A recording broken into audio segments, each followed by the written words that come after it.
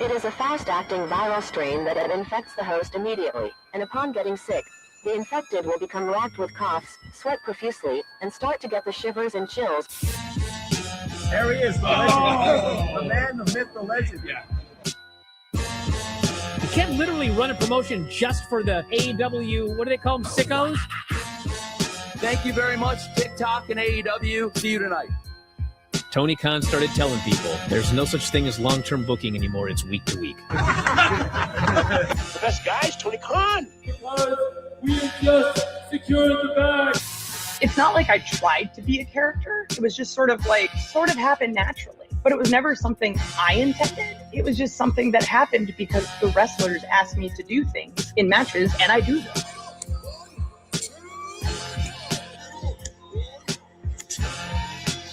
If you run a promotion just for the sickos, you're going to do 400,000 viewers eventually. That mother effing melts. You know that SmackDown actually went over and everything? Yeah. You know? What's the point? The point of SmackDown. What are you getting at here? That the DVRs didn't pick it up. Did they not pick it up? Mine didn't. Let's get into everybody's favorite moment, and it is called Dave Meltzer's Dumb Moment of the Week. What would you like to listen to in your ears? I'd like to hear the flute. Well, if you'd like to flaunt your flute, then we can find you a flautist. We just secured the bag. It doesn't help me. Okay, so complain, but I won't complain. let me have my misery. And when I heard that, I was like, what? Thank you, fuck you, bye, boom.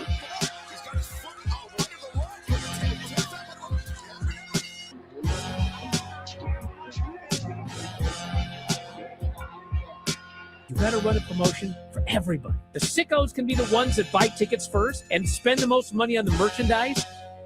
Because we just secured the bag. But like, you gotta promote for everybody. Then you'll have a lot of viewers. I think we proved a lot of so-called experts. We made them look like idiots. We're not going anywhere. Tony Khan's not going anywhere. You'll also be there on TNT. You'll be in 2 places at once. It'll be a lot like my favorite movie. Time. This is so great, Pittsburgh. It's not like I tried to be a character. It sort of happened naturally. The best guys, Tony Khan. Keep themselves safe. And action. Romeo, Romeo, wherefore art thou, Romeo? Again, please. Again? Again. Art thou bored? Yeah. Step into a Slim Jim. Turn to the spice. That baby juicy taste. You know, excitement. Step into a Slim Jim.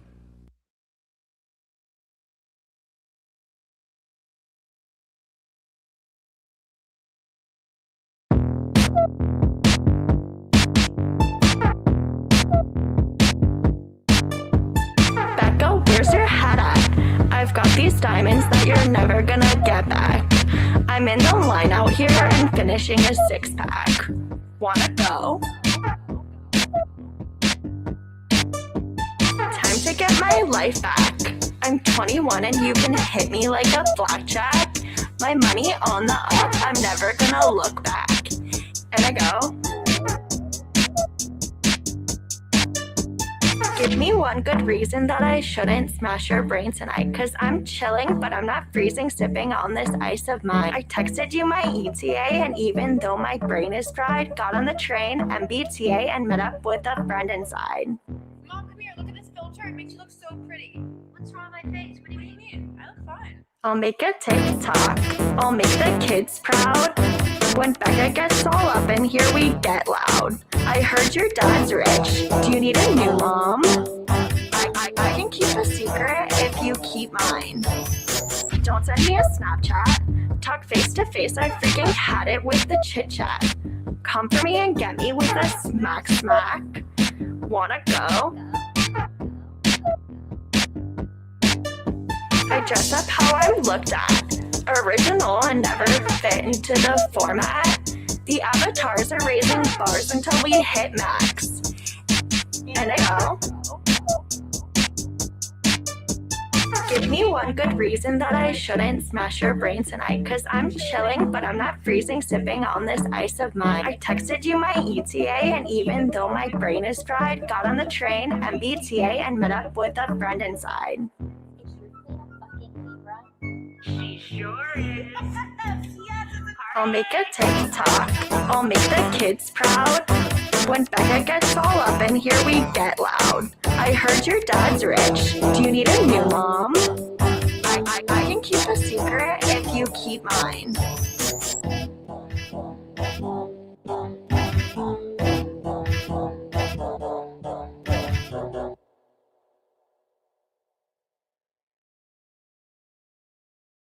To me, at least, that Tony views me at least as one of the top guys here. You sure you're okay? No, I'm 100% fine. I'm ready to rock and roll. Let's go, dude. Thank you. I Awesome, appreciate man. you, Jack. I'm glad you're okay. Thank you. Thanks, dude. Thanks for doing that match. No, That was hell awesome. yeah. Thanks, Thanks, Tony. Dude. Thanks, Timmy. Have a great night. You too, pal. A secret? Angeles at the near fall. Let Zaria blow into the shot. Here's our finish. I decide I'm not only going to hide in Tony's office, but I'll hide in Tony's bathroom. Oh, shit! She missed that table. She landed right on the floor.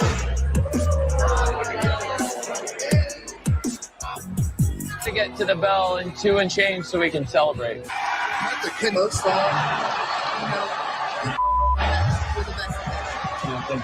At this point, Literally ready to throw up. Let's do it.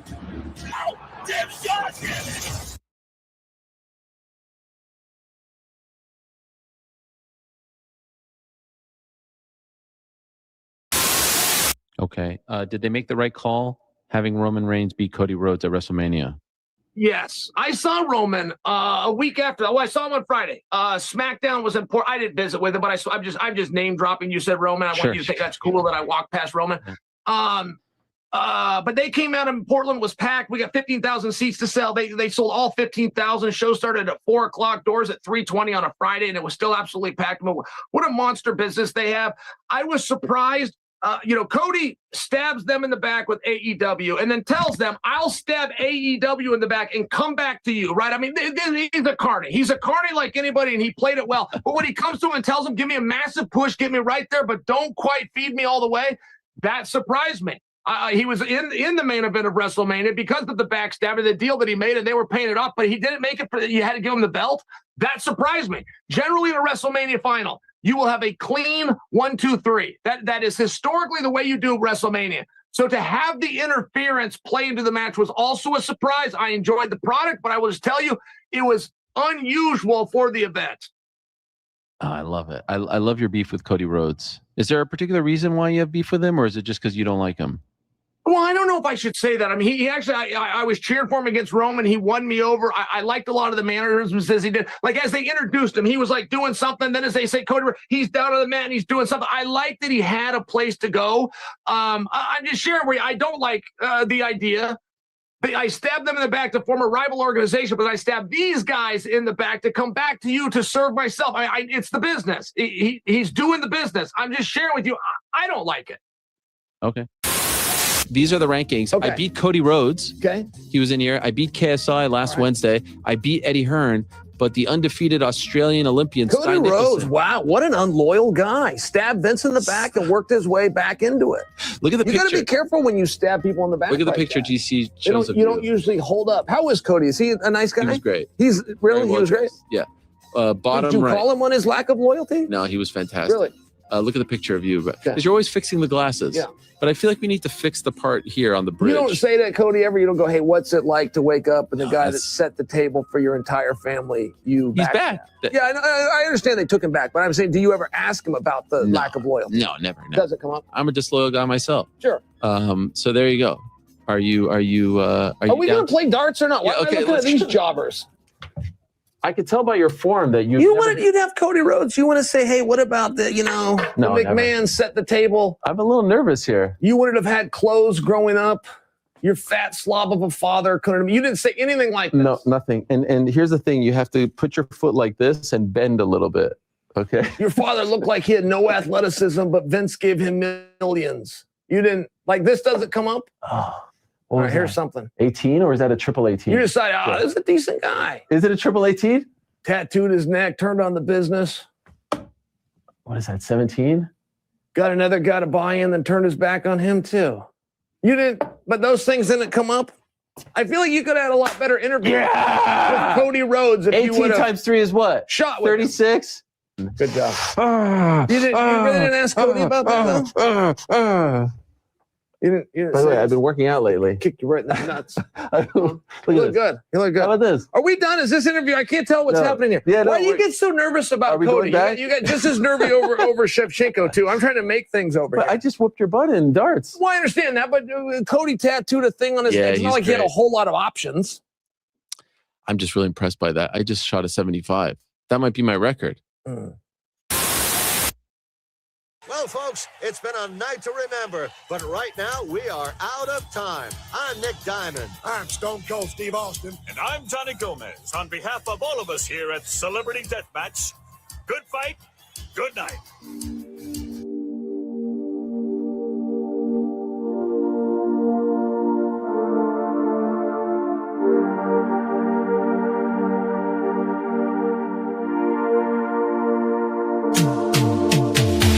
Every booking is golden, you see. Perfect cards crafted for you and me. Yeah, the best guy's Tony Khan, it's true.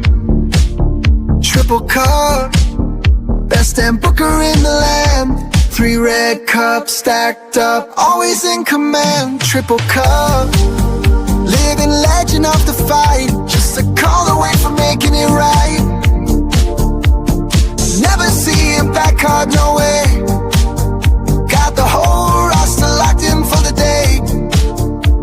A Crimson Tower, modern art. Triple cup. Triple cup. Every booking is golden, you see. Perfect cards crafted for you and me. Yeah, the best guy's Tony Khan, it's true. Triple cup. Best damn booker in the land. 3 red cups stacked up, always in command. Triple cup. Living legend of the fight. Just a call away from making it right. Never see him back hard, no way. Got the whole roster locked in for the day. A Crimson Tower, modern art. Triple cup. Triple cup.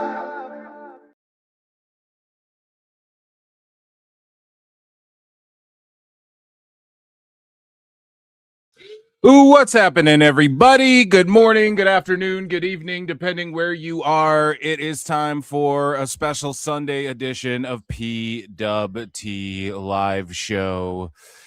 Yeah. Goddamn StreamYard.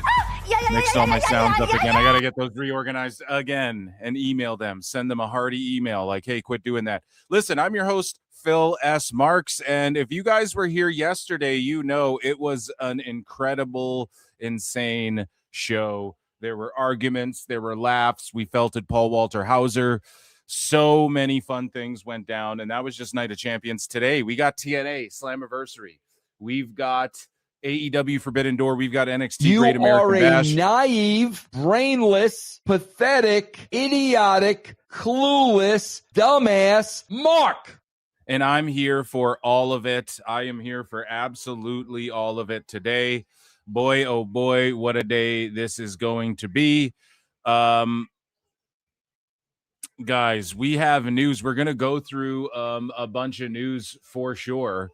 But to kick things off, we do have a match in tow. There is a match underway going down right now. So let's take a look over here at the Slammiversary quickly. Like, subscribe, all that good stuff. What matters is if you're watching on replay, hype the video. There's like a little star, and if there isn't, you press the 3 dots on a video or the share thing, and then there'll be a thing that says hype. Everybody gets 3 free hypes a week. Use them on PWT Live Show. Hype the videos, okay? Dirt bags and lily pickers. If you're watching on replay, if you're watching live, I don't think there's a hype feature. Maybe there is, but go ahead and do that. You guys check out patreon.com/ProWrestleTimes. And yeah, let's get into things. Those are my plugs. Okay. Those are my plugs. NordVPN.com/ProWrestleTimes too. If you're jumping around on the pirate ship today, use some NordVPN. Protect yourself online. Who do you think wins this triple threat match? So there is a triple threat match going down right now. Slammiversary is on. We have Mara Sade.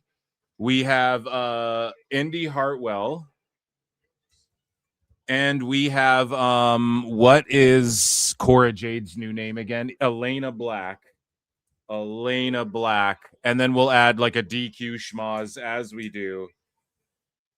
So we're going to make a poll. We're starting hot. And then we're going to get into some news and stuff too. Don't worry. I got a jam-packed show on top of just tons of matches and wrestling and whatnot as people continue to file in and realize, oh, Phil Marks is on super early. Who do you think wins this triple threat match? 1 in the chat for Mara Sade, 2 in the chat for Indy Hartwell, 3 for Elayna Black, 4 for DQ Schmaz, and that's whatever chat you're in. Kick, YouTube, X.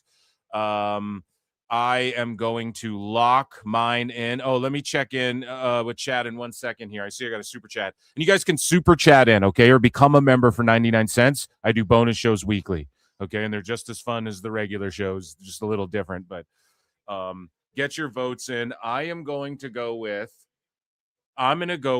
Indy gets the dub, or hold on. No, I'm going Black gets the dub. I'm going Black gets the dub on this one. Okay. And so this is on YouTube. If you guys are watching, TNA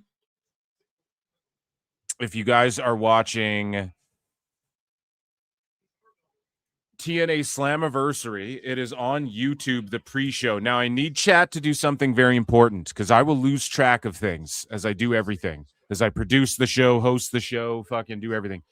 I need y'all to inform me. And we're going to have some guests come in throughout the evening as well. Lincoln Hawk, I know you got I don't know if you're in chat right now, buddy. Oh, yeah, sorry.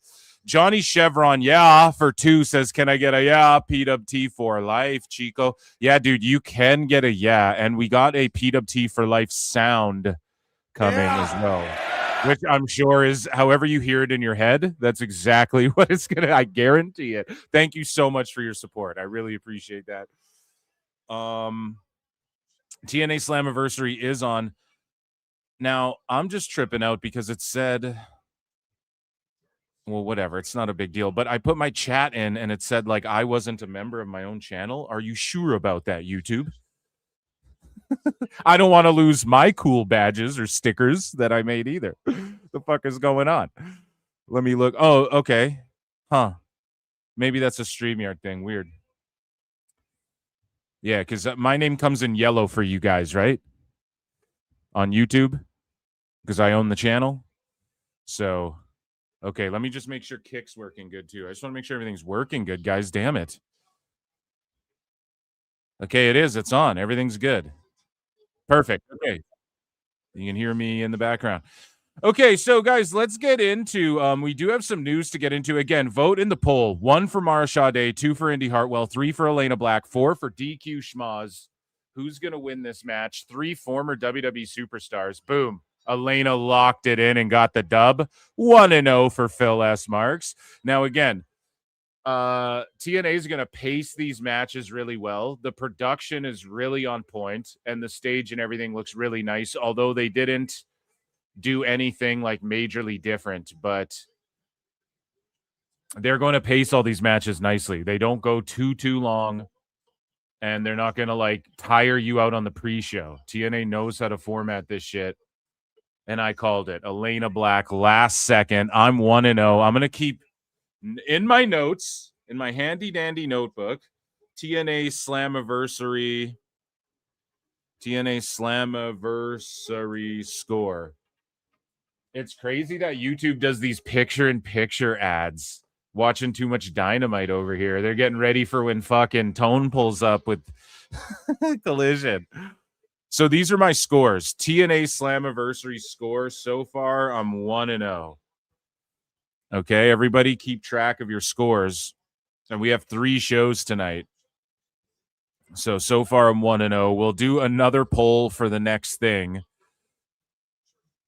All these name changes. She won. I'm going Cora because I love her. 2 Slammiversary. I want Mara to win. Man, listen, I want this. This is who's winning. Okay, who's here? Tracy Brooks. I just want to say, round of applause, by the way, to the PWT universe. Like, just seeing so many people who are just here for everything I fucking do. I love you guys so much. Thank you. Amazing. Oh, let me share this card. I guess we could be looking at this like I thought we were doing this whole fucking time. Well, I'm babbling and blithering. Okay, we're going to get into some news that I'm pulling up over here.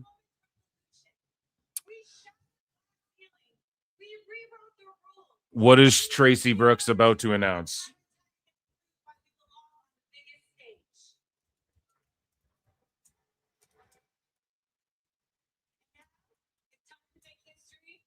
Okay, they're introducing a new title, I think.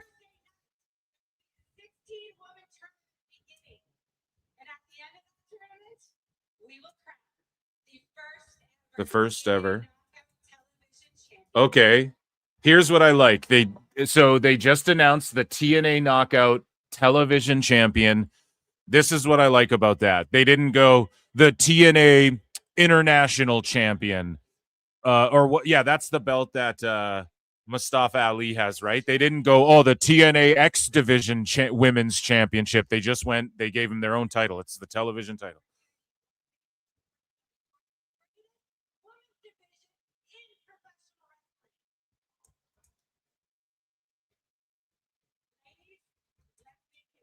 I just want to put out a tweet about TNA and how cool they're doing so far this show. Much on point thus far. I also love that the TNA Knockouts Television Championship is... That's what this show is now. You guys just watch me tweet at Paul Walter Hauser and shit. Television Championship is its own thing and not just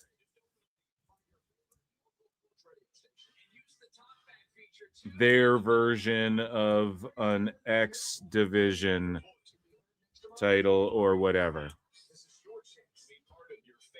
Thumbs up emoji. There we go. Okay. Gotta live tweet the action, folks. Let's get into some action. Speaking of action. Love your work, Phil. Watching from New Zealand. Dummy, yeah. Dude, that's awesome. We're pimping all over the world here at PWT. The P is for pimping. Hello, is this the Pro Wrestling Fan Club? Making sure I got the right place before I embarrass myself again. You can never embarrass yourself here. Just ask JJ yesterday. You can. We still love him, right? He'll be back today, I'm sure, and we just ask him. It's impossible to embarrass yourself here at PWT. Okay, so another live stream. Phil is the hardest working guy in the IWC. I'm over here now. Yeah, dude, I'm streaming the whole day too. Like, Tone's gonna go late. So let's realistically think about this. I'm here for the pre-show, TNA. Right? I'm here for the pre-show. Right? Because this is the pre-show, isn't it? Yeah. Yeah. So it starts we go 1 my time. So let's think about all of Slammiversary will be what, 3-4 hours with the pre-show. So 2, 3, 4, 5, let's say, and then there'll be an hour overlap. The pre-show of NXT will be on at the same time as the end of Slammiversary.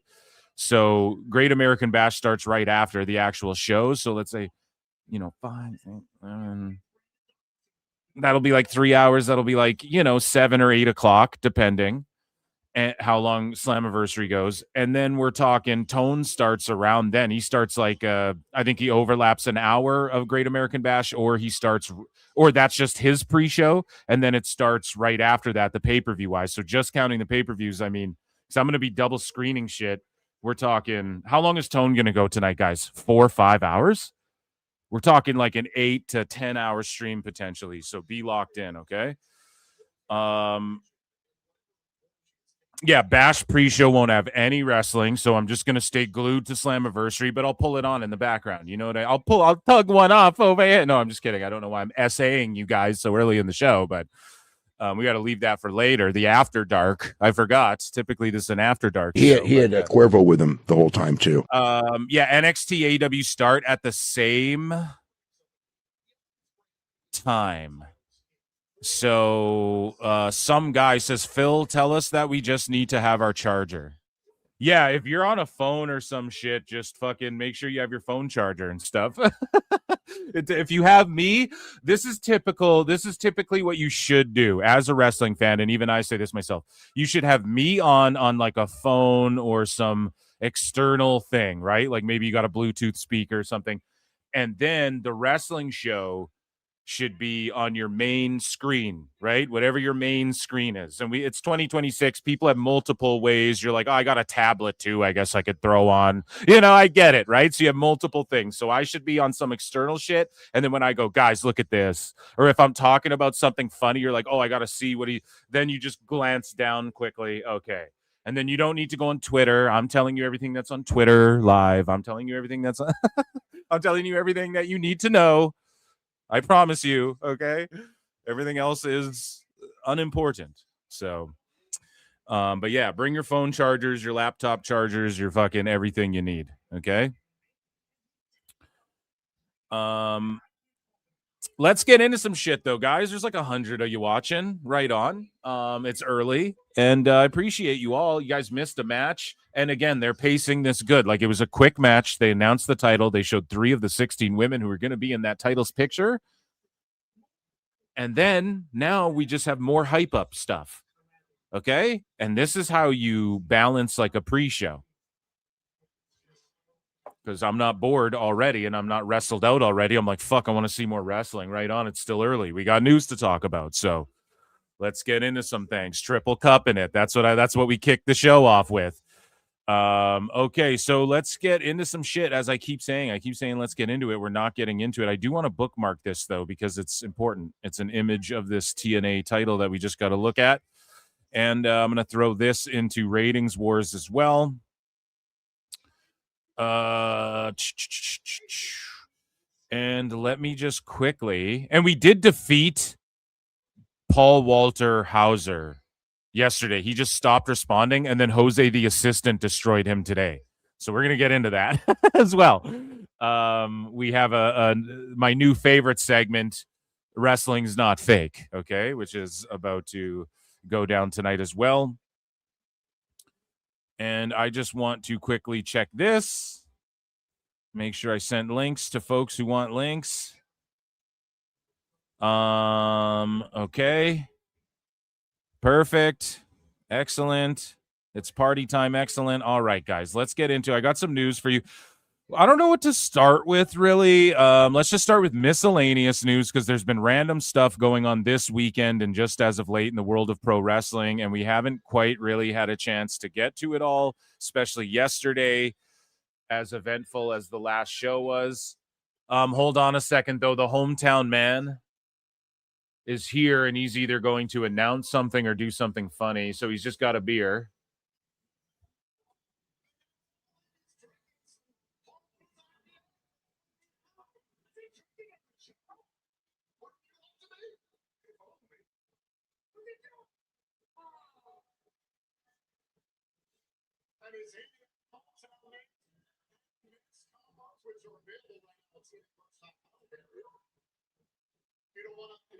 Okay, he's just drinking beer, promoting the local beer, which is why this gimmick works. Like, again, I'm not trying to glaze TNA this hard, like with something as dumb as the hometown man, but it's so smart because he's just a guy he's just the company mascot who can wrestle, and he just comes out and goes, yeah, I'm from whatever town we're in, and then I just promote the local beer that's sponsoring the show. Like, it's just and then Daria's looking at him like, oh, please, she's going to heel on him and shit. It's very fucking smart and very like old school. It seems very territorial-ish in a way. And I'm all for that. So, okay. Again, I keep getting distracted. We're not going to listen to his promo on this beer. Okay, we're not in TNA news. I don't know what tab we're on. We are over here in miscellaneous news, ladies and gentlemen. I'm afraid I've got some bad news. Ladies and gentlemen, I'm afraid I've got some bad news. So, Vince McMahon's 80th birthday party celebration invitation has been leaked online. So it says, welcome, dear family and friends. Welcome to New York and the beautiful Baccarat Hotel. It means the world to me that you've traveled from near and far to be here from all around the World Wrestling Federation, pal. Yeah, get over here, pal. This weekend is not just about my birthday. It's about celebrating the people who have shaped, supported, and brought joy to my first 80 years on this earth. And what a wild ride it's been, yeah. If you need anything at all over the weekend, I'm doing a terrible Vince today. It's too goddamn early to do Vince and make poop jokes, right? Please don't hesitate to reach out on the site team, to the on-site team to assist you. I fast forward. I look forward to celebrating together. And if you don't come to my birthday party, you're lying. Can he fire people who don't go to his birthday party? I wonder if Trips will be there. And I wonder who leaked this. It's probably Teddy Long. He can't wait to leak Vince McMahon shit. Speaking of old-timers in the biz that everybody respects, at 9:13 a.m. today, June 26, our brother Joe Doring passed away. So I bookmarked the Maple Leaf Pro post of this, but like everybody posted about this and talked about this, and all the feds gave their love and support to Joe Doring. Though his time on this earth lasted only 44 years, Joe packed 1,000 years' worth of living into every one of them. Joe is survived by his beloved wife, Lindsay, his family, and leaves behind countless friends and devoted fans around the world. Goddamn, 44 is so young to go, dude. Prayers, best wishes, all of the best energies. Okay? To Joe and his family right now. Speaking of good vibrations, Johnny Chevron, yeah, for 2 sweet, says Phil don't miss calling the Sami Zayn title win. Yeah, dude, I had it down to a T with that one, but I did miss like the whole card besides that one, but that was really the only thing that matters. Let's be real here. Yeah, it was funny too, because as JJ was describing like what they were going to do at Mania, I was like, but I see that just happening here, dude, right? Like Mania's going to be this year. I think it's safe to assume it'll be like Rhodes, Punk, maybe Oba, like Roman, maybe Oba, someone big. Like I think Oba will be in a main event slot. I'm not joking. He's blowing up so quickly, and they just put the King of the Ring. That means he's got to face a champion. Are they really going to beat? Jay didn't fucking beat him. I'm going Oba all the way. Like I have no doubt in my mind he's going to be a world champion like real quick. He's jumping the line. Okay? And then you can see him have bangers with like Jacob Fatu, who's a destroyer, and Gunther, who retires everyone, and Rhodes, who has the heart of a lion, and Punk, who's the fucking wily veteran. Then Oba can have 50-50 bangers. I'm just so impressed with Jey Uso going out there, doing what he should have done. Just another vet doing what they're supposed to do in this business, and everyone wants to cry about it. It's fucking stupid. But yeah, dude, that whole thing he described with Sammy coming out, I was like, but that's tonight. Why not tonight? Well, he's a heel. That doesn't matter, bro. He's in Saudi. They don't care. You know, they're going to cheer him. That's the whole thing. So I just don't see them like keeping Sammy in the actual world title picture itself. Like he always is circling and looming. I don't see them keeping him there all the way until Mania, even with him having the belt now. Now, with that being said, if Sammy's run catches white hot fire, and he's like drawing and selling out, and it's like Sammy versus Owen, Roman. Owens could be a good, Steen could be a good fight at Mania, but like Sammy versus Roman or Owens or whatever at fucking Mania. Like, let's say he catches fire and they're just like, fuck it, Sammy's gonna keep the belt through to Mania. Then good. I'm not gonna be, if it's good, I'm not gonna be mad, right? Like, so. Anyways, thank you for the super chat. I appreciate that, guys. When you guys super chat in and you gift memberships, it lets me know I'm doing a good job. So I appreciate that. Let's move along here. We got tons to get to. Again, some more like my AEW adjacent news, but I put it in the Indies situation here because it has more to do with wrestling than just my AEW. So Produce by Orange Crush says a word from our owner. We are excited to announce an innovative new partnership with Andre Chance, founder of Chase University. Chance U is designed to provide independent wrestlers a clear pathway to a potential career in and out of wrestling. So this is what Chance was teasing, like, oh, I can do bigger things than just wrestling.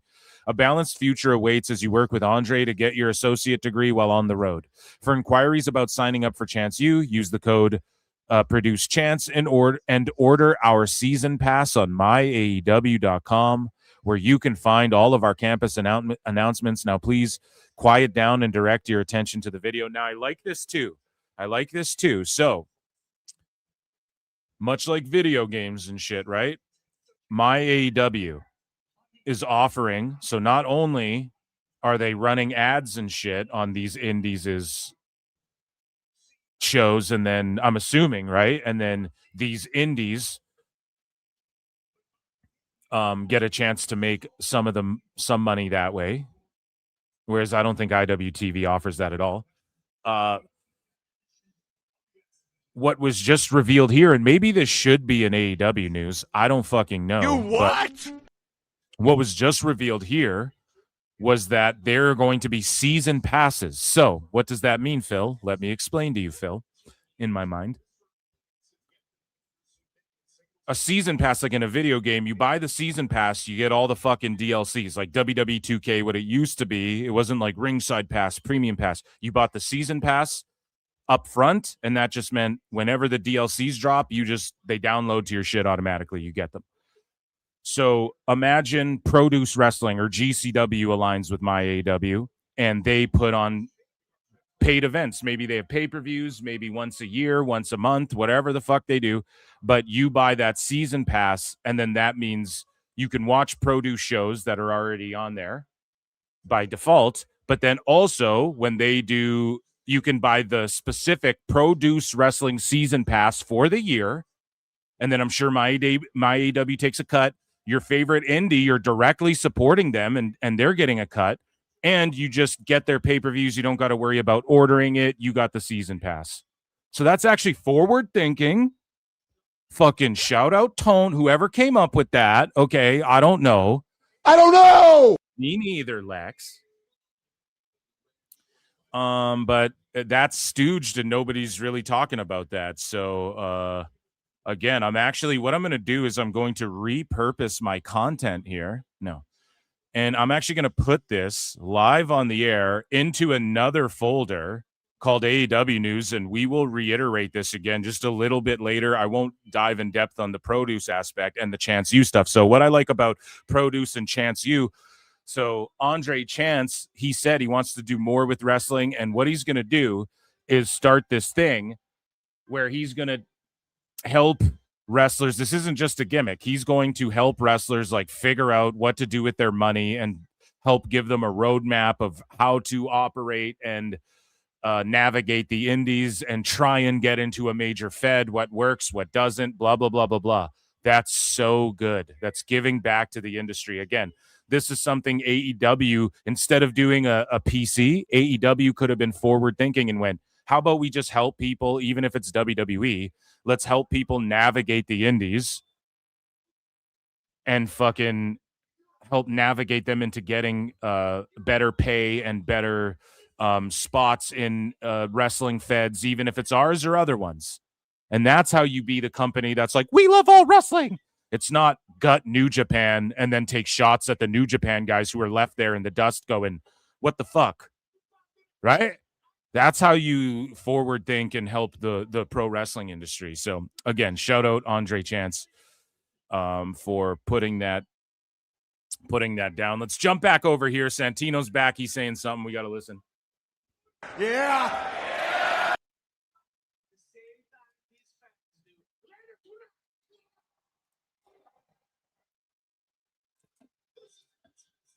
So what did he just announce? I missed it. Chat.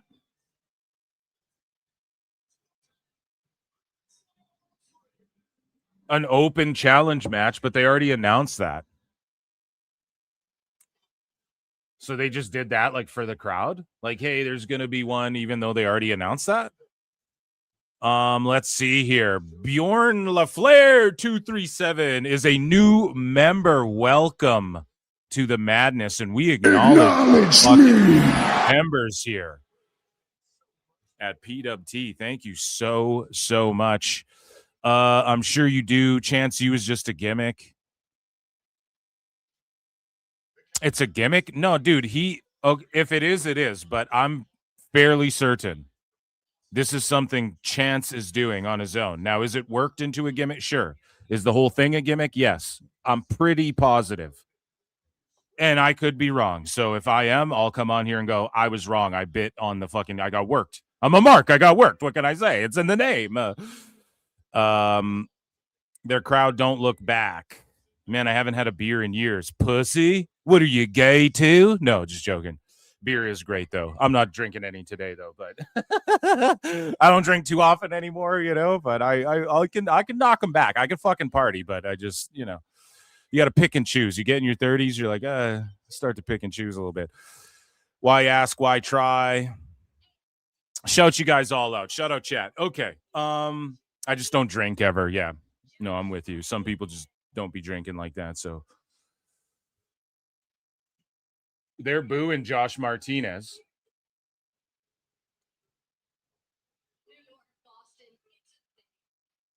This is way better where they have him standing too, like there's actually fans behind him. And what's her name? Her name is slipping my mind. Judas in my mind. What's her name, goddammit? The girl holding the microphone. The lovely blonde lady, Gia Miller. That's her name, right? Chat? Anyways, she fucking she just does an amazing job. I just wanted to put her over. That's all. Shout you out. Forget your name, but you're great. So speaking of greatness,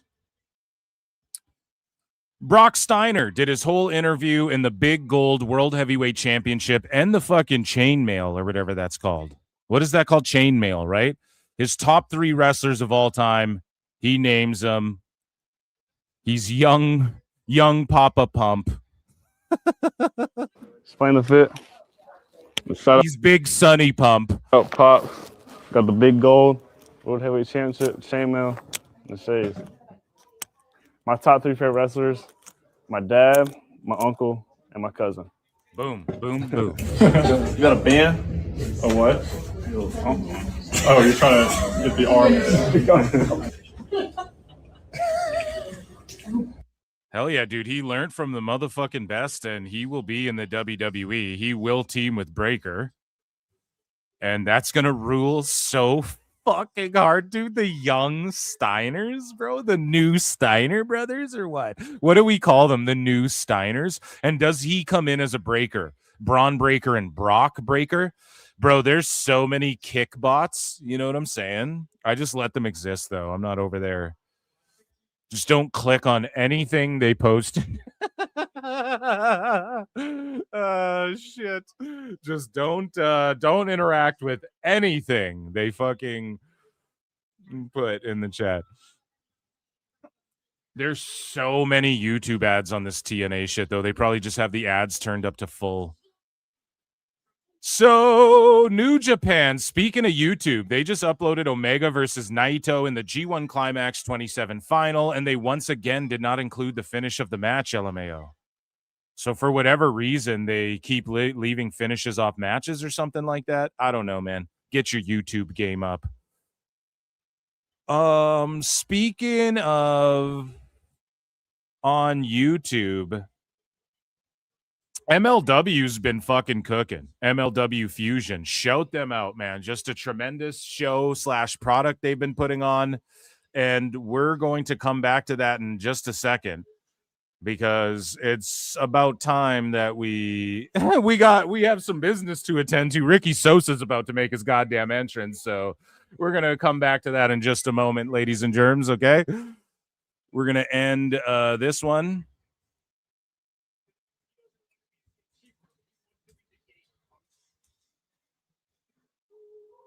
Ooh, ooh, ooh.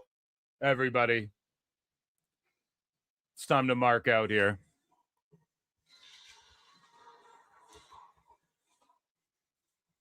Oh, yeah.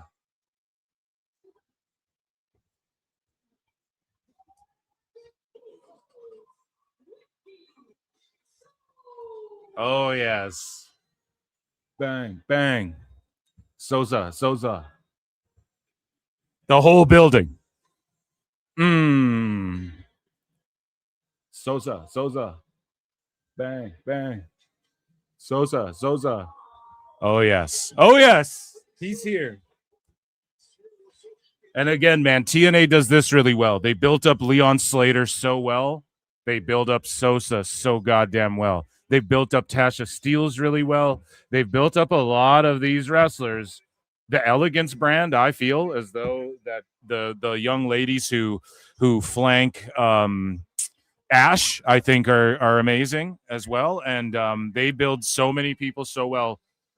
Yes, there's tons of heat on Sosa. I'm just the Booker T for Sosa's. All right. I like it. Yeah, man. I'm just over here vibing, dude. So they like, even though that he's got attention and heat and virality and stuff, you gotta milk it. You gotta put him on the pre-show against Eric Young. It'll pay off in the future, and that's what TNA's done such a good job of. This Sosa guy's going straight to the moon. And I'm putting a poll in the chat here. Who do you think wins this grudge match? Because that it is. Eric Young, Ricky Sosa, or is it a DQ schmoz? Wherever you're watching the show, 1 for Eric Young, 2 for Ricky Sosa, 3 for DQ schmoz. I'm going bang, bang, Sosa. That's my vote. I'm locking it in.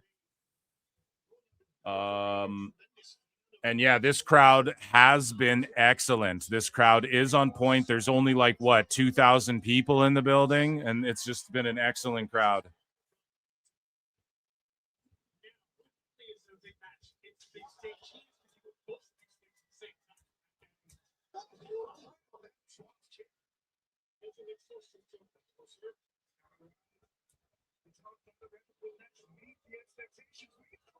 Oh, yeah.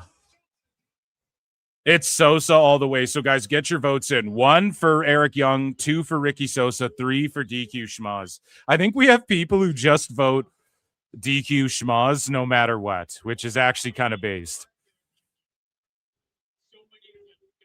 And yeah, I don't want to. I already blew it up yesterday, but I'm like 99% sure. Allegedly, okay, I will hit allegedly. But well, whatever. Just let them have their moment. Oh no, the fucking all the dirt sheets are like Road Dogg might come in, and then all the dirt sheets and separate reports are like fucking a former IC champ is coming in. It's the same guy. I'm like 99% sure of that. I don't know. It's just what I heard, but could be wrong. Whatever. I'm not a dirt sheet, so. Oh my God. Oh my God. Oh man. Yo, if you guys aren't watching TNA.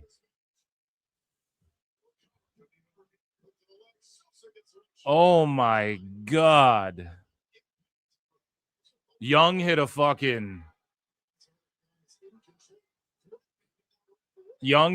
so they tried to do put the pay-per-view the replay on the same screen in picture, and they fucked up and they were just showing another camera angle of what Eric Young was doing. Either way, hopefully TNA's listening, little production note. But Eric Young hit a Death Valley off the fucking middle rope, and it was crazy as shit.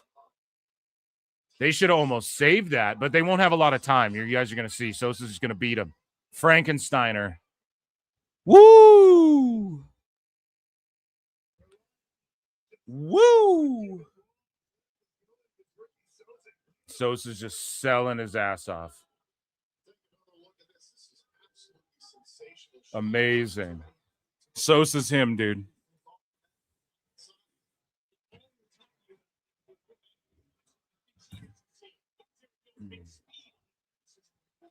A flapjack. See, this is why you put Sosa on the pre-show.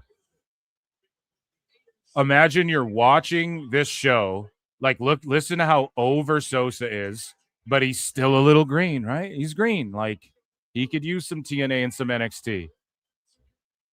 That's why you put him here. TNA knows what they're doing. Oh, my God. Holy shit. Holy shit.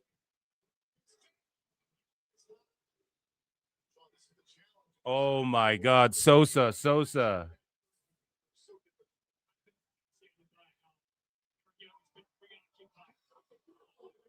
Oh, he just rakes his eyeball. Listen to how the crowd just booing the shit out of him. Oh. Yo, they love Sosa, dude. Bitches love Sosa. Bitches love Sosa, dude. What are we talking about?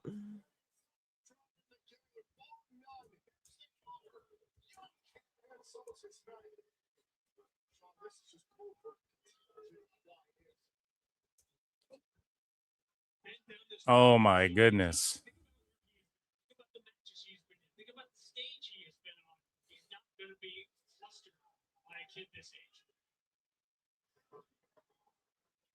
Oh, my goodness. Bitches love Sosa. Sammy Hogan rules.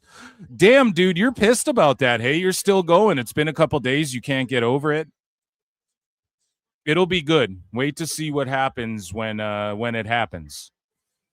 Uhaa Nation, yeah. If it's because what's his face was IC champ, hey? If it's Apollo Crews, sweet. If it's but that would also make me correct in my tweet where it's like it's a report they already had. It's like not. It's already a report they reported because everybody reported that they're interested in Apollo Crews. So that's a report they reported too. Like TNA leaked out to them. There's going to be a former IC champ, but the dirt sheets were already talking about Road Dogg and Uhaa Nation and all this shit. So it's already some shit they already reported on, but now the sheets are running with the report. TNA's teasing a former IC champ or whatever. So it's like, yeah, you guys already reported who. If you were smart enough and did journalism, you'd be able to piece these things together, and your headline would be like, we know who the former IC or whatever the fuck. Boom. Sosa. Boom. 2-0 tonight. And that first triple threat, it's not like any of this is overly predictable either. That first triple threat, I at the last second. I was about to pick Indy, then I went, nope, we got to go black. It's going to be black. So speaking of black, bang, bang, Sosa, bet on black. He fucking won. And he's over his shit. And if you don't know, now you know. And if you're in the crowd and you're like, why is everybody going bang, bang, Sosa? Is this somebody important? Yes, he is. He's about to be. Internationally known.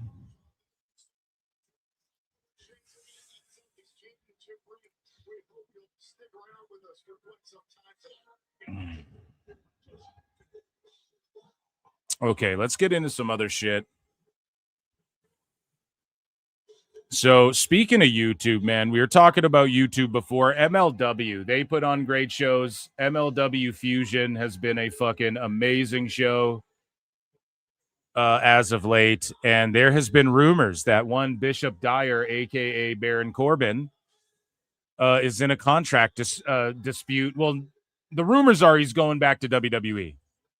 Okay? And so MLW's working it into an angle here where he's in a contract dispute with the company. He's playing serious hardball. He's hired a notorious agent and demands are being floated. It's outrageous. A notorious agent? Is that Nicolo Piccolo, by God, King? Listen, I'll say this.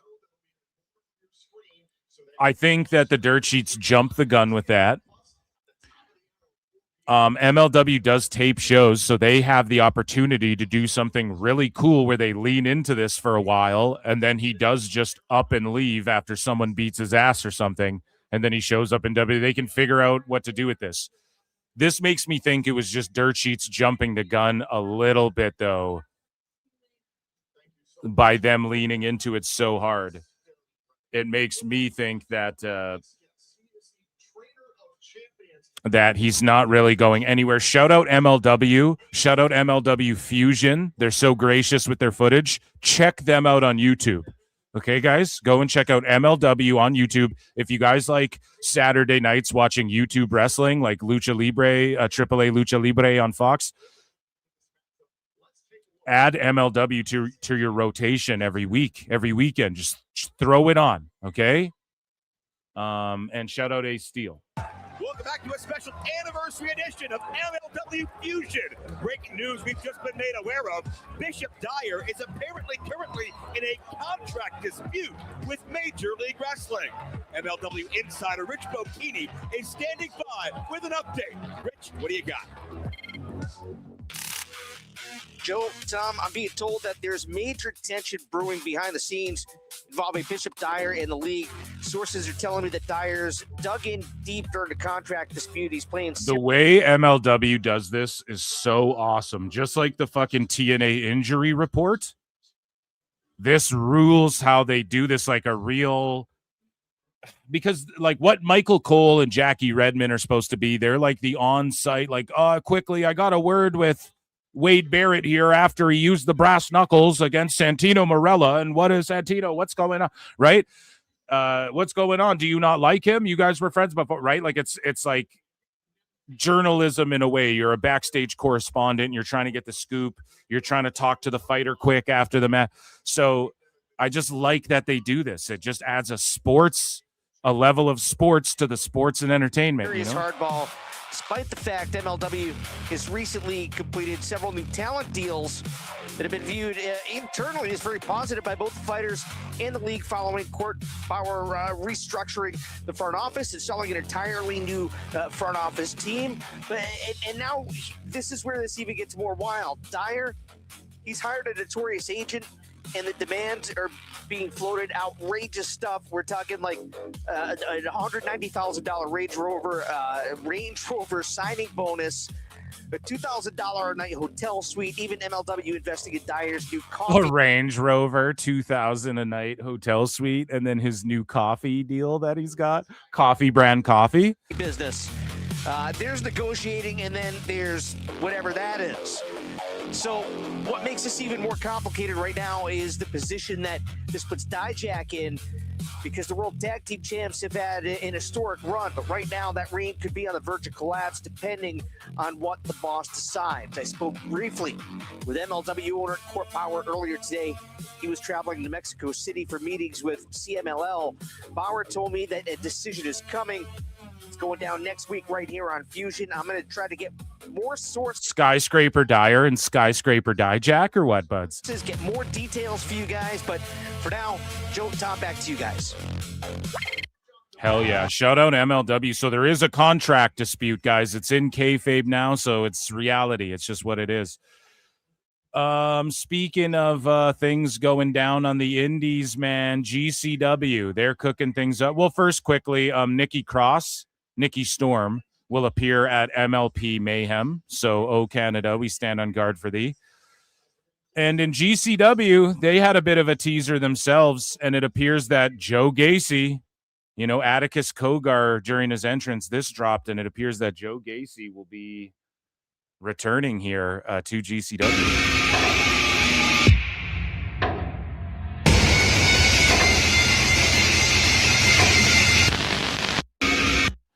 Damn. Oh, I see. I got a super chat here. Quickly, before I get to the super chat, 1 second. KJ Orso, so the former Fuego Dos, or Fuego del Sol, pardon me. Fuego Dos, I think, was Cody Rhodes. He comes out and attacks Hook at GCW Wanted. Let's look at this, and then I'll check the chat. KJ Orso! And yes, Fuego del Sol is KJ Orso, a.k.a. Daniel Garcia's older cousin. Building! Not for real, just how he looks. Why? Oh, I'll tell you why, Mose. So Hook went from, this guy that had FTW titles. This is how they should have booked Hook. Ready? They start the FTW championship. And then what you do with the FTW title is you have whoever they had start with it, like this beginning of it, fine. So in no particular order, or in this order. You have Hook win the title. Like Taz brings it out. His son wins the belt, right? And then what you do is you make it like the hardcore death division. And then what you do is you kind of have a hardcore division the way they had in the Attitude Era in AEW, but you incorporate some of the elements of death match. Like, hey, you want to do a syringe, you want to do a pizza cutter. Okay, it's a new era. Like every now and again in doses. Okay, like, you know, you can break out the light tubes. You want to get all sicko, you're going to do it anyways. Instead of like cluttering up your main events and having women fight an 8-woman hardcore barbed wire brawls, you do that sort of shit in your hardcore division, but it's the FTW division, the fuck the world division, the no rules. The rules are there are no rules. Thunder Road, right? Pink slips, ownership papers, right? And you have Hook beat all of the ECW legends. Like you have Hoovy come out, Hook beats Hoovy. You had fucking Rob Van Dam come out, like he wrestled a match in AEW. Hook beats RVD. You have you have whoever, Sabu, he wrestled his last. You have he came out and jumped through a table. You have all of that surround the FTW title. You lend their credit to it, their credibility to it, and you have Hook managed by his dad, like running through all these guys, and he's getting reps in with vets, and it's like the mid undercard title, whatever. You know, you put that match on the pre-show, RVD comes out, everyone's like, oh shit, and you fucking have Hook like going over on these guys, Jerry Lynn, whoever's having their last match or whatever. And then that's when you have Moxley win that belt. Or you could do it in reverse where Moxley like wins it off rip and then he does what I'm about to say. Then Hook beats him for it. And then Hook does what I said before. But then you have Moxley win that shit and he does all the death match garbage, whatever. And he's the first like world heavyweight guy who comes down and puts credit on the FTW title. Do you know what I mean? As far like elevate it to like a more of a serious title after that, even though he can still do garbage matches with it. Then he could fight Eddie Kingston. He could do his little dream matches against whoever, where he's being a mark for himself. That's what they should have did with the FTW title. Now it doesn't exist. Now Hook is on the fucking indies getting beat up by Fuego del Sol guys. That's the point I'm getting at through all of this fantasy mark booking and babbling, okay? You know who the first person... Hook went from fucking, he could have done that, to now he's getting beat up by Fuego del Sol on a fucking indie. Coming to the ANC, who stripped...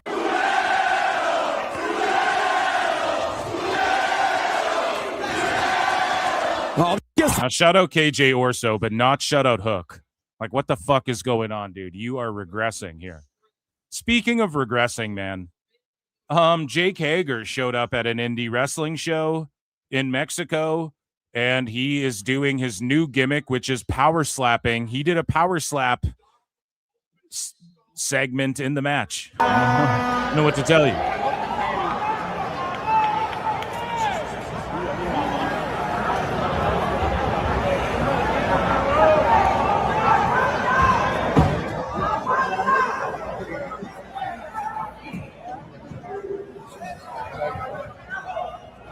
Hey!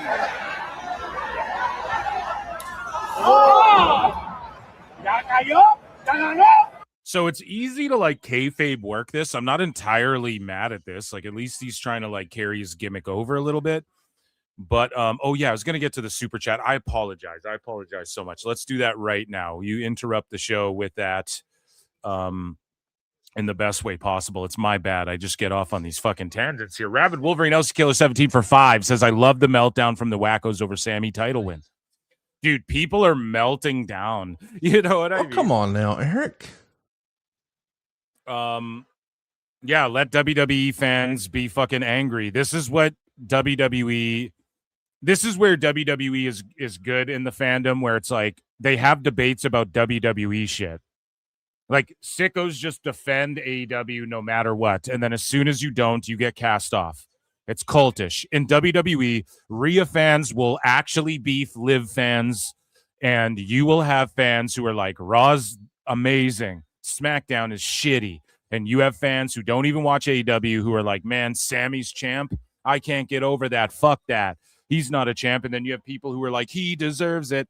That's why WWE fandom fucking rules, and how you know it's the premier shit, right?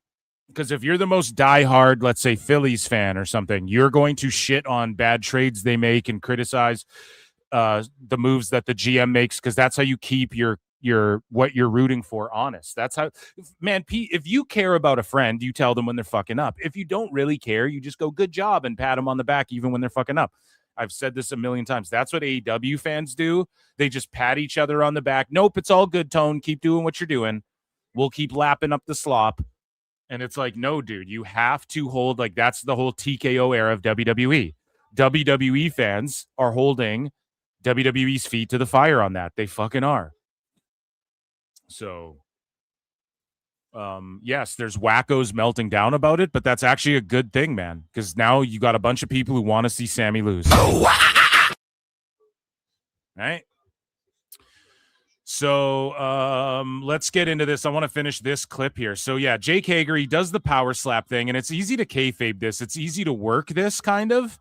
Like, you see how the guy just drops like he's starched, but, like, if this is this a power slap match or a pro wrestling contest? Because what I would do is just poke him in the fucking eye while he's winding up for the slap.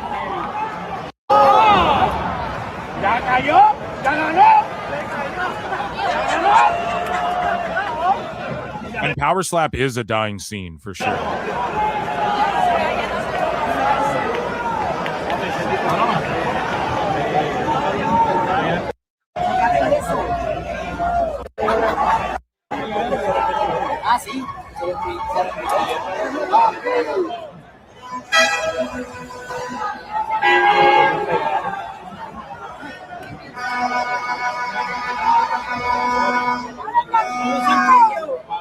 There you go. That's it. Okay. Hager rules.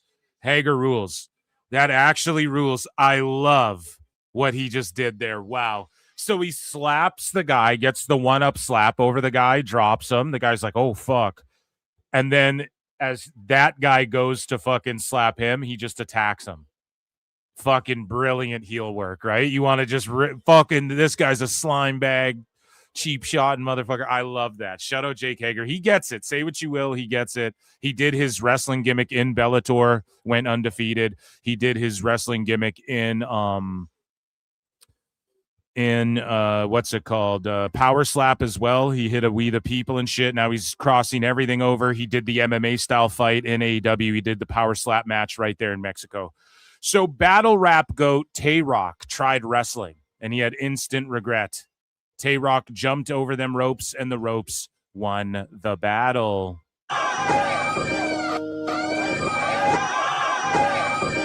Oh my God! Oh no. What am I doing? Wrestling. What the am I doing? Oh, and he got a gash in his cheek. You can see, like, faintly, he's got a gash in his cheek, and he's like, what am I doing wrestling? So he grabbed the top rope, something you're not supposed to do when diving, okay? You're supposed to use it to propel yourself, whereas when you're hitting the ropes, you're supposed to grab the rope, something Paul Walter Hauser never learned how to fucking do because he's a goddamn mark. And we're going to get into that, how I destroyed him yesterday on X, live on the air. If you want, watch yesterday's show. And if you listen to it live, I not only destroyed JJ in an epic debate. No, I'm joking. But I destroyed, some people agreed with JJ, but I destroyed Paul Walter Hauser on X. And then he got destroyed by Jose, the assistant, today for not knowing how to hit the fucking ropes properly, which we're going to get into. So here's Tay-Rock. Hip-hop taking yet another L, dude. Hip-hop ain't charting anymore. Rappers got to find new gigs. Here's Tay-Rock's. Oh, no. He almost killed himself, dude.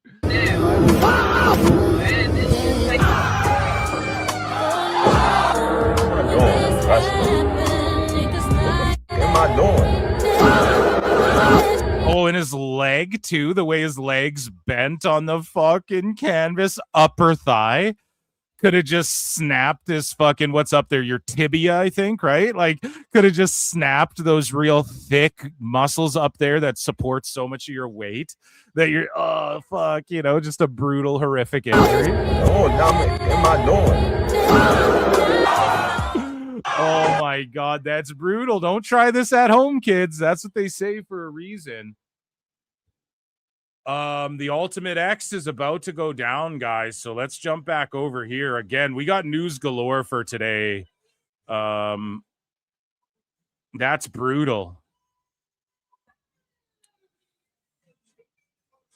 Let me get rid of that poll. We start a new poll. Who do you think wins the Ultimate X match? So we have Ultimate X here, guys. The Amazing Red is back. I'm only allowed 4 options, so I wonder if I can start 2 polls and we can double cup the polls here. We'll see. I'll try it in just a minute.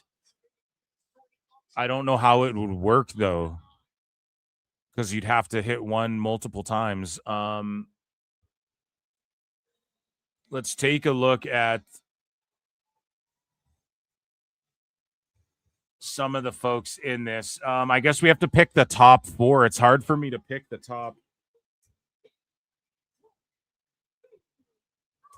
4 people because there's 7 people in this match. So how do we pick only 4? I'll just put the 4 that I'm leaning towards the most. And so who's the current champ as well? It's Cedric Alexander.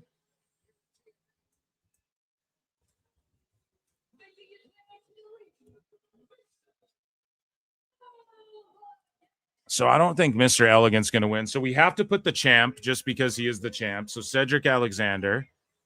We have to put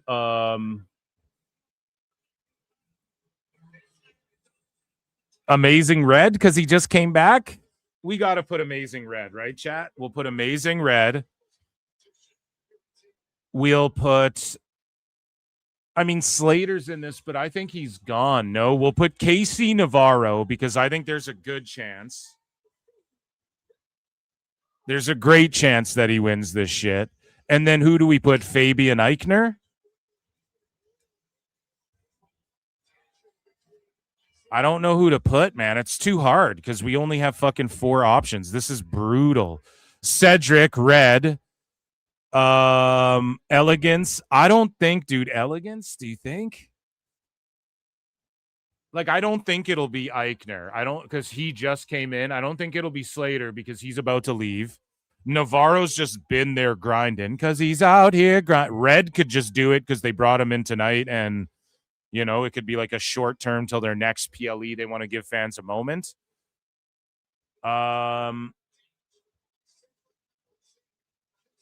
Instead of Eichner, I am going to put Mr. Elegance because he's on TV all the time, right? So, like, we got to and then Kazarian I want to put on here too, but I don't want to remove Amazing Red because if Kazarian won it, it's for the same goddamn reason that Red would win it, you know? It's tough. This is tough. So I'm going to go with these 4 that I have written down.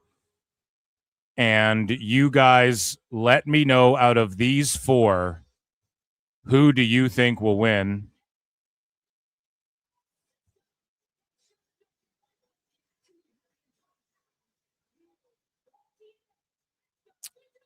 Now, I wonder, can I, like...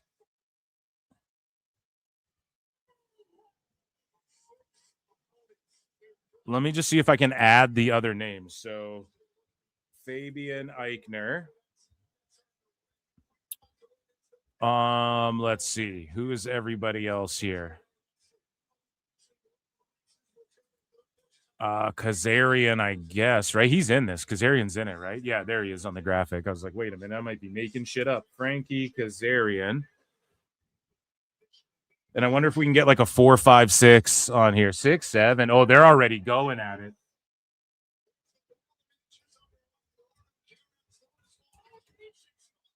Leon Slater. And that would be all 7. So let me see. You can only have one active poll at a time. Okay, guys, just vote on this. Maybe I should have just put other on there, but we experiment. We experiment here at PWT. Okay? So put a 1 in the chat for Cedric Alexander, 2 for Amazing Red, 3 for Casey Navarro, 4 for Mr. Elegance. And if you don't think it'll be any of those people, type 0 in chat. Okay? And we already have people diving. But Kazarian's doing the smart thing, and he's just going for the title while everybody's hitting dives. And Eichner just snapped there. Got all the dives he wanted to get out right there.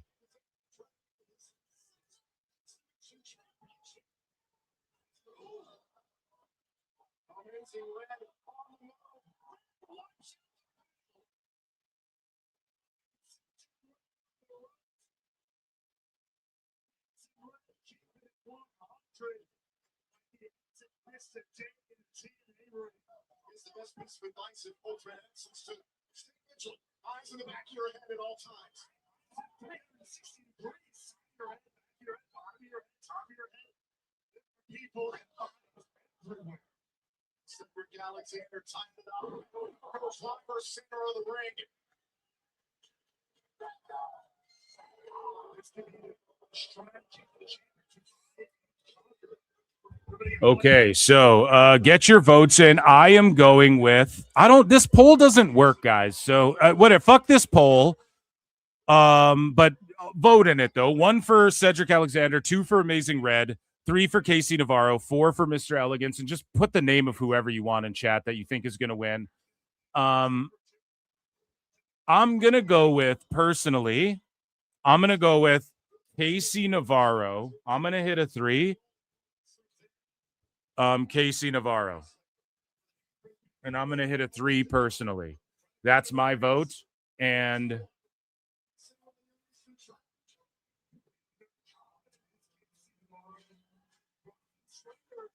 this crowd is hot too. Oh my God, the swinging drop kick. Yeah, this event's been so good so far. And I know we're just at the pre-show, but they're starting it with this madness.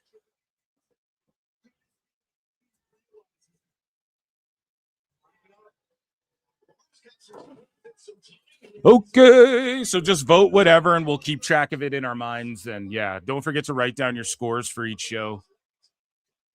Oh man, Slater caught him in this.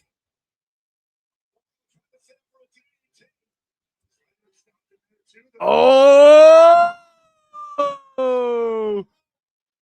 And now Navarro hitting the move again. Oh no, but he caught it this time. It's crazy. You can tell that Slater loves the Hardys. Like, look how he's like pigeon-footed the way Matt Hardy is. The way his feet are like turned out, the way Hardy's legs and knees go. Slater has that same thing. Holy shit, these guys are snapping already. Oh! Yeah, if Eichner won, I would not be mad. I just think KC Navarro, because he's put in that work and he's just like a young dude on the come up, and he could go over on Slater's way out, you know? But Elegance wouldn't shock me just because he's there week in and week out, you know? I don't think they'll crown like an Eichner or a Red or a Kazarian. But I like, again, I'm saying how I could see them, every person winning essentially. Like I could see Red winning so that someone gets a win over Red, because he's not going to be there forever. I don't think, right? It's like a one-off type thing. So maybe like he wins and then, or Cedric defends is another great fucking pick too, right? Like it's Cedric fucking Alexander. But I just think in this moment with Ultimate X, it's a great way you get a rematch out of Cedric. Like he doesn't have to get pinned or anything. So, you know, you put it on someone like Casey who deserves that shit.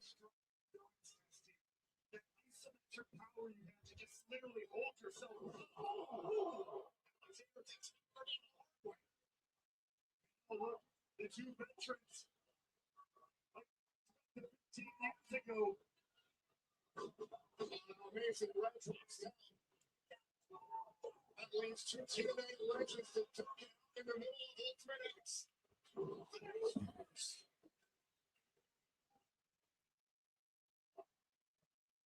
Okay. Mr. Elegance now doing his little sexy taunt. It's sexy time.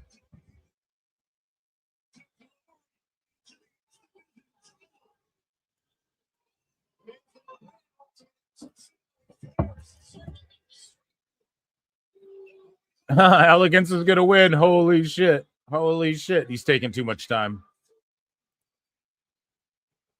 Navarro's got him. Super kick. Oh, a Shiranui or like a running sliced bread or whatever you want to call that.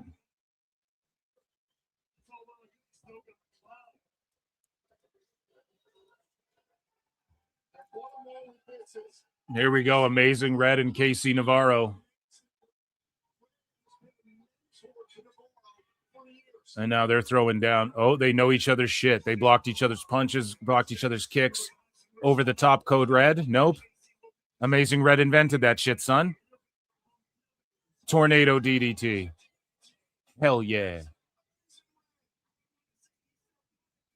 Guys, when does NXT start? Make sure you like tell me in chat, Phil, NXT starting, or even the pre-show. Like I'll throw it on the side. Hip toss. Nope. Code Red. Amazing Red fucking rules. Amazing Red is like when I was a young boy using LimeWire to download wrestling clips.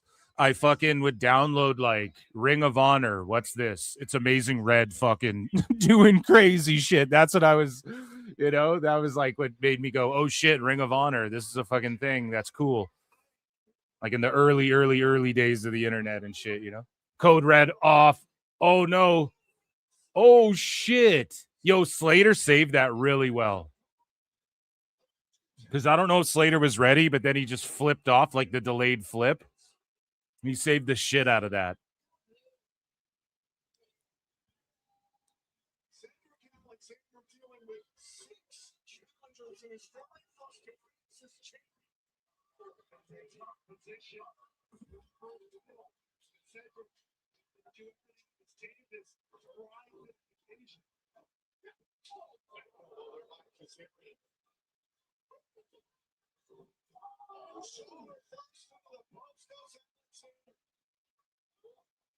Okay, Kazarian's doing something crazy now. Oh, springboarding up. Eichner. Oh my God.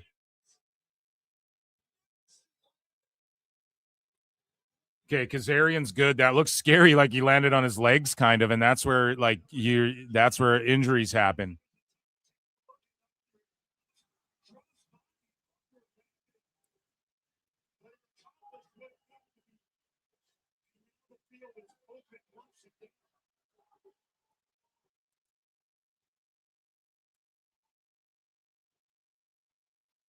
Slater's getting ready to get up there.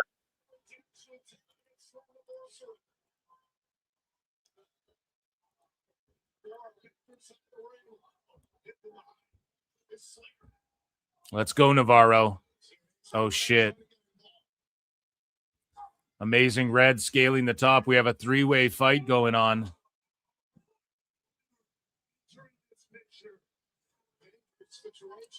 Elegance is going to slam everyone. Watch. Oh, my God. No, he's got Eichner. They're setting up some crazy shit. And this is a lot of really good brawling, too. Like, they're not just sitting around waiting. Like, they stay chicken fighting. Every guy's staying active. What is Slater doing? Oh, these guys tumble over the top. Oh, a double blockbuster. Yeah, Slater, get the title, buddy. Oh, my God. This has been one of the better Ultimate X's so far in a while, dude. Let's fucking go.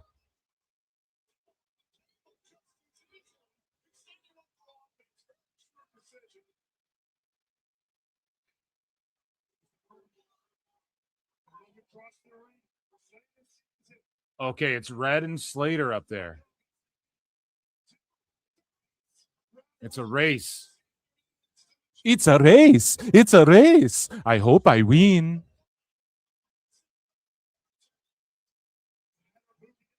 Oh no. Now this is okay. They both have it. Oh no. Oh no. Cedric grabs it and runs away. Wow. Wow. Yeah, Cedric, the safe bet. Shout out the PWT Universe knew. The PWT Universe knew. I'm 2-1 tonight, folks. The PWT Universe knew Cedric Alexander by hook or by crook steals that fucking title and gets out of Ultimate X alive. Wow. Hey, a unique finish. I had a feeling too, and they're both holding the title. I'm like, someone's going to springboard and grab it. Nope. Cedric just snatches and runs. Snatch and run. That's awesome.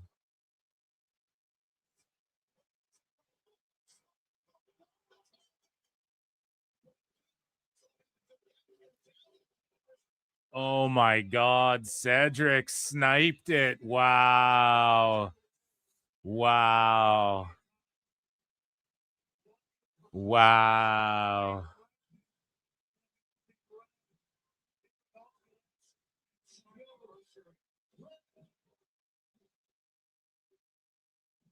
You listen to me right now, you listen real good. I gotta tell you this, man. Real recognizes real. And the fact that you were in a team in the ring, competing in an ultimate match tonight, is a set way. That's true. Kazarian's cutting some shit. If I can be so bold to say that of the generation currently entertaining you in professional wrestling, nobody, and I mean absolutely nobody, has influenced the hardworking group of men and women right now more so than the Kazarian's putting over Amazing Red huge right now, guys. So TNA to TNA my brother, you have my respect forever. You have the respect.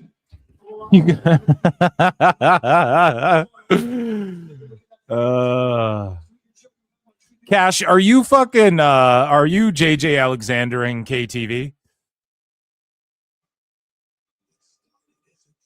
Oh, they're gonna induct him into the Hall of Fame. Fuck yeah, dude. That's what's dope about TNA. At their PLEs, they invite like a legend in and they try and swerve them, kind of like, yeah, you're in this match, you want to come in, and then they announce how they're gonna be in the Hall of Fame. Fucking amazing.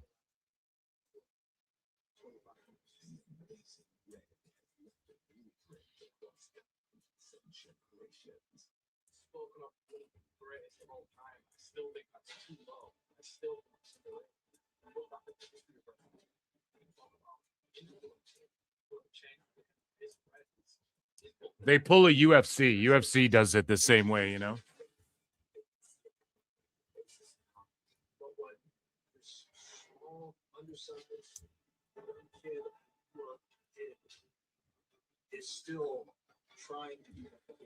And then Kazarian gives it to him, of course.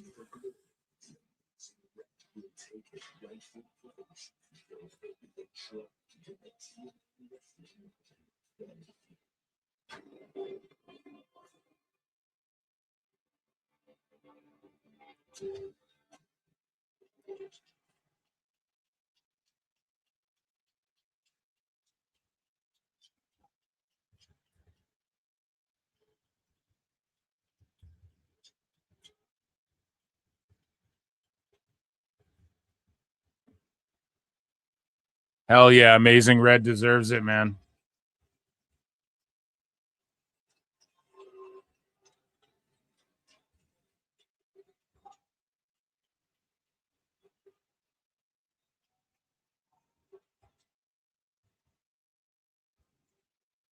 You deserve it.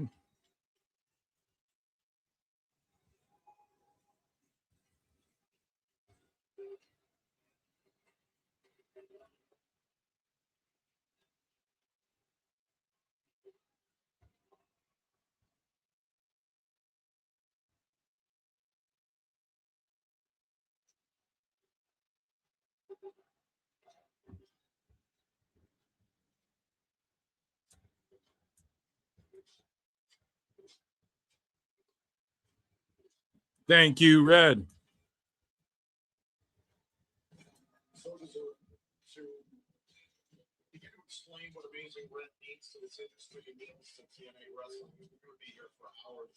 Hell yeah. That fucking rules.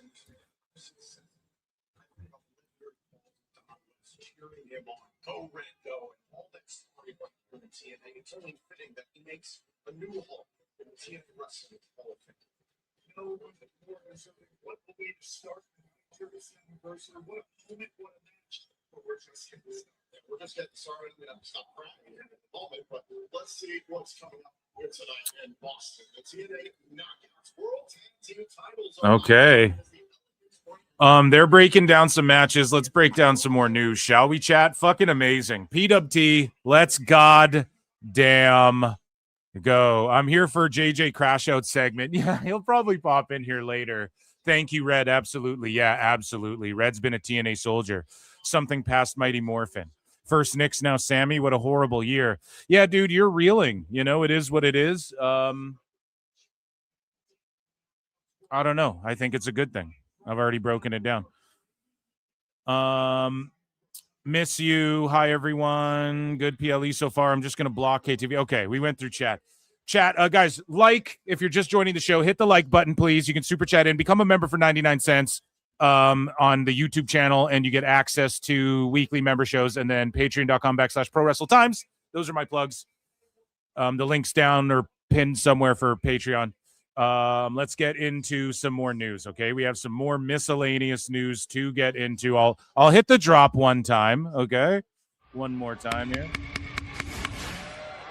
Ladies and gentlemen, I'm afraid I've got some bad news. So Zach Clayton, I think his name is. He's the guy who's wrestled in AEW a few times. He swooped in and he fucking got married to JWoww from the Jersey Shore. And of course, he was on the Jersey Shore as far as like he was one of the guys that one of the Jersey Shore people were dating. And people got the exclusive. I think that some people were snubbed. People were saying like I don't know all their names, Snooki and some other bitch named, I forget, Cookie or some shit. I don't know. There were a couple people excluded. Ronnie, right? He was excluded from the wedding for some reason, wasn't invited. And I might be mistaken in this, but I thought JWoww was like dating a different Jersey Shore person who is like friends with him, but now they're married, or maybe I'm wrong. Maybe like they've been dating for a while and now whatever. Congrats to them, and shout out AEW. You could have had this. You could have done the wedding of JWoww on AEW TV. No. So in other more serious news, some indie fed called ROE is getting called out. Grapple Theory posted, not going to share the post because it's it has her real name, but fuck Rings of Europe for doxing a wrestler just for canceling a show. Never use a wrestler's real name when referring to them in a public space. We love Violet Knight and will stand with you. So, Violet Knight ROE. Wrestling. Yeah, she's an English professional wrestler, whatever. She had to cancel, and so they doxed her real fucking name. And Wrestling Focus says, plus she is legitimately sick and not able to travel or work. Plus there's even a 12-minute video on their Insta page shitting on her and others who made problems in the past. So it's just a promoter like, oh, fuck her, burning bridges because they have to return money. That's all it is. These sleazy promoters, dude, these janky fucking promoters, all they care about is like, oh, now I gotta pay her back her $1,200 that I fucking spent before I even, you know what I mean? Like that's all it is, man. It's just greasiness. And so Lucia Lee says, I've told this story a few times in the past, but never shared it publicly. But I now see my friends are going, friends in the business should be aware. They're going through the same thing I did. They're sharing my experience with Rings of Europe. This experience is my own, but I can confirm numerous people witnessed it. And she says, one of my friends was targeted by the promoter of ROE this week for pulling from a show. Violet is ill. What I found unprofessional when I worked 2 shows for ROE was when I was 20. I arrived to the venue and found out that the match I was booked in was a mixed gender tag match. The promoter told us the premise of the match was one of the guys on the opposite team would be dressed in a full-length hijab and traditional Muslim clothing and would wrestle the match as a Muslim woman. The gag of the match would be that me and my tag partners, well, who was it? Paul Walter Hauser? Me and my tag partners would strip the wrestler at the end of the match to reveal sexy lingerie and then to rip off the hijab and reveal it was a man all along. It's a man. It's a man, baby. Good. Very good, baby. Fucking. So an Austin Powers gag.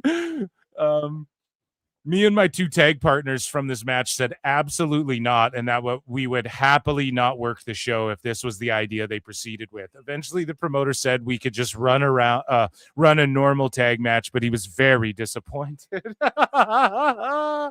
Oh my God. So she said, me and 2 other female wrestlers were also dropped off at an Airbnb with no food, no communication as to how we would get to the airport the next day while the promoter went and essentially got drunk after the show. We had to call one of the male workers we knew on the show that I knew from home who instructed the promoter to get us food as all of the shops locally were closed and we had not eaten since we were on the plane probably about 8 hours ago. The promoter drove to us, I would assume after drinking based on his driving, threw a bag of McDonald's at us and advised he was not happy he had to drive all the way to us. The next day he was confused as to why we chose to check in and eat without him as he wanted us to get pastries with him at the airport. He also seemed surprised I pulled out of all future dates for the promotion. I'm incredibly glad the wrestling community has stood up for Violet. She's done so well that the past 3 years that doesn't need a grown-ass man posting to cancel her on social media. And so this Lucia Lee lady handled this extremely correctly and professionally, in my opinion. Like, she didn't just use this to virtue signal and jump on this guy. She pulled out of the dates. This guy does some sleazy shit. She goes, well, guess what, bitch? This is what you do. This is what I think of you. And that's how you know I think she's being genuine. Like, she was pretty disgusted, and I'm willing to believe there was no, because of this guy's other actions, there was no food in this Airbnb, and he wanted to go get pastries and shit. He's fat. No, I'm joking. Pastries rule. But, like, it's funny. I was like, why would you be mad at me? It's like, because you're a dickhead.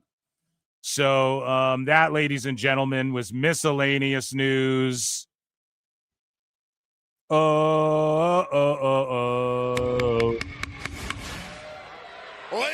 and gentlemen, I'm afraid I've got some bad news.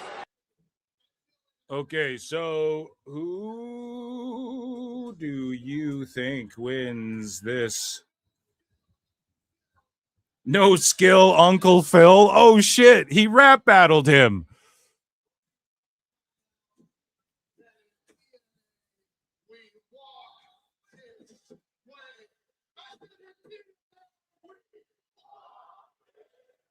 TNA, we walk this way, talk this way. Who do you think wins this? What type of match is this? Isn't there a gimmick to it? Like, it's a, let me see. This is just a grudge match over intellectual property, isn't it? So a new poll in the chat. Oh, running knee. AJ Francis, Elijah. So if AJ Francis wins this, here's the whole thing. You guys want me to tell you what I think is going to happen? AJ Francis says he owns the rights to Elias or whatever, right? Not Elijah. If I have the story correct, Lincoln, please correct me if you're listening. What's the story here? Come on the show, goddammit. What do you know? I know you're locked in for TNA. That's why you're like, I can't hear Phil babbling while I'm fucking watching TNA. But the story is he owns Elias and shit, right? This is just an elaborate way for Elijah to be Elias again, and that's why he has the crowd going. In TNA, we walk this way. He's getting like a new chant going. and then he will become Elias again instead of just Elijah, because why not? Indy Hartwell's Indy Hartwell. And I think that's what this is all leading to. And again, I love that because you're taking a real thing and then you're figuring out a way to kayfabe it. And AJ Francis, love him or hate him, he figures out how to get shit like this over all the fucking time. I think Elijah's going to win his intellectual property back. Yeah, it is like an I quit. Whoever quits first. So I just put grudge match, part of me, because I thought they had called it like a survivors match, or I swear they gave it some stupid ass name on TV or leading into it, but it's essentially an I quit match, right? If I'm not mistaken. Either way, it's a grudge match. These guys hate each other. Vote in the poll in chat. Who do you think wins this grudge match? 1 for AJ Francis, 2 for Elijah, 3 for DQ Schmaz. I'm going Elijah. I think this has just been an elaborate way for him to be called Elias again and getting people ready for the notion that he's going to, and getting them off the Elijah tip and like, I'm Elias again. And then he goes on TV and it's not just like, my name's Elias again. They gave a reason for it in kayfabe. You got to love that, right? Imagine if they gave fucking Red Rooster a reason for his name to be, imagine if Texas Tornado fucking had a reason why he wasn't called Von Erich anymore. So he bought all of his IPs for Elias and Elijah. That's the story, right? This is just an elaborate way for him to be called fucking Elias again, right? So I love that. You got to love shit like that. So my vote's for Elijah all the way. Guys, one more time. 1 for AJ Francis, 2 for Elijah, 3 for DQ Schmaz. And we have more news. We got lots, dude. We got some fun stuff today, this evening as well, to get into. What we're going to do next is TNA news, because we're watching TNA and there's not a whole lot, but there's just a few things that we're going to discuss quickly and things that happened tonight that we're just going to kind of recap as we move forward throughout this evening.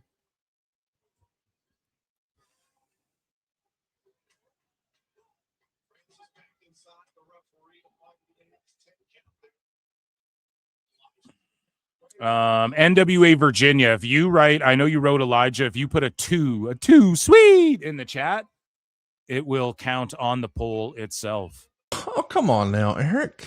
Because that means something, man. The polls are real to me, damn it. It's still real to me. The poll's still real to me, damn it.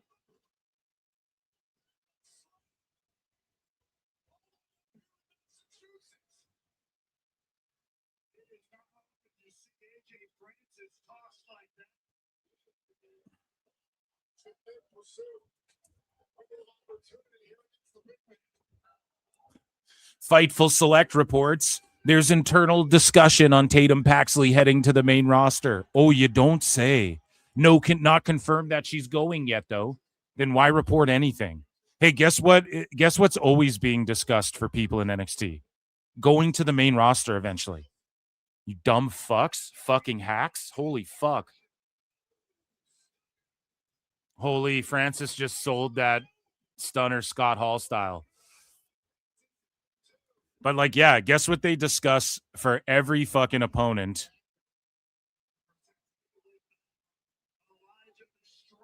Or opponent. Guess what they discuss for every fucking wrestler in the history of NXT? Them potentially going to the main roster. How is that fucking news? Either announce that they have been or they haven't been, or they're not going to be, and you have it under good authority. Or else be quiet, because it's pointless.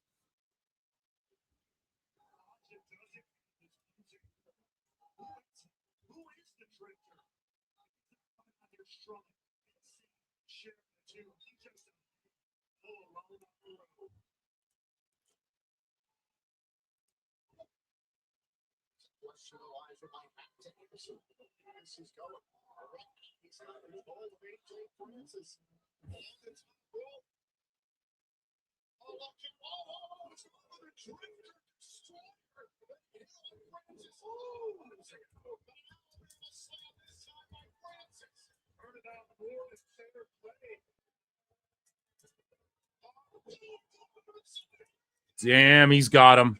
Oh, shit.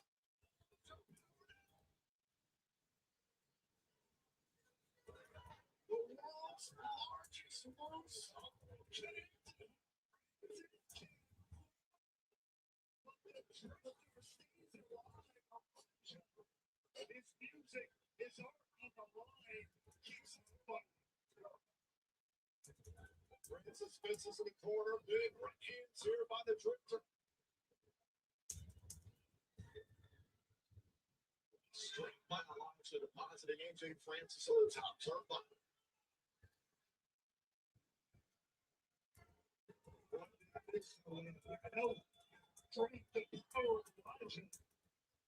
Francis keeping Elijah. There's all the way up to Gavin. Francis stays. What is he doing? Tombstone. Oh, shit. Oh, my God. By God, King.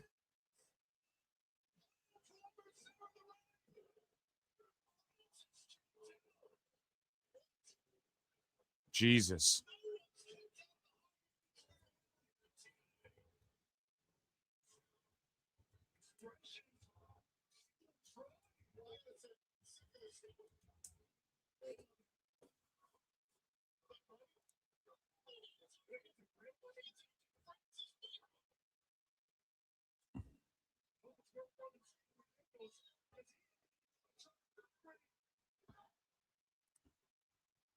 Okay, he's going to guitar smash him. Let's see the Jeff Jarrett.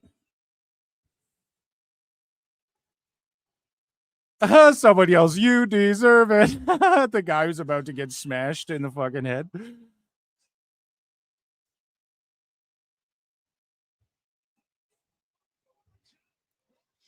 Oh, no, the roll up. Oh. Oh, and oh, AJ's got that strength, dude. Oh, yeah. Oh, yeah. We got some super chats in here. Johnny Chevron, yeah, for 2 says, "Who wants to walk with Elias?" PWT for life. Yeah, dude. Who wants to walk with Elias? It's coming back. It is coming back. NWA Virginia for 5 says, "It's awesome to find someone else who hates the dirt sheets as much as I do." And Unca Dave, brother, you have no idea. My misery. Brother, you have no fucking idea. I cook these motherfuckers. There's a whole playlist. There's a Dave Meltzer Dumb Moment of the Week playlist with like fucking hundreds of videos. And of course we make fun of the dirt sheet dummies. How the fuck do we got dirt sheet fails as a segment. The sickos, we have fucking Wrestling's Not Fake, which is a segment that the dirt sheets get roasted in as well. And many of the dirt sheet writers are my fools, official PWT fools. Okay? We're getting shirts made for all of them. Damn, a springboard, a fucking top rope destroyer, by God, King. Oh my God, that was dope. A springboard destroyer? Wow. So we're stopping the poll, chat. 91% of you guys thought Elijah. 9% thought a DQ schmaz. I'm 3-1 tonight. And obviously he's going to be called Elias. He's going to hit the mic too and go, "Now we can walk with Elias." And everyone's going to be like, "Oh, he's Elias."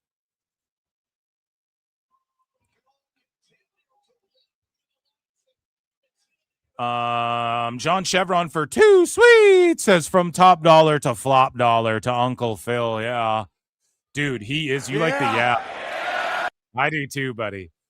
That's like your official sound now. From top dollar to flop dollar to Uncle Phil. Yeah, dude. Well, I'm Uncle Phil because I spit that fucking that hot fire. I drop game on everybody, and yeah, I mean, I like AJ Francis. I just downloaded a sick AJ Francis on WWE 2K26 Community Creations. I have the goated Community Creations list of wrestlers. I'm going to showcase it more on my twitch.tv/ProWrestleTimes. But I actually like Top Dollar. I know people hate on him, call him Flop Dollar, but like, again, he got over someone's IP. He got over Elijah becoming Elias again. So that fucking rules.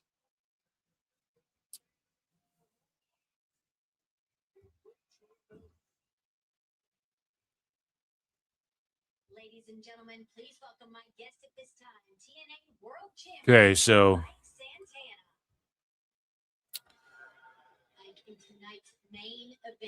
they're talking to Santana.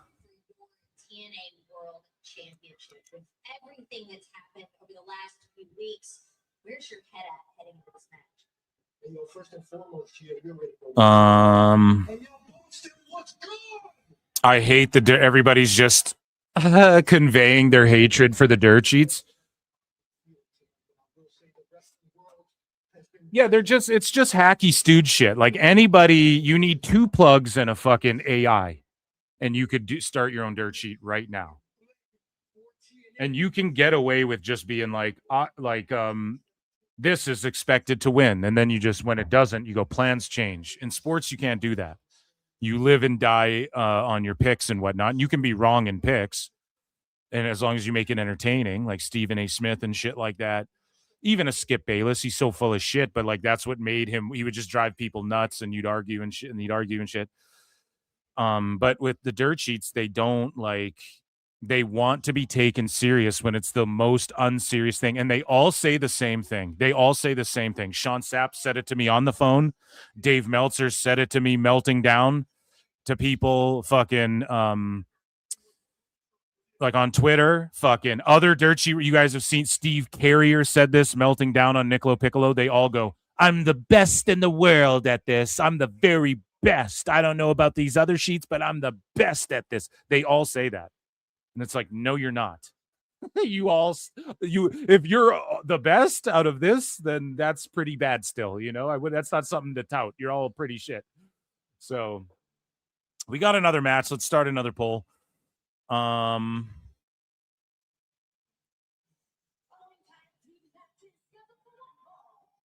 The funniest though is like Nick came on, did that interview with me, and then he tagged Body Slam and all the people there, and he's like, fire this guy for interviewing. It's so funny. You gonna lay him off? That was the funniest shit ever.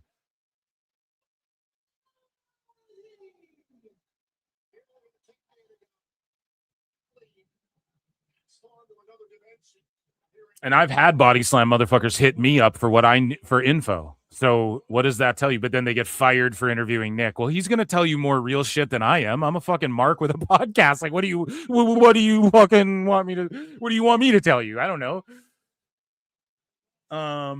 So here, this next matchup, let's put a new poll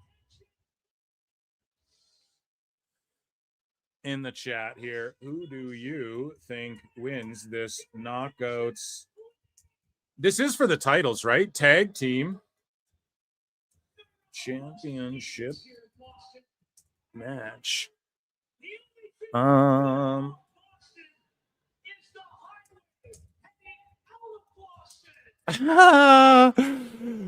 Boston just getting roasted. What are they called? The Death Bunnies? That's what they're called, right? Death Bunnies. That's what I'm calling them. They're the Death Bunnies.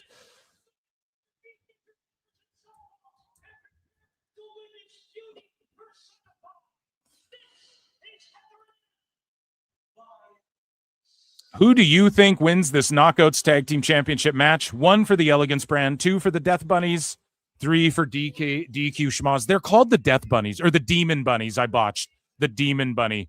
I'm so sorry. Guys, don't vote yet. Don't vote yet. Don't vote yet. Don't vote yet. We'll fix it. We'll give them their proper due, okay? We'll give them their proper due here. Who do you think? The Death Bunnies. Moxley's like, yeah, I wear bunny ears now. It's cool. I know we're all rabbits, man. Yeah, shooby-doo, wah-wah. Follow the white rabbit. Hey, I'm really cool.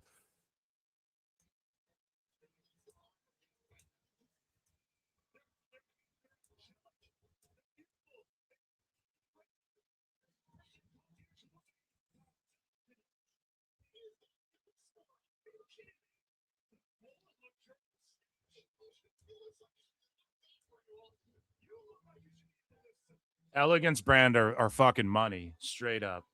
And they have Freebird rules because Ash, I think, is like, oh, I'm stepping back for this week or whatever. Like Heather's going to take my place or whatever she said. So.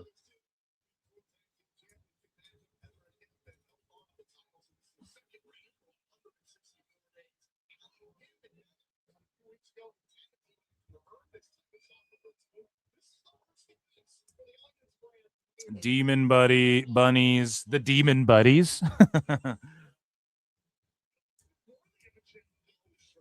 Okay, guys, here's the new poll. It is in chat wherever you're watching, Kick, YouTube, on X. Who do you think wins the TNA Knockouts Tag Team Championship? 1, the Elegance brand. 2, Demon Bunnies. 3, DQ Schmaz. Make sure you hit like. Make sure you hit retweet. Make sure you hit fucking all that good shit. Come say hello in chat. Come tell me I stink. Whatever you think. And yeah, we have more news and stuff to get through this evening. We're gonna watch this match here.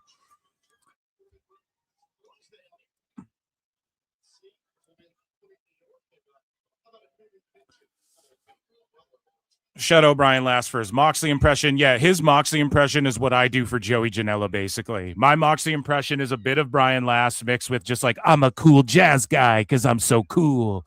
This is cool, right? Like Mox's character is just doing shit he thinks is cool. And it's not cool. And he's like the old jazz guy, the old blind jazz man. Oh, this is cool. Let me get my sax. Shooby-doo, wah, wah, wah. Right? So that's my impression of Moxley.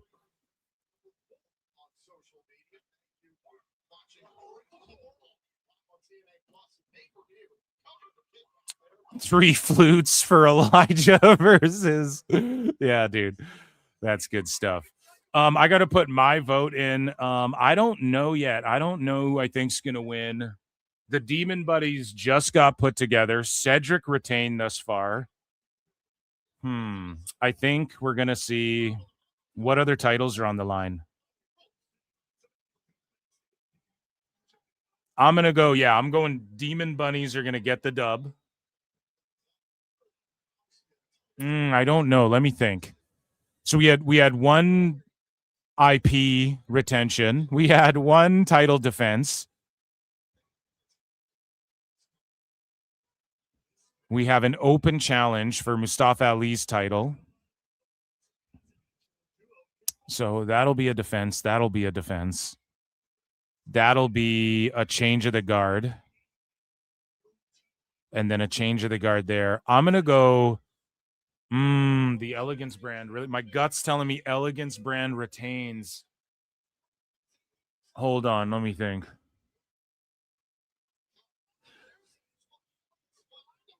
God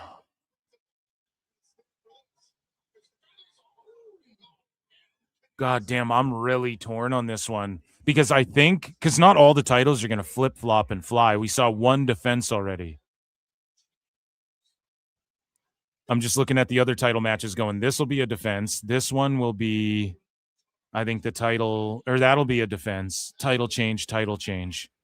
One defense. I'm going to go 2. We're going to split them tonight.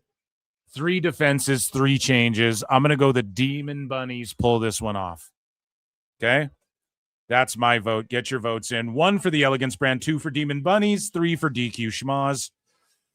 And again, if you're new here, DQ Schmaz is just like some schmazzy shit happens, you know? Like the team you pick can still win. That's a half point, but a fucking half point for if you voted DQ Schmaz and there's like 10 run-ins and shit. You know what I mean?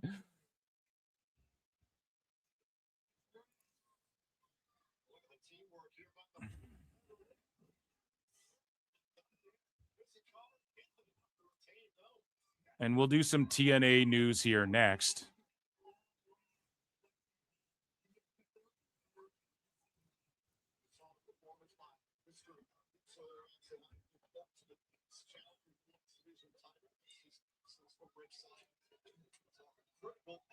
Hell yeah, chat. Hell yeah. So we got a chin lock here or just a sleeper hold.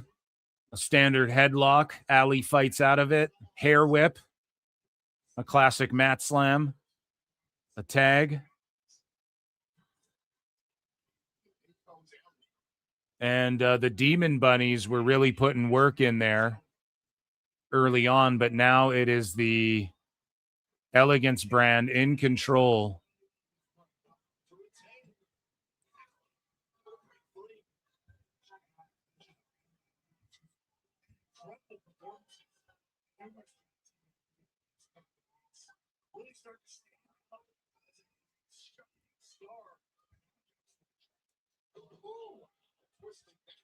So M and Heather. I love that they changed.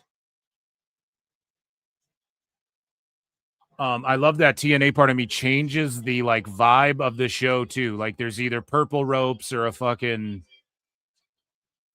How dare you put your hands on a lady, Sir Elegance? Consigliere. He's like, well, she's a demon. Oh, the tope atomico off the hair pull.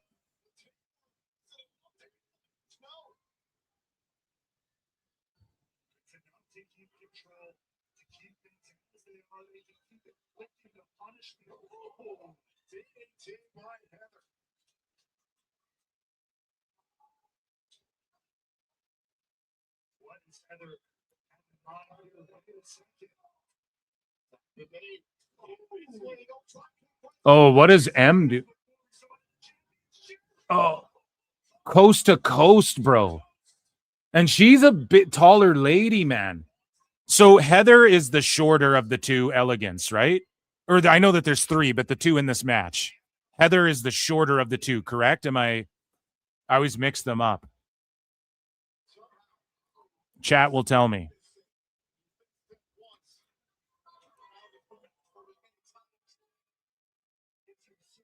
Because that lady who hit that coast to coast, she is a fucking taller chick. Yes, this female ref, I forget her name, but there's two female refs in TNA, and they're better. They clear, like, they're so good. They're two of the best refs in the biz. Or the other lady is. This one here, let's say she's newer, at least to me. Again, the redheaded lady here, she's solid. That other lady who stopped the Santana match when he got rocked or whatever with the super kick. She's an amazing referee. Tippy top of the biz. Yes, M is the tall one. M is fucking so good, has size as well, and she just hit that coast to coast. Like, it wasn't a struggle session to hit that. I mean, that's a tall chick to be doing that, you know?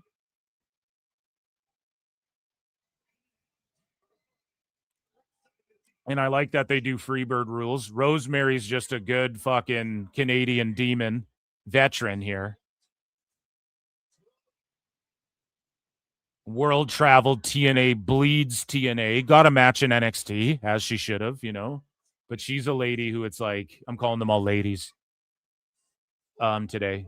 But she's a chick who, she's a fucking bitch who doesn't ever, we'll call her a knockout. She doesn't ever like need to go to WWE. She's just TNA through and through. You know what I mean?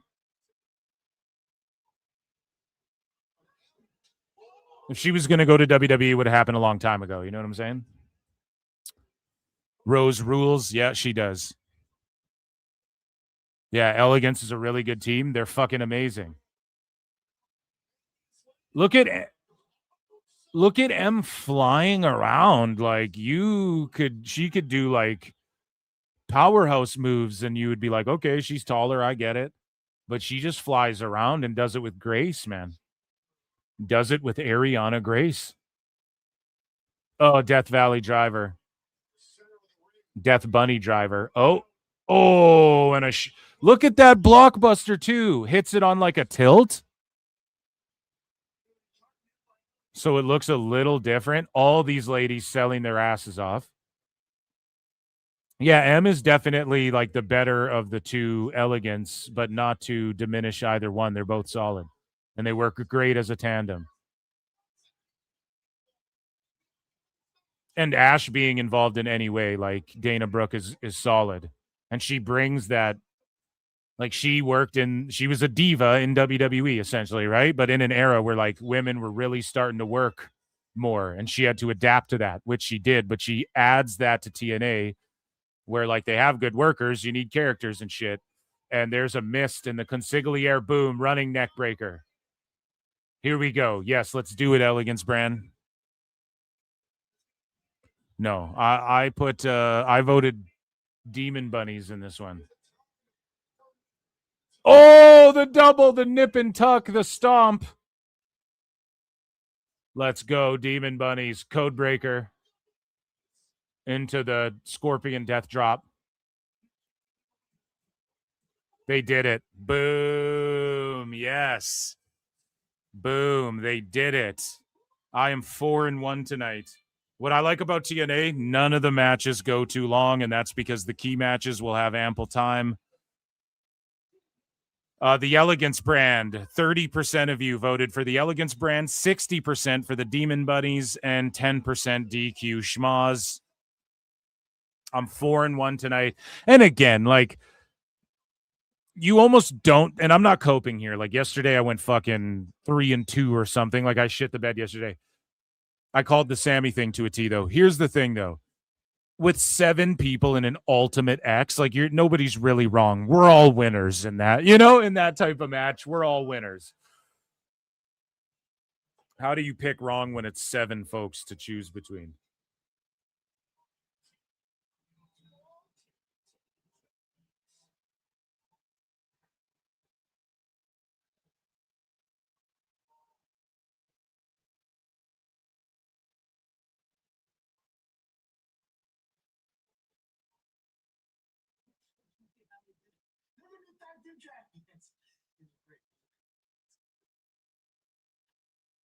You look more ridiculous every time I see you.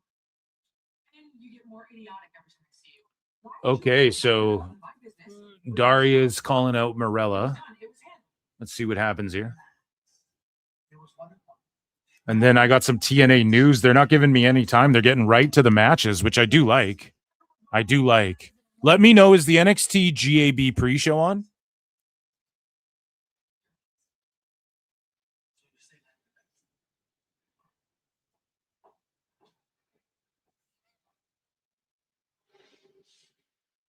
Santana, Morella, and Daring right now have been busy, but the communication has been a bit of an issue. Mustafa Ali is not one, but 2 challengers for his TNA International Championship tonight. Slammiversary.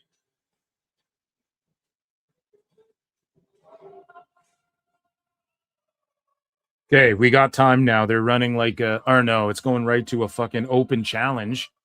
God damn. It's okay. We'll get to it all. We have content for days today. So Mustafa Ali's coming out. All the flags. See, this is how you present an international title tone. Take fucking notes. You don't have 2 Americans doing sloppy Japanese style for it. You present your international champion like an international superstar. Go figure. Okay.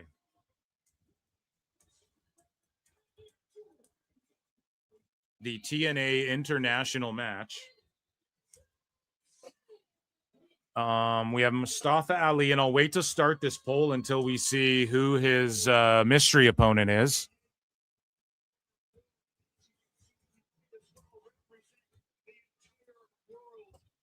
And yeah, we will wait to see. Who do you think it is? Last minute guesses, chat. Who is it going to be?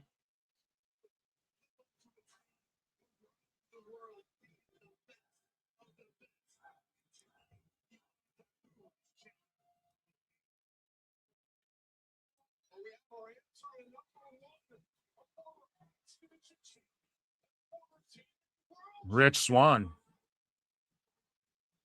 Hell yeah. So there's multiple challengers. So Rich Swann is in here. Rich homie Swann. Rich Swann rules too. I don't give a fuck what anybody says.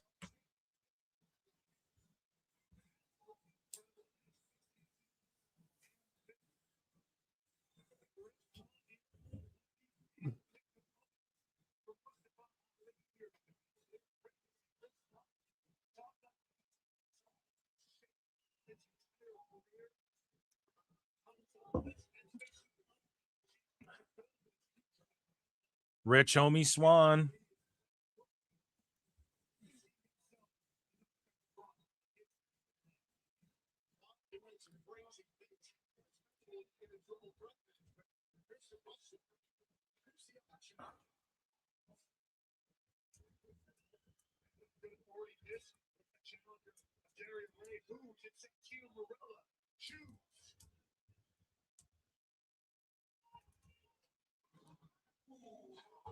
Uhaa Nation.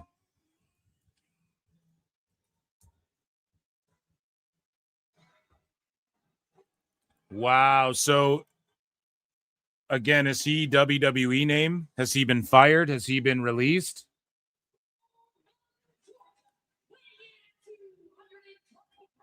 Uhaa Nation.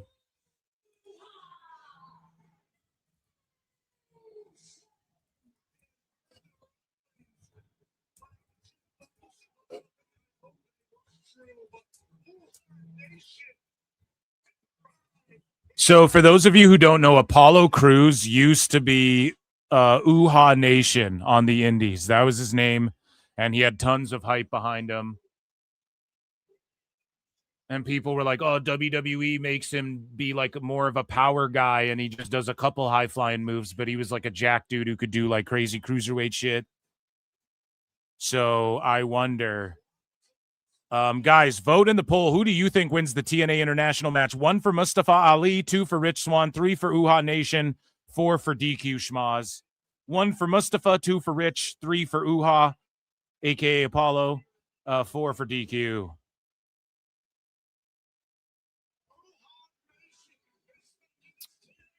I want to vote Mustafa. I just don't see him dropping it.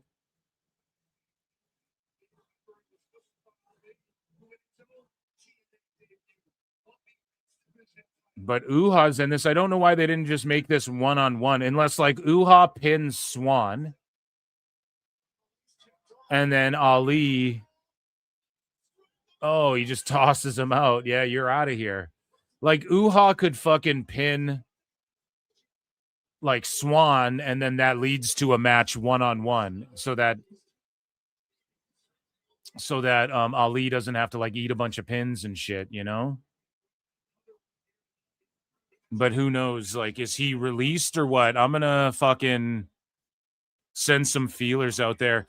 Man, I heard some wild shit about AEW recently too. I got an allegedly for you. Fucking remind me in AEW news chat. I have an allegedly for you motherfuckers when we get to AEW news.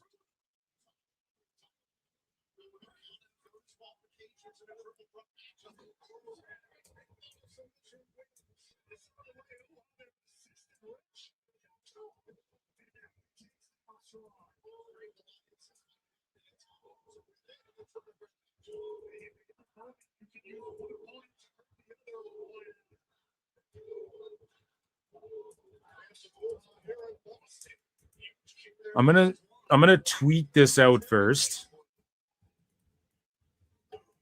to see if anybody has just an answer. If someone will just link me to some shit.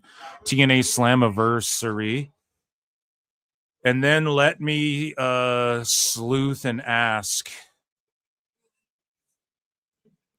Let me just ask someone. Again, I'm not a dirt sheet. I'm just a lying grifter, fraudcaster. I'll send a feeler. There it is.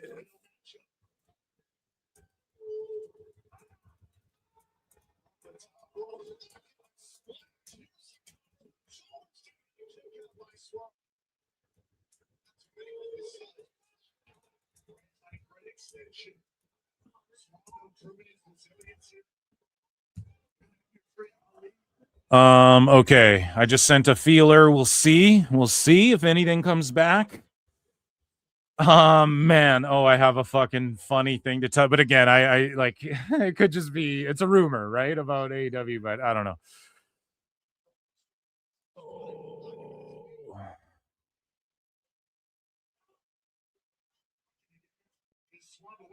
Okay, it means. Oh shit, dude. Styles Clash onto Uhaa's back there. Pause.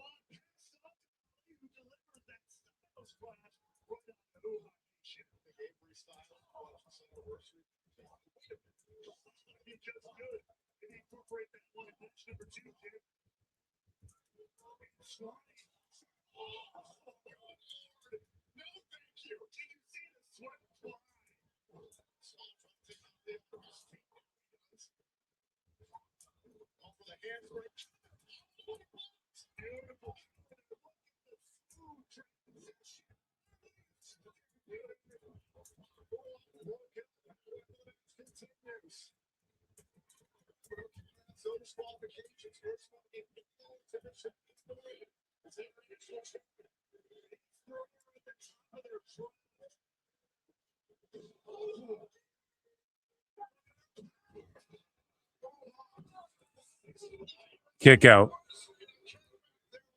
Okay, so I'll call the action. Let's see what's chat saying. Chat me up, chat. Everybody come say hi, chat. Might just be like Alba Fire. They didn't renew it. Yep. Thought Cruz was released with everyone else a few months ago. I don't think he was he? Or am I just mental and forgot that?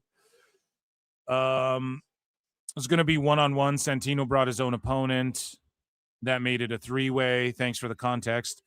What's good, PWT? What's your thoughts of new titles for the knockouts? I love it. We're going to do TNA news in a second. And what I love about it is, and I said this earlier, oh my God, these guys are going off. This is a crazy-ass match. What I like about it is, oh my God, he hit him, fucking landed on his feet, dude. Swann landed on his feet with like a corkscrew Phoenix splash off the middle buckle to the outside, dude. That was crazy. What I like about it is that it's the TV title. They're not like, here's the women's X division or here's the women's international. There's no TV men's title. Here's the fucking Knockouts TV title. It's its own thing. Thanks for Skin. Oh. When do we get to talk about Brian's insane rant about Night of Champions? I will fucking maybe today, I was just going to do that Thursday. Dave Meltzer dumb moment featuring Brian Alvarez. We just fucking roast him there. Let him melt down more because this is why we're going to wait. Everybody else is going to talk about it. Let them. We're going to fucking wait and it'll be way better because before Thursday comes, he's going to melt down more about people clowning him for melting down. He's going to have another little sissy girl meltdown, and we're going to fucking laugh. We're going to have it all in context for Dave Meltzer dumb moments. So I'll wait. Unless somebody's like, here's $20, do it now or something, then I'll fucking, then we don't need to wait. But that's up to you guys. Damn, a German into a German. Oh, shit. And then the fucking senton, not even giving it a 2 count. These guys just went fucking 100 miles an hour there. This match is cooking.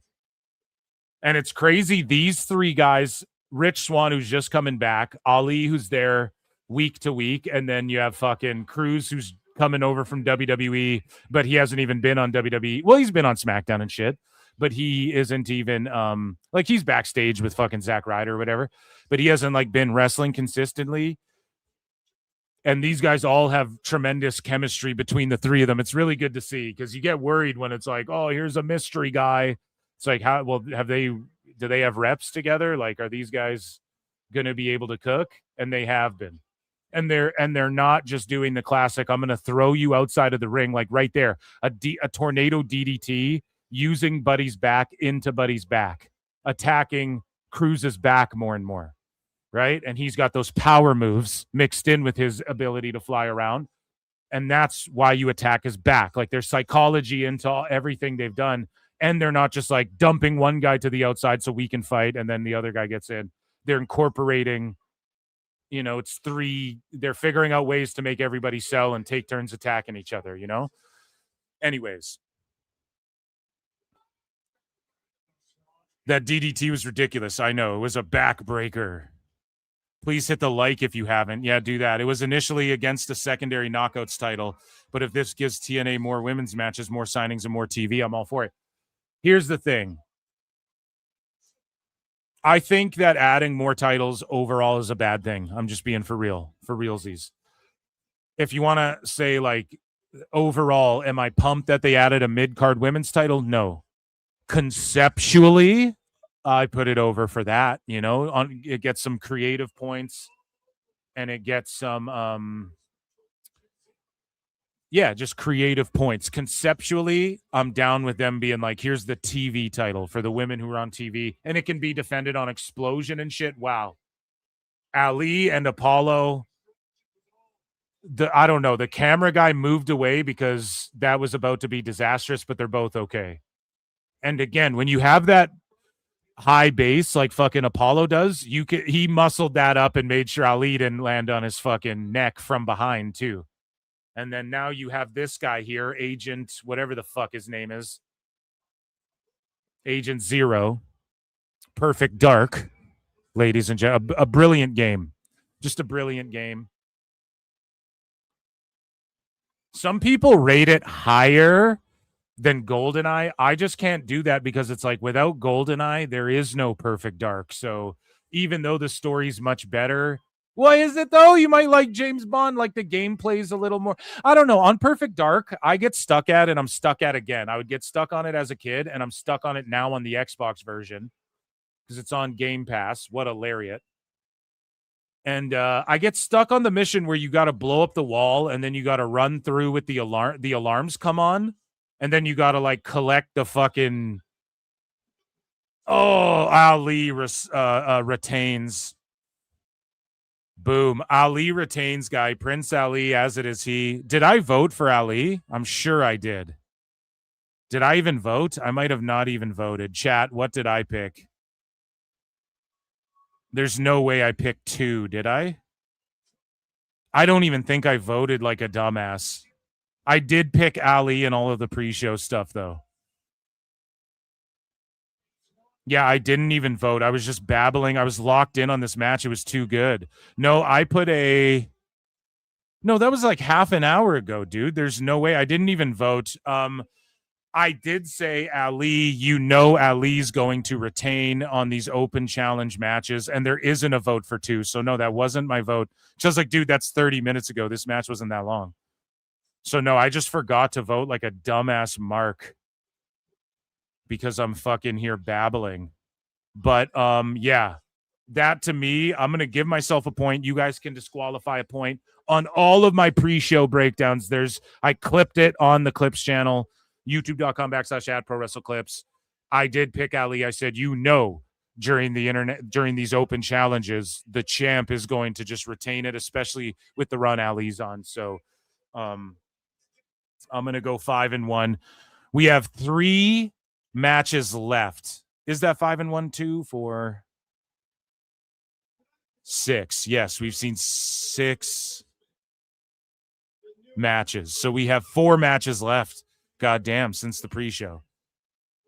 That's why they're flying through it, because we have the women's knockouts. We have the ladders match, which was made a 4-way. It's no longer a 3-way. It was made a 4-way. And then we have the world title. Then we have this one that's coming up next. So, yeah, I am 5-1 tonight on my count. But you guys don't have to give me that one.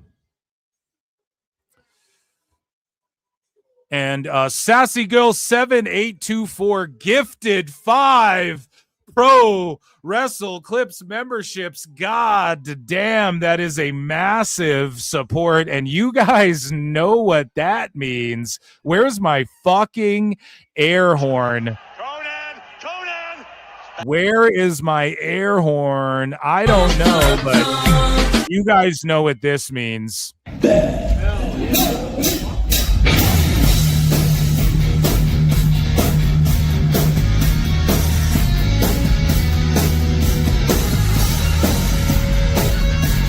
I'm gonna duet.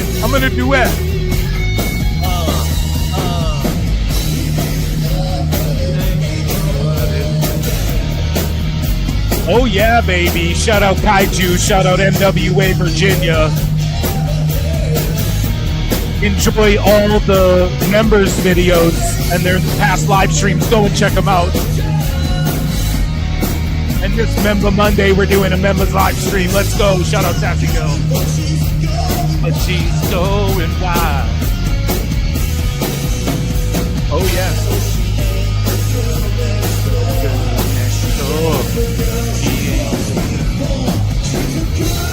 She's a good girl. I've ever had. Show me the way. It's like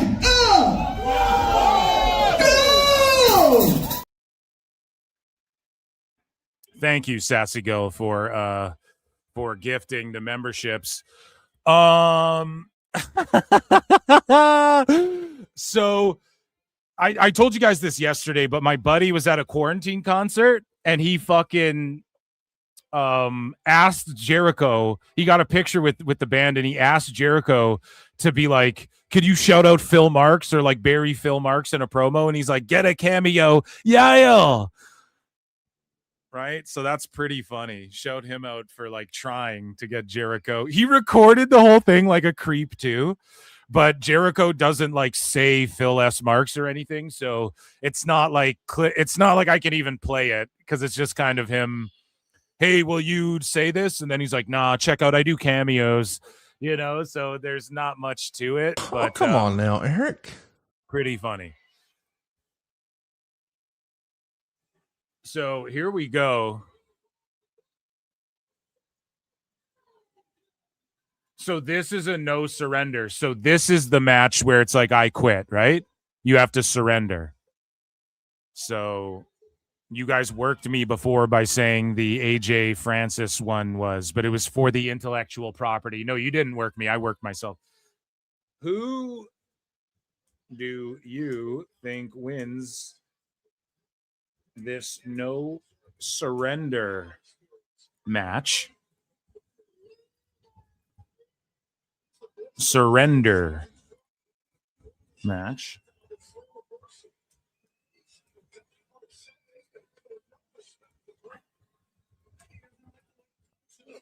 Eddie Edwards, Moose, and then we'll put DQ Schmaz, but since it's no DQ, I'll just put Schmaz. Well, I'll just put DQ Schmaz, meaning, because listen, we saw fucking Hell in a Cell in WWE end by DQ before or whatever. So DQ Schmaz is just all encompassing, okay? It means that some schmaziness goes down. We struggled with fucking, does Danhausen's curse work as a schmaz? Like, I don't know. It depends if something schmazzy happens. If you just lose, that still counts as Danhausen's curse being in effect. But is it schmazzy though? I don't know. So, oh yeah, Moose just said we're finally in the same company together. So there you go. Moose confirmed it. Guys, 1 for Eddie Edwards, 2 for Moose, 3 for DQ Schmaz. Who wins this match?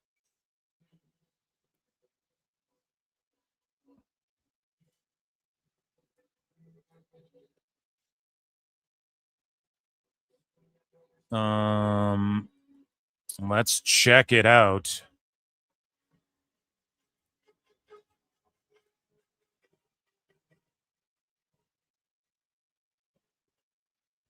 Okay, so I have people. Shout out everybody responding. Ray J's World, Nobody's Rebel, and Death Metal said, yes, I think his contract ended during the releases, like the former Alba Fire said happened with her. This also happened with Killer Cross and Shotzi. I think WWE is reducing releases of main roster and letting their contracts lapse. He's released. They let him out of his no compete early because his no compete doesn't end until July 26. Rumors are said his contract expired, therefore no 90-day wait.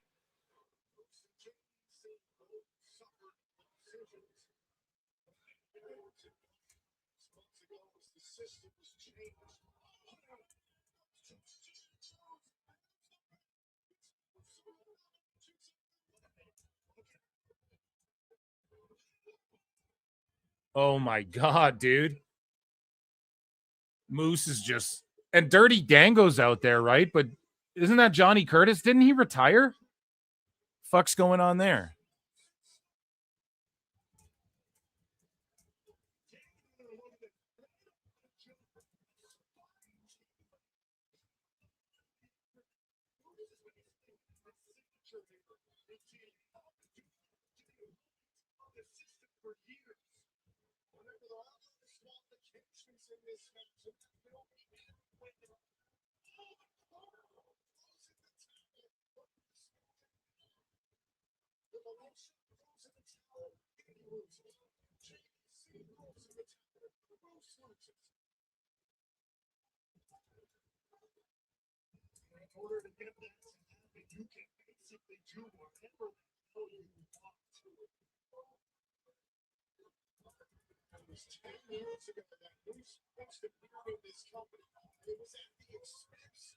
Hell yeah.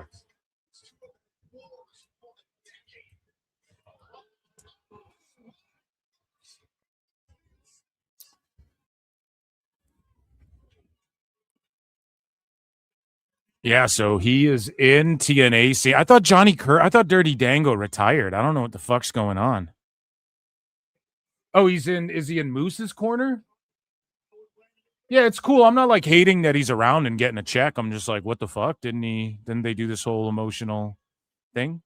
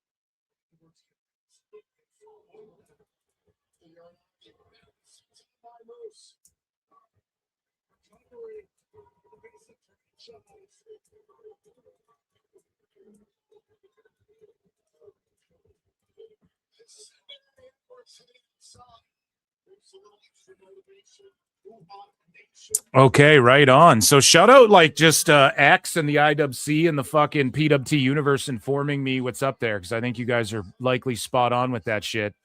And perhaps the dirt sheets were right, and there's your former Intercontinental Champion. And once again, that's what TNA, hey, there's going to be a former IC champ. And so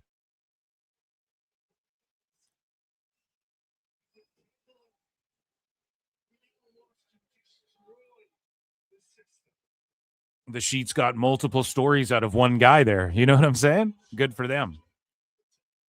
Speaking of good for them, ladies and gentlemen, joining me on the show, Evil Dose is here randomly. We were just, what's up, buddy? How you fucking doing? What's going on? I figure if you're kind enough to invite me, I should be kind enough to come. Well, I know you're like, aren't you busy streaming and doing streams and shit? No, I am watching on in a Discord Slammiversary. I wasn't planning on it. I did finish doing Garden of Thought. We did it from like 2 to 4. So hell yeah. Yeah. Right on. Well, I'm glad you're here, bro. You're welcome to pop in and out. You have the link, so I'll be on for hours and hours and hours today. So yeah, you're free to come in and out as you please. I just may. I've now agreed to do a Great American Bash review show, so I'll probably have to watch that and take some notes. Yep. Because it's my debut doing a review show on the particular. Well, not exactly. I mean, it's where I do the MLW files. Nice. With my Shout that out. Mr. Where do you Thomas, do the? Yeah, where do you do that? Let everyone know. Sports Jedi Network. And I also do a LFG review show with Lufisto on Wrestling Soup. So, are you confused? No, maybe I am sometimes. Shout out Lufisto too. She rules. So everybody's fucking putting you over too in chat. They love you, dude. So really, oh yeah. Thank you, chat. I hope you're all following me. They're all pumped for you, dude. We love you here at PWT, bro. I hope you're all following me, because all of a sudden I care about followers. Yeah, go and follow him, and if you want to hear again, LFG, he does fucking. You cover LFG, you cover MLW, like you were saying, you cover a bunch of the shit that a lot of people go, I don't have time for that. Dose has got time for that, folks. I did Evolve also, but I found people to do it for me. Yeah. So I still watch Evolve and I love it, but I'm not doing the podcast anymore. But there's a really good one on Wrestling Soup and Friendos. They usually keep it to a tight hour. So nice. Yeah, you and Lufisto should come on a PWT podcast or something. I'm happy to. And Lufisto, promote what you guys are sure doing. Lufisto would in concept. It's sort of hard. It's very hard for her to find free time. She has for sure. Yeah. No, we've DM'd. Her and I have DM'd, but I'm not like one for pestering people either. And I'm just like, okay, yeah, we'll do it sometime. And I'm just not like, I haven't followed up and been like, hey, so are you good this weekend or that? So yeah, I don't know. We'll figure it out, but we'll do it, man. And we'll talk about what you guys do. And I can ask her some Mark questions too, you know? Well, let me give you a PWT exclusive, but again, it's cross-selling with the Let's Sports go. Jedi Network. We just got Luke Menzies, Rich Holland, to join the team. He's gonna do a podcast on Sports Jedi Network, and I'm happy to say I had no small part in that. Luke Menzies, guys, Ridge Holland linking up with Dose. You heard it here first. A PWT world premiere. So go and check out Dose's shit, man. Yeah, and my you gotta best friend, Mr. Thomas. Oh, and PJ Black might be coming back also, and I'm doing a show also on Sports Jedi on the 30th. Vinny Pacifico, super independent wrestler, but he's also, if people follow him, he's done like 5 horror movies in the last 2 years, and he booked the guest. It's a actress, among other things, named Amber Nicole, who was in a horror movie with him. So that's the more Jedi side than the sports. So it's called Out of Character. And so what was Book of Black and Gospel of Thomas and all the other atrocious names that have come up will probably now fall under the Out of Character show. So I won't change the name every time I have a new co-host. So I won't have to change it when it's Vinny or Akira Kwan or Thomas or PJ or April Hunter. I won't have to be searching for names every single goddamn time. What do you think of TNA Slammiversary so far? Are you digging this match right here, this No Surrender? The crowd's on fire for like 2,200 people or whatever, man. They're cooking. Yeah, I don't mind. I mean, it's okay. I have to be honest. It's background. I'm putting on the background. I'm doing other things. Yeah, I talk to my mother. I'm on the stream with you. So as background, it's fine. I'm not really watching with a critical eye. I mean, I assume Moose has to win in this. The system already got an undeserved win with Cedric getting that title, which I thought was the most boring result possible.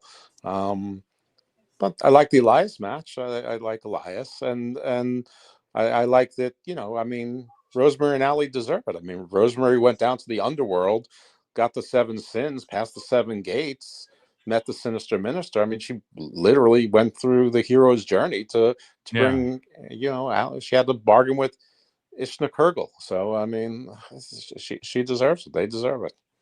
What do you think about Uhaa Nation joining TNA? Like Moose said right before he went out, he's like, I'm glad we're finally in the same company. So I saw that.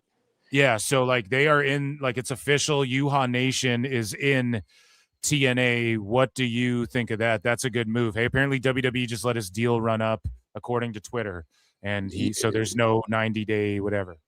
Well, I mean, it's been probably 60 days. So, but actually, since I cover LFG and most people don't, Apollo Crews has been on LFG a couple times helping Elijah Holyfield and working with him, and he volunteered to do that. And he's such a good guy, and everyone has such respect for him.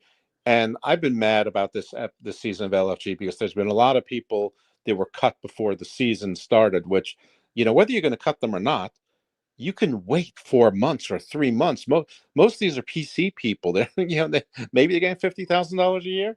I mean, maybe like Andre Chase was making 100. I don't know. But it's cool, but it also is bad for the show. I mean, who wants to watch it if they know that half the people have already been released and half of them have? Anyway, I've been ranting about this for 3 weeks now, and I said, listen, they better be doing this. They better be compensating him in some way, and I hope that part of their compensation is that they waive the rest of the non-compete and they let him show up on TNA. And I don't know if they listened to me, if this happened anyway, or it's because of the TNA partnership, or whatever the case may be. But what I think Listening about it to is Dose great. confirmed. WWE listening to Dose confirmed. Sorry, go ahead. Right. Whatever the reason is, I'm for it. I think two thumbs up from Dose. What about the TNA knockouts? Lincoln, what's up, buddy? I see you. What about the TNA knockouts TV championship? Oh no, I don't know that they have enough people for it, but I know, yeah. I mean, but if they're going to bring in like a lot of indie talent, or maybe hire people like who've been trying to get hired there, like Alex Gracia and Vicky Venuto. I mean, I'm all for them adding people. I mean, something for Harley Hudson to do. So I don't know. I'm fine in this world. We can't have interesting characters anymore. So they make up titles because those are the only things you can have stories around. So I'm for it. If it gives more work, and that's fine. It's cool. I've liked what the Elegance brand has been doing. They're fun to watch. So yeah, bro, are you watching this match right now? The fucking drama. Is that Moose's wife that they fucking grabbed her hair and threw her around and shit chat? Oh, a low blow. Is that his son? Like, who are these characters? I missed it all. No, but I'm with you on, like, they might not have enough bodies, but like when they had Elayna Black, Indi, Hartwell, Sade, like they could all fight for it. Like, that's enough names right there. They don't all have to go for the Knockouts title. Right. And they can borrow people from NXT and hopefully from AAA. And they just made this deal with OVW, and OVW has women that work with them routinely, so that can happen as well. Hollywood Haley J, dude. Oh my God, he just cut him in half with that spear. I like her a lot too. This match is so much drama. Dude, the fucking drama of this match, Dose. God damn it. I'm telling you, you got to volume up on this shit. I know you're like, it's background noise. This right here is like, this has been money right here. You know what I'm saying?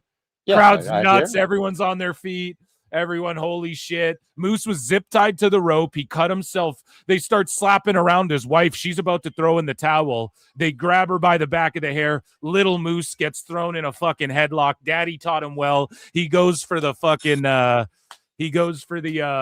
gonads. I don't know. What's some Jewish slang for nuts? What do we the Jolly Rogers. The Jolly Rogers.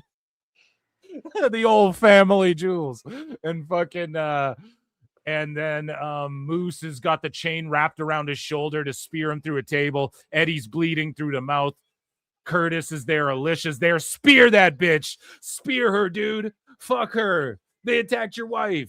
They got your son. Oh, the towel's thrown in. She threw the towel in so that Eddie Edwards didn't get speared through the fucking table. My goodness. I don't even know if I put a fucking choice in here again. I keep not putting choices because I get distracted by doing the actual show that I'm supposed to be doing. You know what I mean? That's all right. I called Moose for the both of us. Damn. Look how over Moose is. Like, that was a fucking moment, man. Moose just had a crazy moment there. Wowza. Well, Moose just bought himself it was either a Rolls or a Bentley or a Bugatti. He's just, man. I think it's a Bentley, but he said he got himself his dream car. It was beautiful.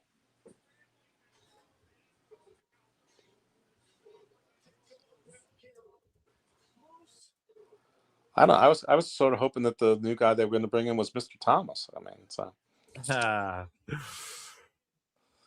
And then he just hit him with the spear anyway. So it just adds one little extra, the cherry on top of the fact that his towel got thrown in anyways, really sticking it to the heel, kicking Thanos while he's down. Joining us on the show, Lincoln Hawk, ladies and gentlemen. Lincoln, what did you think of that? Guys, that is what TNA can do when it's at its best.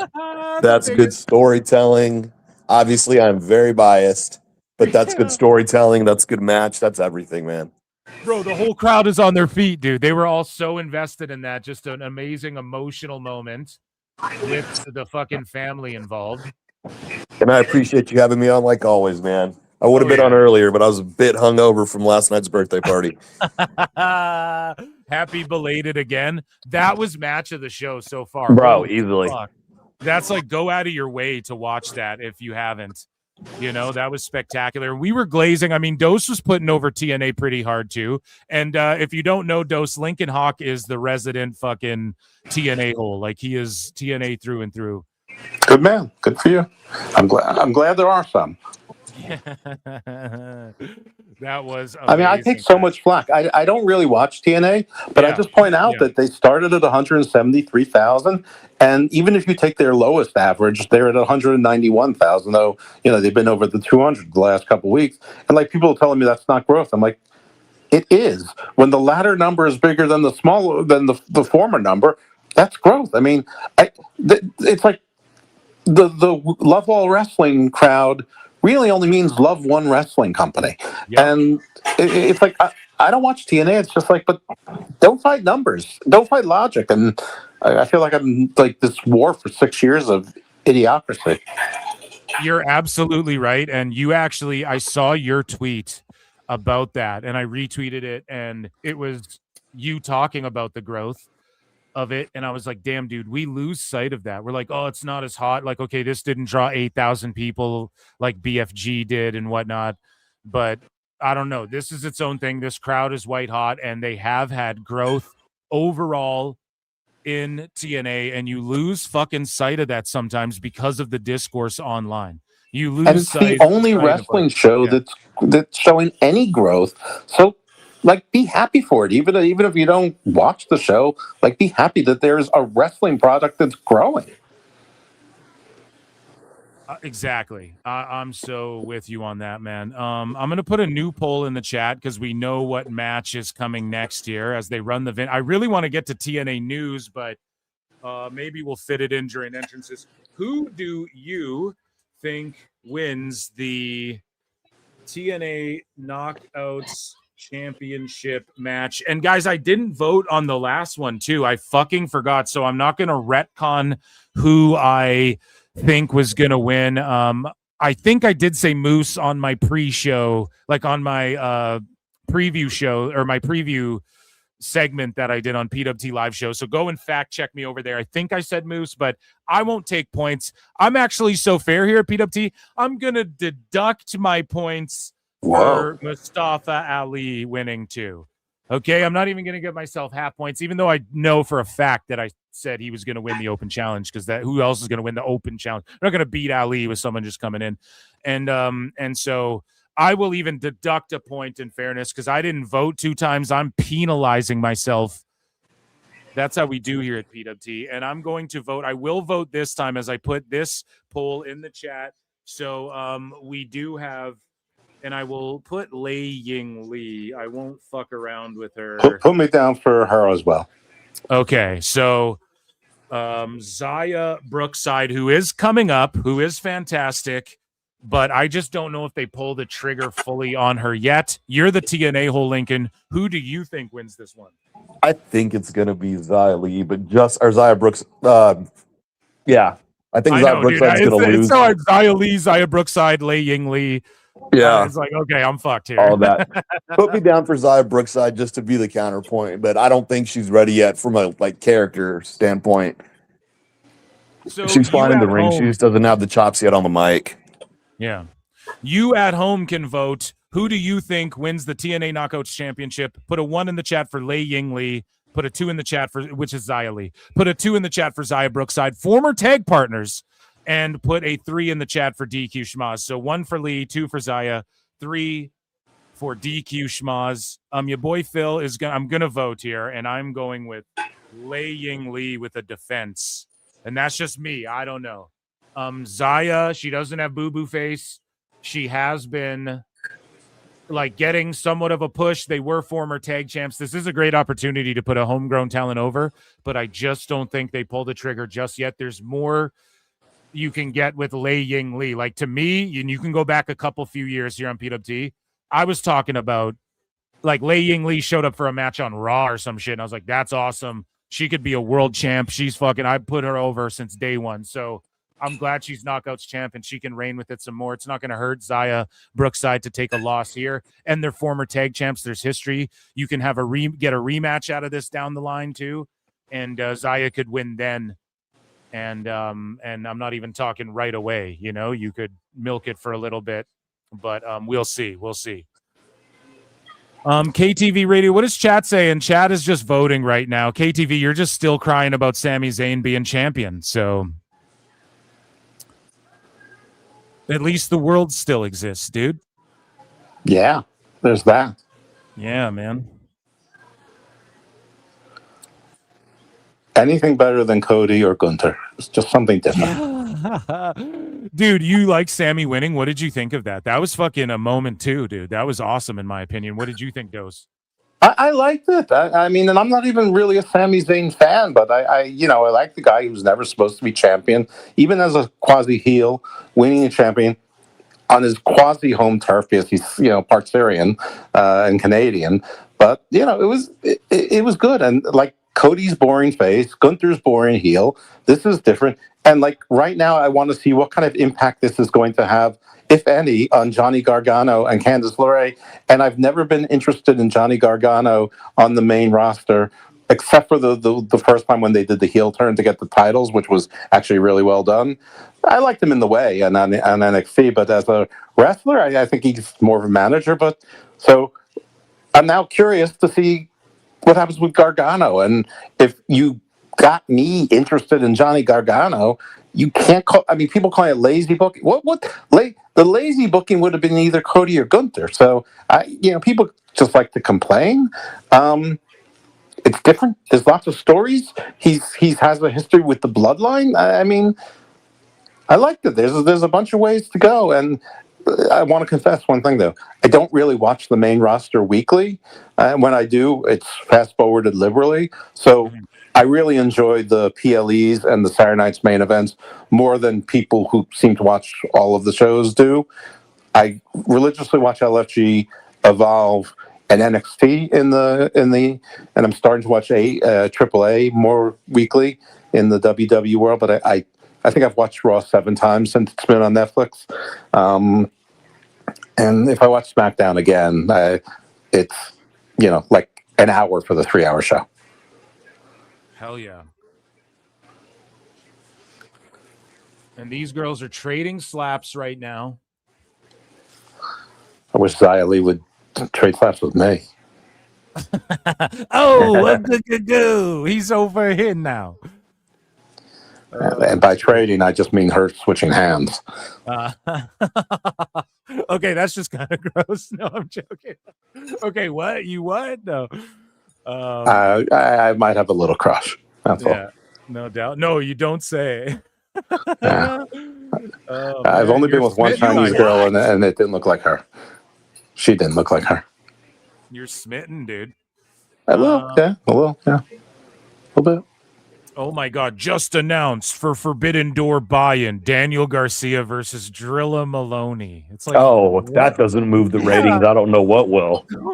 Why? What's a Drilla Maloney? It's like a Pokemon, I think. No, he's okay, but it's like, listen, man, Tone, save your money. But is he an AEW or Ring of Honor roster member? Is he local talent or an indie? ROH guy. Okay. New Japan wrestler, but he's American. He's a gaijin.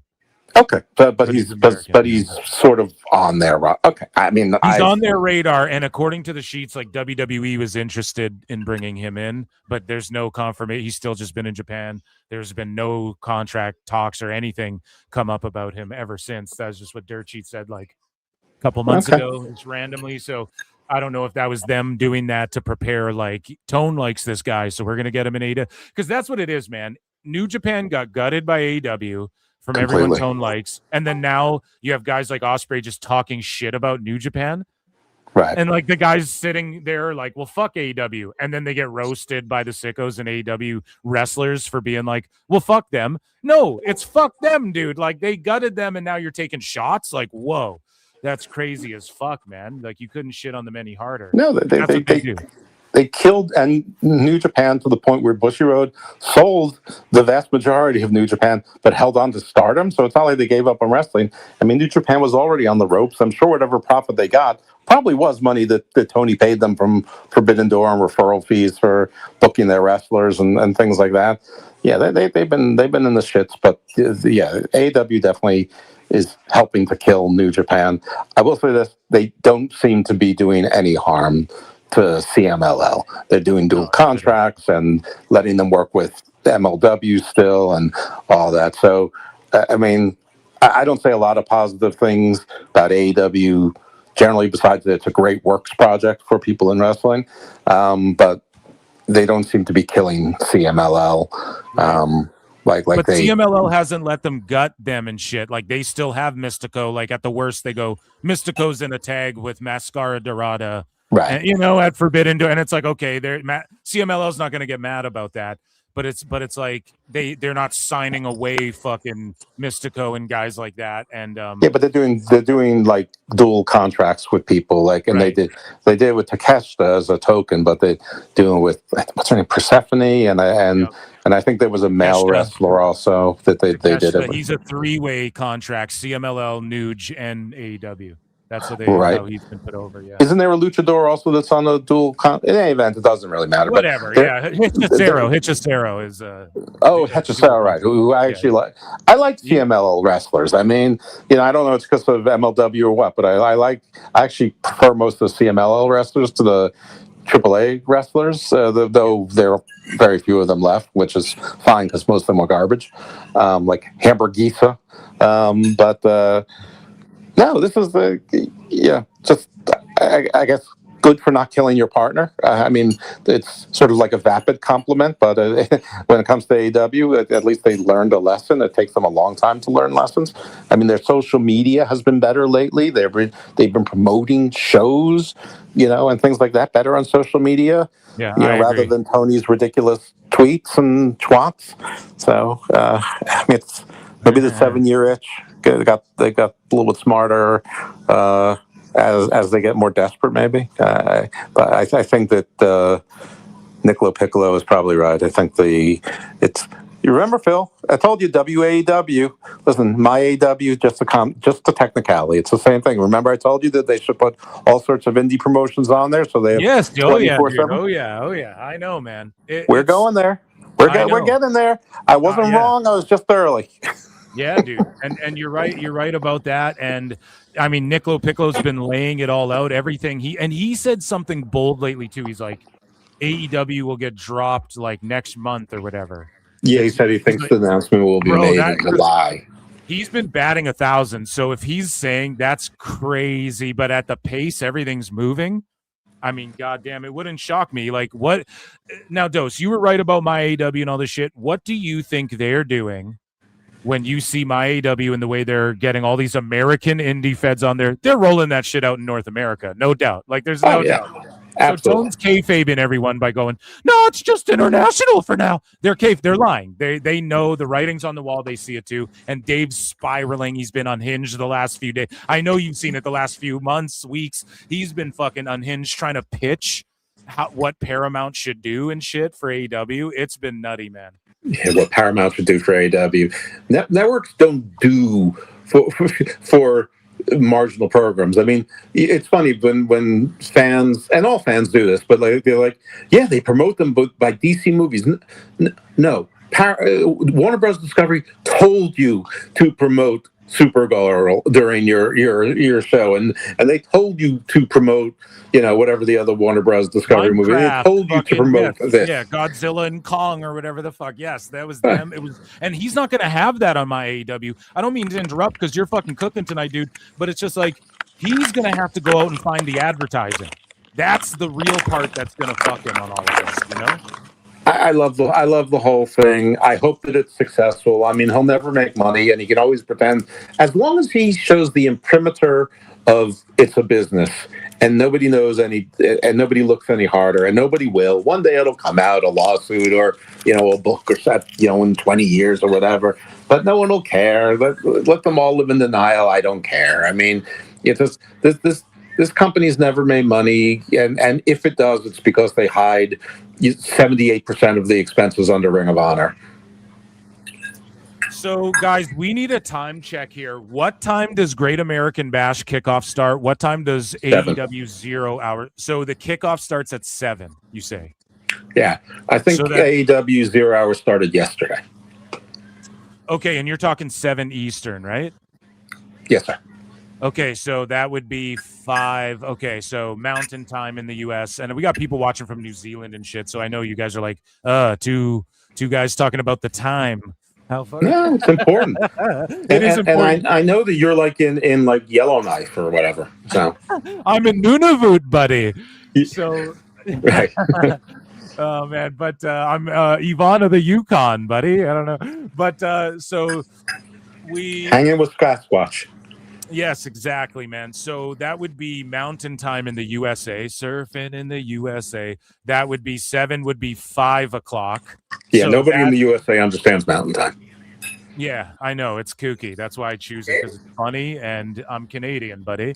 Right. Yeah. So it starts in 1 hour from now. Perfect. So that means that AEW's show starts when? There's 0 hour because they're adding matches as this shit could start an hour early for all we know. I'm telling you, I think AEW 0 hour started yesterday. I mean, yeah, it's already been on. They just had Balls Mahoney on. Yeah. They just had fucking okay. So the 0 hour, the buy-in is 7 EDT, which is Eastern Daylight Time. So that's the same time as Great American Bash. So those are going head to fucking head. This will be done by that time. TNA show will be. So those are running head to head. Great American Bash is on the CW, and it won't be on the entire time that Forbidden Door is. But Forbidden Door is going to go 4 or 5 hours. Tone's just, even though he doesn't need to, this is the show where you don't need to do that. Just give a couple really cool cross-promotional matches, get in and get out. But he's going to go 5 hours anyway. Yeah. Right, and then as I see the card, most of them don't look like really cool cross-promotional matches. The cross-promotional matches look pretty lame. Some of the regular matches are okay, but there's nothing Forbidden Door about. I mean, there's nothing been Forbidden Door since year 1, really, but at least year 2. Like, he should do this every 4 years, and whatever. There's a million things he should do and could do, but doesn't. Yeah. Why isn't your friend Lincoln Hawk talking? He can anytime. He just lays in the cut, dude. He lays in the cut. He jumps in. This is why I love Lincoln Hawk. He knows how to do the dance. He knows when to jump in, when to get out, when to he understands the flow of it. So he's a lyrical gangster. He's like a talk ninja. Yeah, man. Or he knows how to double Dutch really well, whichever level, mental or physical, wherever you want to. Who doesn't love the Dutch? Yeah, exactly. Okay, so let me tell you a story it's not exactly double Dutch, but from today. So one of my multi-time guests on Garden of Thought, he's retired after 36 years of being a college professor. He's retired technically as of August 1st. He's in Baltimore because he's from here originally. His mom is dying. So he's like, hey, let's meet up. So we meet up. We went Dutch. Usually someone like picks up the tab or something. Yeah. So we went Dutch. I can't remember the last time I went Dutch with something on somebody. Yeah. And is it gay? Is it gay when it's two dudes who go Dutch, but you're not like? Is that technically a date? I wonder. I don't know. I mean, we were in Hampton, which is a very inclusive neighborhood, so yeah, maybe. And in this case, he's the older man. I mean, he's 10 years older than me, so you know. Shout I mean, out that's for better or worse. We're both married to women, but still, that doesn't count. Shout out Devin Prince with an X who says GAB kickoff at 6 Eastern. I head over to their YouTube channel. It is right now. So Great American Bash actually has a 2-hour pre-show is what I'm discovering here. Oh, those motherfuckers. As Brookside, damn, we are wrong. Brookside got the dub. She won? Yes. Yeah. So Xia Li took the L, guys. I'm going to stop that poll. You guys should not have listened to Phil Marks. I'm split tonight. I even doxed myself points like Herb Dean should learn to do. That's a UFC joke. I don't know if people even watch I have UFC no crush on Xia Brookside. Yeah. Lei Ying Lee, 92% he all said her, 0% said Xia Brookside, and DQ Schmaz only 8%, 0%. Come on, PWT Universe. You know, poor people don't like I mean, AEW. they were right. Lincoln was right. Lincoln was right. You picked Xia, dude. Yeah, well, Lincoln was right, and I think that's good because he watches it weekly, so he should be more right than me, who doesn't watch it weekly. I don't know if you watch it or not weekly. Yeah. Hey, Doug's question for you. Oh yeah, go shoot with the question. How much of this is harder for Xia Brookside being with her dad being Robbie Brookside, but it being very different than what she does from a wrestling standpoint?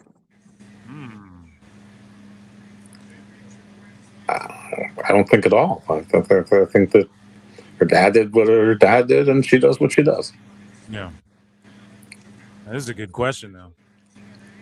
But I don't know. I truly don't know.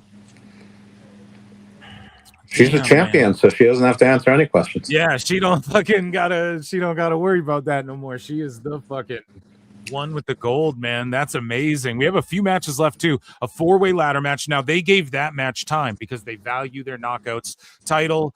That wasn't my favorite match of the night, but they gave it longer time. Some of these other matches a little bit shorter. They're world titles. TNA treats them a certain way. And I love the formatting of their show, right? Like this one went a little longer. Okay. You're not burnt out of wrestling by now. We're going to be, though, folks, by the end Overall, of it's been a good pace, though. You're right. Yes, absolutely, man. They've been, and even the pre-show is done really well, I thought. So we have a ladder match, which is now a 4-way, not a 3-way. So even more guys to get their shit in. And then we have the world title match. So actually, pardon me, we have 2 matches left. And I think I'm going to stick with my guns. I think Nemeth is going to win this shit. Obviously, that match isn't up next, but they're promoting Lockdown in Chicago. I like that they're bringing Lockdown back. Let me get a poll going here because it's got to be the ladder match next, no? So does this mean I have to get a third screen on to watch the Great American Bash kickoff, or is it just talking? Sorry, repeat. What are you asking? Is the Great American Bash kickoff, is it just talking, or is there going to be a match involved? I don't think I think that's a great question. Chat, inform us. What is going on with the GAB kickoff show? Is it matches, or is there one match slated? Now, apparently it's a 2-hour kickoff. Am I mistaken in that, or does the actual show itself start in an hour? I'm not sure, but if it's a 2-hour one, certainly not in the first hour. There's no way. So far, I have it pulled up here. It's just them doing packages, and it's Sam Roberts and fucking Megan Morant talking. Ooh. Of all the people who lose their jobs, how come she has it? I mean, I'm not rooting for anyone to lose their job, but she's the least interesting and least attractive on their entire team. And so is Sam Roberts. So that goes for that whole team. He's a fucking there are documentaries on Sam Roberts. Shout out, I think Porcelain did one on Sam Roberts. Was it Porcelain? No, it might have been someone else. Either way, it doesn't matter. But Sam Roberts. There's going to be a documentary coming out pretty soon about Lufisto. So just a shout out for her. Nice. Yeah. Shout out Lufisto and her doc coming out. We'll promote this shit. You guys got to come on and talk about the doc. That's what we're doing. We figured it out right there. There you go. That's a good reason to follow up with her. Yes, absolutely. Thank you for that. I will message her and let her know that I heard she's got a doc and I want her to come on and promote that shit. Okay, so let's get a new poll in the chat. Here, I have to give myself I did. I gave myself an L for that one. And let me get a new poll going. This will be a title match here for who do you think wins the TNA Tag Team Championships? Lincoln, who do you think out of these 4 guys? Bro, this is actually really freaking hard. So you got the Hardys. You know what? I'm going to say the Hardys.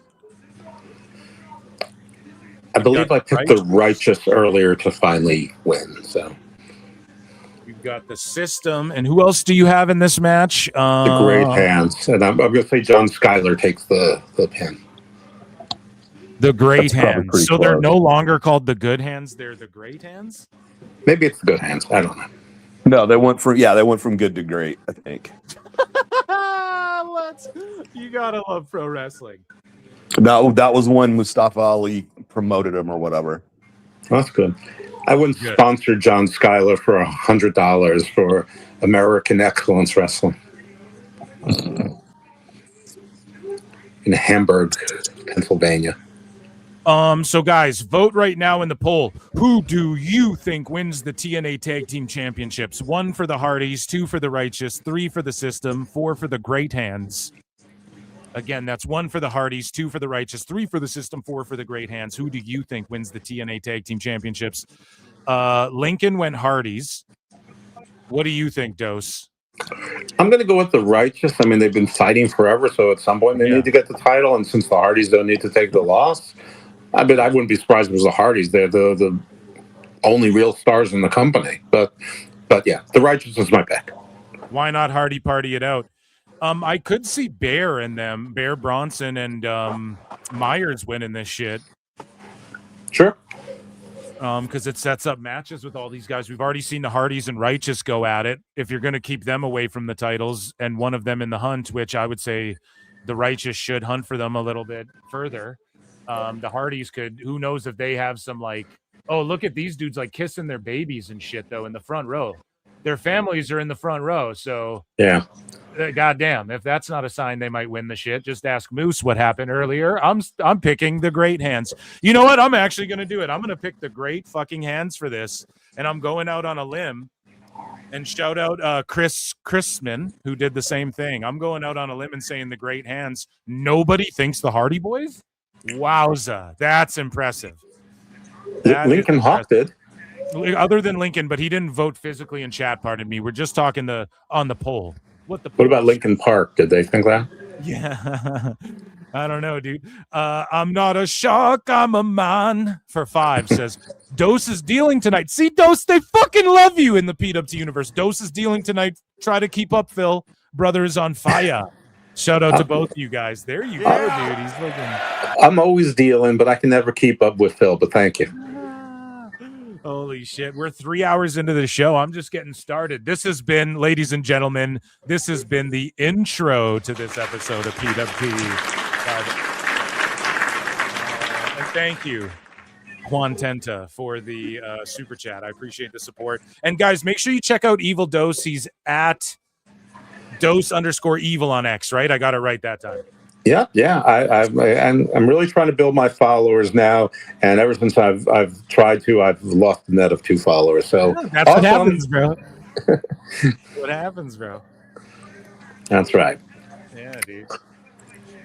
People, I don't know. People don't like seeing people blow the fuck up, and so I don't know. You just gotta nose down, stay doing what you're doing, man. I love that you cover the shows that are fucking like people.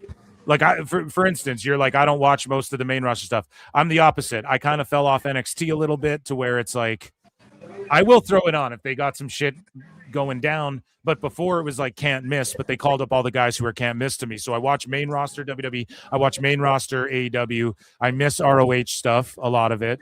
And I keep my finger on the pulse during my show. Like because of my show of like what's going on in Evolve and stuff. Like, what do you think of the Unknown, dude, in NXT and Evolve and shit? What do you think of Vanta the Unknown? I thought that was a great vignette. I fucking love it. Yeah, I'm very excited for this. Evolve is turning into a real television show. It's actually evolved from a terrible no continuity television, barely a TV show, to a TV show. It really deserves to be in the NXT real studio, maybe a different color scheme, and to get its own TV deal, because it's that good and they're that loaded with talent, up and coming, and people who are trying to keep their jobs, like Cal Dixon, and I think Thea Hale will be there, and Nikita Lyons completely transformed herself. Oh, completely, dude. She's so good now. Yeah. And Carmen Petrovic was working there for a while, and now she's with Paros Demal. And, to me, I've been watching wrestling for over 50 years, and it's pretty much all reruns now. And I don't love the actual wrestling aspect of it as much as like you do and a lot of fans do. It's not like I don't care about wrestling. I do. If a match is terrible, it's great. But if the match is great, I don't really like great. I reserve for things like Mass versus Mass, Grande versus Grande. But I'm very interested, as you know, in the business of wrestling. I'm very interested in seeing the development of young wrestlers and seeing them go up the ladder. And so that to me is more interesting than, watching LA Knight say, yeah. And I've been in the LA Knight, I'm all set with Yeats and Seth Rollins and all that shit. And like I said, I watch a PLE once a month. Yeah. And that's plenty. And I enjoyed, like, I hear people saying, this sucked, whatever. I'm like, perfectly good to me. Especially these ones in the afternoon. What a lovely way to spend 3 hours in air conditioning. Yeah, no doubt. Oh, my goodness. And this match is going off, chat. My eyes are glued. But yeah, as I was saying though, I like that you cover those shows because nobody like makes that the focus. And so I'm telling you, there are gonna be people in like even in like 20 years who are like, man, remember Evolve? Oh, there was a podcast that used to cover all the Evolve episodes and shit. That's you know what I mean? Someone's gonna do that one day and they're gonna be like, I hope so. Yeah, and listen, dude. my co-hosts are people from the business. Mr. Thomas just was released from MLW like 2 months ago after being there for 5 years. And Lufisto, obviously a legendary forerunner of women's wrestling, been in the business 26 years, and she's not entirely out of the business now either. So those are my co-hosts, and so if you're not interested in me, at least pay attention to them. And and I think at some point down the line, Thomas is going to probably arrange for some guests. Yes, for sure. Sorry, you're going fucking crazy in this match, dude. There's a moonsault to the outside on the fucking the way they set up the big man too, flying over the top. The Righteous. I love Dutch. Holy shit! Yeah, that was amazing. And shout out Dutch and Vincent who follow PWT. Nice. On X, they're really good guys. They appreciate the sport. Let me tell you one thing. I don't know if people know this, but I was a Ring of Honor fan like in the last 5-6 years until the end, and they did a lot of stuff in Baltimore. I went to all the shows, and Dutch was in the ring with Brody King, who's a gigantic man. Yes, Dutch is much bigger than Brody King, and they both do, like Keith Lee did in his prime, they do moves that they shouldn't be able to, like Ivar. He's one of those guys. They don't showcase it as much as anymore, but he could. I suspect he still can, and they just don't want him to, so his career lasts longer. But he can be a special talent.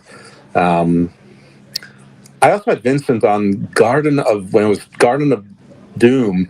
Episode 66, Vincent was on, and we were just talking about like he loves horror movies. Good guy. I wouldn't say it was the best show that I've ever done, but I expected him to be wackier than he was.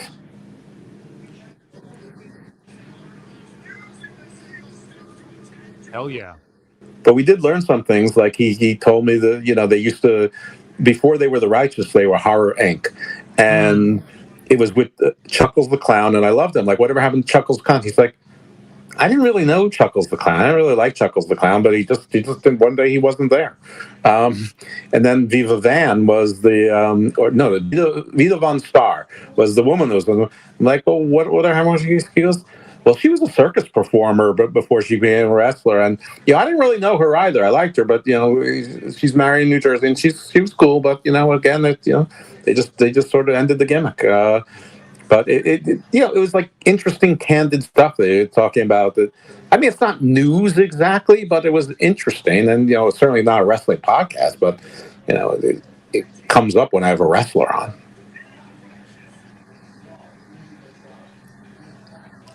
Dude, this match, these guys everyone's going off. They're hitting some great spots. Everyone's selling their asses off like crazy for the Hardys.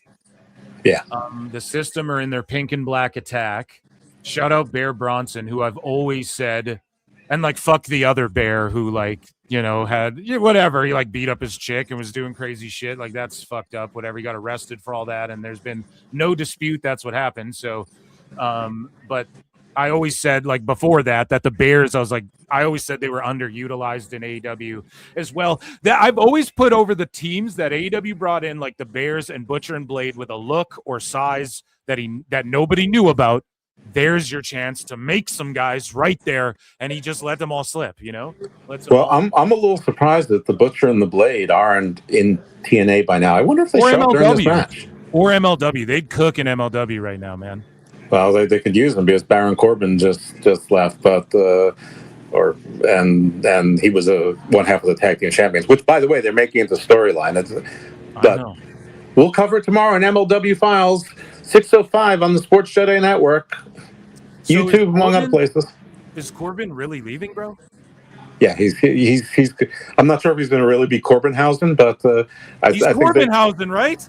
I think they're going to team him up with Josh Briggs, and I think they might be the Corbinhausens or something. I don't know. I'm just guessing the Josh Briggs part. But, that's a great idea. Yeah, him, and that would be good. Here's the thing, though. Corbinhausen is the way to go. Damn right it is. Because he looks like, if you painted his face, he looks like tall Danhausen with the tats and everything, like they would look like similar dudes. One of them's bald, but you know what I'm saying. Okay. Yeah, he looks like Frankenstein. Yeah. And Josh Briggs could look like Frankenstein too. And Josh Briggs doesn't really have much of a character, and he's got a nice looking face, so the makeup would help him too. Again, I'm entirely projecting on Josh Briggs. He hasn't been on NXT in a while. They haven't released him, so I'm figuring that I figure that the Corbin and Dijak were doing the skyscrapers for the last year or so in MLW, and they'll just do the skyscrapers version again, just substitute Briggs for Dijak. They're gonna rip it off. Oh no, poor Dijak. Poor Dijak. Oh no, Dijak. Well, Dijak is kicking ass on the indies. I mean, I know that's a harder life, but he wants back in WWE though, and it'll never happen, man. If he's not coming in to just do the skyscrapers in WWE, man. No, I don't think it is, but never gonna happen. They have, sorry to fucking interrupt the flow here, but the Righteous brought in a ladder with barbed wire and roses, some Midsummer type fucking, if you've ever seen that movie. It's their whole evil garden gimmick thing. Yeah. So this kind of rules. All gardens are evil. Rabid Wolverine LC Killer 17 for 2 sweet says, do you think a hot dog is a sandwich? No. Glizzy talking chat. No, a hot dog isn't a sandwich because a taco's not a sandwich, and a burger is a fucking burger. Now, maybe you could say it's a type of sandwich, possibly, but I don't think. I think a sandwich is more like the contents of it than. Because, like, here's the thing: if you make a peanut butter and jelly sandwich in a hot dog bun, it doesn't make it a hot dog. It's you know what I mean? Like a hamburger's because there's a burger on there, or a chicken fillet, or whatever, a chicken cutlet, pardon me, or whatever the fuck. So like, it's more of the contents of the sandwich that qualifies the sandwich than the bun or the wrap. And most people make this mistake when debating this. They focus on the bun or the wrap itself, I think, when really it's the contents of it that qualifies it as, like, if I made a sandwich with just taco filling, is that not a taco but just with bread? You know what I mean? Like that, it's not a sandwich. It's like a. I don't know. I love this way that you're looking at it in the logic of your argument, though. I don't know that I agree. I mean, I don't oppose someone calling a hot dog a type of sandwich. I mean, it's between some form of bread, so I don't really much care. but to me, a sandwich is on bread, like some form of sliced bread. Nice. Hoagies or subs or whatever are on rolls. The sandwiches that are on Kaiser rolls, I'll give them that. But yeah, I think a hot dog and a hamburger are something different just because of the roll they're on. But I don't think it's important. I think if you said I want a hot dog sandwich in a restaurant, somebody would be confused. Yeah, like a hot dog sandwich would be like, that's like when you grow up poor like I did and you put the hot dogs on the Wonder Bread because you don't have the fucking the buns, right? And if you ask for a hamburger sandwich, you're getting a patty melt. I mean, there's a word for it, so. Yeah. The store brand bread with the fucking hot dog and then just mustard on the glizzies too. No ketchup. Right. Now chili, cheese, mustard, onions. Google hamburger sandwich. Let's do it. Let's literally Google hamburger sandwich. Yeah, so it's like a hamburger on bread because that's what it is too. Like when you eat, have you ever had like a Salisbury steak on bread with the gravy and shit? Like that's not a fucking burger. That's a whole other thing. So I don't know, man. It's all up for debate. I'm with Dose though. I'm not mad if you do call it that, but I don't think it is. I think they're all their own unique things, right? Yeah, open face sandwiches. They call them sandwiches but I think it's because there's bread involved. I don't really consider them a sandwich, but and I don't think that your caller or with the chat really, is too invested in the answer. I just think it's one of those things that causes long and somewhat interesting conversations. That's an easy way to, spiral people. Oh yeah, dude. Dose, that will be in chat for the next 3 hours. Yeah, dude, you should have seen like one time I said like no, like you don't put ketchup on a hot dog, and it was a whole thing for a whole show. I was I like, know dude, people you, who put, but yeah, you're right. That yeah, no like when mustard. you're a kid, you know, but when you it's Right. mustard, sauerkraut, if you like that, peppers, I like peppers, I like onion. I'll even do mayo, like Chicago style. Sometimes I'll throw a little mayo on that. Relish. And that shit. Relish, of course, yeah. But like peppers, whether it's banana, Ooh, ouch. yeah. Do you dress the dog or dress the bun? So here's the thing. And thank you, Kevin Pierpont, for Too Sweet. Now we almost have a finish to this. The system's going to pull it off. I went the great hands, but no. Oh, Myers collapsed. Wow, from the poison flower. Poison Ivy has entered the chat. Do you dress the dog or dress the bun? So here's the thing. You dress. I know what you mean. You dress fucking both. So some things go on the bun, then the fucking glizz, then the rest of the toppings. So I could break down how I do mine, but Dose, jump in on this. I would say I dress the dog if the dog is already in the bun. I don't fix the bun first and then put the dog on it. I put the dog in. I put the amount of mustard I want. Then I will generally put sauerkraut on top. I don't love a ton of sauerkraut. I just want like a decent amount. I will then drizzle a line of relish there and chopped onions. And to me, that is perfect. See, me, what I do is if I'm doing, so I don't always do cheese and mustard on a dog, but let's say I am, just because I'm going to say like, this is how the Philmarks works here. I'll put the mayo on the bun, then I'll do the cheese on the sides, and then I'll put the glizzy in the bun. And then that's when I do a hit of mustard, and then I'll do hot peppers. And again, I don't always do everything, but a little bit of sauerkraut, maybe onion. I like onion more than sauerkraut. So for me, I'll do like, that's where I do the relish, the mustard, the fucking pepper, whatever. And then I top it off. So I dress both. But I don't mind it either way. I'm just saying when I make them at home. We have another super chat here. Lucy Moody 4927 says, Phil Marks, is a muffin a cake? What do you think, Dose? I do not, because I think there's a word for a muffin that is a cake, and it's called a cupcake. Exactly. I think that a cake qualifies when it is, and I get it, there's ice cream cake and things like that. But here's the thing, too. Cheesecake, I consider more of a pie. Me too. I'm with you on that. Yeah, I consider it 100%. more of a pie because it's like, say what you will, it has a crust, and it's like a cold filling it's cold. You do the opposite of, you don't always bake a pie, like a lot of times, or you bake crust, but you make the filling, but a lot of pies are cold filling, like you'll get a coconut cream or whatever, and it's like, and it can be cold or whatever. So I consider cheesecake pie and not cake. But I think that's just it. A cupcake is a muffin's version of a cupcake. But then what is a muffin? Is it like bread? No, I just think it's its own thing. Muffin is muffin, you know? Great question. Muffin is muffin. Yeah.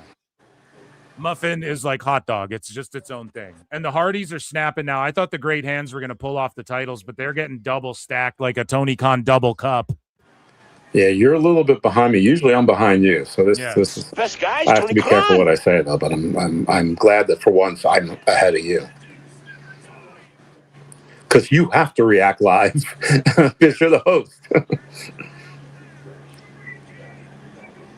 Oh, so banal. Well, the expert was right again. So is it the Hardys? Is it the fucking Hardys? Oh, shit. Not yet. Not yet. Oh, and Jeff just deleted himself. Delete. I'm stopping the poll. Delete. I just said I shouldn't do that too. No, it's fine. It's fine, dude. The fucking Hardys pulled it off. Yeah, I am like a minute behind you, but it's all good. It's just because I'm disappointed. Otherwise, I wouldn't have. I mean, I just you know, what do you do with the righteous now?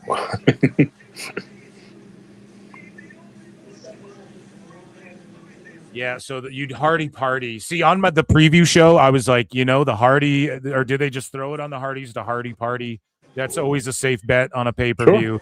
Well, it also sets a record. I think they're the only 5-time champions or tag team champions ever.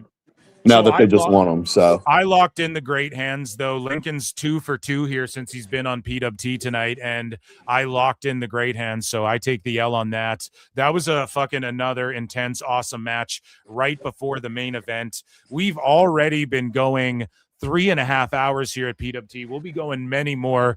Get your super chats in, hit like, hit retweet or heart, wherever the fuck you are. If you're watching on replay, hype the video and check out dose_evil on X. And I know Lincoln ain't ever plugging anything ever, so he's just hanging out, laying in the cut. So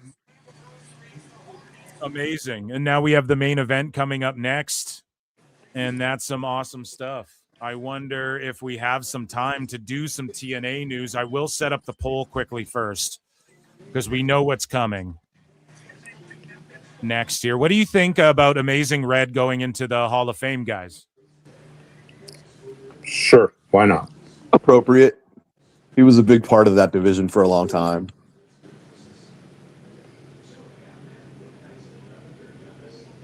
And Kazarian had to kind of break kayfabe a bit to deliver it to him. No, he didn't break kayfabe. It was a babyface move for a fucking very present heel, you know? Oh, no, another wrestler journaling. Mike Santana, Sweet Louisiana, takes on Nick Nemeth. Now, guys, I've been saying this since Santana won the title. I said, you know, and then Nemeth gets it off him way down the line because I don't suspect he goes to WWE, but Santana's going. Sooner or later, he is going to WWE. It's been stooge, so... Maybe that factors into the Cruz decision as well. Yep. Guys, who do you think wins the TNA World Championship? We know it's coming up next and last. 1 for Mike Santana, 2 for Nick Nemeth, 3 for DQ Schmaz. Wherever you're watching, vote in the chat. 1 for Mike Santana, 2 for Nick Nemeth, 3 for DQ Schmaz. I am going with, and I am going to lock it in, Nick Nemeth. I think the dirt sheets are accurate. I think Santana is going to be maybe an NXT. He could go straight to the main roster. Honestly, he could. But I think NXT and AAA mostly. And I think he will be prominent in AAA as well. I think he will be featured there. Crowds will go nuts for him. And I think he will also end up on the main roster. Like one day we'll see Mike Santana. They'll at least test him on a Raw or SmackDown. I firmly believe that. Let's see. Like a Joe Hendry thing. Yes. Ladies and gentlemen. Nice tribute to Kona. Chris Jericho. I look and see it's not just me. So many others have stood where I stand. We are the young, so raise your hand. They call us problem child. We spent our lives on trial. We walk an endless mile. We are the youth gone wild. We stand and we won't fall. We're one and one for all. The writing's on the wall. We are the youth gone wild. Let me get wild. Yay!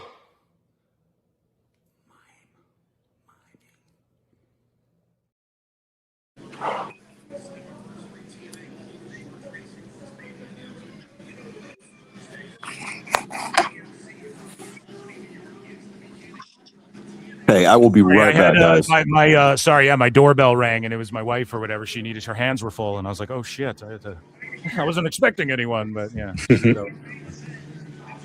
Okay, so guys, main event's coming up. Hope you enjoyed Jericho. Appreciate the whole round of. How about a round of applause for the PWT universe today? And yesterday. Yay!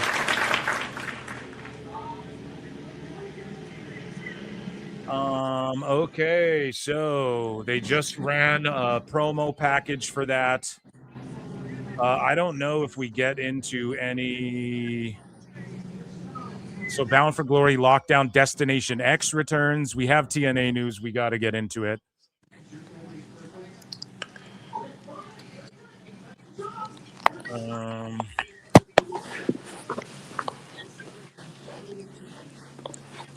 So there's going to be a TNA Knockouts television tournament.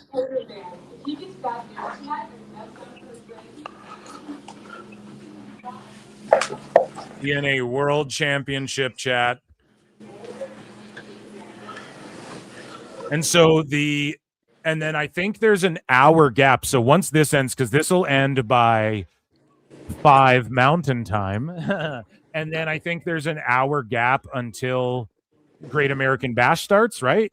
Are we accurate in that? I was going on the assumption that it's going to be 7 to 10, and because I think that CW has a 10 o'clock news, but I could be wrong about that. Okay, no, you're probably right about that. So right after this, GAB will start.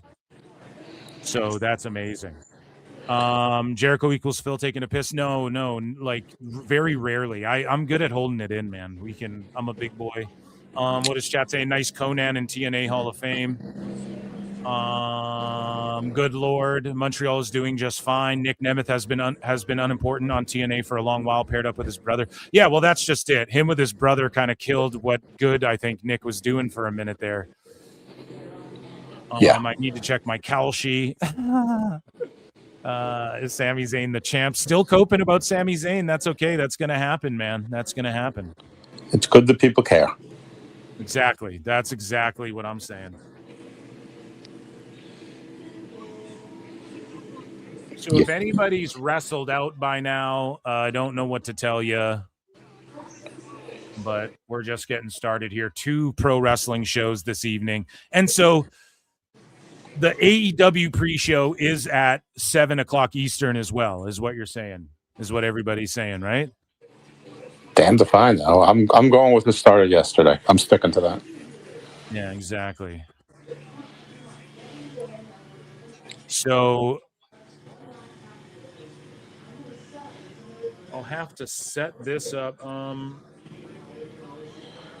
What time does AEW Forbidden Door 0 hours start? Just to double check. I just want to make sure.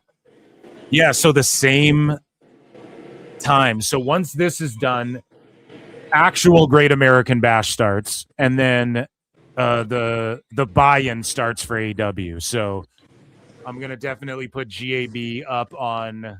So AEW is going to end after midnight again.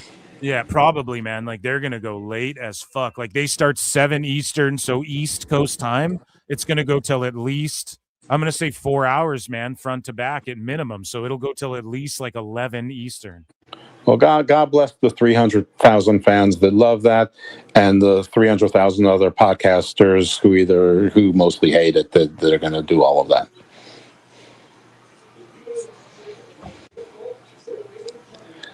Godspeed to all of you. Yeah, for real, dude. You're like, I ain't sticking through all of that. No, I gave up AEW about 2 years ago. I tried to watch 1-0 hour, and I didn't make it through the whole thing, but I will tell you this, the best match was the one that was with the Costco guy, Big Justice, and Shane Taylor Promotions, which it's a shame that they've got to lose to QT Marshall and Justice Guy, but there was a fun scene. I think it's Gia Scott who's with them, with the Rizzler, and everyone's like, "That's sexual harassment." Shut up. Why do you have to complain about everything? I mean, I know. I agree. And also, it sucks that they're stuck with that Big Boom Justice guy who's a serious wrestler, because that's how they booked him. He's not like a social media guy. Now they're stuck with, like, they have to really give him matches. You know, it's such an L. Tony just does everything. The best guy is Tony Khan. He does. He absolutely does. And QT is a complete zero. And he's unrecognizable. From the last time I saw him to now, he's unrecognizable, and not in a good way. Look, guys, for all of you KTV Radio Canada haters who are getting upset, he fucking smashed himself to oblivion. He put cocaine is less great than Sami Zayn. He did it backwards. Oh no, KTV Radio. I like you, bro. They're pissed. Chat's pissed that you're still crying about Sami Zayn, but you did just spell it yourself, dude. You did it backwards. Or that he decried cocaine. Maybe they all really like cocaine. Yeah, or maybe you just actually hate cocaine that much. Yeah, and your audience loves it. So hey. No, he said, "Oops." He knows what happened. You learn in math the alligator eats the bigger number when you're doing greater than and lesser than. That's right. Well, he got confused. He thought maybe it was a crocodile and thought differently. Yeah. Oh shit. And math with Grand Caymans, very difficult. Oh, that's by the way, Phil, I like your logic with this one. I have no idea. Lincoln Hawk is being quiet. I was just going to go with his pick because why not? But I'm going to go with yours. Because what the hell is this guy holding this stupid call your shot thing for 8 months for? You know, if not to win it, you know, and And he even won it. Sorry to interrupt. He even won it from Kazarian because there was like a standoff for who actually won that fucking thing. And then they had a whole ass match and feud where like Nemeth won it to fucking then get this shot. So I'm with you there. Yeah, and I mean, listen, it's always safe to put a belt on Nick Nemeth when you know, in case of emergency, break glass and give a belt to Dolph Ziggler. Yeah, he won't embarrass you. He'll do a good job. He'll make people look good. And Lincoln skated for a little bit, guys, but he'll be back. He has the link. He probably wants to skate out and just lock in on this fucking main event. Like I said, he's a TNA hole through and through. Like this is his favorite Fed, you know? Yeah, I have to skate out. I'm probably going to skip this match. Okay. Yeah, that's right. You have some Great American Bash work to do. And you have the link if you want to come in later. Feel free. Don't feel like, oh, can I come in again? Yes, you have the link. Jump in. Everybody Thank you, go and brother. follow Dose on X, Dose_evil. Yep. And round of applause for him. And make sure you check out his shows and everything he has going on. Yeah, everything I have going on, but definitely check out the wrestling shows. One is on Wrestling Soup, and everything goes to them, and one is on Sports Jedi, and everything goes to them. So I'm doing nothing for me, just for the love of the game. Absolutely spectacular. Everybody, again, thank you, Dose, for coming in. Round of applause one more time for Dose. Thanks, Phil. Yep. Thanks, everyone. Bye-bye. Awesome. Amazing stuff, guys, here at PWT. What a start to a fucking amazing show. And this has just been the intro to PWT, and I need you guys to vote in the poll. Dose might come back. Lincoln will probably pop back in. I mean, it's a long one. Other folks have the link too, so don't be surprised if there's any run-ins or anything like that. And yeah, this main event is going down, a tie-up. The crowd was white hot chanting. We're gonna see who walks away with this. My vote, if you guys are just tuning in, 1 for Mike Santana in the chat, 2 for Nick Nemeth, or 3 for DQ Schmaz. There's a poll up on the screen there. You just put it into whatever chat you're listening to, and or wherever you're viewing this. And my vote's Nick Nemeth. I think Nick Nemeth, again, has held that cup for so long. He had to fight for the cup after he felt he rightfully earned it already. And again, these are like 2 of the top dogs in TNA, and he did great stuff when he had the TNA title the first time. Santana likely going to show up in fucking NXT and AAA and stuff like that. Because let's say Naraku and Tony D go up. Santana can slide in there. He can beef with Will Cruz or whatever his name is. So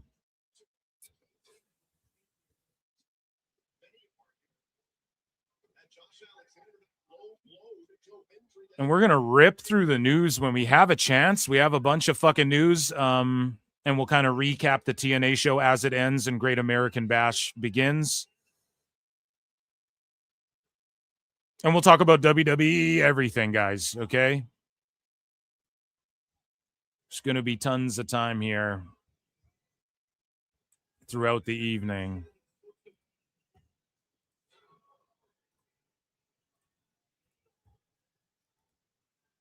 And now these guys are just like, the crowd is hot for this, right? Like they're just kind of doing holds, working each other over, trying to get quick pins, headlocks, dumps to the outside, stamina breaking stuff, you know?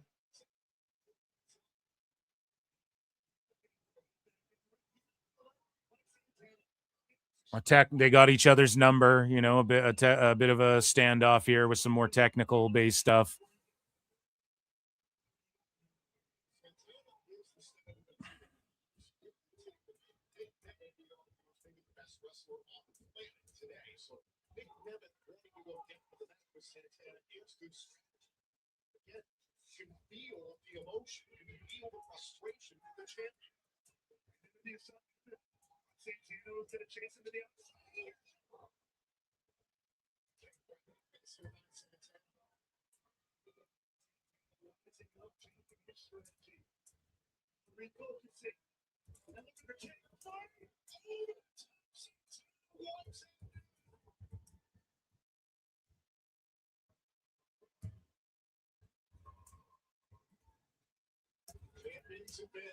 Here we go.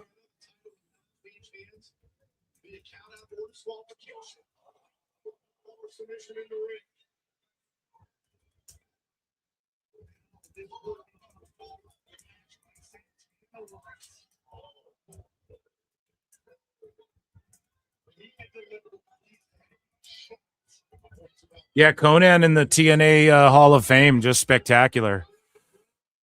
I'm pumped for that, guys. Big chop from Santana. A big, nasty, disgusting chop.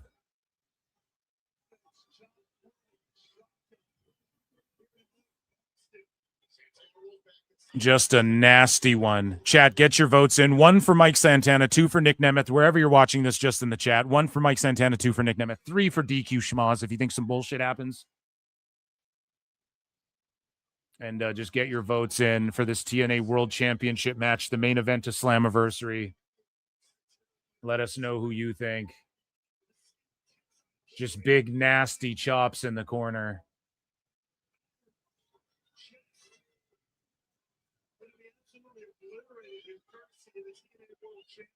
In the corner of the outside. Oh, and what happened there? Santana like chopped Nemeth in the face and then just stomped on the back of his head. Oh my God. Now they're just getting nasty. Holy shit. What happened there? Like Nemeth fucking, was he supposed to chop the post or did Nemeth just fucking think in his mind, I don't want to take that one? What happened? He just dropped down, gets chopped in the face, sells it like he got KO'd. And that's when Santana stomps him in the back of the head. Then he just ugly tosses fucking Nemeth. See, and Santana's looking at his hand. Was that the chop hand he was using? I'm not sure, but he's like, because he almost fucked up. And then he just ugly tossed Nemeth fucking chest first into the barricade and those chairs. And he's just out. And now Ryan Nemeth's out here like, man, fuck you, which he just shouldn't be involved in this. He sullies whatever Nick Nemeth is doing. I'm sorry.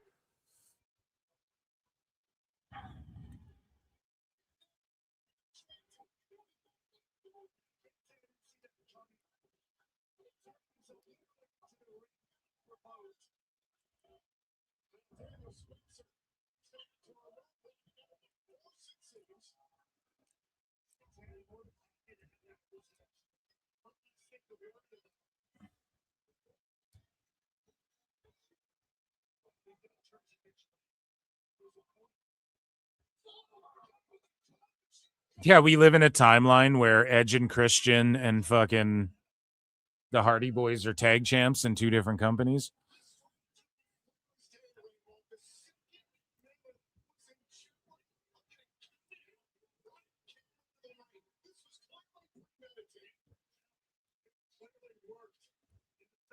Okay, Peter Rosenberg, Skeeter Rosenberg, such a fucking mark. If you have anything, this is what he's saying. If you have anything negative to say about Sami Zayn winning the title, you suck and you don't love wrestling. No, you still love wrestling. You just have a differing opinion on, maybe like there's a myriad reasons why you might not like or like somebody. So he's just working motherfuckers.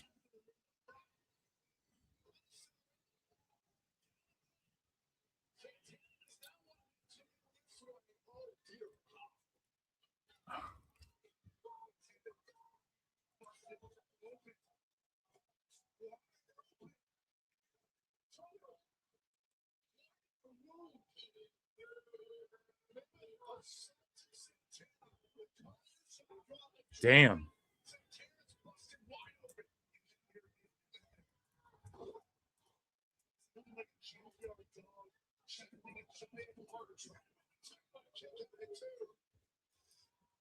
Yeah, these guys are scrapping. Nemeth and fucking Santana are scrapping, dude. So far, that Moose match, and I mean, I'm fucking locked into this match right now. These are the two show stealers for me. And then there was some fun shit in the Ultimate X and some of the, you know, so the ladder was fun and whatnot.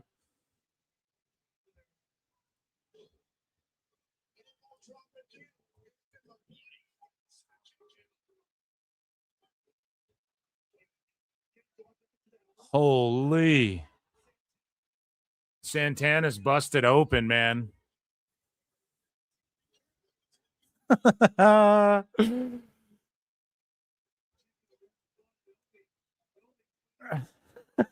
Chat, Jesus Christ. What do farmers chant at WWE events? Wheat.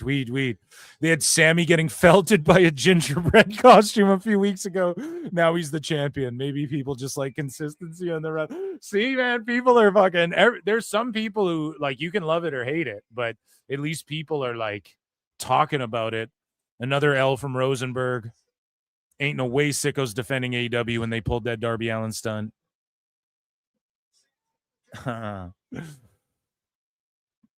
Wrestling's for dirtbags and lily pickers. You know what they say.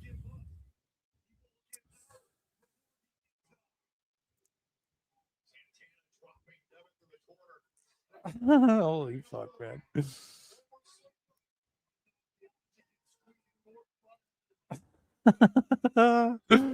Oh, man. So good.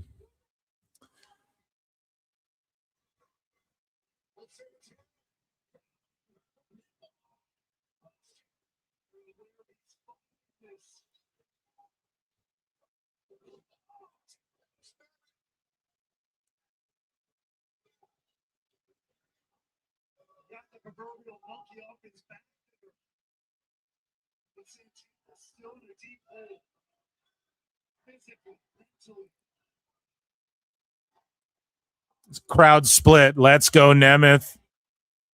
Santana. Let's go, Nemeth. Santana. Fucking amazing.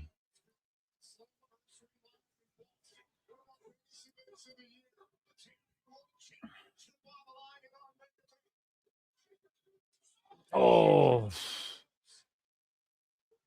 Kip up. Oh, yeah. He's fired up, pal. Is there, chat, is there any, let me know, is there any pre-show matches for Great American Bash that I might miss here, or that I did miss? Nobody's talking about it. Let me just pull it up on YouTube, I guess, again.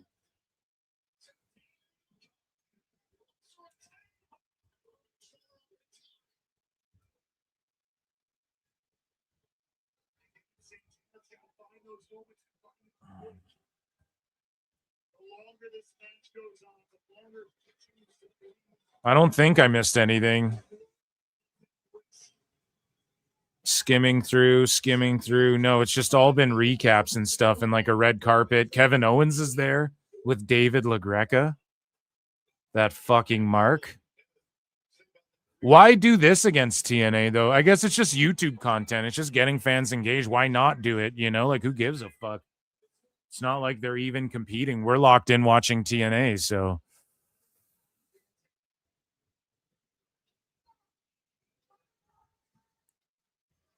No pre-show matches. Hell yeah. Hell motherfucking yeah. I'm going to definitely need more coffee, guys. That's for sure. Oh, my goodness. Oh, my goodness.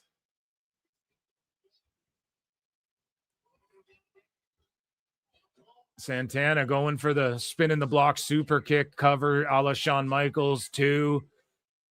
Kick out. Barely. 2.89. Yeah, I'm like a minute behind you, I think. To a T.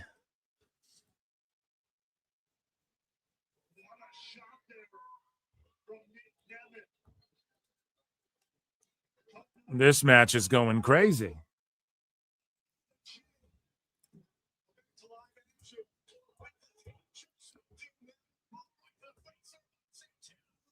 Oh, tornado DDT. Holy shit. Holy shit. Danger zone. Oh, and Santana kicks out. That could have been the finish right there. I bid on it a little bit. Holy shit. Only a little bit, guys.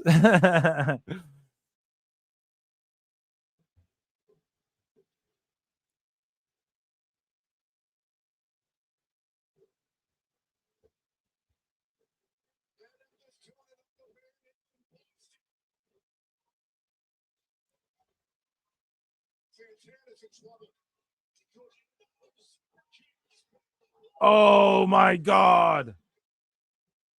Oh, damn it to the fucking holy shit. 2.9 and 99 of a tenths, King.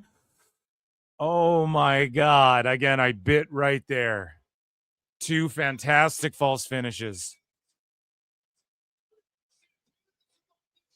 Or near finishes, however you want to class of people debate online what constitutes a false finish. So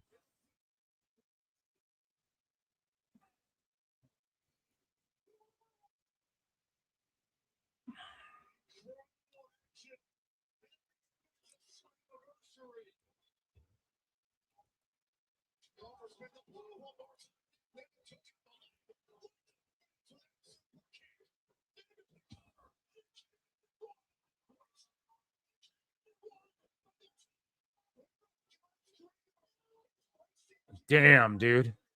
He's just fighting out. Nerds on the internet would argue if water's wet. Yeah, can't lie. I think I'm a hate watch AW. Yeah, fucking do it, bro. NordVPN.com/ProWrestleTimes. If you guys want to, like, say you're from Canada to hide your IP and protect yourself from any malicious pop-ups, sign up for that shit. Click the link below and sign up for Nord and use a VPN and jump on the pirate ship if you're like, I don't want to fucking look how bad he's leaking. Oh, and the cell on that fucking did it again. Oh my God, what a main event. Holy fuck. Round of applause.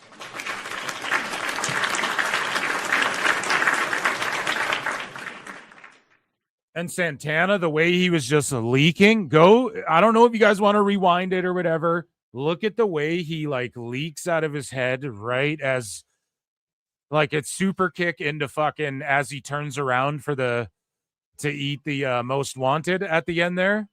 Look at how the blood just like kind of spurts down his face and then he gets hit with the fucking move. He stands there for a second, gets hit with the fucking the most wanted, the zigzag or whatever. 1, 2, 3. God damn. Just the visual on that and everything. That was awesome. That was really well done. And of course you can't control that. That's just the universe being like, you guys rule. Here's some extra super dope shit to go into the fucking history books for you. Here's some blood spurting out of you. That's just biology, son. He was born to be great, you know? And Santana's off to, you're going to see him in AAA for sure. But he won't just be AAA. Like, he will be in, I bet he'll be on Raw or SmackDown for sure. But if they did NXT, I wouldn't be shocked by that either, you know? So he just like collapsed from all the blood. And then watch, they're going to replay it. Watch it. Oh no, they replayed it like after. Just watch that again. Go watch it online. You guys will see the clip on Twitter. Because they did a different angle here too for the danger zone or the most wanted, whatever he calls it. In 2K, it's called Born Again, I think. But it's the zigzag. Way too many names for moves and fucking like everybody. Oh, I do a power bomb. It's the awesome bomb. It's the Blake bomb. It's the fucking, you know, everybody's got a different name for different moves. And then you have like multiple fucking, you have your shoot name, your work name. Some people have multiple work names.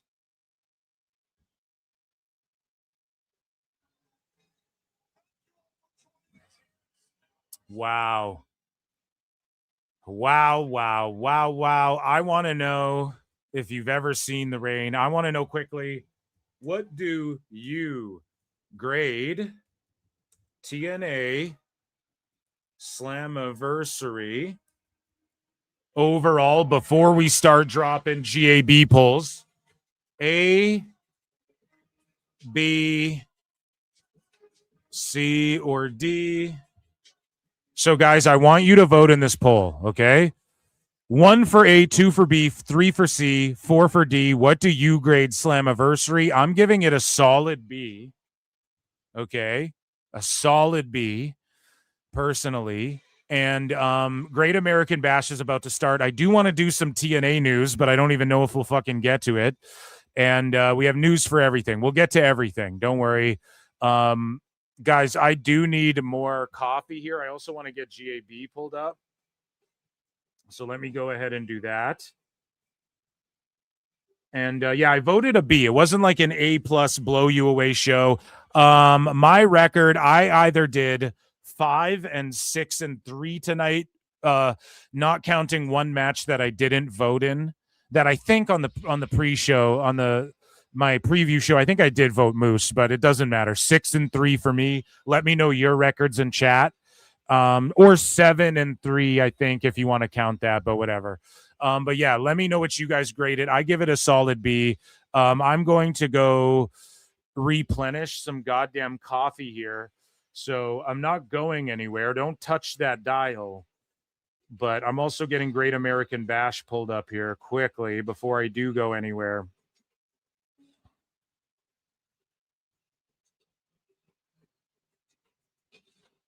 And so the AEW pre-show is on, right? Is that...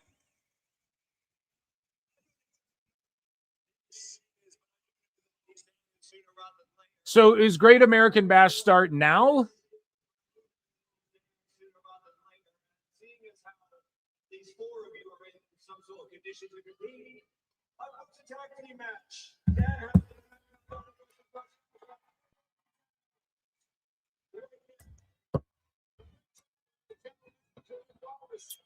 It starts right now. Okay.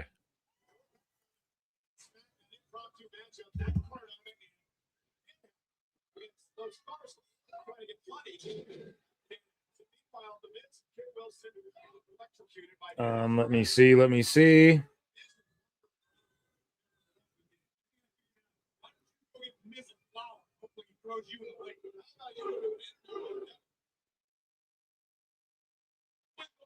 Okay, Great American Bash about to start right here. Or it is on, pardon me, as they're going through. Ladies and gentlemen, 1 for A, 2 for B, 3 for C, 4 for D. And we are going to get into Great American Bash. Let me pull up the graphic for you guys of the matches.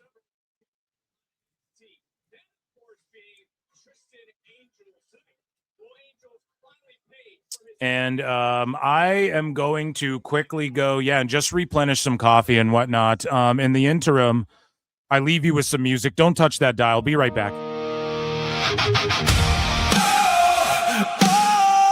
Tony Khan is the best guy.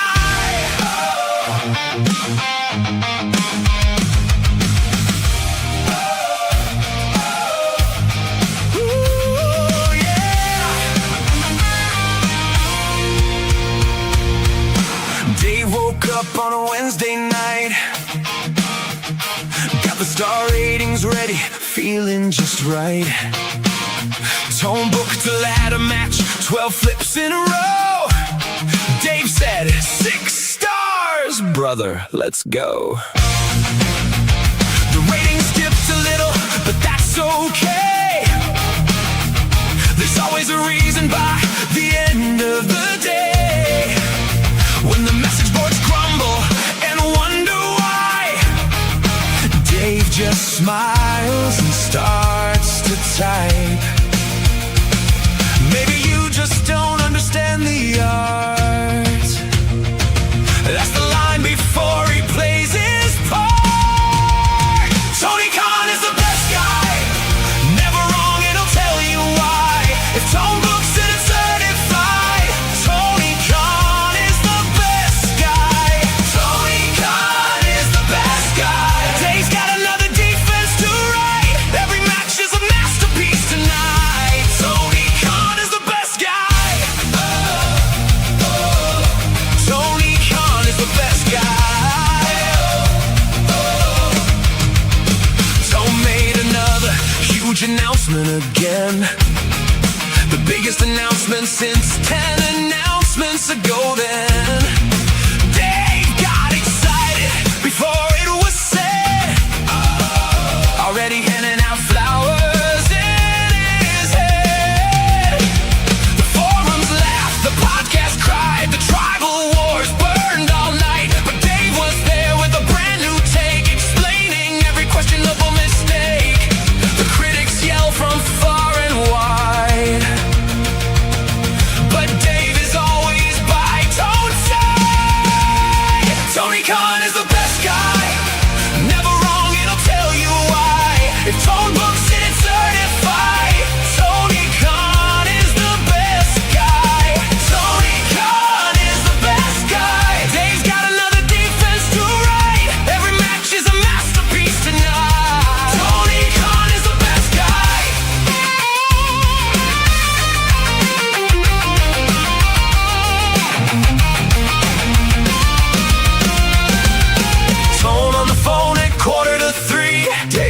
what you think of the show. Dave said, Tone, that was wrestling history. That's exactly what I hoped you'd say, bro. The fans keep arguing year after year, but Dave's got 5 more stars to give right here.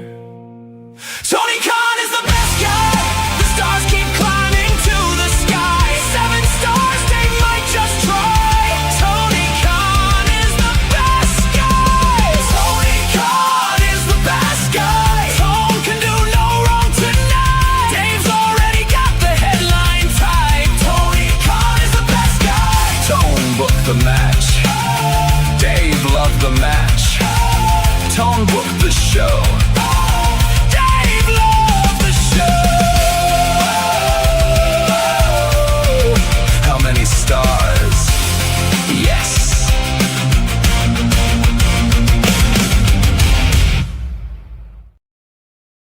Okay, guys, and we are back. I hope you guys enjoyed that little break. So 15% of you guys gave TNA Slammiversary an A, 85% gave it a B. Nobody gave it C or D. I agree with you guys with B. Anywhere from a B- to a B+, I think is a fair rating. Here is a new poll that we are showing here. Who do you think wins the NXT Championship match, guys? Get your votes in. 1 for Tony D, 2 for Naraku, 3 for a DQ schmoz. Naraku's entrance fucking rules too, by the way. I, of course, am your host, Phil S. Marks, as you fucking know, or else you wouldn't be here. And I am going to put in the chat, I'm going to say that Naraku's going to win this, personally. And I just need to make a post about GAB.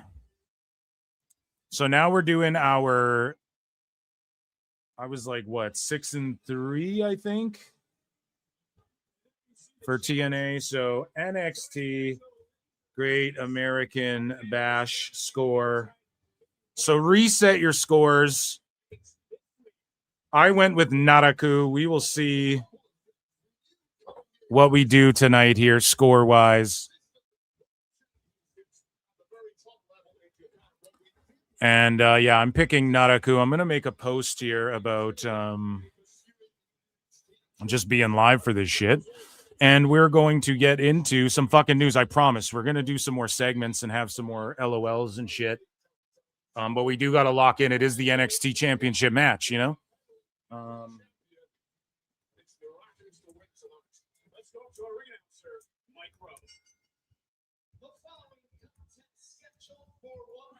America.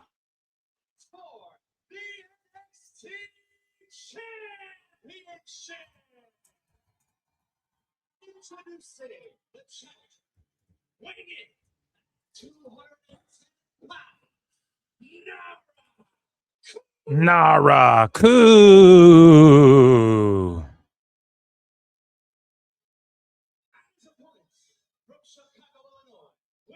Oh, man. Ricky, don't blow your load if Evil wins, okay, bro? Shout out Travis Pancos. Love your work on social media. Phil, you're the hardest working wrestling podcast around. Love it. You rule, man. Thank you, dude.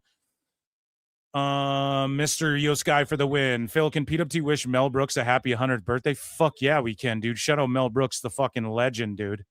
And I can't wait for Spaceballs too, you know? Oh my God, it's the greatest thing I've ever seen. We need to comb the desert. It's a giant comb. Quickly, comb the desert. It's an actual fucking hairbrush, you know?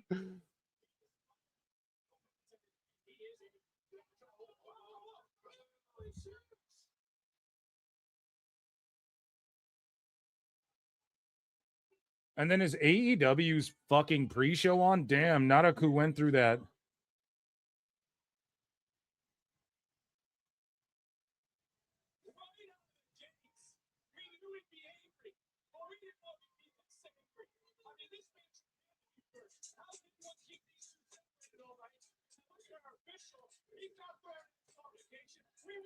And so, yeah, we got AEW, Drilla Maloney. Oh, yeah, and to correct the record, Drilla Maloney is a UK talent, not USA talent. That is completely my bad. Somebody pointed that out, and I forgot to make note of it to Dose, but he was spitting, so I didn't want to.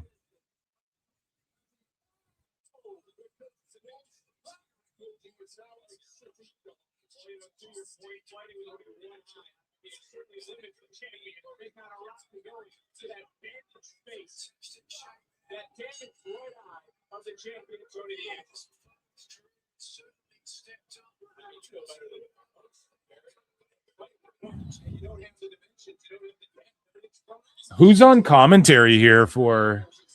Okay, it's Barrett with my guy Vic. And then of course it's Sockface and fucking AEW. Okay, the stage for Forbidden Door looks cool. I guess. Both venues are very aesthetically pleasing.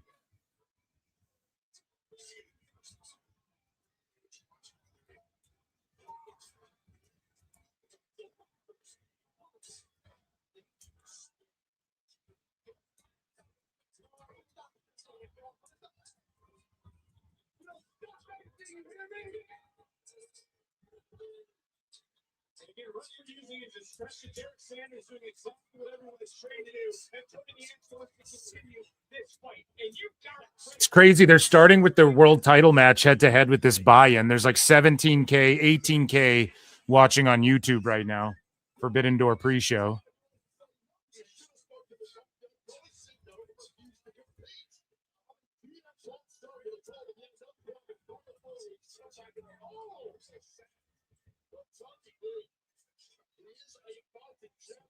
Oh, yes. So is Great American Bash doing a commercial fucking break? Yeah. I guess because it's on the CW. So Netflix feed, it just feeds back to the match. And we're just seeing a match. But yeah, just did a commercial fadeaway.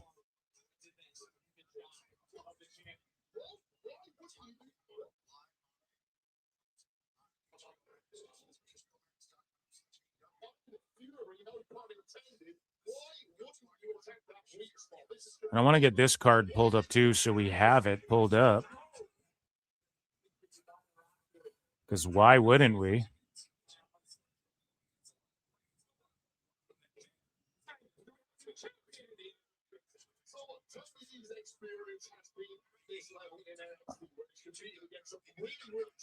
Let's get the card pulled up. Where the fuck is it? Where the fuck is it? I'm trying to find the Forbidden Door card. Oh, yeah, I have it like right. Yeah. So depends. Chat, let me know what you guys are watching right now. I know it's hard to pick.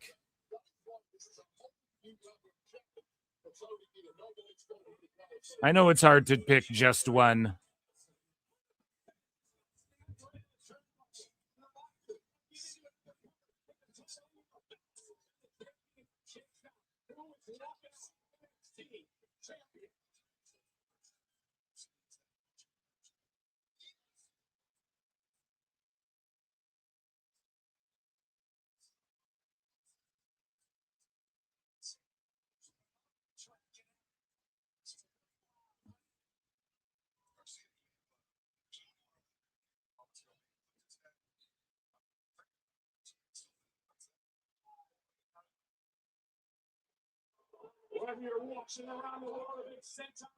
Yeah, it's awkward with the commercials just cutting in randomly.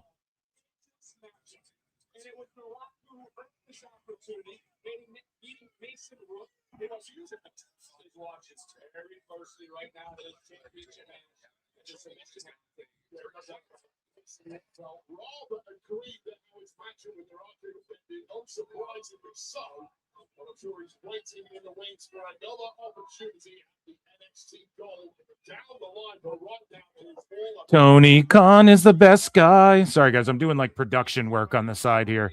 I'm the one-man band man. Ring the alarm man. Call me the Sandman. When I drop beats, I'm the one-man band man. It's me, bitches.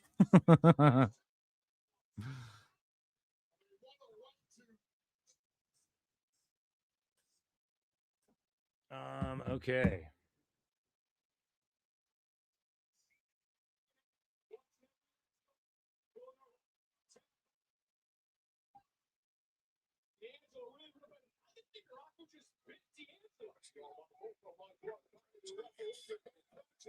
And Naraku just fucking bit him.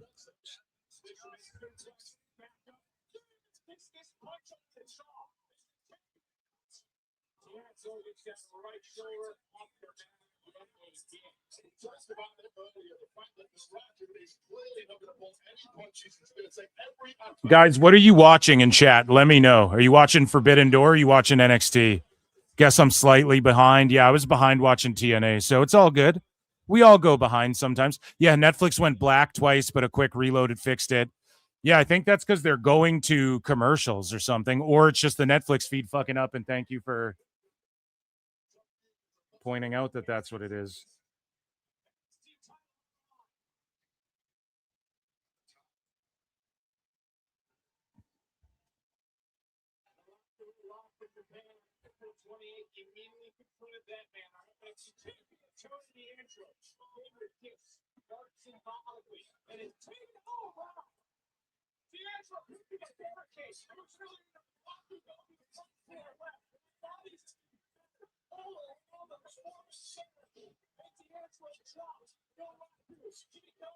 Oh shit, kick out. I'm more locked into the NXT title match. I don't care about Garcia. You guys know that shit.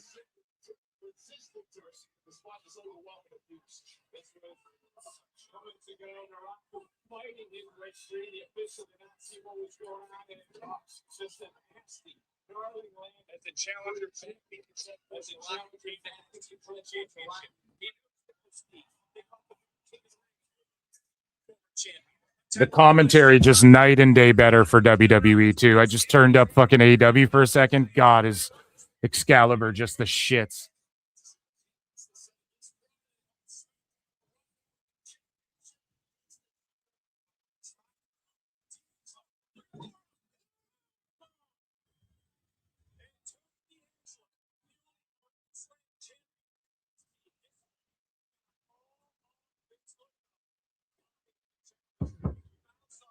Naraku, the only Grand Slam champion in NXT history, they're saying.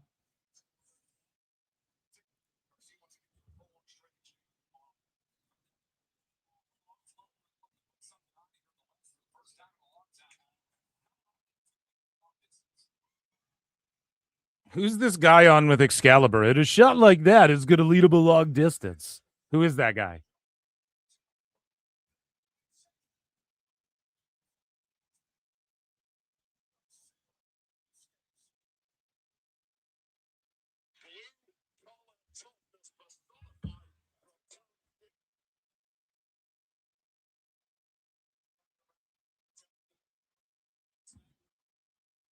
Okay, so chat, what's everybody saying? We're gonna check some here. I'm just gonna call the action for this NXT title, then we'll call some news. Elbow, chop. D'Angelo's like eye bandage is falling out. It's kind of gross. Garcia's got a fucking sharpshooter or something cringy over on the other show. Who cares about that? Naraku heating up. Huge clothesline from Tony D. And see, Dave and them look at the state of COVID. They look at Evil and they go, oh, he fucking sucks. But they gave him the Power Ranger belt, and he was very much like, hey, our business is going to go down. You earned the title here in Nuge. We'll give it to you. And, you know, business is going to take a hit anyways. And Dave and them look at him as like, oh, he ain't shit. And that's how Tone looks at him. And I'm so glad he's here in WWE. Kick out.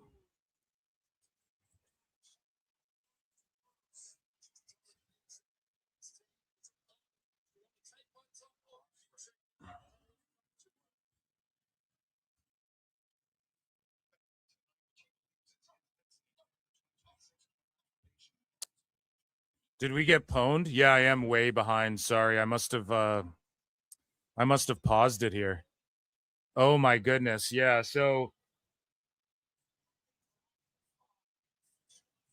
yeah, guys, okay, we were all wrong. Look at fucking chat. Wah, wah. We deserve a fucking trombone flop for that shit.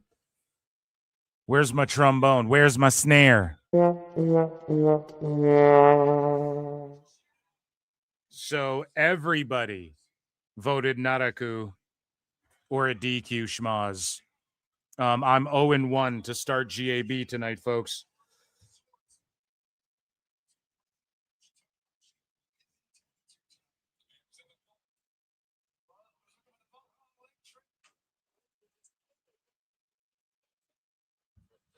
And like Tony D hit him with like the New Japan power up fighting spirit shit. You know what I mean? So Garcia and Trilla just ended too. Yeah, I was way behind there. That's my bad, guys. Thanks for letting me know that. I'm just jumbling a bunch of shit here. Trying to make sure I can see everything. So yeah, guys, Naraku, we all take the L on that. Nobody has a point. Don't lie. If you say you have a point, you're a liar.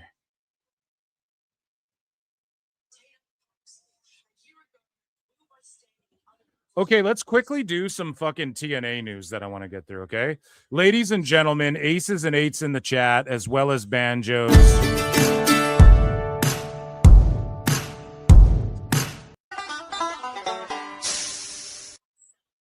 So TNA has internally discussed potentially bringing in Apollo Crews as a roster addition for later this year once he becomes available. And then Uhaa Nation showed up and Moose confirmed that, yes, he, in fact, is in the same company as Uhaa Nation. The rumblings, but on behalf of Mustafa Ali, I hope they weren't true. So that's amazing. And he ended up losing, but it's all good, you know. Might get a world title shot. Fightful Wrestling says Tony Khan says he has no interest in purchasing TNA for $40 million. So there's that. Several sources in both TNA and Anthem have said that TNA is not currently up for sale and Anthem has not been even seeking a sale. Anthem sources specifically denied the 30 to 40 million price tag, making the rounds describing it was undervaluing TNA as it currently exists. Sources also denied reports that WWE would currently have the right of first refusal to match any offers for the company. One source claimed the timing of the stories appeared to be aimed at hurting the company as it headed into Slammiversary and bemoaned the fact that a social media account with no track record of real following threw out grandiose statements. So they're pulling a Dave Meltzer. Grandiose statements, and everyone parroted it for no reason other than to grab attention for themselves. So they're pulling a fucking Dave Meltzer. And they're crying about this the same way Dave cried about Nicolo Piccolo. That's what PWI sources are doing. Okay? Like when Nick says some shit, everybody wants to go, well, Nick said this. When a guy who's former CAA says shit, and Blake Axe Avignon is a guy that I've been following for a while because he knows a bunch of shit about MMA and fucking pro wrestling. All of a sudden, everybody's going to cry about it. Nope. That's not true. That's not real. Go fuck yourselves. Stop crying. You know? Ex-CAA is the same as an ex-Paradigm guy. Ash by Elegance said she needed another break and has to leave. M will take her place at the pay-per-view, but then Ash was at the pay-per-view as well. So I don't know. Who knows what's going on with that. We rated Slammiversary a B here at PWT, and they raised themselves one women's mid-card title. There she is, the KO Television Championship. A glorious-looking title. It's okay. It's not my favorite. But yeah, I think it, you need the rosters to sustain it. I think they have enough women and bodies, but you need the TV time. I'm not pumped for another title, but conceptually, it's good. I do like what they're doing with this. So shout out TNA.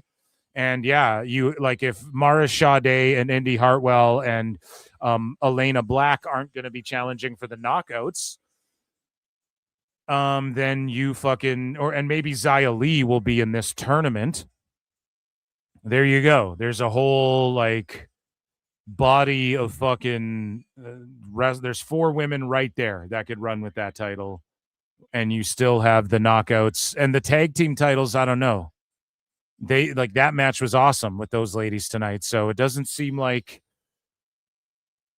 they're going to be short of any talent or anything like that, but it's just about having the TV time and the pay-per-view time to feature it correctly. But who knows? Maybe they just defend this belt on Explosion and shit.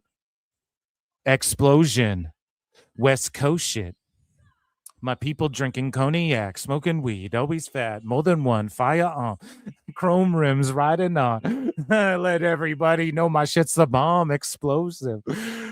West Coast shit. Okay, anyways, we move along here. So another name joins TNA Creative following Tommy Dreamer's exit, and you could see his name after the pay-per-view. He was listed alongside Carlos Silva, Eric Tompkins, and at the end of Slammiversary, you could see his name featured there among the names. So yeah, hopefully he helps make some changes and creatively they do the damn thing. You know, I don't know what to say. They're in a transitionary period. Production and everything, all the choices tonight, I think were on point. I think Slammiversary was a really good show that focused mainly on TNA talent that they're building up, while also here's some WWE guys. And of course, the Hardys like making history as well. So they also announced, speaking of history, Destination X will be returning after 9 years, which is cool. I'm down with Lockdown as well being a fucking thing.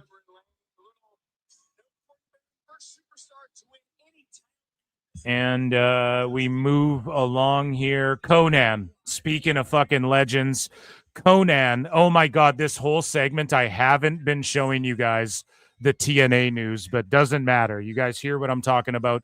Conan is being inducted into the... This is the only thing that matters anyways. Round of a fucking applause.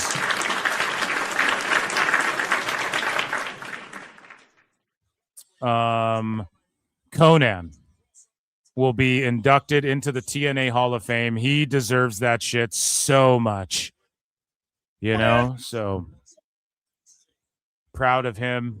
And yeah, that was TNA news that you guys didn't really... Whatever, I just read it off. It was what it was.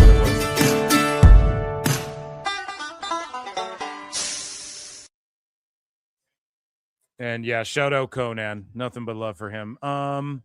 What are you guys watching? So you have Persephone here taking on who? Is it Hazuki or whatever? God, there's so much shit. Like, this isn't even on the poster, the match we're watching. But we'll put it over here until Zaria and them.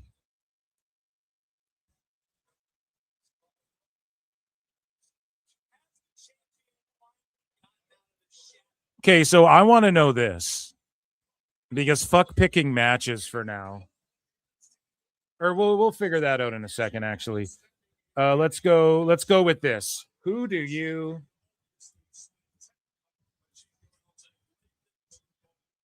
The women's North American Championship. We have Zaria.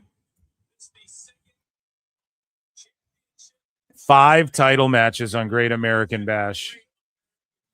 Or Taters. Or DQ Schmaz. There you guys go. Vote in that. So 1 for Zaria, 2 for Tatum Paxley, 3 for DQ Schmaz. Who do you think will win the NXT Women's North American Championship? North American with a 3, because America's cool. Shout out Becca. Let's go.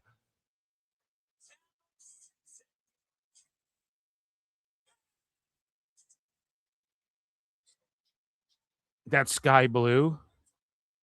Oh, is it not Persephone? Yeah, I'm watching Great American Bash. I'm sorry. The Forbidden Door pre-show.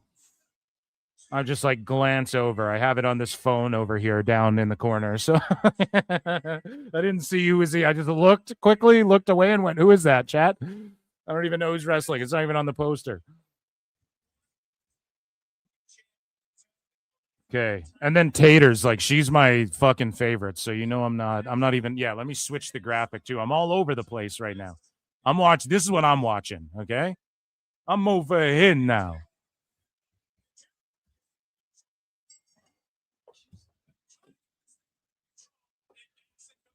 Let's go, Paxley. I'm going to put my vote in. We're not doing picks for the AEW pre-show. Fuck all that, okay? We'll keep track for the pay-per-view itself. because already matches went down that we didn't give scores for. So I'm going to put my vote in. Just give me 1 second as I write this down.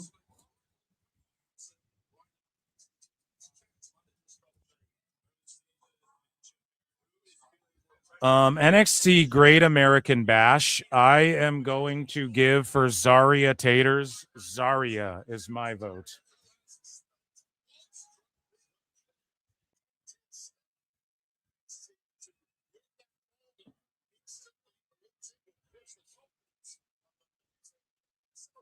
And there are some Zaria chants again. Women's matches like going head to head, men's matches going head to head. So we'll see.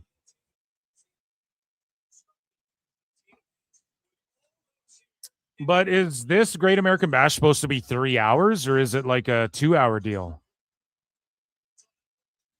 I'm curious. So, guys, 1 for Zaria, 2 for Tatum Paxley, 3 for DQ Schmaz. Let me know what you guys think.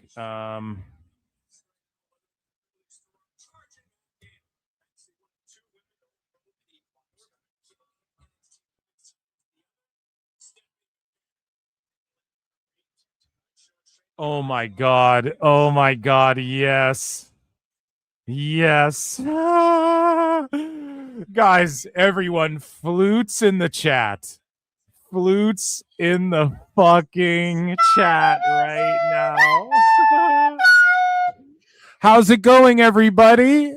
Dave and his fucking cronies, dude, his flunkies. Look at them at Forbidden Door.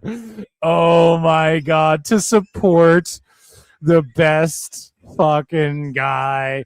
I'll be there for you. Cause I'm there for Nuge. No one told us Tone was gonna be this way. Tried to get media passes, but they made us pay. And you know I'm gonna give them 5 stars. Cause the best guy's Tony Khan. It doesn't matter who you are. Yeah, we'll be there for Tone. When you're in the Bay Area, we'll be there for Tone. Early for the buy-in, yeah, we'll be there for Tone. Cause he's there for us too. do, do, do, do, do. Look at this shit. Oh my God. They're nerds. Oh my God. It's too good, man. Oh shit. Oh, that makes me so happy.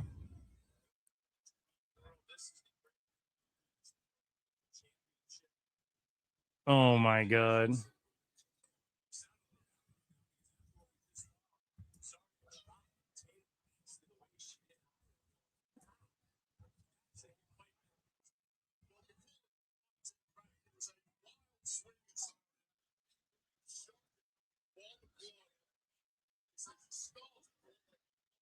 Because he's there for Nuge too. That's what I should have said at the end of the song. Now we're revising the lyrics. And because it's like, we'll be there for Tone, and I'm here for Nuge too. Do, do, do, do, do, do, do, do. Don't insult nerds. Come on now, man. Dude, don't be a fucking nerd, okay? I'm a nerd. I have 2 screens playing pro wrestling right now. Okay? I'm fucking nerdier than they come. We're just roasting Dave, okay? Oh man, that's good. You guys know that's the picture for this week's Dave Meltzer dumb moment of the week, right? That is the literal. I'm going to animate that thumbnail.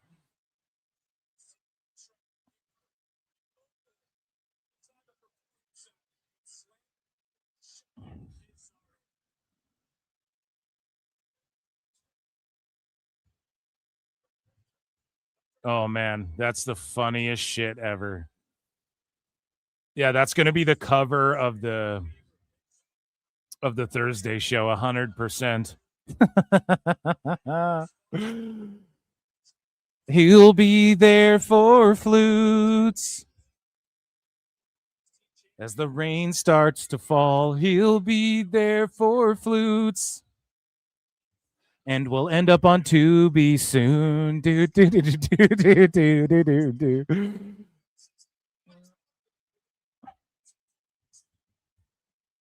Okay, guys, I got a couple allegedlys too. So one in AEW news, one in WWE news. Don't let me forget, okay?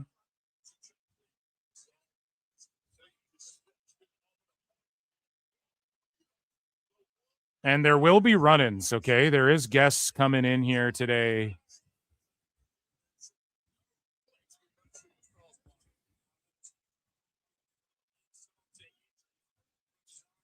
So just a fucking camel clutch. Am I still behind you? Yeah, there's nothing promoting on Tubi, promoting AEW. Yeah, because they don't promote. Tubi doesn't promote. You promote that you're on Tubi, and then Tubi gives you some of the ad. It's YouTube.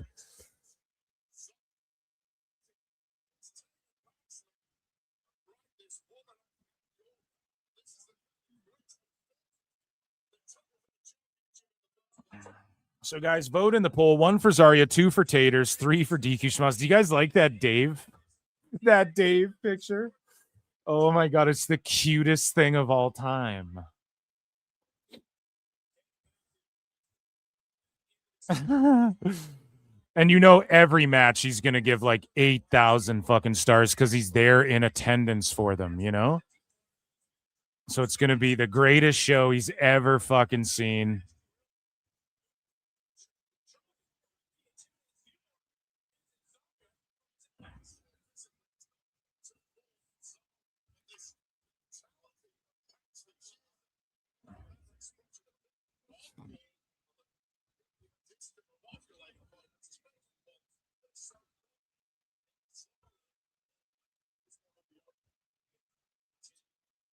Let's see.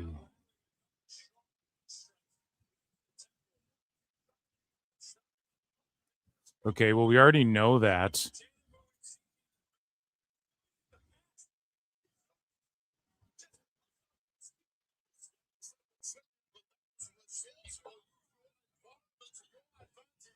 Taters off the top. Hell yeah. Oh yeah, it's Tatum like in between the moves. It's everything she does. She's so goddamn good.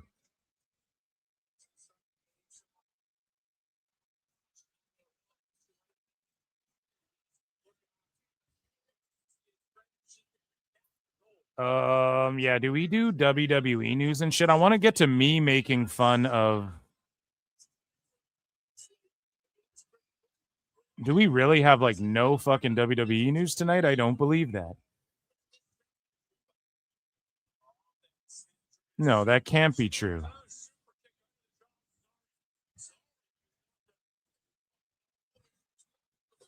Yeah, we really have no WWE news, I don't think. Just Sami Zayn winning the title, chat. I find that hard to believe. There's nothing of interest. Yeah, there's lots of AEW shit to get to. So we'll kind of chip away at that as we chill. And let me just see here. WWE news for real. I just have Sammy winning the title and the bookmarks. Okay, no WWE news tonight. Just locked in for the. And then we should have time to get to me destroying Paul Walter Hauser on last night's show, which was fucking incredible.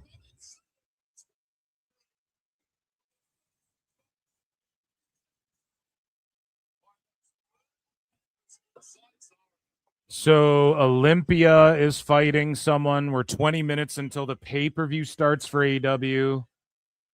And right now the women are having bangers and tone-running women's matches against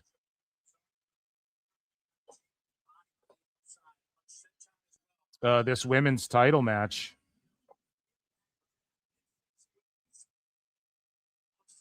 North American title match.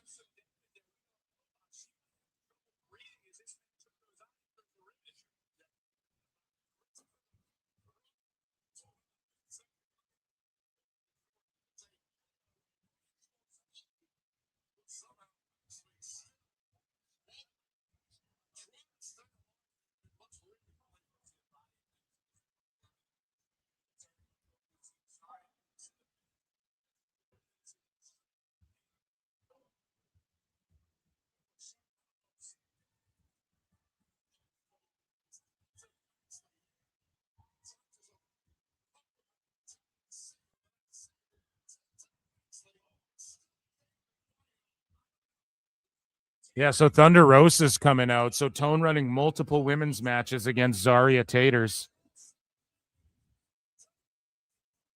And Zaria's in, we're about to see another coast to coast here. No, Zaria's just up. What are we going to see here? A chicken fight in the middle of the fucking ropes, or has Paul come back at you? No, we defeated him. He fucking quit and just dipped out, and then Jose, the assistant, pwned him today because he posted a clip of himself wrestling, and he doesn't know how to hit the fucking ropes like a fucking mark. And this is what I'm saying. Talks all this shit. He's a self-important douche. And this is what he did to Conan, too. He fucking melted down on Conan in DMs in Instagram, talking about how he's Vader. Vader wasn't aesthetically whatever. It's like, did you just compare yourself to Vader? To Boy Meets World star Vader? You know? Like, he's just cooked. He's delusional. This is what he is.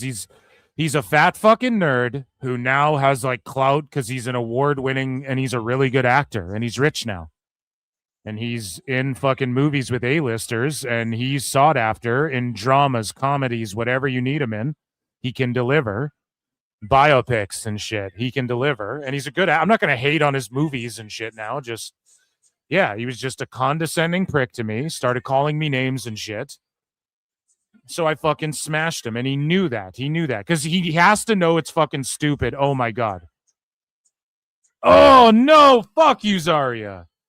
Even though I picked Zaria, I'm cheering for Taters because I always cheer for Taters. But yeah, he just knew I was right. Like once you say some shit like "you follow me, bro," you're a fucking celebrity, dog. Am I not supposed to follow Mole Man from the MCU? Like, what a dumbass thing to say to a fan, to anybody. And there was people who responded to him. It wasn't like he smashed me. Go look. Like he got more likes. Okay. He has way more. He's a fucking, he's a big time actor, right? He got a few more likes. Oh, well, fuck. But he got a bunch of comments. Like people were even saying to him, dude, this isn't a good look. Oh my God. Oh my God. Oh my God. Oh my God. Holy shit. Wrestling's not fake! And Taters is smiling. Oh my God. Baby, learn Meltzer Inferno. I can't Tatum with the greatest 2.9 kick out of all time. Oh my God, it's the greatest thing I've ever seen.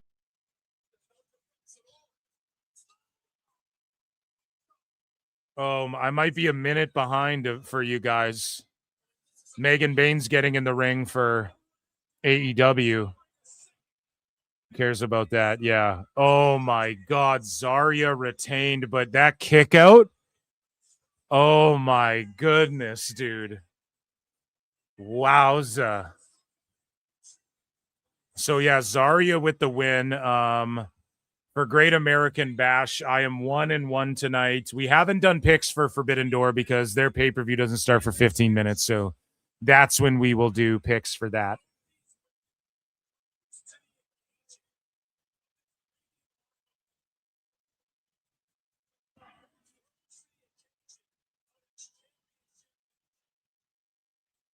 Wowza, guys. Holy shit.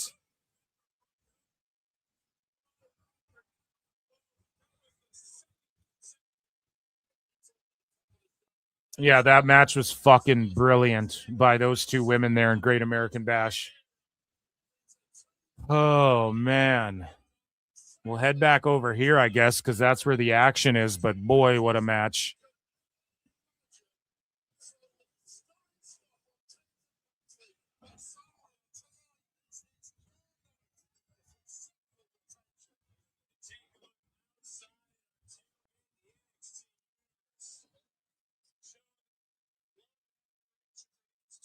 Wowza. Okay, guys, let's actually head over here. It is time for, we'll do WWE news quick. It is time for WWE News.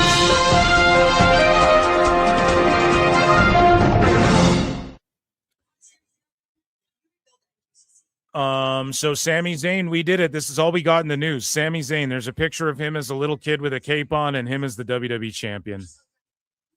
And you gotta love that shit. Sami Zayn is your WWE champion. Okay? So that's what it is. And I have an allegedly for you guys, okay? And this is a potential Triple Mania spoiler. So plug your ears if you don't want to hear this. Conan being inducted into the TNA Hall of Fame.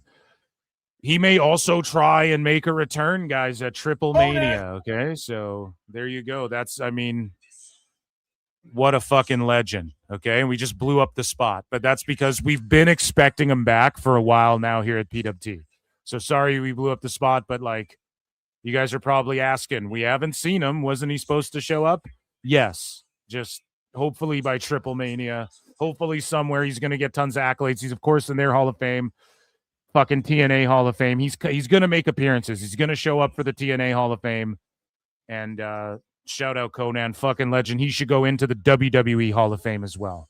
So we just put over Conan there, okay?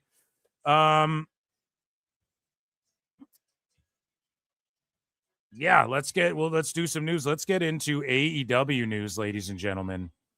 And I do have an AEW allegedly as well. Allegedly, okay? None of this stuff is true. Don't believe anything you hear. So let's get into AEW's news. And let's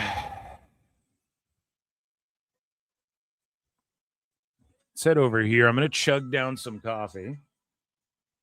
Guys, hit like, hit subscribe, super chat in, become a member for only 99 cents, gift a membership. I do weekly bonus shows, or check out patreon.com/pro wrestle times, where I also do bonus Dave Meltzer dumb moments. And me and JJ Alexander got some content for you guys coming to Patreon soon. Some more, right? Early this week coming up. And yeah, so make sure you guys support, or just hit like or heart or retweet or whatever. Thank you.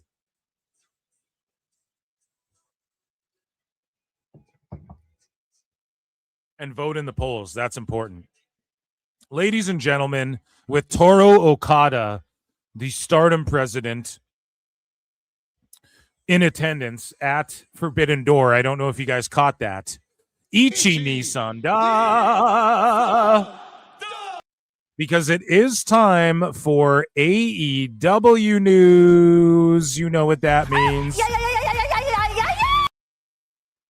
So Edge talked about his promo against Ricky Saints, and he's like, oh, you know, we're both professionals. And, I was like, oh, I'll fire back at you, kid. And that was that. Oh.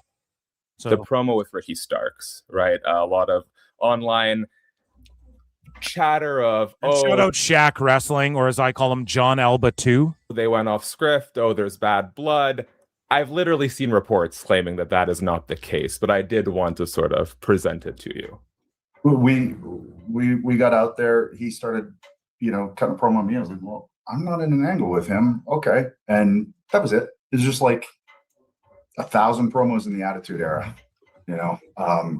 But by the next day, it's like, okay, now what do we got? Like, I don't. I'm sure Ricky doesn't. I don't care. What does that mean? I'm not in the angle with him. Like, you guys are in the ring doing an angle. A Kurt angle. So we move along here. And Paul Heyman gives his thoughts on AEW and if wrestling is in a better place now because of AEW. Here he is on Giga Chad Chris Van Vliet show. Insight. Shout out CVV. Let's take a look. For so long, there was no competition in wrestling. Now there is. Is wrestling in a better place now because AEW exists? Oh, I certainly hope so. I mean, it sure changed the compensation packages for a lot of talent because there was a wolf across the river named Tony Khan that had $1 billion checkbook that he could afford to pay ATM tone. That's what he's saying. Money for talent than talent was making back in 2017, 2018, 2019. So it certainly changed the compensation for talent, and they're on a viable network. They have a style that's different than WWE's. They present an alternative, if not a competitive brand. I look at AEW and I realize the influence that ECW had on that project, on that product. It's a project. It's not a real fucking product. Just like, for example, like Moxley is a total ECW Sandman New Jack style performer. But if you look at the AEW style, it's Rob Van Dam versus Jerry Lynn from 1999. What a match. AEW is RVD. Right, but it's that all the time. Now listen to what all the dirt sheet, the shill sheets were like. Heyman loves AEW. You guys didn't mention though how he said it's RVD, which RVD worked because not everybody was RV fucking D. One of a kind, and hey Dan, the whole fucking show. RVD, one of a kind. He's one of a kind. He was the one guy who did that shit. It's RVD and Jerry Lynn 24/7 though. That's not going to, you also needed a Mike Awesome. You also needed Tommy Dreamer and Raven. You also needed Sandman. You also needed Sabu. You also needed Taz. You also needed Bam Bam Bigelow, right? You also needed the Dudleys doing what they do. So, and pointing if that out. you were a fan of what RVD and Jerry Lynn were doing in 1999, a lot of what AEW presents today is derived and is influenced by what RVD and Jerry Lynn were doing back then. Well, that style went into like the PWG, which then became, I think, a basis for what AEW is doing now. So am I glad that they're there? Absolutely. Love the fact that there is an alternative for an audience. Love the fact that there's something else out there.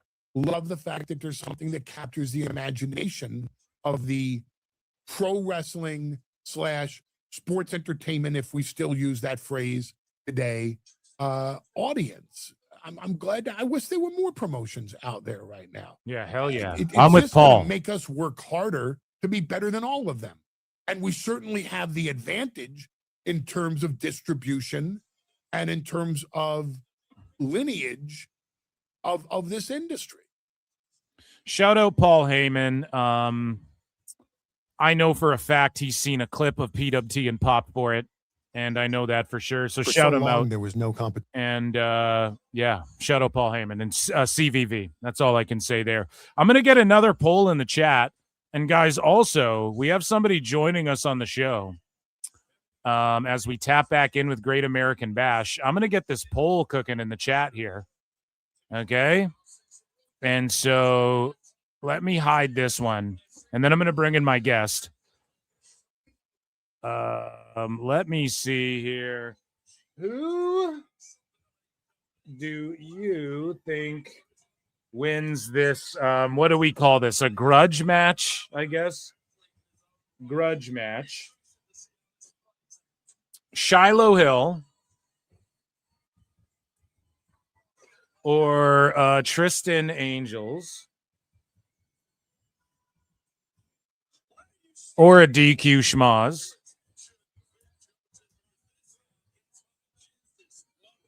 And let me throw this on the screen here for you guys. So, guys, vote in this poll here. What do you think? What do you think? They're not even people. Who do you think wins this grudge match? 1 for Shiloh Hill, 2 for Tristan Angels, 3 for a DQ schmoz. I'm putting my vote in. I am going to go with. I'm going to go Shiloh Hill gets a big win because it doesn't hurt Tristan to lose this match as much as I think. It doesn't hurt either of these guys. They're young and on the come up, but I just think it definitely serves Shiloh right now to give, or maybe not. Maybe you want to run with, I'm just going 1. I put my vote in. Ladies and gentlemen, joining me on the show now Everybody's split on this next guest. JJ Alexander is here, ladies and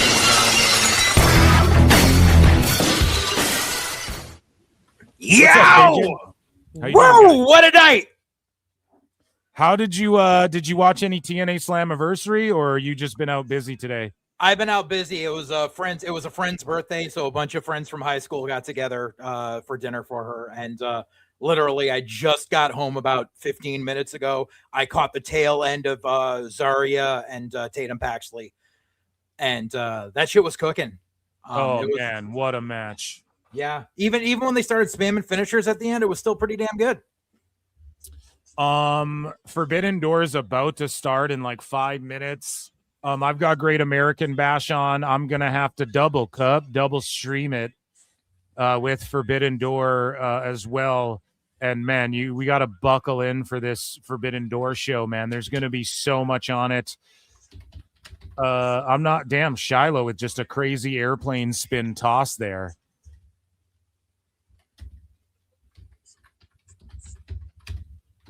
And yeah, dude, it has been an amazing PWT so far. Yesterday was an amazing show. I'm gonna fucking destroy Paul Walter Hauser further tonight. I officially defeated him 1-on-1. He 1v1 me, and I pwned him like a noob. And I'm super elite, guys. And that happened. I'm Hacksaw, and that happened. Yesterday. Yeah. Oh yeah, Shiloh and Angels are throwing down. So are they kicking off with the cage match? Probably. That would be ridiculous because it's a lights out match. You're going to open the show with the lights out match? They might not be. They were just showing the cage and then going like, we're live in San Francisco. Now they're running a package for it leading into the pay-per-view. So I'm assuming, or do they save it for the end of the night? I mean, it's a lights out match. You have to save it for the end. Because the whole thing with the lights out match is you flicker the lights, you know that the main show is over, and this unsanctioned match has begun. This is AEW, buddy, so why don't you shut your goddamn mouth? Can I just... They do whatever they want in AEW, JJ. Yeah, we've noticed. Yo, how sad is it that I have to pirate freaking Great American Bash? Why? Because you don't have the CW? Yeah, I have Sling TV, which is my cord cutting app. I don't have CW on that. The only way to get CW in my area is with a digital antenna, and it comes in like shit. Everywhere claims that it's supposed to be playing live on the CW app as well, but I just went on it on my Roku, and there ain't shit. So I have to pirate the fucking Great American Bash. Damn, that's pretty wild, dude. But it's here, and I'm a fan of both of these guys. I think Angels and Shiloh are both fucking great. Yeah, they're both awesome.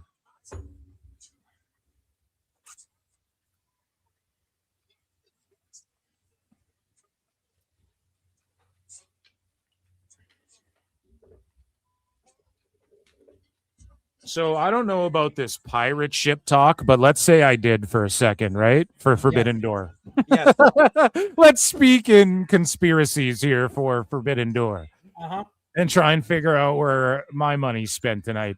Let's just say, on one of these sites, right? Mm-hmm. Let's just say that Forbidden Door has more likes and views and comments on it on this Schmeagle site on one than WWE Night of Champions, TNA Slammiversary, or Great American Bash right now. Right. And I'm not fucking joking. That's great. I don't know. I think most of the sickos schmeagly stream this shit, and I think that all of the pay-per-view numbers are fake, and they don't even crack 100,000. That's just my opinion. Let's get into some AEW news. I like both the guys in the ring, but boy, do we have a lot to get to, and we just really watched a lot of wrestling already. So let's try and reset a little bit, guys. Again, Ichi Nissan Da and the best guys, Tony Khan. So Tekla talks about whether or not dating another wrestler in the same profession is a good or bad idea. This is courtesy of TMZ's Inside the Ring. We like talking relationships. So I want to talk to you. Okay. About your relationship. What's so funny about that? This guy's a virgin. He's just laughing. Relationships. Yeah, I've had those. With Clark Connors. You guys have been together for a couple years now. Is it more difficult dating someone in your profession, like wrestling, for example, or like a normie on the outside? Well, I don't know where you actually picked that up from. That we're dating. We're very close. We're very close. Wait, what are you doing? What are you doing? What did I just? What are you doing? Wait, I'm sorry. I could have sworn I saw that online. I'm sorry. Oh, did you? TMZ, fire this guy and hire me. Who's this guy just laughing? Seriously. Hyena cackle. Jesus Christ. And because he's like embarrassed to talk about fucking dating with a girl. Holy. Well, don't believe everything you see on the internet. All right, well, let's just skip it. All right, well, there we go. So Tekla's dating Clark Connors and they fucking stooge it and it was cute, but that guy just ruined it. Yo, let me just say your chat is cooking. Kaiju Shishingang said Tekla is a bootleg Lufisto. I wholeheartedly agree. Okay. Like I honestly thought it was like, Wait, oh, what? I honestly thought when Tekla first signed with AEW, like I was like, oh, WWE kind of missed the boat on her. Now I'm seeing that they dodged a bullet because she is just rancid. What can I just ask? What the fuck is going on in Great American Bash? Let me see. Let me look over on the tab. Who is this? I'm right now. I see Tristan Angels outside looking under the ring. Oh, he just got yanked by someone. He's getting yanked under the Shiloh, ring. like one of his. So they're filming under the ring. Oh, see, I must be like 10 seconds behind you. Yeah. Oh my God, they're filming under the ring. And Shiloh's like doing one of his weird dark internet. Oh, you can tell that this is a pre-tape, but that's still fine. So Shiloh can like teleport and shit. I don't know if I like that, chat. Yeah, this is some bootleg Matt Hardy. This match did not need this. There's a landline phone. Like what the? Or no, it's a cell phone. It just had a landline phone ring. The fog is coming. And then they're stealing Benoit's. They're stealing Benoit's. Is that Mecha Wolf? No. No. It's Shiloh teleporting. No, who's choking him out right now? In the Yeah, dude. It's Shiloh. Oh. Yes, I know. Because that's what I thought too. I was like, wait, who is that? No, it's fucking Shiloh teleporting. I don't know if I'm a fan of this. Me neither. The match didn't need this. Like these guys are cooking on their own. And listen to commentary. They're like toothless aggression for Shiloh. It's like, bro, just don't. Because it's Chris Benoit, bro. Right, exactly. Don't be bringing up Benoit references. Yeah, just like it's fine. Like whatever. Like it's not like triggered by Benoit, but now you're bestowing him with Benoit's like you don't need to do that to him. People are going to Google that. And if Benoit comes up, that's just not good for Shiloh. You know, you didn't have to do that. But I tell you, I like Shiloh, but I am not a fan of the fact that he when he was going through LFG and everything, like he had the missing tooth, he got his teeth fixed. And now they have him still come out with the missing tooth, even though he got the bridge fixed. Like, I don't know. I don't know if I dig on that. I mean, So, guys, over on the Forbidden Door side, who do you think wins this 3-way tag team match? We have the Young Bucks versus, and I think we have teams from, we have El Sky Team and Unbound Co. Yeah. Ooh, just kidding. Oh, no, trust me. I said who the first time I heard it, too. How sad is it that Mystico and the other guy in Sky Team are supposed to be CMLL? Mascara Dorada. Yeah. Like, Dave plays up that Mystico and Mascara Dorada are the biggest stars in the history of CMLL, and they're stuck in this throwaway tag team match against the fucking Bucks. So we'll end this poll. 82% of you guys thought Shiloh Hill was going to win. 1% of you thought, or 9% of you, pardon me, I'm dyslexic, thought Tristan Angels was going to win. No, I'm just ending it because this other match is starting. And then 9% of you thought it was going to be a DQ schmoz. And speaking of his his implant or whatever the fuck he has, they knocked it out and it's in the middle of the ring. Shiloh's like tooth is knocked out right now. Yeah. So I'm going to start and show this one, guys. Everybody vote in the poll. Who do you think wins this 3-way tag team match? 1 for the Young Bucks, 2 for the Sky Team, 3 for Unbound Co., or 4 for a DQ Schmaz. Let me know in the chat. And yeah, we're going to get into more news and shit, so don't touch that dial. Man, Tristan Angels is just freaking crisp. Crispy like cream there, buddy. He's I tell you, both these kids, they're gonna do well. I like them. Yep, and there's the tooth. You can see it in the boy. And now the crowd is chanting toothless aggression. Guys, we've been on the air for 5 hours plus already. Fucking amazing. Damn, I tip my hat to you. I was at a kebab house. I wish. I'm getting hungry. I'm gonna have to munch something. Yeah, no, that's the freaking like a new kebab place just opened up like one town over. And so like, yeah, dynamite. Oh, so good.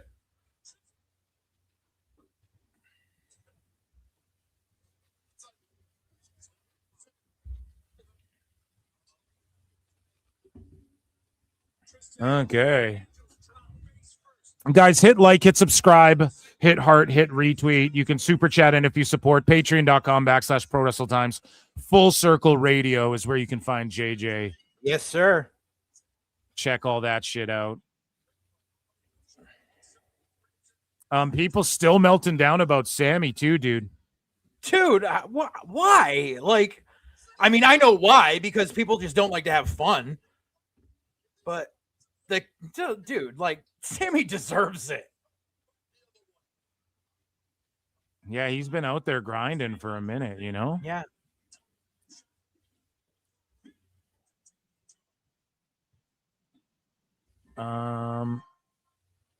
What's chat saying? Yep, I like Angels. You can't go against the Bucks, aka. So for me, I am going to go right now, yes, the Bucks, because they are going to win matches leading up to All In. So I will put my vote in. I'm going the Young Bucks in that poll. And man, they're giving Hill and Angels time to shine here, they dude. are. They are. This shit's here still for it. going, but it's a good match though. Other than that under the ring shit, but I mean, hey, it wasn't the worst thing ever. It's just, can he teleport? I don't know if I like that. Yeah. Could fans in the building see him like hiding behind the barricade while that pre-tape thing while Angels was under the ring, or how did they pull? Because Hill popped up behind Angels. So right. How did they pull that off? I just don't well, know. you figure the portion he was over, that's where that like balcony gimmick is in the PC. So he was probably like hiding like behind that.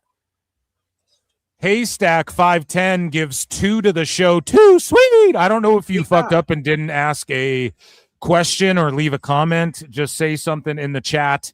And Shiloh Hill got the W, ladies and gentlemen. I voted for Shiloh Hill.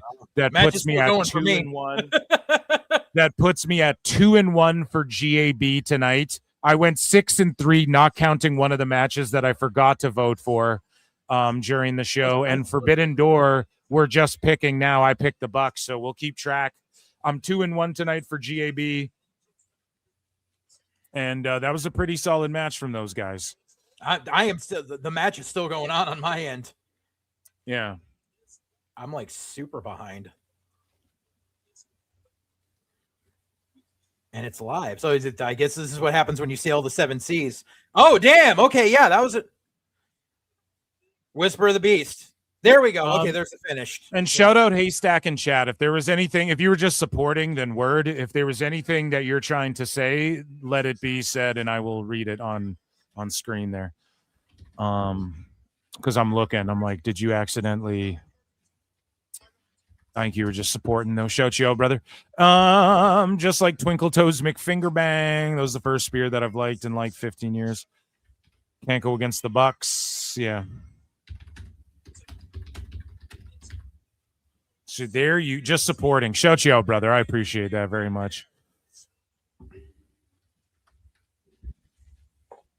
There you go. He's wearing the Mr. NXT banner. Let's do some more AEW news. I mean, the Bucks are out there flipping around with Mystico. Do we really care? Like, even the crowd there. Let me turn this up. Let me fucking turn this up and see. Is the crowd hot for this? Is the AEW crowd really hot?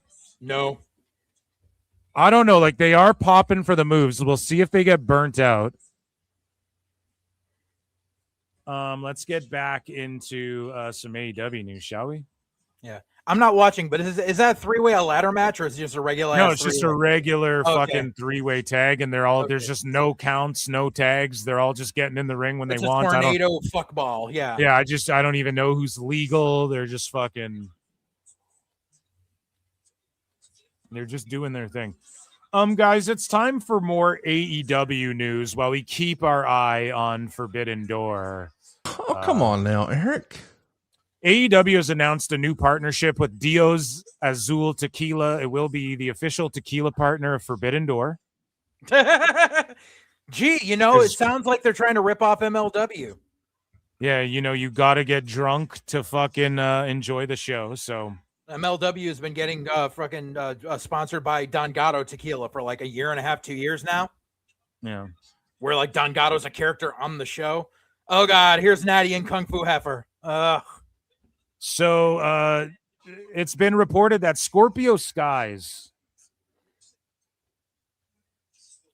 AEW contract is coming due in a few months, apparently. Oh, what a tragedy. So Scorpio Sky, I always liked him, but again, AEW just kind of fucked him up, but I don't know what you're going to do with him. If he went back to TNA, that would be cool. I forget his name in TNA, but I was a fan of him then as well. What was his name? Mason Andrews or some shit like that in TNA. It would be cool if he went there, but I'm not like, oh my God, where's Scorpio Sky gonna fucking pull up to? Like, I don't really care that much, but He's Dave's fucking leaking washed. this out. He's washed, do you think? He's fucking injury prone, washed. clearly, yeah. Injury prone. He's a homophobic piece of shit. JJ's always got like this guy's a homophobe, this guy's a flat earther and shit. He's always got this guy beats women. It's always shit I don't know. So it's well known. Explain. I've never heard of this. Because remember when Scorpio was what the fuck was his name during the Team Hell No fucking therapy sessions? He was in there and they were going to give him a chance, and then he went all off on Twitter about like how fucking gay people are fucking subhuman and shit. And WWE was like, "You can go fuck off. We don't need you anymore." Is that what happened? He said gay people are subhuman. It was some shit like that, or saying like gay marriage is gross, or like he said some really stupid off the cuff shit, and WWE was like, "Well, you can go to hell now." That's crazy. To get him canceled, I'm looking it up quickly from WWE. I just want to know. So he used homophobic slurs. Yeah. The fallout, his cameo, resurfaced tweets were brought to WWE's attention. Okay, but what were the tweets? Because like Jay Briscoe went through this, and then he fucking died, and everybody's like, "Oh, we should have." The thing was, Jay apologized. That's the thing. A lot of people forget is Jay apologized and donated a sum of money to LGBTQ organization. He said, "I genuinely regret what I said." Like Jay tried to make amends. Scorpio never did. Scorpio's just always been a piece of shit. So yeah, he used the word "fuck." Yeah. Shout out YouTube's. Fucking, we're on YouTube here, so forgot about it. Forgot about it. I know, but he said this. It's okay as long as I'm not saying it about actual gay people. I guess he's pulling a South Park where it's like, it's like Eminem in 8 Mile, where he's like, Paul's gay. You're a fagote, right? you guys know what I'm talking about, right? I forgot about it. There you go. So again, we're on YouTube. I don't know if they're fucking I don't know how they are about that, but I don't know. They say that word's making a comeback, so we're gonna. I don't know, dude. Listen, he's just a fucking. I just don't like when Because look, I don't know. I just don't like when people dig up old tweets and are like, "Oh, was he joking?" You don't know what he fucking meant at the time. I can tell if you. he stood by it though and was like, "No, fuck those Fs," then Yeah, like, okay, that's pretty crazy. But if he's always been, I don't know if, Trust me, he's always been.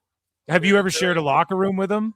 Not with him, no. No, okay, because he is. Hey, dude, he was part of SCU, so SoCal. I mean, there's a lot of pride down there. You know what I'm saying? Yeah, Southern Cali. I always think he's been projecting. I give him a pass. Maybe he thought he had a pass because SCU, bro. How did no? Oh shit! Gay people in chat. Does he get a pass or no? Was it? I'm joking. Okay, let's move along here. So speaking of gay dudes, no, I'm joking. Jack. I'm sorry. We don't fucking. He is a little zesty though. Let's be honest here. Jack drinks those White Claws. He crushes cans that he's like, fuck you, right? He gets pretty zesty. So Jack Perry reportedly is not re-signed with AEW, and other AEW contract news is a better segue there. So I don't know what's going on here, but he's clearly not going anywhere. Like Punk will just smack him out in NXT. NXT won't touch him. Yeah, he is cancer. He is poison. They will not touch him. Yeah, I'm just not sure if the if he had any potential, it would have been seen 6 years ago. Like he was riding off of the fact that he was friends with the Bucks, that he was Luke Perry's son. I mean, he looks like a child, even with a beard. He looks like a child. Like they have no use for people like that. There you go.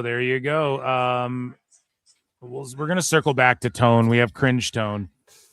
As first reported by Sports Illustrated now, Darby Allin will be running in this year's New York City Marathon in support of Culture City. And we'll get into more Darby stuff in a minute, but good for him. White trash abusing piece of shit. See, anybody you say in the wrestling biz, JJ's got a fucking this guy. Bro, there's been way too many accounts about Darby Allin being an abuser. No, I know that. I know Darby. A lot of people say that about him, but I'm just saying, see, I'm telling you right now. So we'll circle back to that because that's some business stuff I want to get into. So AEW superstar Andrade, for some reason, is featured in an upcoming live event in WWE 2K26 My Faction mode. And you can see Andrade right there. So just because another fuck up. That shit over a year ago. That's why. And he's not in the game. He's not on the base roster. So another fuck up for... another trombone flop fuck up for 2K. I've been playing that game. I've been playing more My Faction, but twitch.tv/ProWrestleTimes, I will jump back on there and just play some My Faction and just play some more. I'm doing tournaments in my universe mode. And yeah, shout out Andrade. He appears all over the place, dude. He's in multiple feds at once, canonically. Right now is Forbidden Door Time Cop, and Mascara Dorada and Mystico are in this tag match, and they won the ROH titles from Sammy Guevara and Beast Mortis last night at CMLL. Okay. However, that's not why we're watching this clip. Look at Aubrey Edwards' fucking pose here. She holds their hands up. And then watch. Look at how she's standing like a dance theater kid. And then watch how she strikes a pose. Watch. Do you guys see her feet? Look at her feet. Yeah. And then she cracks a smile. This is some theater kid shit, dude. I did theater. I took drama and shit in high school. And look at this stuff. Listen. Look at the dip of the toe and then the smile after, the half smile. Aubrey doesn't get any attention. Ren Sinclair is on the screen. No, you're absolutely right. You're absolutely right. But guys, come the fuck on.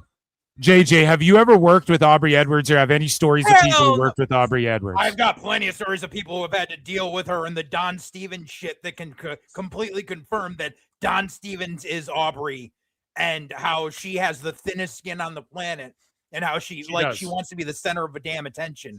Like legit people are like, we hate this bitch. So I have a new look at, dude. We've seen 15 destroyers and dives. Like the Bucks just hot-shotting this pay-per-view, leaving nothing for the rest of the show. What a couple of fucking cucks. These are supposed to be EVPs. Can I just ask something? Why does the speed title still exist at this point? So that Ren Sinclair can give us a banner. I like Ren, but I'm sorry, but once the partnership with X was over, like the speed titles should have just gone away. They should have just been retired because they're pointless. There was way too many freaking titles in NXT. Right. Like even worse amount if you count Evolve as part of NXT, considering you just had Kung Fu Heifer on screen with the Evolve title on her shoulder. Kung Fu Heifer. Guys, vote in the poll in the chat. There's like 200 watching. Who do you think wins the Women's Speed Championship match? Ren Sinclair, Ariana Grace, or DQ Schmaz? 1 for Ren Sinclair, 2 for Ariana Grace, 3 for DQ Schmaz. Get your votes in now. And in this poll here, who do you think wins this 3-way tag match? 89% of you guys voted the Bucks. 11% said the Sky Team, 0% said Unbound Co. and DQ Schmaz. So let's put this poll back on. It's 50-50 right now. Get your votes in. I'm locking in Ren Sinclair. Gets it done. It is Ren's Day every day here at PWT. And the Bucks are still going and the crowd is hot. I'm more locked in for this right now. And we will continue AEW news in just a minute. I will admit, Ariana Grace has gotten better.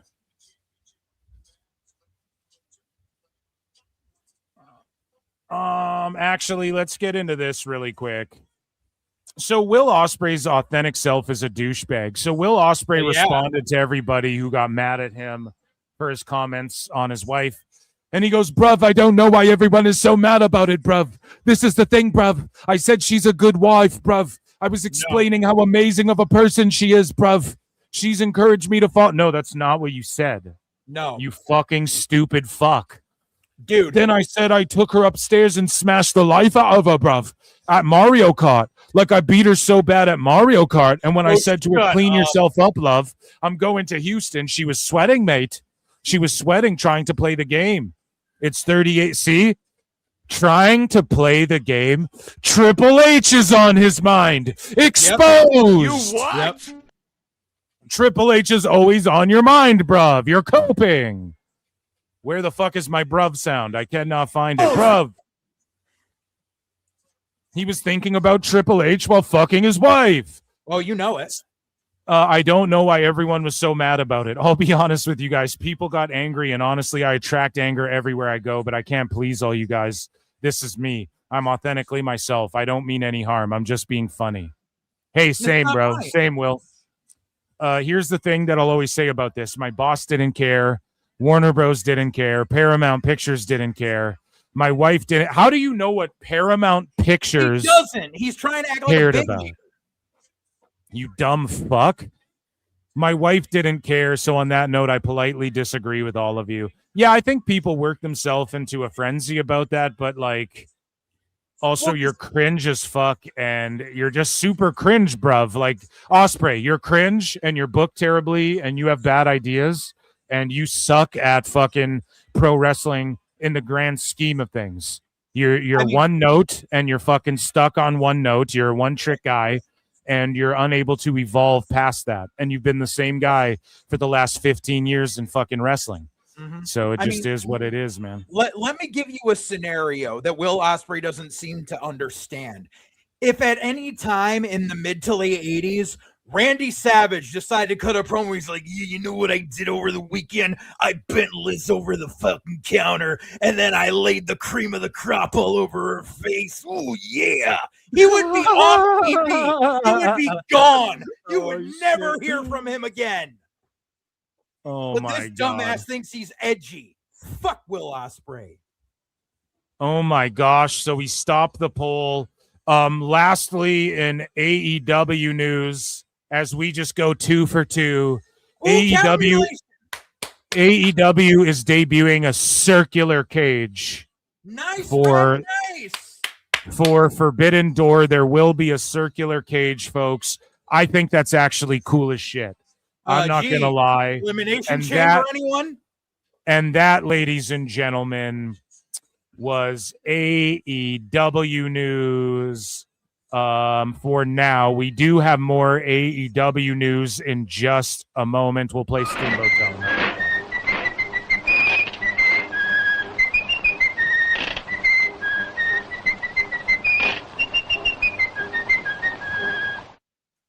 So for Great American Bash, I got a point there, and AEW's opener just went fucking way too long, and the Bucks won, just like everybody thought. And we will get into more news, but like, what the fuck?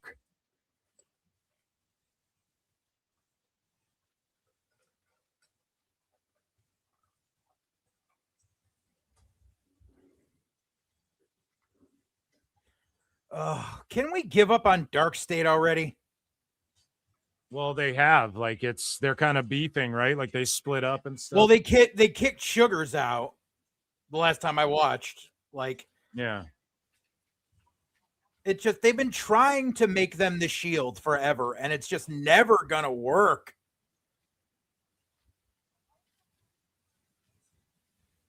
And then now Kenny's up next. Bro, the Bucks and Kenny's, they booked themselves first. Like, oh my God. So they can take all the meat off the bone and leave nothing for anyone, so the crowd is dead for the remaining 4 hours of the damn show.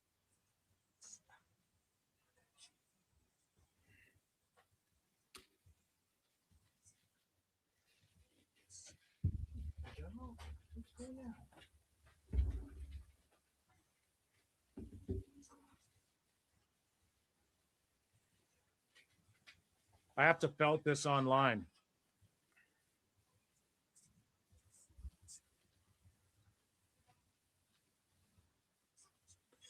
So I just wrote on Twitter, this opener went way too long and they did literally every move ever. Now Omega versus SCJ, or ZSJ is up next. Why take all the meat off the bone? Stole that from you, JJ. You'd think you know better as EVPs. So there you go. That's sort of a tag team tweet there, because you were saying that. I was like, yes, that's exactly how you need to word that. So we got a couple polls to put in the chat. I do just want to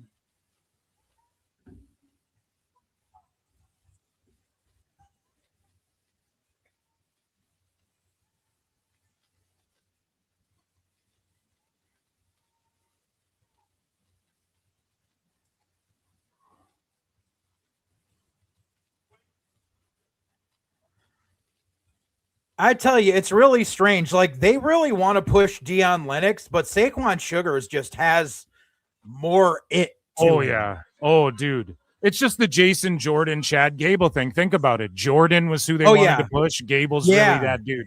That's all it is, man. Agreed. Yeah. Yeah. Are they even EVPs anymore? Yes. Thought Tony took over complete control. No, bro. There's more people who have control than you think. They're still double dipping. Bro, EVPs, Omega's still won, even though he's like, I took a break from EVP status. He still won. Yeah, he's still getting that extra $250K a year for yes, bro. Yes. The Bucks are them.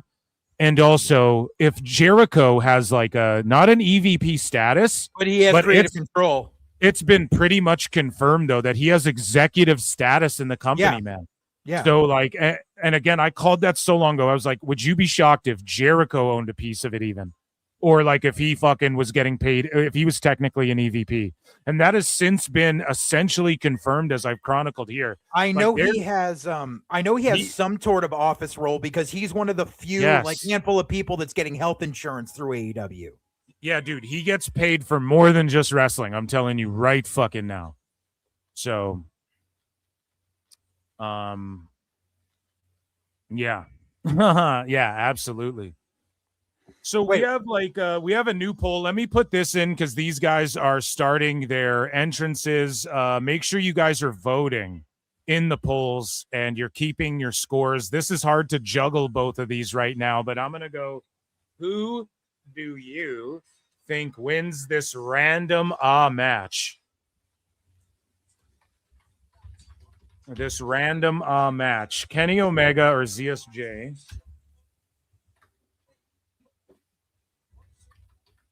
Zack Sabre Jr. or a DQ schmoz? And let's see who everybody picks here. And so, guys, vote on that. So 1's in the chat for Kenny Omega, 2's in the chat for Zack Sabre Jr., 3 in the chat for DQ Schmaz, and the votes are on screen there. So make sure you guys get your votes. And just wherever you're watching. If you're on X, you're on Kick, you're on YouTube, just wherever there's a chat, jump in there quickly. 1, 2, or 3.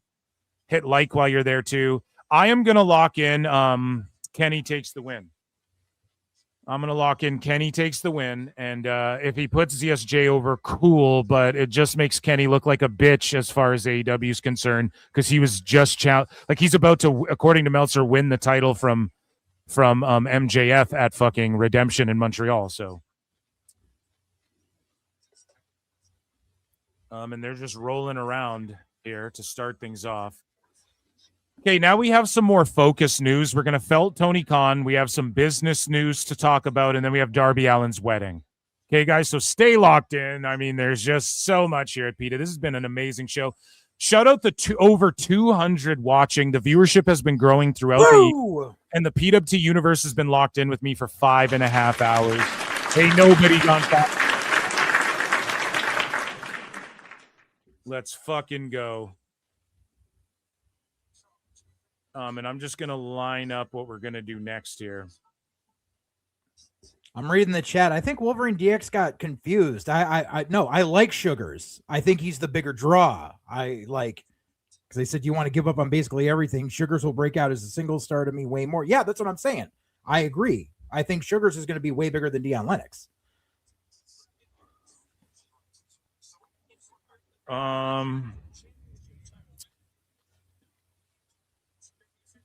And this is technically the lowest attended Forbidden Door ever. Yes, it is. I love how they were set up for like just under 9,000 and there was like 700 tickets available as of yesterday. And all these people stooging online were like, they're going to break 10,000 tomorrow. They're not set up for that. No. And I would have called it out if they were, that was even, I would have went, I bet they do 10,000. Do you guys want to hear, should I include this in AEW news or should I just say an allegedly right now while we're kind of watching wrestling? I mean, we're here. Just say it. Do you guys want an allegedly that I heard? Allegedly. And this is like, I'm going to have to omit names because it's super legit, okay? Let me just check real quick. Let me just check. Okay.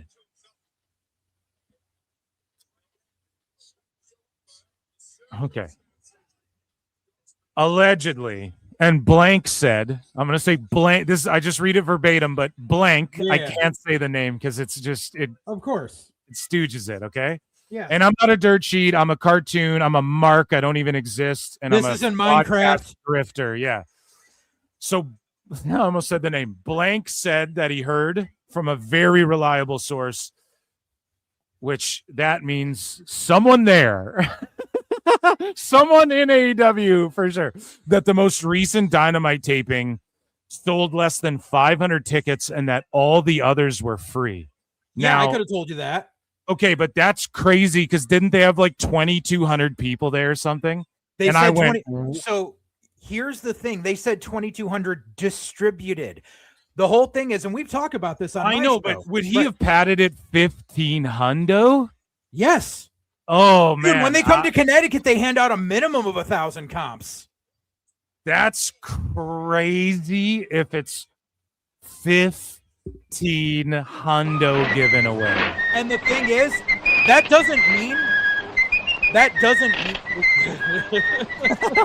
Steamboat Town. I know.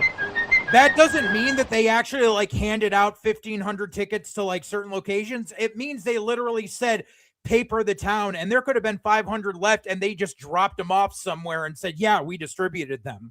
Like they could have dropped them in a fucking wastebasket and been like, yeah, we distributed them to the trash, but they were distributed. And that's how they get around shit like that.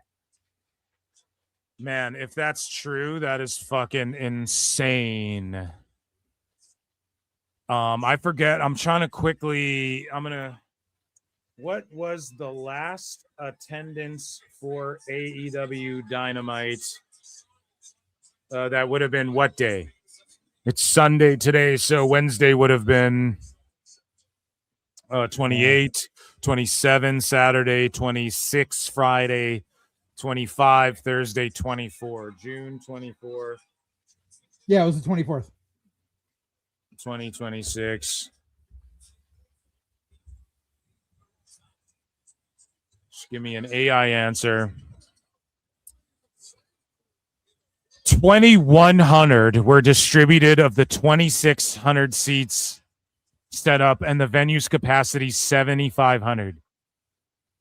So, I mean, if he papered it to get it to 2K and it's only 500 people, I mean, yeah, that's just to save embarrassment. Yeah, and why would I randomly be getting this news? Like, why would someone just randomly, like, what kind of rumor is that? Like, Dynamite's okay, he fluffs them a little bit, but they're poorly attended. Anyways. Yeah. So why would this random Dynamite get that kind of reporting, like people floating that shit around? I don't know, but that is fucked, man, if that's true. Again, I'm not a dirt sheet, but okay, guys, did everybody get their votes in? 1 for Omega, 2 for Zack Sabre Jr., 3 for DQ Schmaz. Quickly get your votes in, because I'm going to switch up the poll as Kenny's about to slam Zack Sabre through the announce table. And again, now he's doing all the table spots and shit, so they're just leaving nothing for the rest of the show. And this is a big fuck you to Nuge and all these other feds. Of course. And then Great American Bash, we have Sugars and Lennox here throwing down. Yeah. In a whatever match. I got to be honest, I like Shake One, but I'm just not super into Dark Dark State either. I Dark never State, really yeah, am, yeah. so. Yeah. Sugars reminds me a little bit of Chris Bay.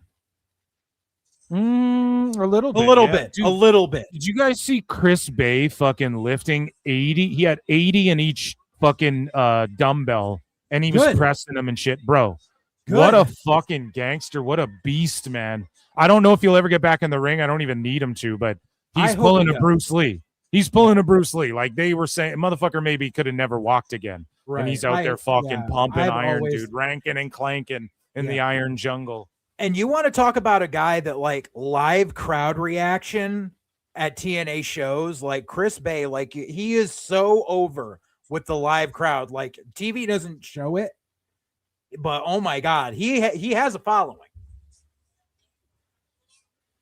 So I'm starting a new poll. Who do you think wins this grudge match? And does Shaquan Sugar's name have an apostrophe in it? Is No. it Shay apostrophe Quan? I'm just trying to remember. I Is just wanna it? give him I can't remember. I just want to give him the respects he deserves for. It's probably on the poster here. No, there's no apostrophe K. I just think didn't. so. Yeah, I didn't know for sure how he fucking spelt it with an SH or just an S either. So just want to give him his due. But Here then comes it's the rest then of the it's team Sugars shield. with an H though. I knew he spelt it silly, right? Yeah, because it's Yeah. Sugars with an H. There you go.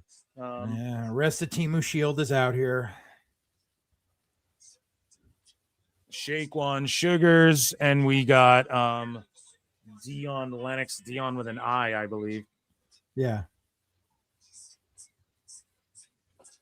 And then or DQ Schmaz. So everybody, Phil Mark's poll is being revealed in the chat. Who do you think wins this grudge match? Sugars, Lennox, or a DQ Schmaz? Wait, what?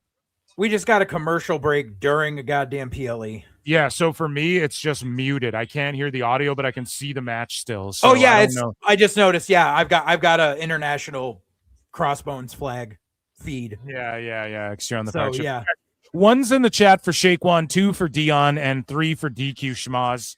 Who do you think wins this grudge match? 92% of you guys picked Kenny Omega, and 8% picked Zack Sabre Jr.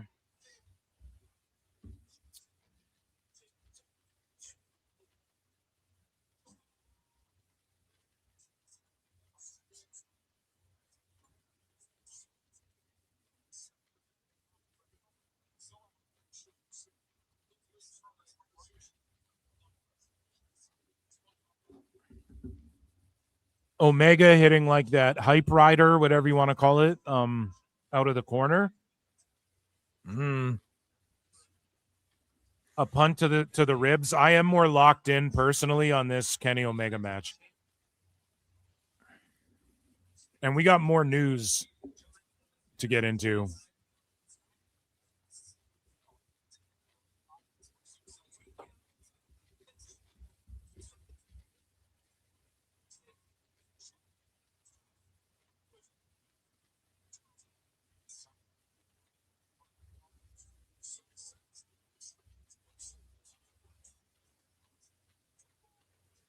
Ugh, I can't stand the PC crowd.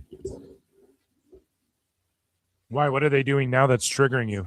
There's like 3 guys chanting Dark State just because they're trying to get over, and the rest of the crowd keeps yelling sucks, so they keep doing it. And it's just, you can tell it's only like 3 guys. And it's like, just stop it. Okay, because I just turned Forbidden Door up a little bit more because I'm like, it's Kenny and Zach. I'm gonna fucking lock in. You got 3 guys going Dark State. Like, shut up.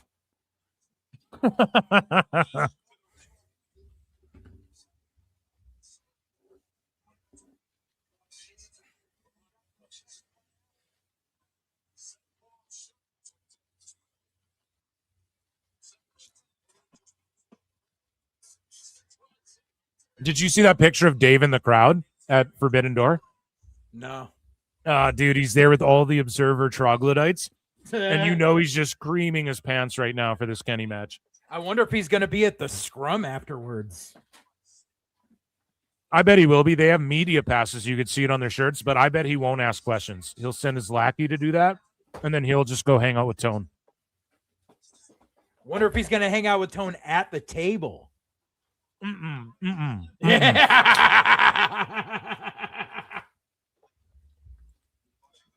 That would be funny, but Dave was just coping about how... Oh, God, they're doing it again.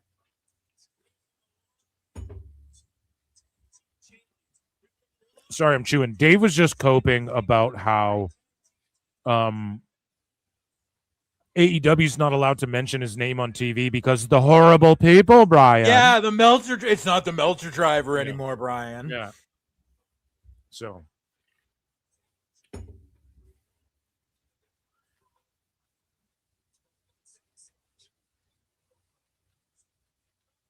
Zack Sabre and Omega going at it. Dude, I got a short, funny story for you that just happened to me earlier today. Spit it. So I mentioned, I was like, Phil shot me a link. So when I get home, I'll jump on the stream. And we're all talking about us. And a couple of my friends are making references to sex by using musical instruments as code because we're in a public place.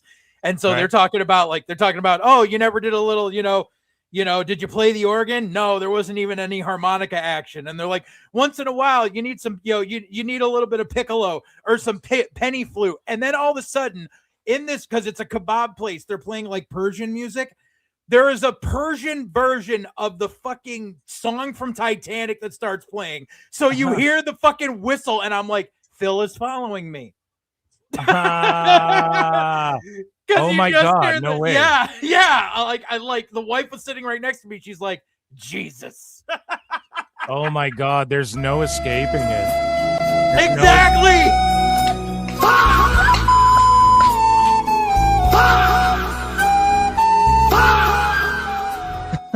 Exactly. It was like there's that. No escaping it, dude. Amazing. Amazing stuff. Nobody thinks Dion Lennox is going to win. Are you guys sure? Vote in the poll, 2 for Dion Lennox. I think it's going to be a schmaz. And again, 92% of you guys have Kenny Omega over Zack Sabre, right? Ooh. Did I get my vote in for both of these? I forget. I think you did. I think I picked Sugars. No, I don't think I voted on Lennox or Sugars. I'm gonna go with Lennox. Dude, I really dig that gourd buster, and then he does the cartwheel with the drop kick into the face afterwards that Sugar does. Yeah. It's just it's smooth.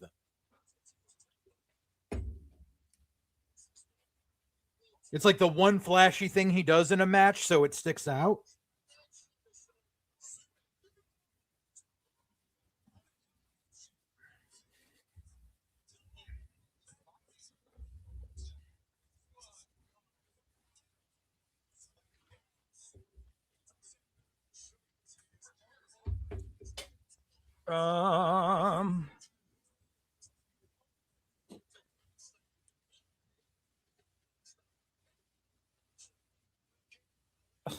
You even have referees on the indies just fucking trashing the Bucks. Dion Lennox just looks like creator wrestler number 3 template. I know, yeah. He's just like the guy you'd be, that's like your My Rise character or whatever. Right.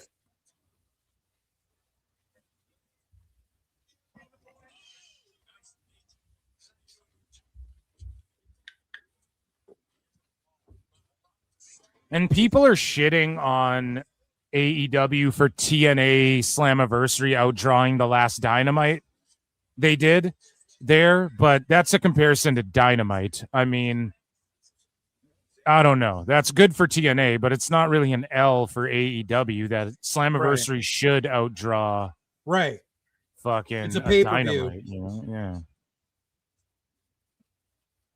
Dude, these 4 guys or whatever will not stop with this Dark State chant bullshit. Like, they keep doing it. And, like, you can tell the rest of the crowd's like, dude, shut the fuck up. Hey, man, let him mark out.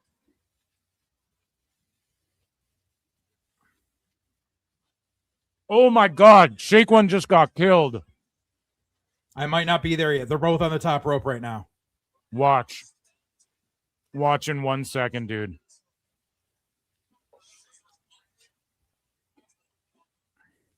It's over. Oh!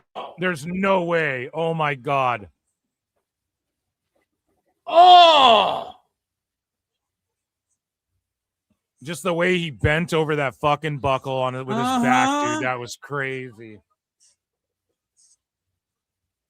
That did not look safe. And he kicks out. I don't know if he should have kicked out. I mean, I think we know how, like, that wasn't supposed to be the finish then. But yeah, that was, that did not, that looked rough. Like, who approved that? I don't know.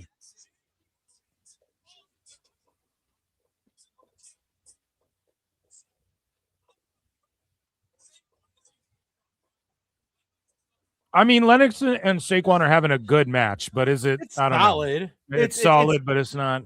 Yeah, like it's okay. It's nothing offensive. I just think it doesn't need this long. Yeah, it should have been over already. Yeah.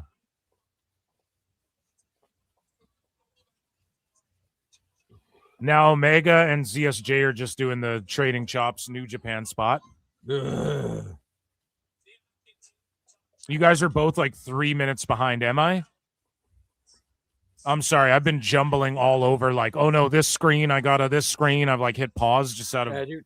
I'm sailing the 7 seas in order to see this, so I don't know how behind this feed is. Some guy 8274 for 2 says too sweet. Says Sugars looks like a buff Rich Swann. A little bit, yeah. Rich gets a bad. So what just happened? So Sugars just fucking thank you so much for the super chat.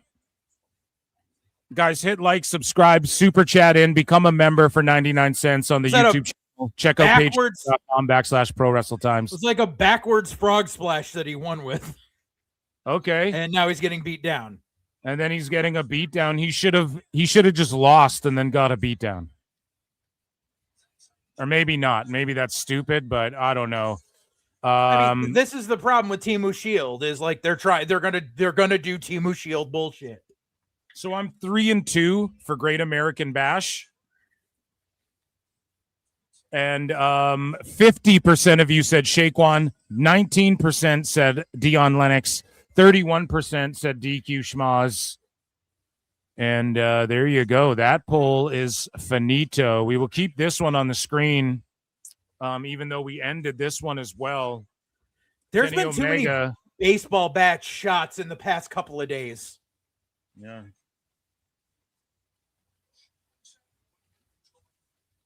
And like he just hit him across the back of the head with a rubber baseball bat. Like, I'm sorry, but that based on that, Sugar should be off TV for like 4 or 5 months now. He shouldn't even be crawling around right now. He should be knocked out. Like, these guys don't think of these things when they do weapon shots. So Kenny just like backpacked, fell backwards, and squished ZSJ off the buckle after trying to set up a one-winged angel. We know it's coming for NXT. We do have some news to get into. I just don't know when to jump into it. I am watching Omega ZSJ right now very intently.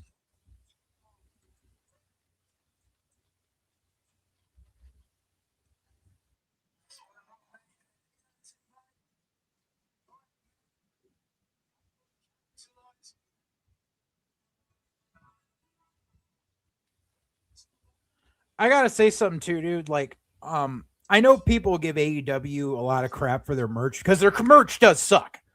But I see these commercials for like NXT shop, and NXT merch ain't that fucking great either. Yeah, I don't think so. I don't think so either. Like I haven't, like, I used to buy merch, NXT merch, and I haven't bought NXT merch since, you know, the Revival. We're still in NXT. Like I have an Aleister Black freaking NXT t-shirt. I think that's like the newest thing I have, like from like NXT merch.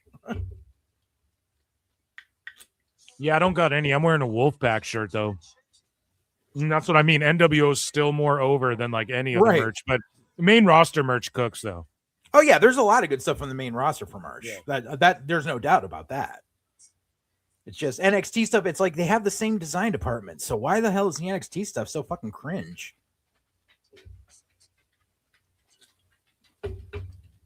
Caught the V trigger into the ankle lock.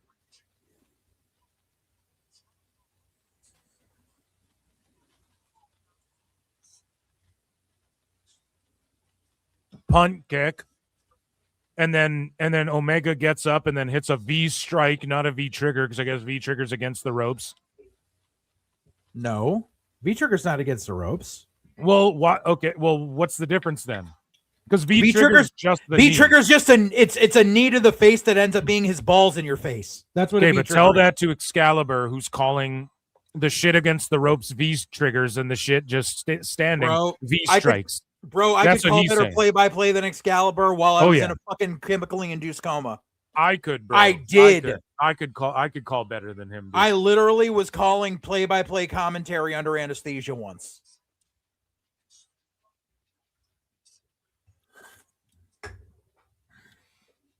Usually V trigger is the middle of the ring. Yeah, but he hit a V trigger in the middle of the ring.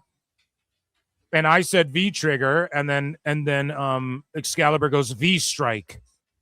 And I'm like, so is that not a V trigger? It's balls to the face. That's all it is. It's balls to the face. Balls to the face.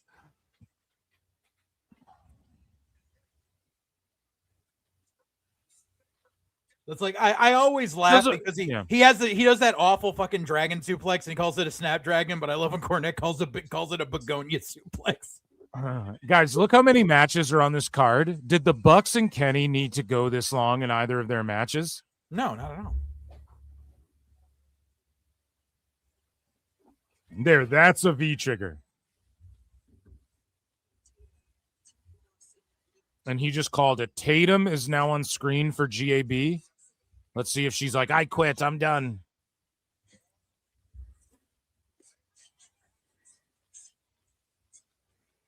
I mean, if it means Tatum's getting a call up. Yeah, she needs to get called up. I mean, I was hoping Tatum would win tonight because Zaria should get a call up. The problem is the women's division is so saturated on the main roster. Yeah, they need to end this Kenny match.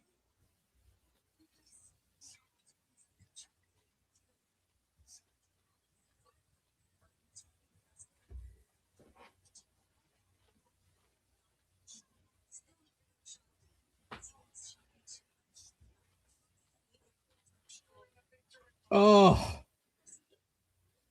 Why are you gonna put boring ass freaking Kehlani Jordan on screen with Tatum? It's just like, let's show what personality is versus zero personality. You don't like Kehlani Jordan's a fucking robot on the mic. She's a robot on the mic. She's terrible. Damn. I like Kalani. I'm not alone in that. Like, a lot of people will say that. Like, she's boring on the fucking mic. Snapdragon. V-Trigger. Begonia. Snap Begonia, yeah. Now the one-winged angel. The one-winged fairy. Everybody gets on their feet. He reverses it into a triangle choke. See, the whole crowd rose to their feet. You could have just one-winged him and pinned him, Kenny, and the whole crowd would have gone, ah, and thrown the babies in the air. But instead, it's a reverse into a triangle. Why? Who cares? Like, we know that you're just going to hit the one-winged because you've been teasing it so much. Oh my God, I feel like I'm watching an AEW show. Freaking dude on the freaking commentary next to Wade just said, we're getting ready for our 4th championship match of the night, and it's not the main event. Like, bro, you have too many fucking belts in NXT. Or titles, whatever. You know, the Heritage Cup is technically a trophy, but still, it shouldn't exist anymore. No, they actually retired that. They did retire it. They retired the Heritage Cup? Yes, it's officially on WWE's website. They retired it. Oh, okay. One-winged angel, it's over.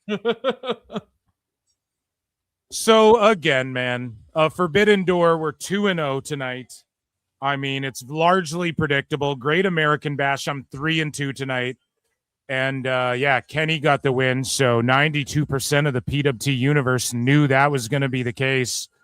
But who do you think wins the NXT North American Championship match? We have Miles Bourne. I think I spelt all of that correctly. And then Tavion Heights. Tavion Heights, who I've been using quite a bit of in my faction because I got a couple solid Tavion Heights cards, and he's pretty goddamn good.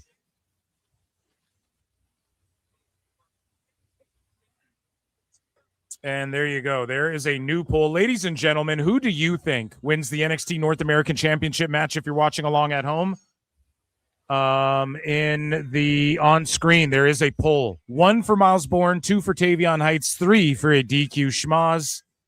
I am going with Tavion Heights wins this one. And Miles Bourne moves on to bigger and better things, gets more involved in the NXT title picture. That's my pick. I'm going to locked in. Listen, I think Miles Bourne is a solid hand. There's nothing wrong with him in ring. I can't get invested in him. Like, I understand, you know, he's a miracle story because he's deaf.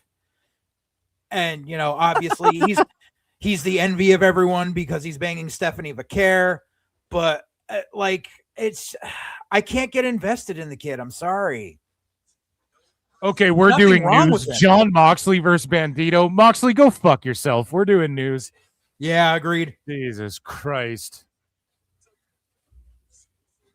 And it really feels like they're trying to push Tavion. Like Tavion is like what they wanted Gable Steveson to be, but he was never able to be. So they're just pushing all that into Tavion Heights now. Jesus Christ. Moxley and Bandito. It's gonna be such a long match.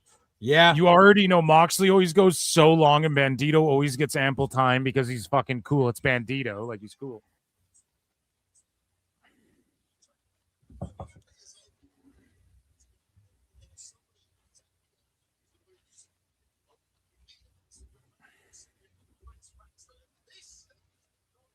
So they're saying Tavion's 0-3 against Bourne. Is that what they're saying? I guess. I don't know. I don't watch Weekly Show.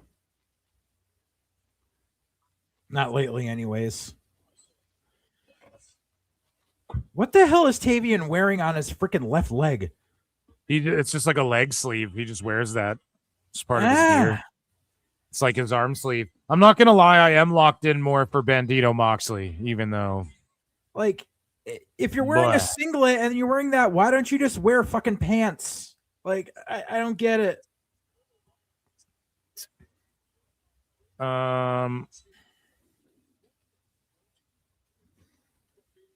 We are going to jump into some AEW news here, folks. Uh-oh, got to switch servers.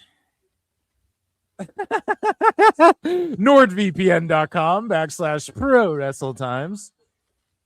Oh, no. I think my stream just got freaking shut down. Let me find another one. Hold on. This video cannot be played. Error code 232404. I'm gonna have to. It's gonna have to take me a second to load up the new stuff. Okay, I just DM'd you something too. If you want to check that, like on X, I DM'd you.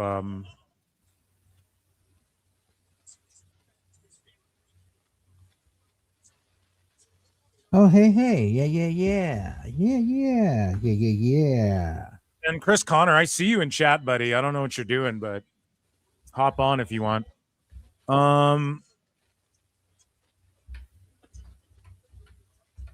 Yeah, so Mox is coming out. We will start another poll. I just want to give you guys a minute. Last minute, quickly, get your votes in. 1 for Miles Bourne, 2 for Tavion Heights, 3 for DQ Schmoz. Who do you think wins the NXT North American Championship match? And then we'll start a new poll sooner or later. We're going to get into some more AEW news.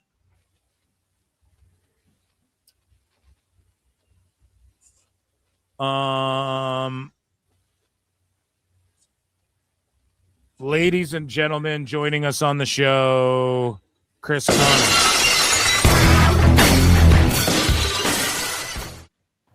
What's going on, buddy? Not much. I watched the TNA pay-per-view, watched the NXT. I can't believe I'm saying this. TNA right now is probably the best show compared to so NXT. far. Yeah, absolutely, dude. I'm with you on that. So this is for, I want to ask you and JJ this, man. So who in NXT gives you, like, he is the one? He is the guy that you should, because they all just seem sort of like generic athlete wrestlers. I thought it was Evil. I thought Evil was going to be that dude for a minute, but if Mike Santana comes in, then him. But again, if we're just talking right now, they wish it was Cruz, but who fucking knows? I don't know. It's a good question. I would say it's not him, it's her. I would say it's Kendal Gray and it's Lola Vice and it's one of the women. What do you think, JJ? Who's him? In NXT right now? That's a good question. Damn pop-ups. Sorry. He's on the pirate ship. Yire me, mateys. Yeah, it's trying to open like a whole bunch of crap. It's trying to get me to download Opera, even though I already have Opera. That's why you need ad block and you need NordVPN.com/Pro WrestleTimes. Link down below, guys. Save yourself a bunch of money on NordVPN. There we go. Sorry. So yeah. In NXT, I mean, it's the women. The women. It ain't a dude yet. Women. Yeah. And that's the problem, is because all Sean has done is push women for the past fucking 3.5-4 years. And the guys suffer. The guys Javon and Oba and shit got pushed hard though. Javon and Oba and shit did get put. D'Angelo too. So I don't know if he's only D'Angelo's worthless, dude. I don't like D'Angelo's like they gave him the belt because he's been there for 5.5 years. Like that's the only reason they gave him the belt, because they had to send everyone else up to the main roster. Tony D'Angelo is fucking worthless. But meanwhile, you got guys who don't get a fair shake in NXT. You got guys like Josh Briggs who don't get a fair shake. Tristan Angels, I'm sure will get there. Shiloh Hill, I think, has a lot of potential, as we've said. Tavion Heights, it feels like they're trying to put a lot behind him. They need to stop focusing on stupid shit like Dark State. I think that the family fucking stable there, the nepotism family, Regal's kid and Lexus King is another guy that could be Lexus King could be the fucking guy there, but Sean has like this old grudge because Brian was associated with Brett, so he doesn't want to push Lexus King. Is that a real thing? It's pretty fucking evident, don't you think? How long has Lexus King been there and has all the tools to be the fucking guy to carry the company? And he's like, nope, we're going to treat you like shit and give you stupid gimmicks. And once in a while, we'll throw you a bone. Like, I'm sorry, but Pillman Jr. grew leaps and bounds after leaving AEW. And Sean's just like, no, I don't want to fucking use him. Damn. Well, there you go, Chris. I hope that answers your question. I mean, it does, but there's just so many people in WWE that you almost need to, like, cut 100 people just so that other people get a chance. We laugh, but I mean, think of it. How many people are in AAA, on Raw, on SmackDown? You're like, God damn it, you got to move these people. Like, well, if you bring in up Takahashi, so right, start Nugemax in here in Japan. So, guys, who do you think wins the NXT North American Championship match? Put a 1 for Miles Bourne, 2 for Tavion Heights, 3 for DQ Schmaz. We're counting down until I'm going to end that poll and put the 1 in for Mox and Bandito, okay? This is great. I also wanted to check. I'm on Tony Khan Watch here tonight.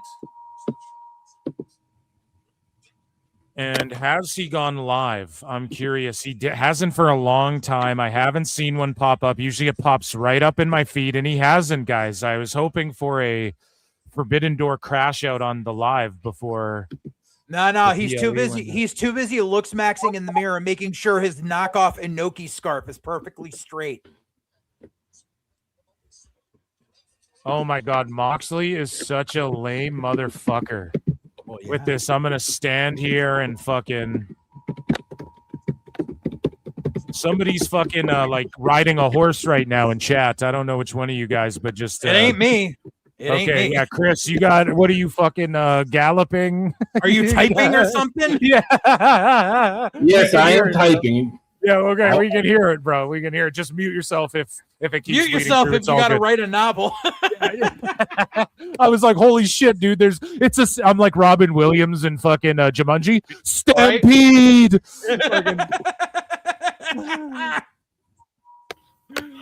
Oh shit, that's good. Good stuff. Good stuff. Also, someone needs to tell Tavion Heights to not use Greek diner font for his fucking gear. It's Bloodline, bruv. He's Tongan, bruv. No, dude, the Heights there, that is Greek diner sign font. That every Greek diner I've ever seen, that's the font that they use. It usually says Athenian or Acropolis or Mykonos or something like that. It's that font. Well, JJ, you call your sources in. You let Tavion know. We know you have sources in NXT. You can go, hey, look, Tavion, you need to be cool. Stay cool. Oh, come on. I know you said we could live I know some people in the Fairfield County area. I don't know anyone that's down in the Florida area right now that I can talk to you. So I see on Twitter here, I just want to take a look at this. AAA influences everywhere I see. Domo de la Muerte was the first thing that came to mind with the circular cage. I don't know, man. To me, they did it like yeah. So they did a circular cage, though. Also, if you remember when, and it wasn't fully circular. I think it did have some angles in it. But if you remember when Brock fought Taker in that Hell in a Cell for the WWE title. Remember when Brock hit Taker with the stairs and Taker was just gushing blood? You guys remember that match? That was in like a round, like Lion's Den type cage. But I also think of the Lion's Den, like Owen Hart and Ken Shamrock and shit.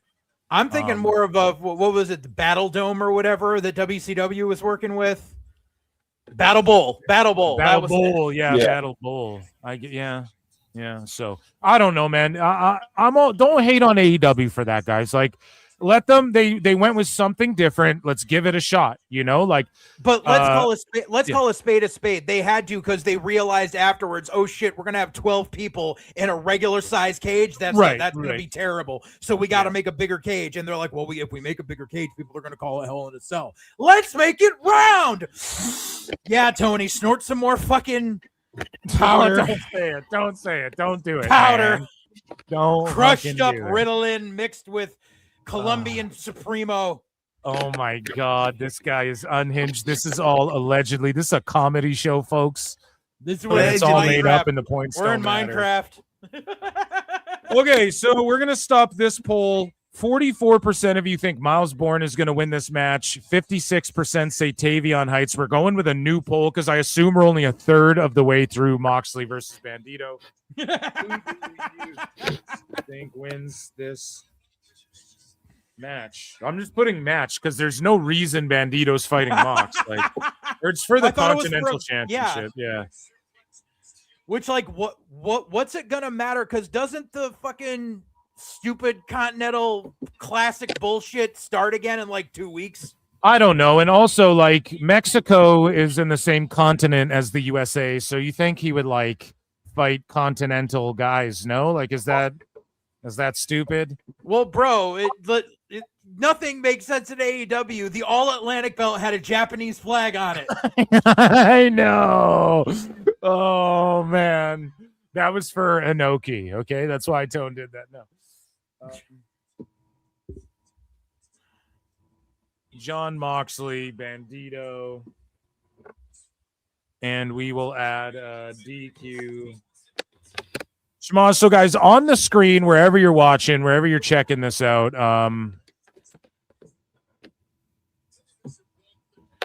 who do you think wins the AEW Continental Championship match? Moxley or Bandito or DQ Shmaz? 1 for Moxley, 2 for Bandito, 3 for DQ Shmaz. I am putting my vote in. I'm securing, locking it in. I think Moxley defends his title. Dude, the crowd is kind of dead for this North American title match. There's no heat. It's just announced. Mox said, "I'm gonna fight Bandito." That's it. No heat. Yeah, Mox has got color, or Bandito's got color at the hands of Mox, and he's ripping his mask and stomping him out. Tavion and Bourne are still going, and there's no heat. The crowd's dead. Yeah, I'm out of it. I'm out of the GAB right now. I'm just tuned out. I'm completely locked into Forbidden Door. Has it been a better show? Omega and the Bucks didn't have like horrible. Well, no, that Bucks match was garbage. Omega and ZSJ didn't. They actually had a really good match, but it just went too long for how much wrestling we got to sit through. And was it the best match ever? No, Cage Match will say it is. But it's better than fucking this GAB, like Tavion and Bourne. It was way better than that match, I thought. So, and they're going too long too. Tavion and Bourne are going too long. That's my criticism for both matches. So it's fair. You guys know I'm not a shill, and I'm picking Kenny Zach for that. But I mean, yeah. What were you going to say there, JJ? I have to agree with someone in the chat that says it's Kaishu Soji Kikage said you left out option 4 on these AEW polls, which should be who gives a fuck. Oh shit! Oh shit! Chat stays undefeated. Yeah. Oh my god, that is fucking funny. Over 200 in here. Thank you guys. We've been going for over 6 hours, so let's do this shit. Oh, we are going. Yeah, I want to jump in and do some news. I think it's time. I think I'm fed up with this Moxley match, and I'm fed up with Tavion Bourne. It needs to end already.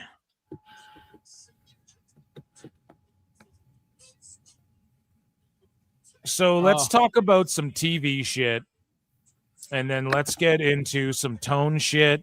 And then let's get into Darby's wedding, shall we, chat? Are you guys ready? Everybody all together now. Ichi ni Sanda. For Forbidden Door and AEW news, AEW will be airing Collision on Thursdays next month for 2 episodes, July 2nd and July 30th, going head-to-head against TNA. Carlos Silva meltdown incoming. Let's talk about it. What do you guys think? Collision's obviously going to do the better ratings, yeah? I don't know. Yeah. I think it's going to be close. Okay. I mean, AMC's been doing a consistent, 225, 250 lately? For TNA, yeah. I mean, they've been in like the... Yeah, it's still just... It's TBS. It's a bigger network than AMC. Yeah, but if people don't care and people, it's on the off night, it may just be like, we don't care. You know, I mean, as it is, we all know Collision has become freaking the resurrected zombie of Rampage. We all know that.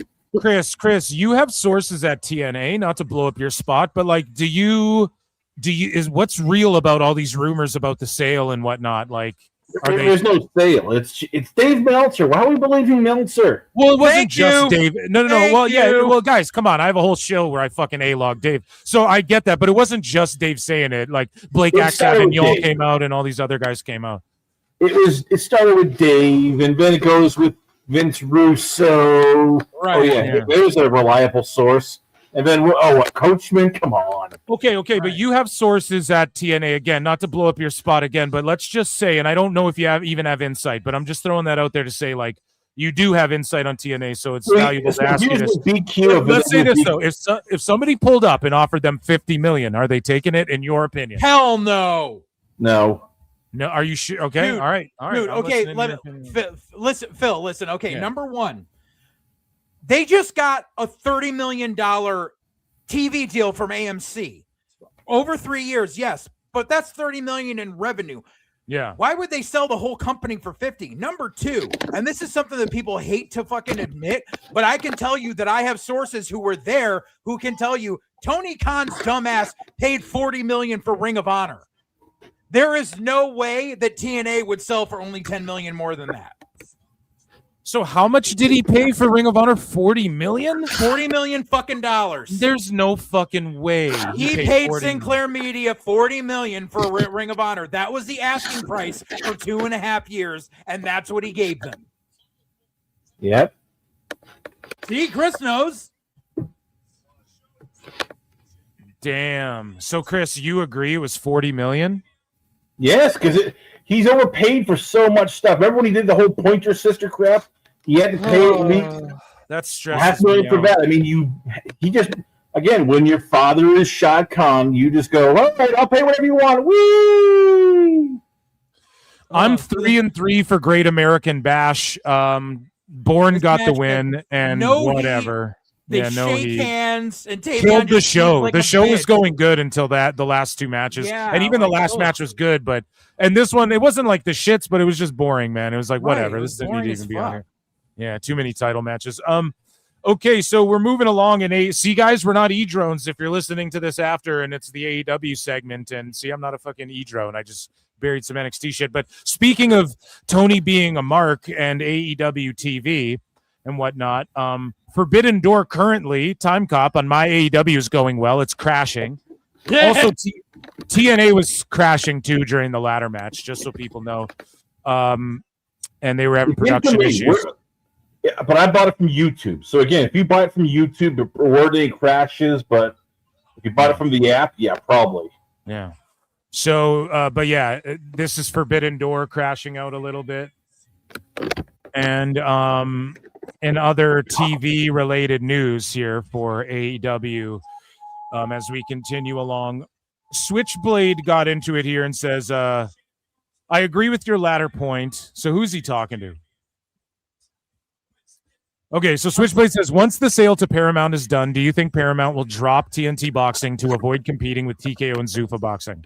Probably. Niccolo Piccolo says, everyone at WBD is a lame duck. WB lost the young killers.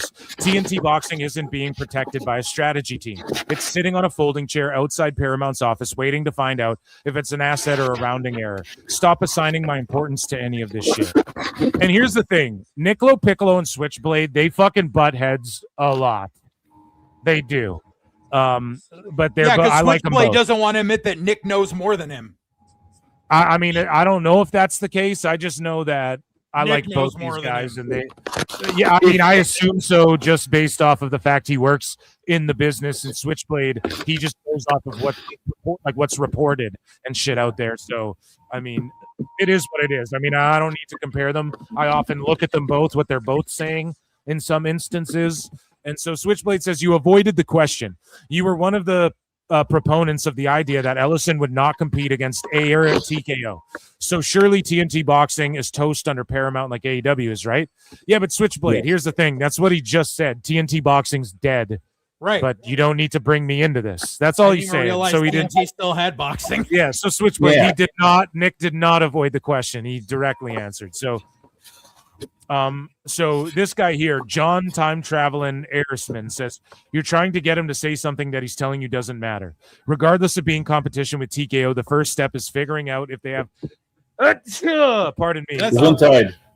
Holy fuck. Regardless of being competition with TKO, the first step is figuring out if they have more value or if they have value to the company or not. Being competition starts with are they valuable? And so Switchblade said this. He goes, I agree with your latter point, and that's what I believe it will come down to. Seems you also don't subscribe to the idea that Ellison will can AEW because he doesn't want to compete versus RETKO. Am in right in saying that. And then Nicolo Piccolo says, I think Ellison cancels AEW in the next month. Yeah, I agree. Holy shit, bro. Let's talk about it.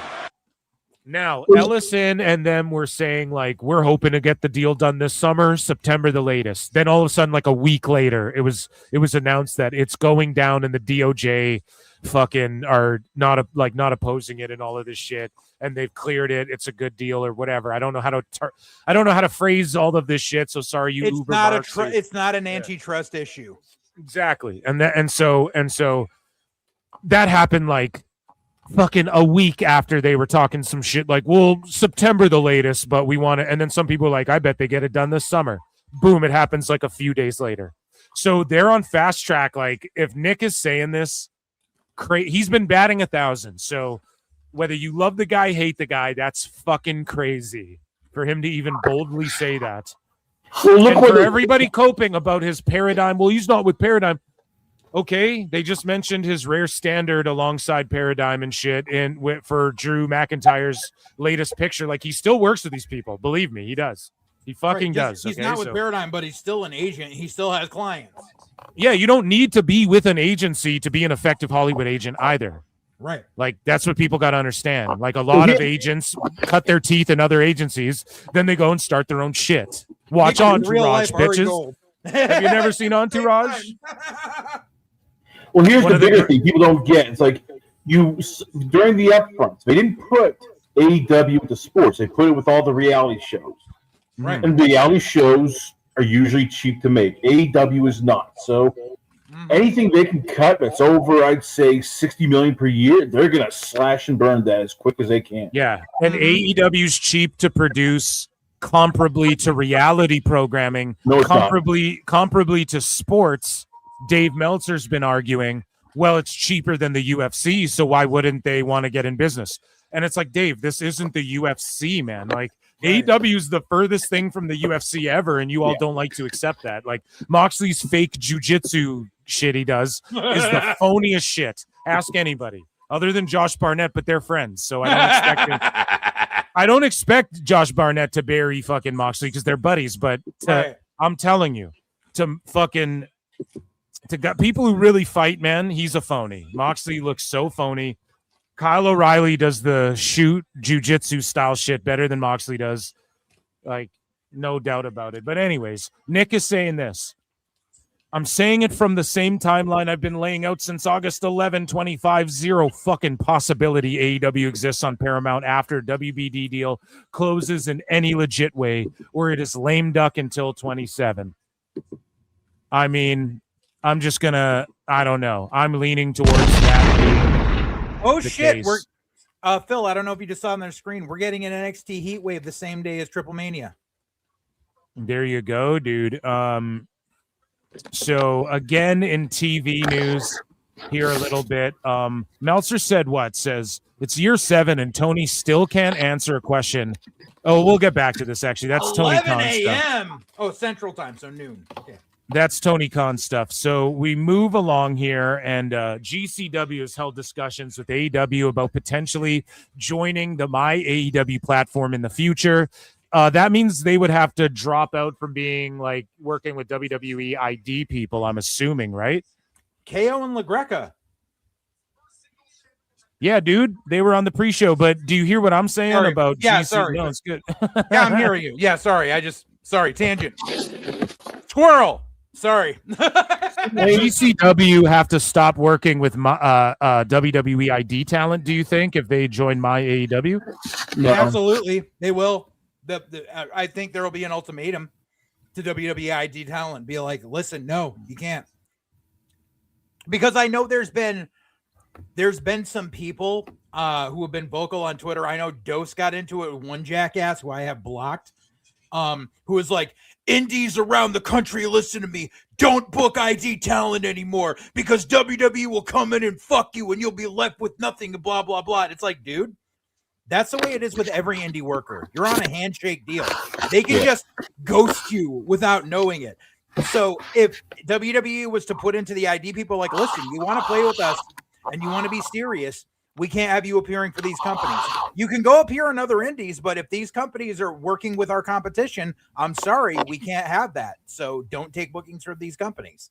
And that's the way it is. I mean, it's not like GCW is the end all be all. GCW charges an arm and a leg for a fucking indie show. And unless like there's a lot of talents on there that are getting paid the same that they would on a random ass freaking community center show. Like GCW is charging $75 for a GA ticket, and these workers are getting like a $50 payday. Can we admit though that GCW, and pun intended, and game changer, not in that it would change the game as far as them beating WWE or anything like that, but as far as GCW being on my AEW, out of all these indies they're signing up for that shit, that's something that I think would draw people. Like, even if you don't fuck with AEW really, you'll probably sign up to that if all of GCW. Remember what I said, that Tony's trying to put IWTV out of business? There's your fucking there's your freaking arrow right through the heart right there. Yeah, because GCW's like the IWTV's bread and butter. Exactly.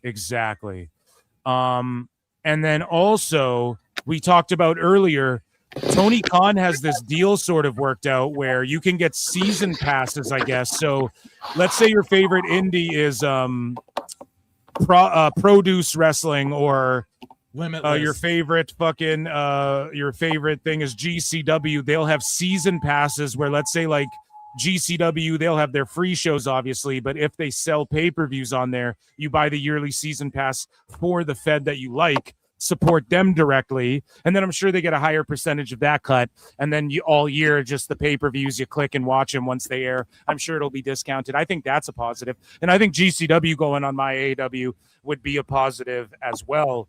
But again, yeah, that'll fuck IWTV, but if IWTV's charging the boys to be on there and Tone's gonna pay the boys to be on there, I like that better for the boys. I told you Tony's not paying the boys to be on there. The companies are paying Tony to be on there.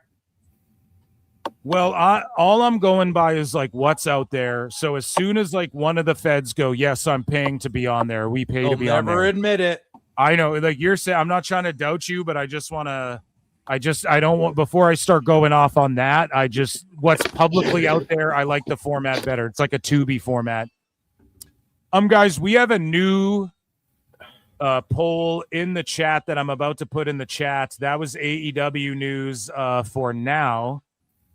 And so I'm going to show this poll. Moxley won 100% of chat, said Moxley was going to win. Guys, who do you think wins the IWGP Continental Champion? It's the Continental, right? Or is that the last match? And I just fucked up. That was the last match. It's the global heavyweight. I'm deleting this. I deleted. Don't vote yet. I'm deleting the poll. It's the sorry. I had a brain fart because Moxley just defended the Continent, and there's been too many title matches tonight on all fronts, on every fucking show. And we're about to have our 5th title match on NXT. It's not a Nuge title, it's the IWGP Global Heavyweight. IWGP Global Heavyweight Championship. And it's Shota Umino, right? Yeah. Oh, he's winning. Oh, 100%. Yeah.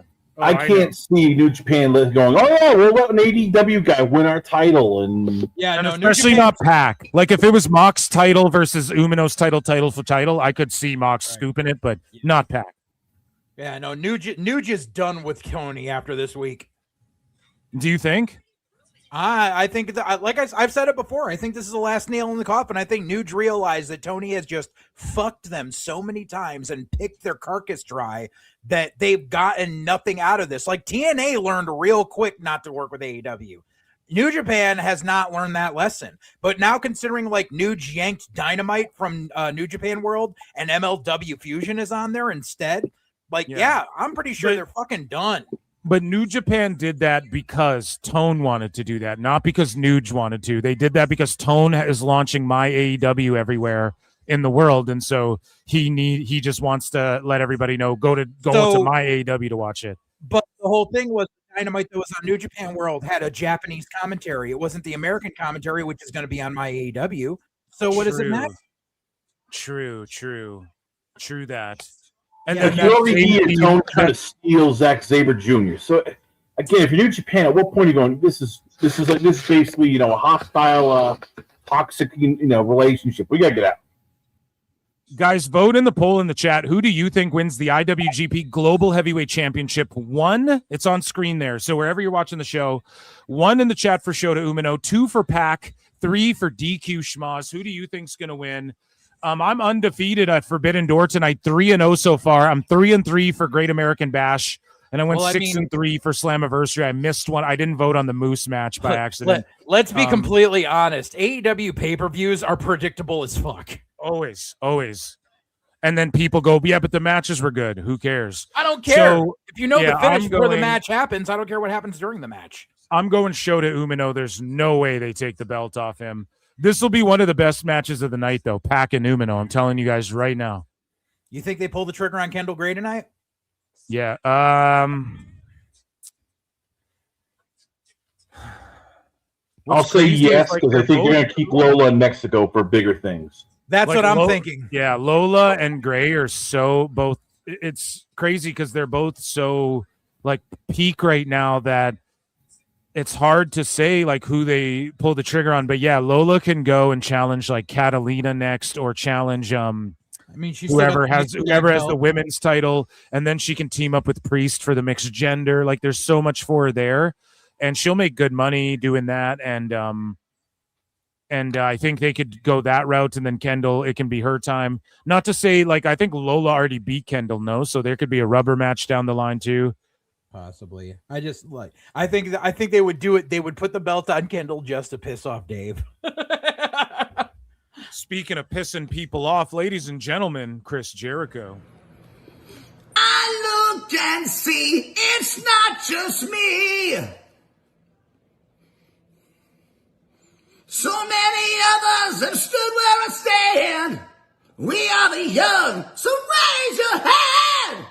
They call us problem child. We spent our lives on trial. We walk an endless mile. We are the youth gone wild. We stand and we won't fall. We're one and one for all. The writing's on the wall. We are the youth gone wild. Let me get wild. Yay!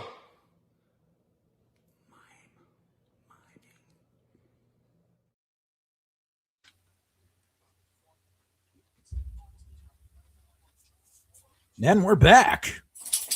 So AEW is reporting that in the main event, the steel cage match, there's going to be a spot that makes him cringe in terms of it being dangerous. Interesting. Why do I get the feeling it'll start with Darby and end with Allen? Yeah, right. Umino Pac, I don't know. The crowd's not super into it, but this will be so far, it's just selling, pacing, taking their fucking time. Each move is impactful and means something so far. European uppercut to a fisherman kick out. So to me, this has been my favorite match so far. Go figure it out. But there's no heat. It's we just announced the match. Yeah, Might as well have been a video game. Oh yeah, we're announcing this match. Why? Because we said so.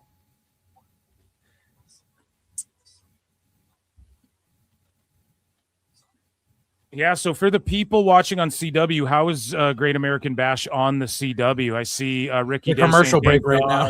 Tonight on CW. I'm having fun watching it. Oh my God, that DDT on the Pac.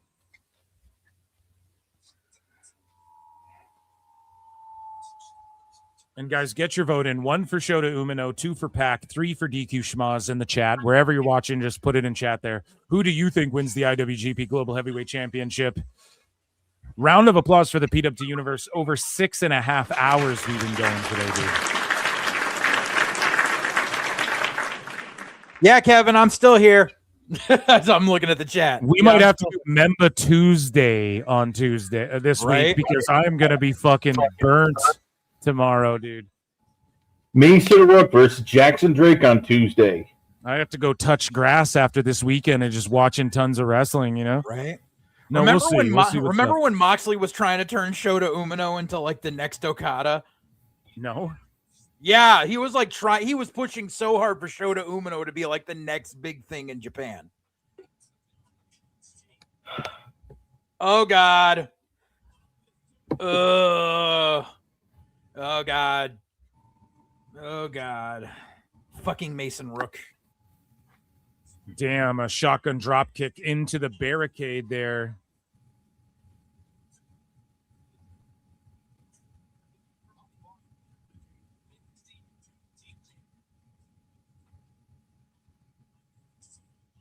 That's gonna be good. Vanity Project against Dr. Wagner and Galeno. Dr. Wagner and Galeno on fucking Tuesday. Dude, and then the Latin American Championship, EK Prosper and El Hijo del Vikendo on NXT. They're just going lucha heavy, man. Let's go. Yeah. I'm trying to get into them. They just, some of these wrestlers look like they can work out of Walmart.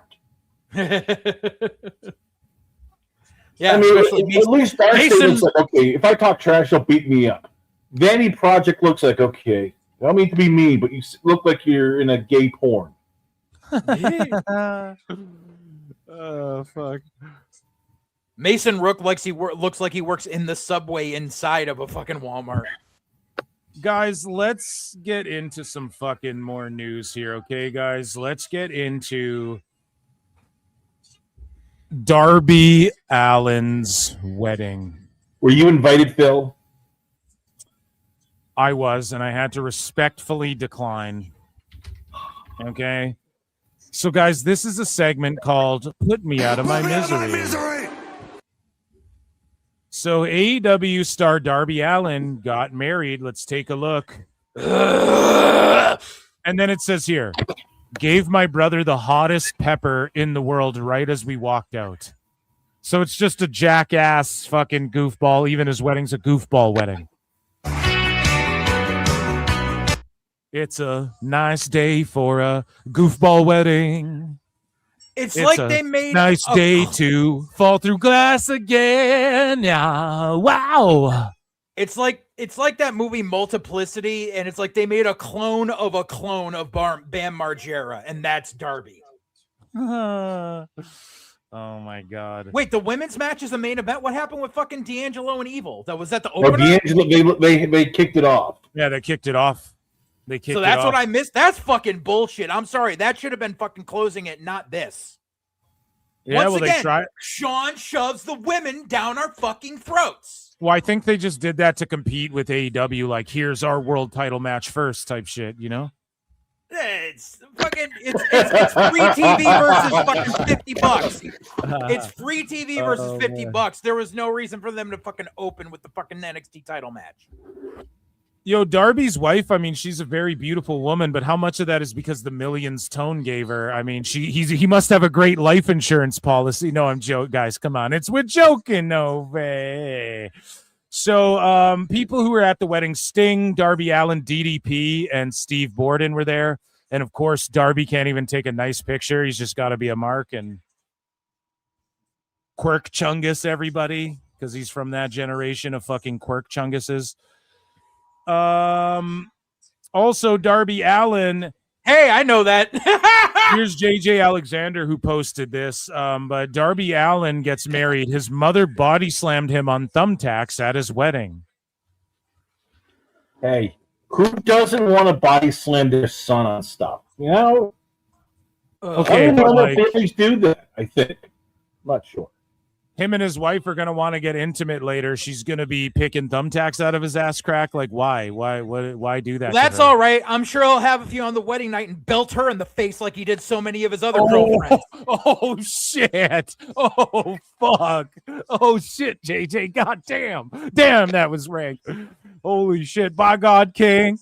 He came off the top rope. So Brody King chopped Darby Allin's dad at his wedding ceremony. I guess the apple doesn't fall far from the retarded tree. No.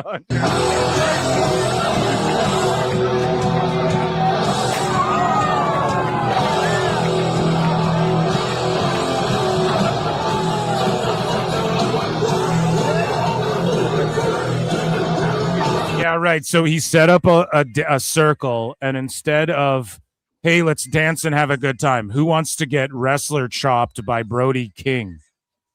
That's just so fucking dumb. Like, okay, I will admit, like, I have been part of quite a few wrestling weddings. You are a naive, brainless, pathetic, idiotic, clueless, dumbass Mark.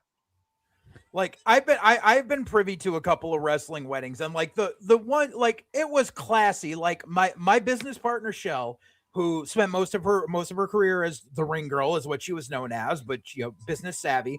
When she got married to her piece of shit now ex-husband, they came out, they did the intro. We all get the bridal party came down, and then the bride and groom came down, and they danced their first dance, their slow dance. And then right at the end of the slow dance, she goes to give him a kiss, and she clotheslined him, and he fucking went down. And it was a cool spot because she was the ring girl and a foot shorter than him, and everybody popped. But it's simple shit like that. It's not dumb shit like this that you do at a wrestler wedding. I have the wife yelling at me because I always said I wanted to have a ladder match for the fucking garter belt. But I wouldn't actually go through with it. And she always said, she's like, if I see a fucking U-Haul pull up outside the banquet hall, I am not showing up on the aisle. So yeah, dude, you're gonna do some Mark shit too. Guys, do you think that I never would? I wouldn't. Just as a side note, though, do you guys think Dave Meltzer has a phone with the Kendal Gray match on his lap right now? Well, this Umino guaranteed. So, guys, I put a new poll in the chat. So, one for Shota Umino. 82% of you guys voted Shota Umino. 9% voted Pac. 9% voted DQ Schmaz. So we'll keep that poll in tow. We'll start this new poll. So who do you think wins the NXT Women's Championship match? 1 for Lola Vice, 2 for Kendal Gray, 3 for DQ Schmaz. I am going with a 2. My vote is locked in. I'm going Kendal Gray gets it. And let's watch more of this.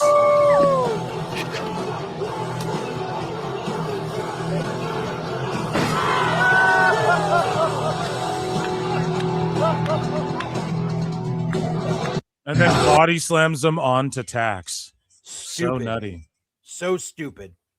Hey, whatever, man. Whatever floats your boat, I guess. Now we need to start a freaking, pool on Calci to see how long he's married before she fucking comes out and says he beat the shit out of me on our wedding night. God, dude, you're just going savage. I'm locked into Great American Bash right now. I'm watching Lola and Kendal Gray, Umino and Pac, whatever, going too long again. Like, I mean, it's I don't know.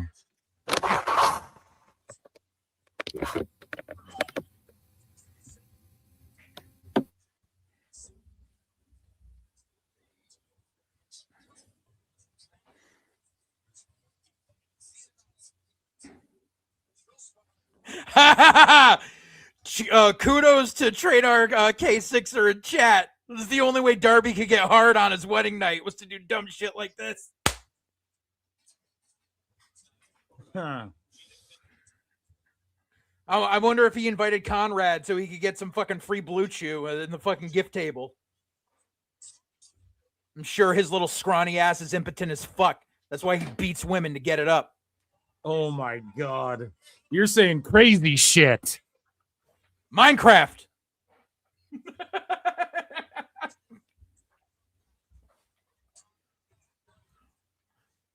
Nah, Kevin, I don't need a Zagnut. I had some amazing pistachio halva at the kebab place, so my blood sugar is good for the night.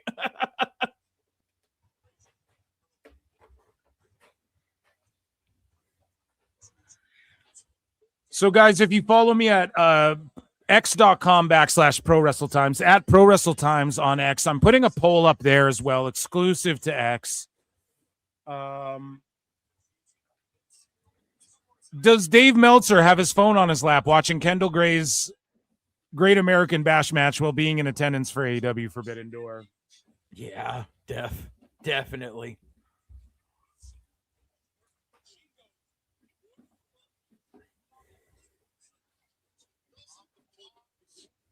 Let's see what people vote. And we'll put that for a day. That's a day long fucking.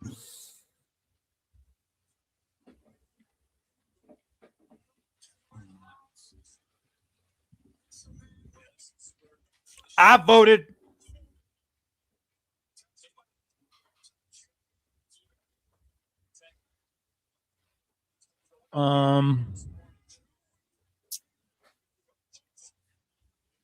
What's chat saying? I forgot Darby dated Gigi. Yep. Because Darby got a cameo in the last Jackass movie. Steve-O's So he does. So does Paul Walter Hauser. And Darby may have been cut from it, though. I don't know. Like, I haven't seen it yet, but I know he did stuff for the last Jackass movie. And Paul Walter Hauser's in it, too. If the Jackass guys want to promote with if they want to promote with WWE again, his shit's gonna get cut out. Welcome to the Blu-ray special features. So why bitch. is Ren out there? Okay, so I guess just defending Thursday. But they fought. Usually they fight off. They literally He's fought spurging. on. They fucking fought on for no reason. They fought off for no reason. Yeah. No, dude. they fought on for no reason. Like usually you see two people fighting and they fight off. They literally fought on from the entranceway out to the ring. Like, why? I got nothing. Stupid fucking HBK booking. Dude, seriously, he is such a terrible fucking booker, and no one. I wants to disagree. fucking I admit it. disagree. I disagree. I think he's been good. If he was a good booker, there would be people you'd be interested in seeing on a weekly basis. Well, I just think a bunch of those people got called up is all. Chris, what do you think? Yeah, but it's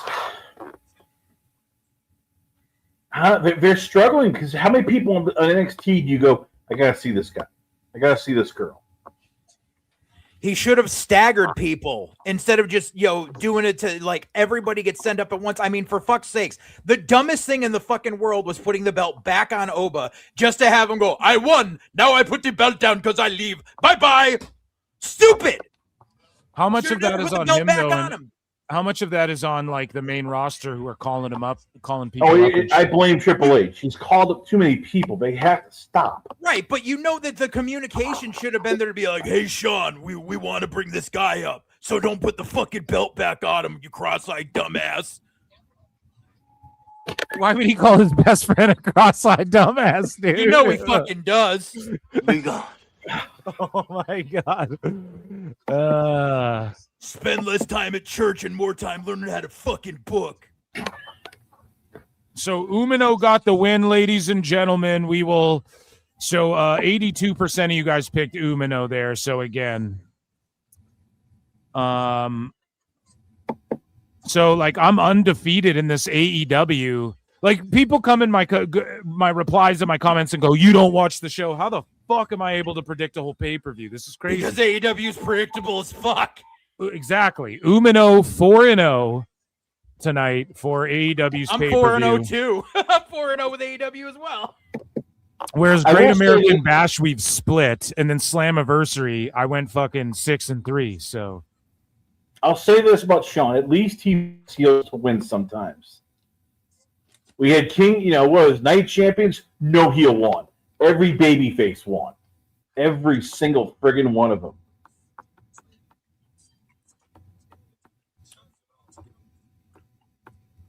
And considering the big pop they had at the end of the night, they could have had at least one heel win to bring them down, bring the crowd down a little bit if you knew you were going to have that explosive as a fucking babyface win at the end of the night.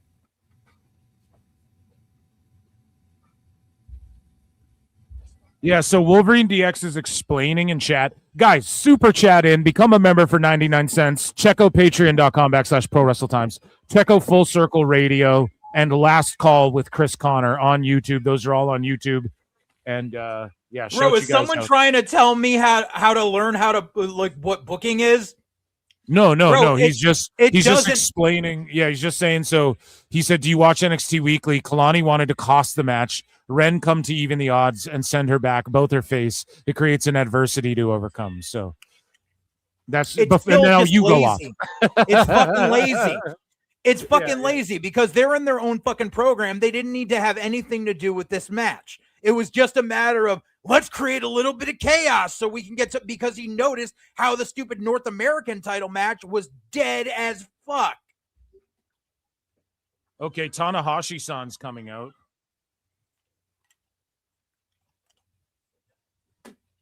Like, but this is also the problem with that crowd, is that crowd thinks they're the main event and not whatever's happening in the ring. So what is if they're bored, what is Tanahashi going to do or announce here? probably that he's the new commissioner of Collision or some bullshit like that. No, it'll be it's like I called it, dude. It's gonna be Moxley's Continental title against Umino's global title. Ugh. And then he just went out there, so Moxley's scared of fucking Tanahashi-san is what they just put down. So Moxley's still trying to get Umino over. What the fuck was I just talking about 10 minutes ago? I have no idea what you're referring to. You know that's 100% Moxley call. He's still trying to get Shota Umino over. Because you got a hard-on for this kid. He's had a hard-on for this kid for the past 5 years. Here's the thing. If you tell me that tomorrow the global champion and the fucking Continental throwdown and Mox is the Continental, he's winning that belt. He just ran away and looked like a bitch by Tanahashi. Tanahashi just bitched him up, dude. Yep. Woohoo, super chat.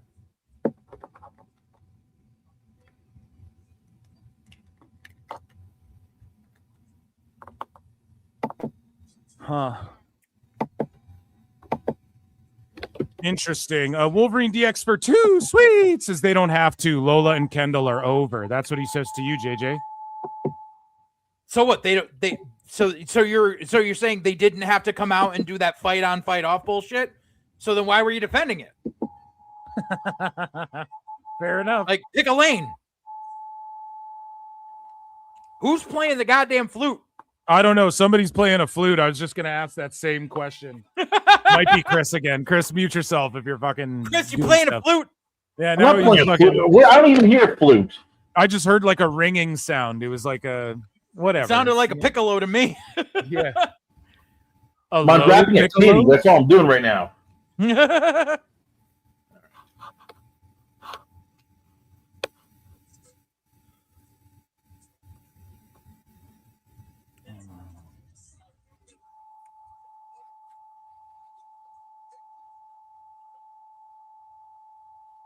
So there is going to be Tekla versus Starlight Kid up next. And we have Kendal with the ankle lock on Lola. These ladies are going at it. Yeah, I'm caught up with you on this now. Yeah, I don't know if it's as intense as their first matchup, but I'm also kind of double screening it here. So I don't want to take anything away from Lola and Kendal thus far. Hey, look at the upside and the downside. When this is done, we can concentrate on AEW. That's a good thing and a bad thing. Yep. Wolverine is saying, I pick a lane, they did it, but your reasoning of why doesn't work.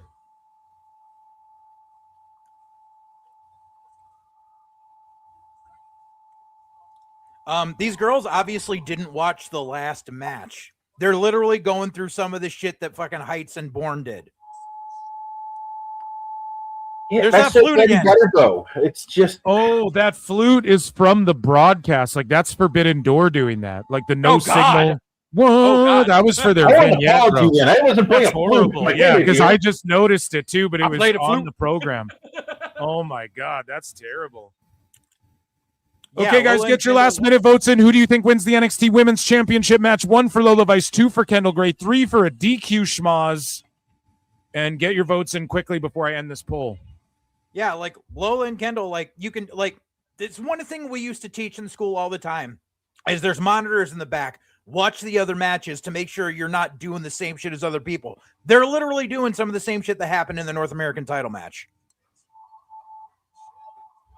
Dude, Justin Roberts licks balls at like ring announcing too these days, man. I'm sorry. It's just he always has.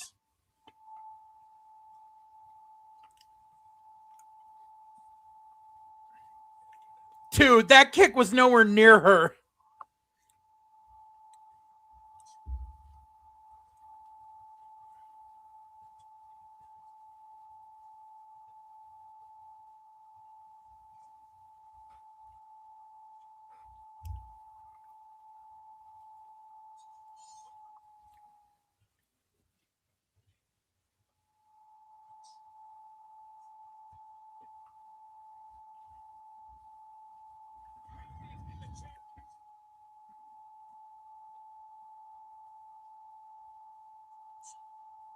Okay, the back elbow. Okay, they're both laid out. Starlight Kid's just making her entrance. Like this. Oh, they both covered each other.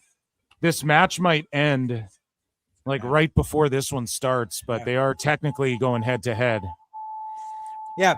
No, Travis, when I said good thing and a bad thing, I said good thing because Phil doesn't have to double screen things anymore. But the bad thing is we still have to fucking watch AEW.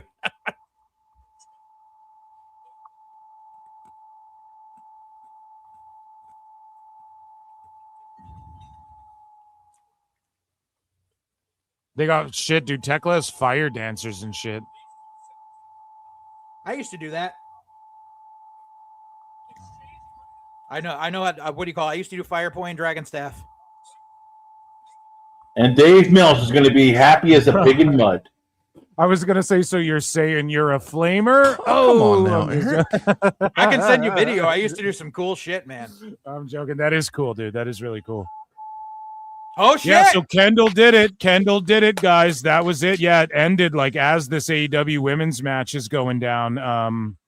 Quick, someone who's in the AEW arena, get a camera on Dave to see if he's crying.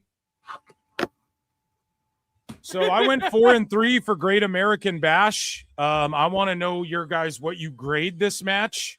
This show, but I'm going to now add this poll. So we'll show this one here.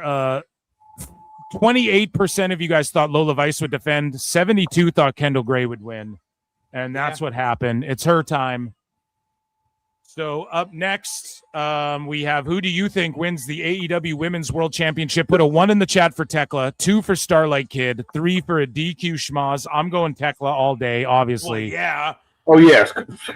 And so we're going Tekla. You guys get your votes in. We'll do some more Tone news. We have Tone news up next. And Kendal Gray got the dub. We're going to watch her celebrate here. And make sure you're tallying your scores at home. I went 6-3. Ren came out to help join her. I went 6-3 at Slammiversary, 4-3 at the NXT Great American Bash, and so far I'm 4-0 for Forbidden Door.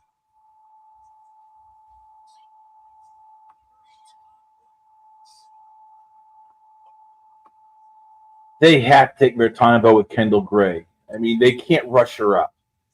Yeah, she needs to stay down there stay down in NXT till this time next year, then possibly bring her up. And it's not the wrestling. Just what is her gimmick? What is her, female Kurt Angle? That's what they're trying to do. I feel like they've missed, the plot on Angle. Like Angle was funny as hell. Oh, I know. No, I know you know. It's like when people say, "Oh, the next Kurt." No, I know you know. That was just funny. You said that. You just popped me. No, I know you know. I know you know, but you know that I know. This wrestler can be that Kurt Angle. Like, no, Kurt was a one in a lifetime. He got how to be like a fool, a tool bag. Yeah. How many people can do that? Right. It's just I'm saying the All-American Olympian part of Kurt Angle, not the actual personality of Kurt Angle. Like they just every time they're like, oh yeah, we'll just we'll put you in a singlet with stars and stripes on it in America because that we can sell that. Okay, I've got the live feed of this drunk bitch and the chick with the tiger mask on. Oh, you mean the tickler? Yeah, the tickler and white tiger. Yeah. I tell you, man, WWE, they dodged a bullet by not bringing this chick in. Who? Tekla. She's rancid. Like every time she opens her mouth, like just proven like the reason why WWE will never touch you. Like throwing shade against fucking wrestlers who show their wedding, like no one should know your personal life. Like shut the fuck up. I don't know. I like Tekla, dude. I like her a lot. I liked her at first, and then she kept opening her mouth, and now she's like female Ricochet. She just doesn't know when to shut the fuck up. She behaves like a truck stop whore. That's the problem. She has a Yes! child like. Lot lizard, exactly. A lot lizard. Oh god. I mean, Phil, if you were single, you would find her for like in the bar somewhere, having drunk sex, coming out, burping, and then chugging a beer. What's Buy her a going pig on? squirrel, here? get a BJ in the men's room. Oh my god, you guys are fucking whore. I don't condone any of what. Come on now, Eric. You're just calling her a whore for no reason. She's No, dating she Connor. acts like one. Like how many female wrestlers do you know spit on anything? What about spit? You six sons. What the fuck are you six sons of bitches talking about? I don't know what he's talking about. Phil, you're trying to be nice. I know you. Phil's the nicest person around. Phil, you can say it. The tickler likes to spit on stuff, curse, use dumb bitches. She's like the Kardashians, except less classy. Oh my Kardashians god. don't have any class.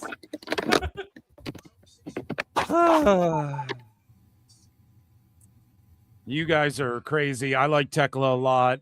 She reminds me of like a Spider-Man villainess, and I think she should get to NXT No, and WWE.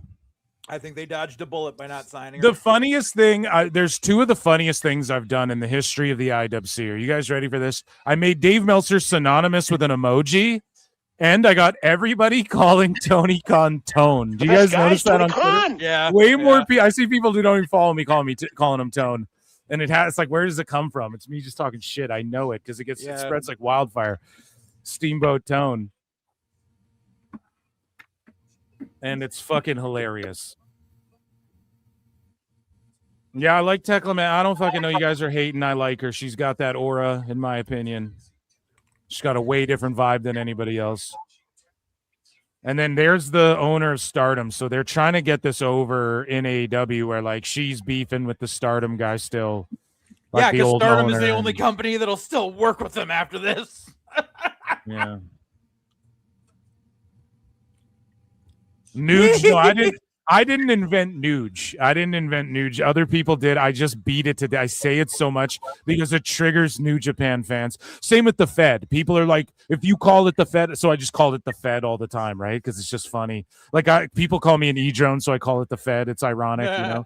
So, but Nuge, no, I didn't invent that, but I fucking rape that word, dude.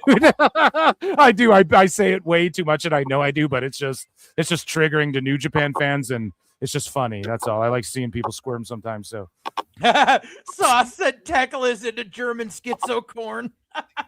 German Shiza porn. No, it said schizocorn. So, but yeah, I would say skibbity bat bat bat scat man. Yeah, like Cartman's mom. Quite the scatological one, that Tekla. Yeah. It's like she's like remember back in 2010 there was that meme about Kesha. It's like Kesha, just look at her. If you touched her, your hand would come back sticky. Like that's how I feel about Tekla.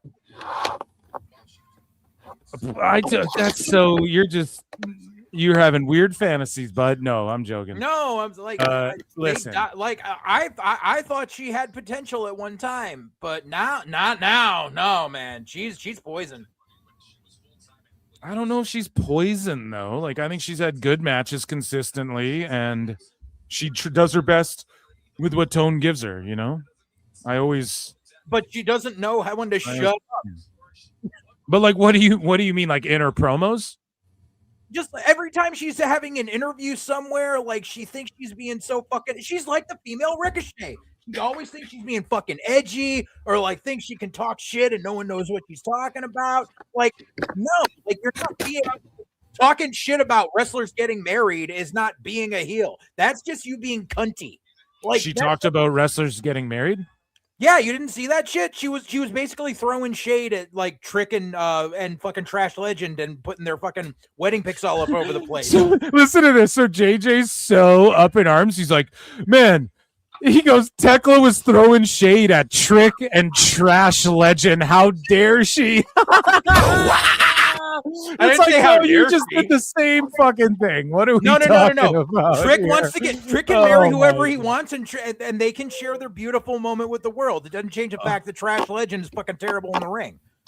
Oh my You God! what? JJ. Be married, get married, be happy, put up all the pictures you want, let all the fans enjoy. That's completely fine. Bitch is still terrible in the ring.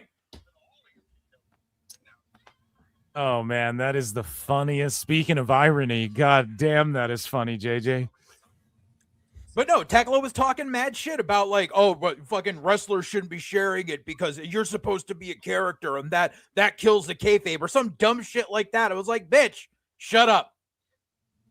It's like I often say, you follow me on X, you see me quite often say, bitch, shut the fuck up. That was a prime example of bitch, shut the fuck up.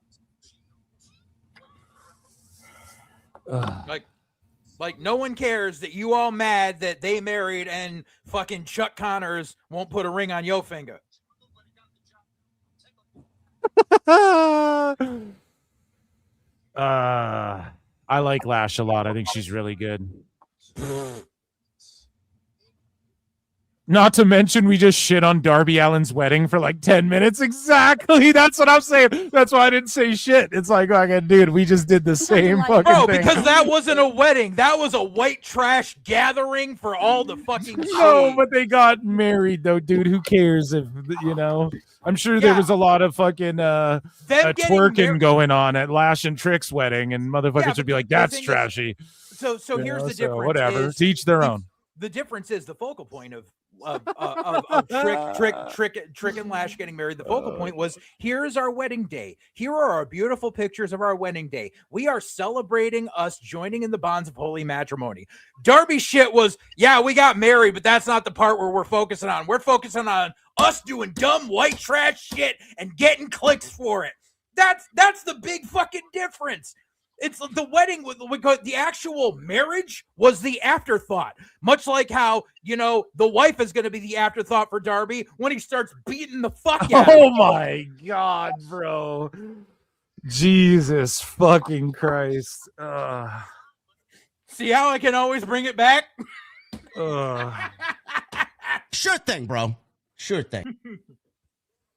I mean, Phil, if you all of a sudden your wife saw you ripping your father's shirt off, doing chops in the middle of your wedding, I don't think she'd approve. She'd probably go, what the hell did I just marry? Can I get a divorce? Right. No, because my father wouldn't be invited to my wedding. But okay, fair enough. I'm dying over here. I'm completely I'm making jokes over here. It's like me with my wife. I make the jokes about the garter belt battle royal and shit like that, but I would never actually fucking do it. Why? Because it doesn't have a place in a fucking wedding. Oh man, you're just going.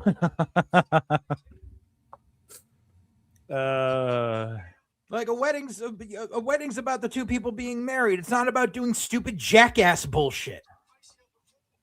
Well, speaking of jackasses, ladies and gentlemen, it is time for the best guy is Tony Khan. Let's get into it. So Tony Khan was asked if he'd have any interest in acquiring TNA if Anthem were willing to sell it. He asked at what price and was given the hypothetical $40 million. He said no. Tony said because he already spent $40 million on ROH. Tony said it would have to be the right price. It isn't a top priority as an acquisition right now and not something he's had any serious conversations about. So there you go. You know what? I hope that Tony Khan has to sell AEW to Vince McMahon. I would pay for that. I would love to see the IWC meltdown as Vince McMahon strutted there and started firing people left and right. First thing he does, he goes on TV and fucking Jeff Jarrett's Moxley. Tony Khan says First there thing have he been. does is goes out in the ring and makes Tekla suck on his balls in the middle of the ring. Dude, that is just crossing the fucking line, bro. Holy shit, man. He smashes her face into Oblivion Cree. Oh my God. Tony Khan says there have been conversations with some of their partners about the potential of global fans accessing events on My AEW. So obviously there is. We're all not dumb as fuck. We know that this shit is going global and AEW is just going to be on My AEW. It just is what it is. So, Nicolo Piccolo was talking about he thinks this summer WBD Paramount drops the hammer. Like by next month, they drop the hammer on AEW. We'll see. Yep.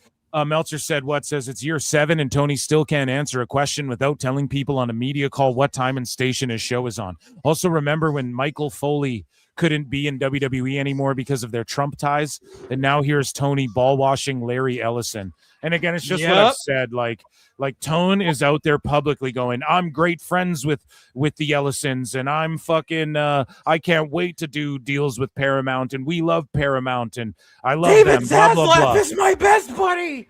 Meanwhile, the Ellisons, and so Dave is doing this cope where he's like, people think that because UFC's on Paramount, they'll never do business with AEW, and it's like, no, Dave, you dumbass, you're lying. That's not what people think. They point that out because the Ellisons, Trump, fucking Elon Musk, Kid Rock, Joe Rogan, Dana White, Triple H, the McMahons, they're all down with each other, and they're the people who are all go out to dinners and they send each other Christmas cards. The Ellisons, Ari Emanuel is Ellison's right-hand man, and they're the ones who put on UFC Freedom 250.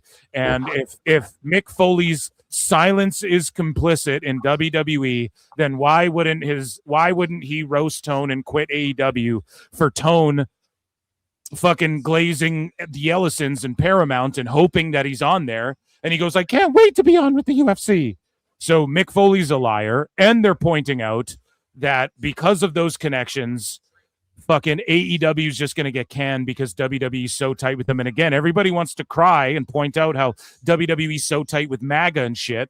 But then when Tone's like, well, I'm down with those same people, they think what? He's going to survive on that station, and you want to compare it to UFC or that streamer or whatever? They just paid UFC $7.7 billion to not do pay-per-views anymore. They have Conor McGregor fighting in 2 weeks. They just did they were talking about the UFC did 1 billion social media views and like however many million, like 39 million peaked or like overall views for the fucking White House card on Paramount, whatever the fuck. That was a fucking lie. Well, it may be or it may not be, but they have Conor McGregor fighting in like a week or whatever. Like they don't give a fuck about AEW's cheap to put on. And as Chris Connor pointed out, they were categorized as like reality. So AEW's not cheap compared to other reality shows, but it is compared to UFC, but you can't compare AEW to UFC. So again, they're just getting the axe. Everybody's hypocrites there. I expect Mick Foley's resignation. Tony Khan's still plugging that he's on TNT until the day he's off TNT because it's just desperate. It just reeks of sad desperation. So Mick Foley's not resigning. There's a better chance of Thekla marrying you than Mick Foley giving up on money. So you're saying there's a chance? No. Dude, during your whole talk there, fucking Tekla and fucking White Tiger chick here were doing the goddamn Wabbit season, Duck season, Japan trading blows spot. I was like, that's what everyone does. It's it's like every fucking match, bro. Like nobody watches the monitor. So, Tony Khan was asked if there's any interest, and this is interesting too. He asked if there was any interest in library acquisition for my AEW, like Lucha Underground and PWG. Tony Khan said he is interested in promoting companies and working with active promotions on my AEW and their wrestlers. He said buying a library depends on the situation, and the only one he's ever done is ROH. Now, this is interesting because it tells you again, the reason he's loading it up with American indies and the reason why and he has hosted Fantastica Mania and stuff, but whatever, he's partnered with Nuge and CMLL. Like, of course he's going to do that. But it's interesting because he wants current active American feds. Why? Because he's going to roll this shit out in America. And he's hoping people pay to watch their favorite feds. Like, it's so he's trying obvious. to put IWTV out of business and fucking. But beyond that, he's getting kicked off of fuck IW TV. Fuck IW. I don't even care about that. I'm talking. I've always because said that. But I know, but I'm talking talking like because this is his last ditch because he's gonna get kicked off of TNT TBS, dude. So this is gonna be where he exists. YouTube and my AEW. So. Like, that's why he's doing this. It's so fucking obvious. And then whether IWTV goes or not, whatever. But I'm just saying, like, this is more evidence. Like, they think everyone's stupid. And Dave sees the writing on the wall. That's why he's desperately trying to pitch on behalf of Tone. And it just ain't fucking working, man. It ain't cutting the mustard. Speaking of which, Tony Khan says Bushiroad transferring their shares of New Japan to TVSI and Cyber Agent has not changed the day-to-day work with New Japan. And you can tell by this show. I mean, Tanahashi-san just came out at Forbidden Door and shit. So it obviously hasn't changed anything. But what will change stuff is if TVSI and Cyber Agent go, we just want ratings. Fuck you guys. We're out. Like, we're going to fire Tanahashi and shit. But does that happen? I doubt that happens, honestly. I don't think we see Nuge work with WWE anytime soon. My opinion's changed on that. I think we see, like, Noah. They start blowing Noah up the way they blew AAA up. That's what I think. Or maybe they launch NXT Japan. What do you guys think? That's a possibility, but if they do launch NXT Japan, I think it's going to be as part of a partnership with Noah. Yeah. So we move along here, and speaking of other countries, man, or I guess this isn't another country, but it is its own fucking whole vibe, and it's its own thing, and it's its own market, and that is Puerto Rico, right? And Tony Khan names Puerto Rico as a priority market in the future for AEW. And it's like, what the fuck have you done to make Puerto Rico a priority market besides see a show that WWE did there and go, I want to go there? What have you done to make Puerto Rico? How you know why he wants to anything that screams you know that why it's a he wants to priority make market? You know why he wants to say that and wants to make Puerto Rico priority market? Because he's thinking of the bullshit of, well, they had so much blood and guts bullshit there that we can do all the deathmatch nonsense in the world, and in Puerto Rico they'll come to see it. That's his fucking mentality. That's his mentality. I'm not saying it's the truth, but that's his mentality. I just think he talks shit about like Paris and shit when WWE goes there and the UFC blows that market open. And then Australia, Tone's like, we're going to Australia. Like he talks so much shit about whatever WWE's doing. And I think he see like the clip of Bad Bunny. He sees that clip come up on his timeline and he's like, we're going to go there. And it's like, how is that a priority market? Like, Jesus Christ, who do you have even from there that you're just going to beg for CMLL talent or what? Like, what are you going to do? It's one of those things where he's like, he thinks that he's like, you can just put a market with a sign outside that says wrestling on a sandwich board in Puerto Rico and you'll draw. That's his mentality, but that's not the fucking case. Like he doesn't get it. He thinks he gets it because he's a fucking fan, but he doesn't get it. Yeah, dude. So Tekla defended, and I'm 5-0 tonight, and so 83% of chat said Tekla, 8% said Starlight Kid, 8% said DQ Schmaz, and that's what went down there, guys. And now Tekla is going to snip off the mask, and possibly somebody might do a run-in or something. Oh, gee, what's been the biggest thing lately in fucking AAA is fucking people ripping off people's masks and then and then them doing it to Rey Mysterio on Raw. And look, now Tekla's doing it on a pay-per-view. Yeah, they did it to Dragon Lee. Remember when Dragon Lee went to AEW, then they beat his ass? He got a win with his team, then they jumped him out of the team, and then they ripped his mask off, and then he went to fucking WWE. Yep. But yeah, they literally like freaking Ethan Page and Rusev just did this to Ray 2 weeks ago. Jesus. So he spit. Speaking of spitting, she spit on the mask and now is beating up the fucking. So I guess you were right there, JJ, with all that spit talk. No, that was Chris said it, not me. With all that Hawk Tua. I only said Hawk Tua because Chris said spitting. Yeah, and they ripped Bandito's mask earlier too, like not off, but it was like pretty much falling off. So, if you're Stardom, when do you go? All right, let's just ghost Tony for the rest of his whole deal. Seriously. So let's get back. Speaking of Tone here, he was asked about possible AEW returns of Jay White, Tony Storm, Keith Lee, and Britt Baker. TK said all of them are in different positions, and some are closer to coming back than others. So Jay White soon. Keith Lee after that sometime, Tony Storm whenever she's done having a kid or whatever she's doing, and Britt Baker never. That's the next bet we need to make on Poly Market. What happens first? Keith Lee Return of GTA 6 comes out. Yeah, no, well that is coming out, and they're fucking ripping people off with no physical copies of GTA 6. The physical copy comes with a download code. You know, So it's pretty cringe to do that, man. Like you could just, they could take the game away about shit like that. Bro, you know? this is But why anyway, I stopped playing video games, man. yeah, physical media is where it's at. So Tony Khan gives this interview. I don't know when this is from, but look at this guy, Will Cruz here, interviewing fucking Tony Khan, and he is so happy. Like Tone's just bored, tired, burnt out, not even making any sense with anything. He's babbling and bibbling the same shit he says over and over. And this guy's laughing his ass off, looking at his chat, and he's like, "Oh, I made it." And that's what's so funny too. There's so many shows out there. They think like a guest is going to make your show or so. It's not, dude. It's who's the fucking host. You need to build an audience that wants to come back and listen or see you all the fucking time.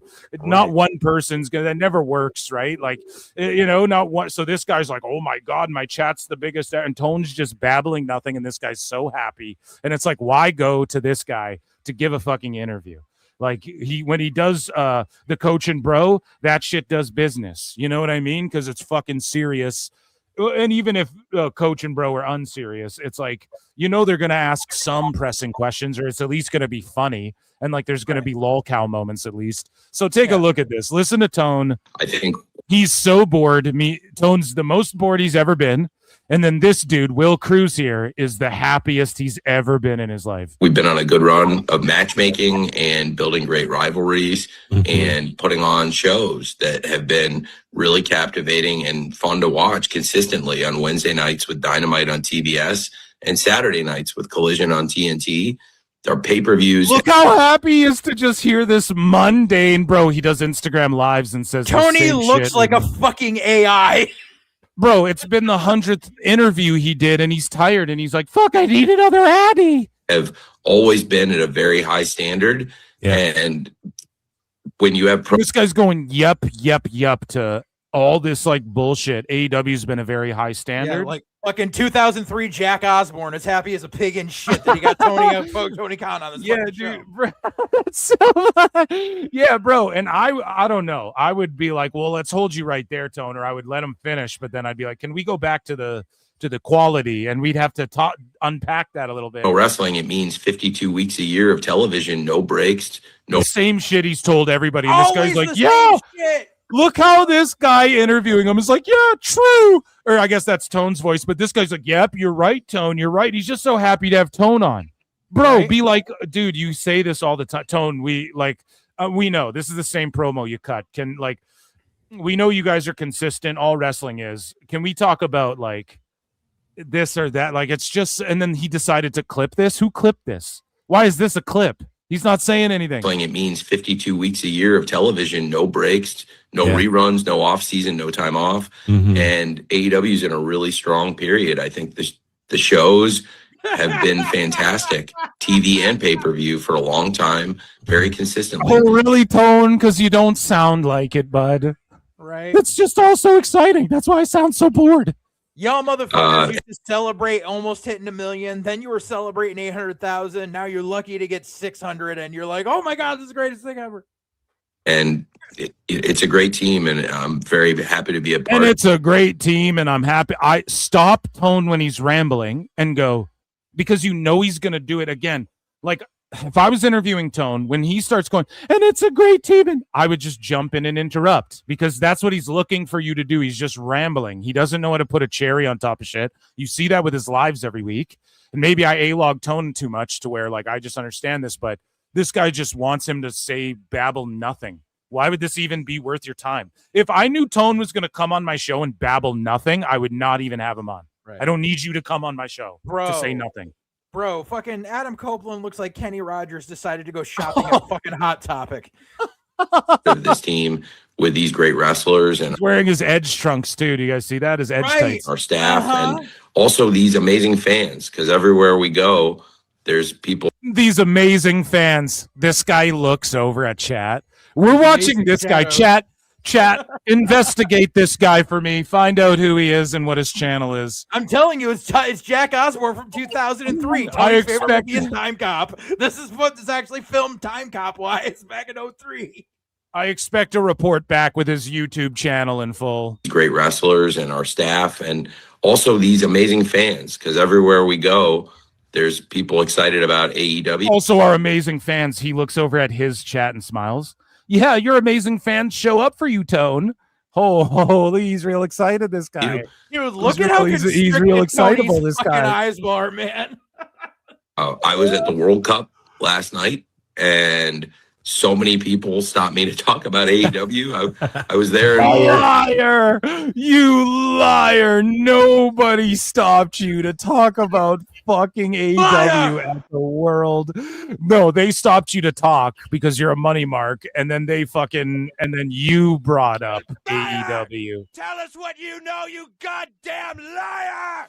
My capacity as a football executive. Yeah. And I'm there taking notes and thinking about the Premier League, and people are Who gives a fuck? I'd stop him and go, okay, I'm here to talk about wrestling. Shut the fuck up about the Premier League, taking notes. And this guy's so happy that he knows someone who went to the World Cup.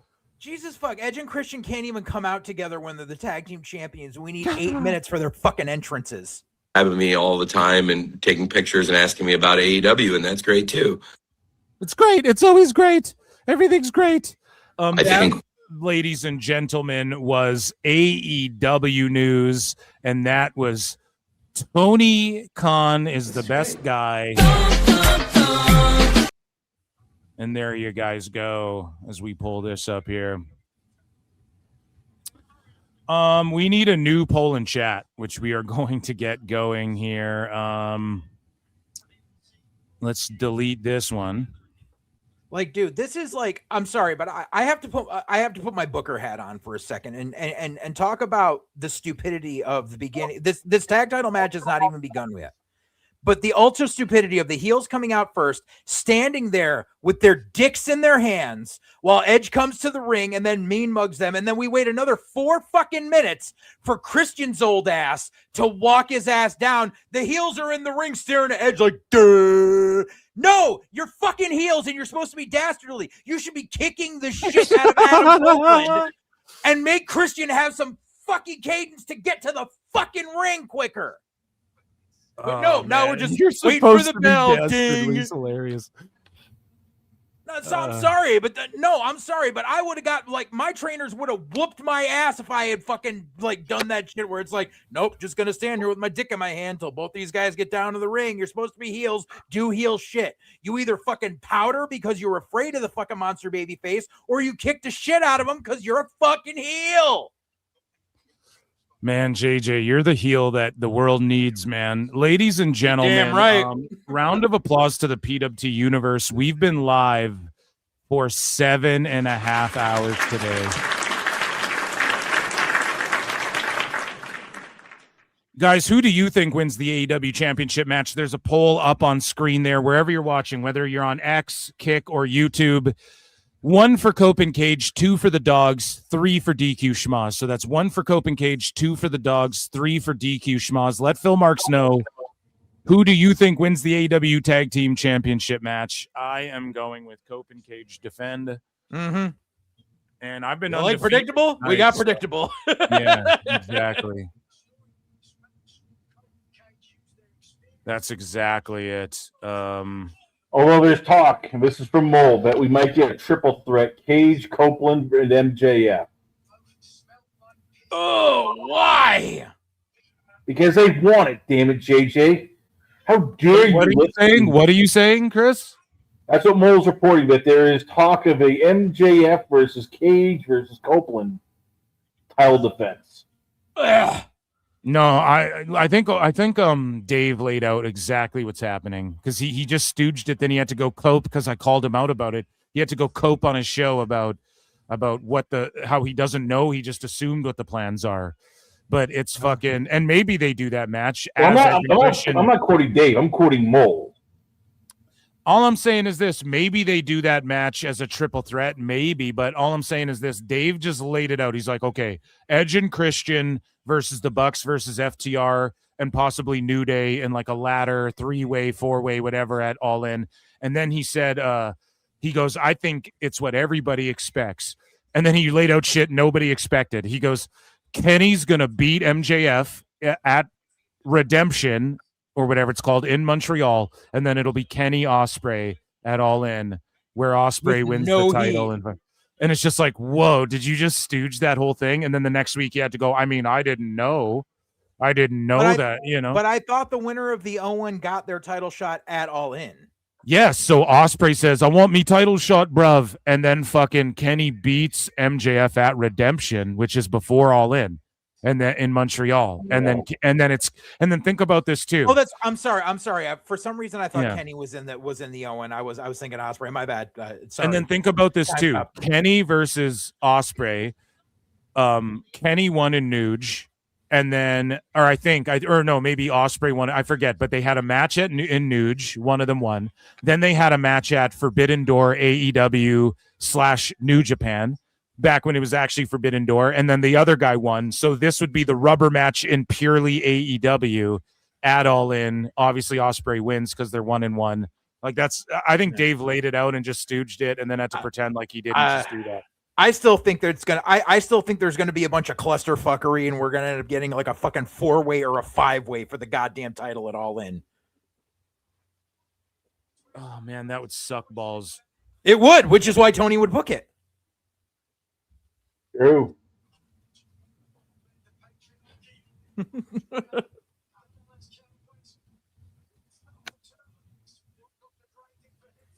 No, Kaiju, Moxley versus Ospreay will be after Ospreay wins it All In, because that's when Ospreay's going to be like, I don't need the Death Riders, bruv. I fucked them all in the ass and said, clean yourself up, bitch. Or some shit like that. And then he'll fucking face Moxley in a terrible fucking match, and he'll retain, and no one will fucking care. Tell me how you really feel. Will Ospreay's a piece of shit. Will Ospreay associates with fucking rapists and grapes and real grapes. Oh my God. JJ just loves throwing around accusations. No, bro, that's been fucking proven too. Like there has been no shortage of enough people coming forward going, yeah, Ospreay associates with some real fucking trash and defends them. And tries to get women who speak up blackballed from the fucking business. Y'all don't believe me? Google Pollyanna.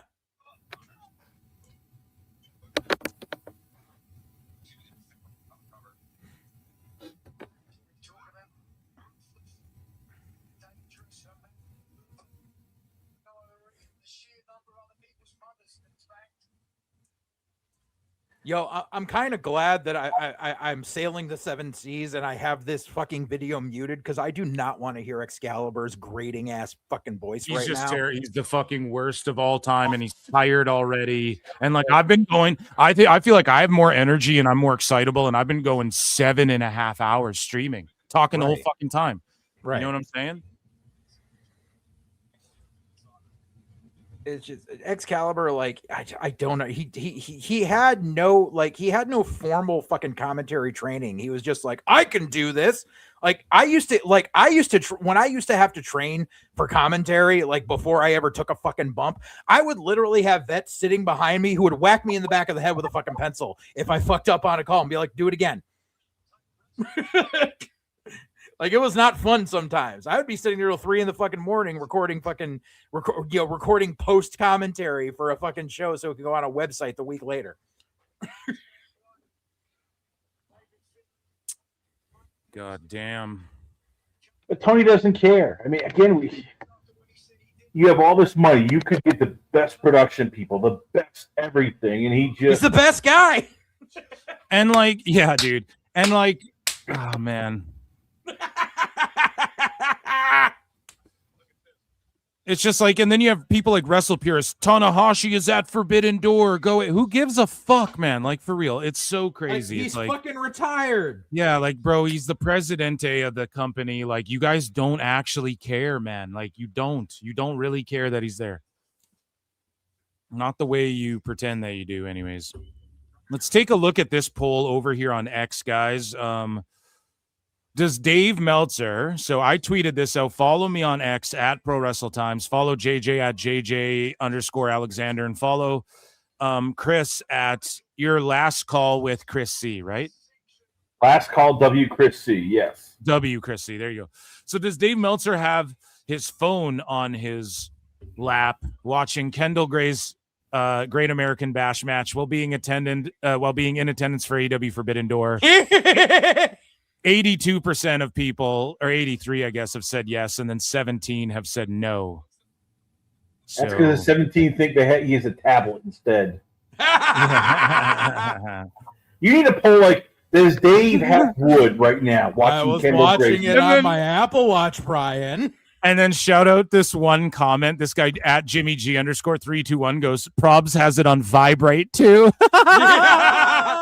Right on his crotch. God, just destroys Dave.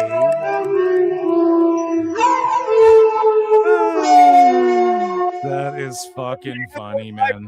Dave goes, oh, it's the greatest thing I've ever felt. Oh, it's too funny. Oh, man.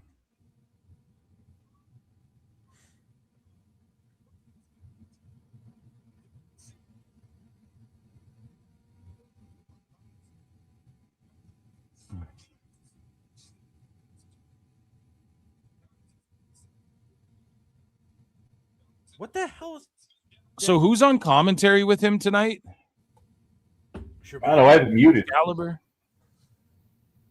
Is that Ian Riccaboni? Who is that? It's a possibility. Yeah, I think it's Ian, probably Ian Riccaboni. And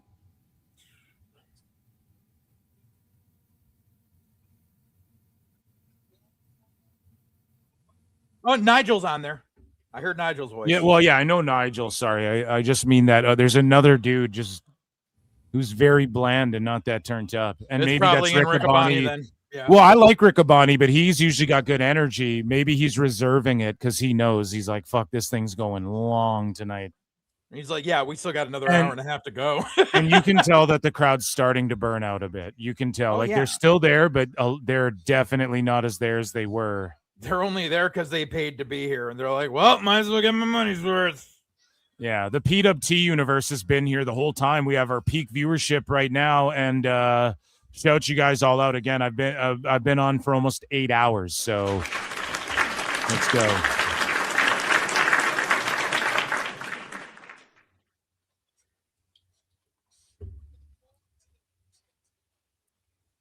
And thank you for the support. Hit like, subscribe, heart, retweet, all that shit. Super chat in, become a member for 99 cents. Gift a membership if you want to support.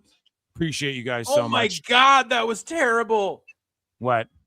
Like, fucking Connors was like running along the apron to go do a leap, and fucking Edge comes over and just like lightly taps him, and Connors jumps off of the fucking apron and then like runs over and like face bumps onto the fucking commentary table. Like, bro, that was terrible.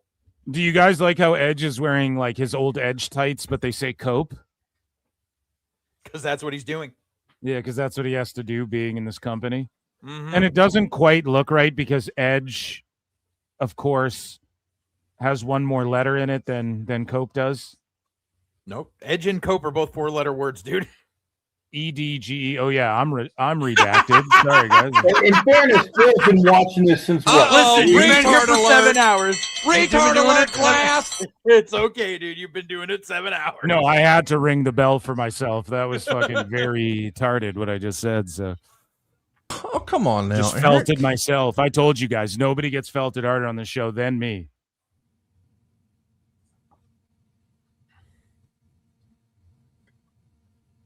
Telling you, Edge looks like It just Kenny doesn't Rogers. look right. It looks gross to me.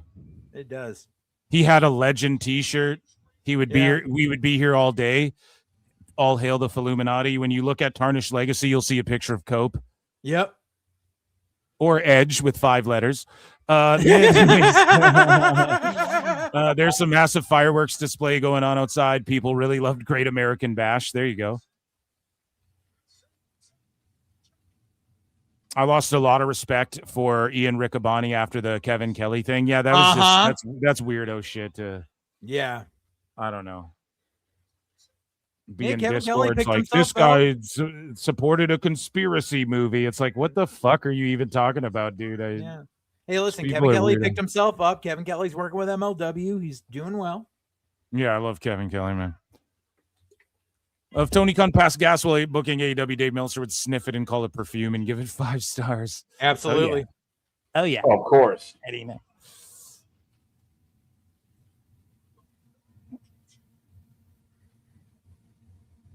He would have changed his name from Edge to Cliff. That would have been better. Cliff Copeland.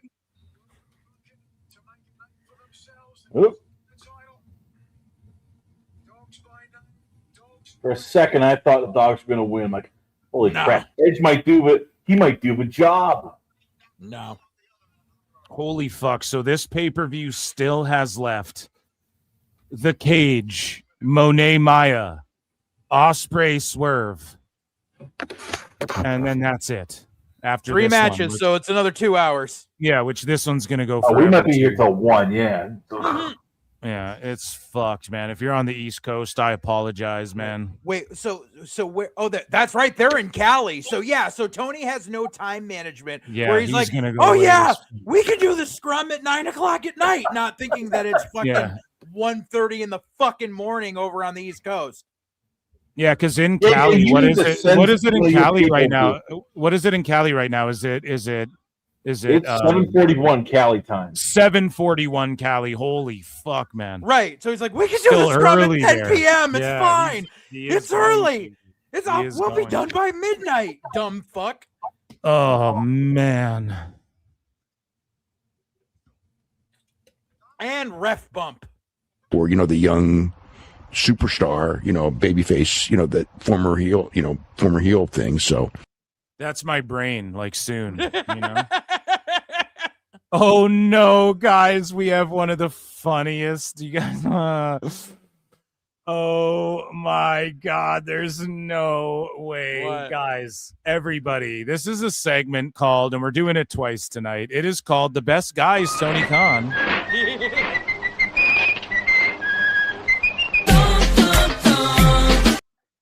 And Tony Khan gifted Hiroshi Tanahashi-san with a custom guitar. Let's take a look. Welcome to AEW and New Japan Pro Wrestling present Forbidden Door. We are moments away from the Forbidden Door pay-per-view, and I'm joined here by the president of New Japan Pro Wrestling. I bet Tanahashi and Gorilla at one point's like, move over, let me handle this. And he just takes over for Tone. The esteemed legend Hiroshi Tanahashi. And because I have the man who is the president and the ace here, I have a case for the ace. What's in the case, Ace? Oh no. A case for the ace. The lights went out in AEW. Something crazy is about to happen. You're gifting Lights him have gone out. Who's going to save Edge? Oh, the lights haven't come out. You're gifting him a fucking guitar and you can't even give him a hard case for it. You got to give him a travel case. Ah, dude. Thank you, Cheapo.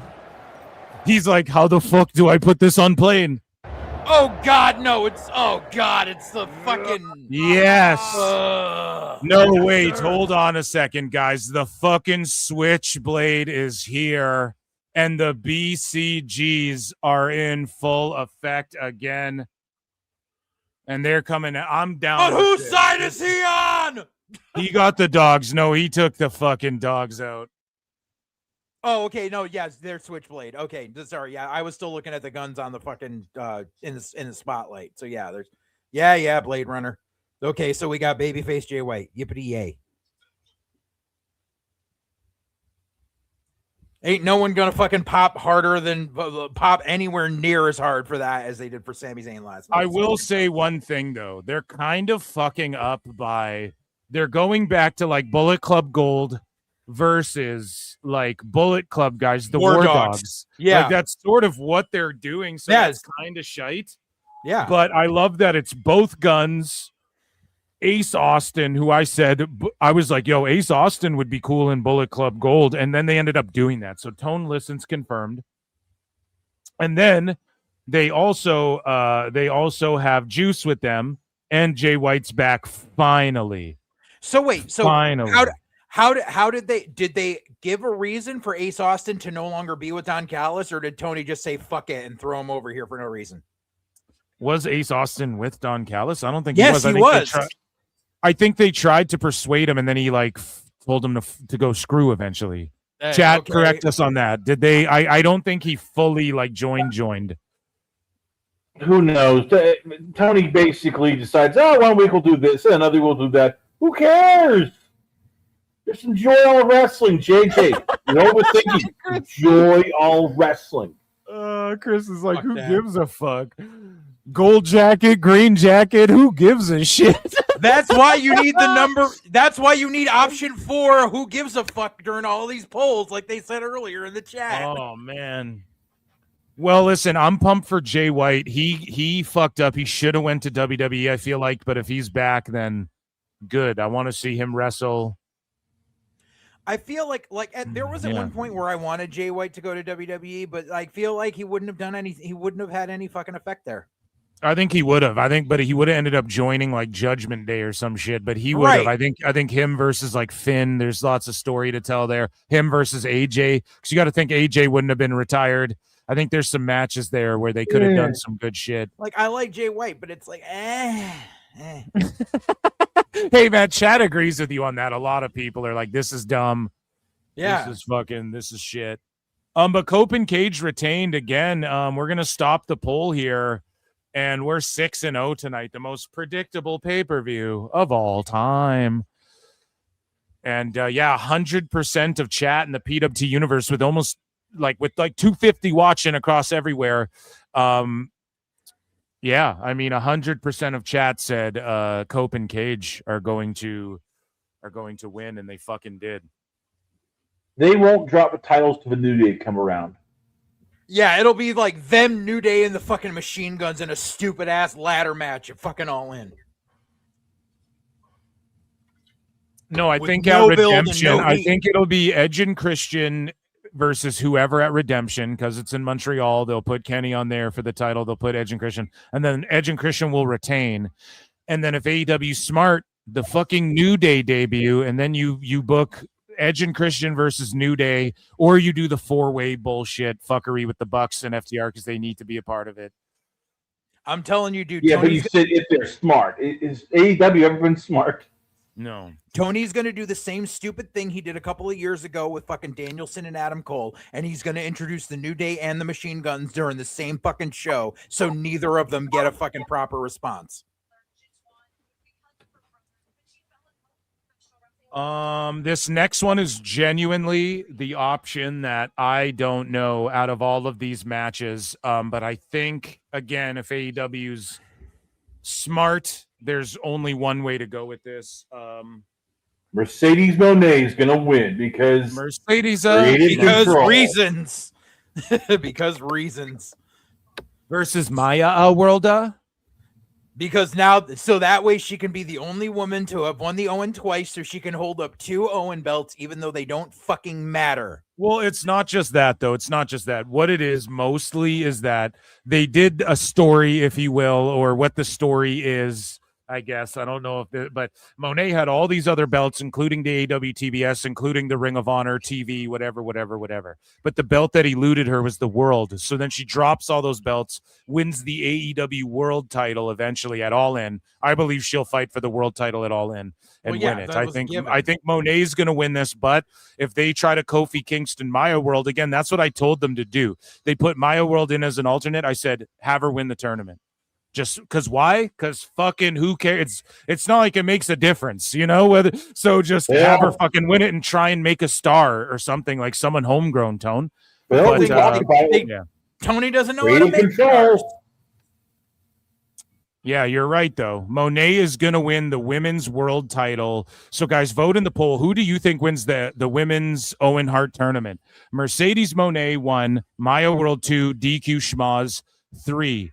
I am going with Monet because I think this whole time the idea, Brian, was she's going to win all these belts, lose all these belts, and then finally capture the AEW Women's World because that belt's so prestigious. That's what's going on in Tone's mind. I'm not saying it's real, but that's what's going on. Maya World looks like Timu Snooki.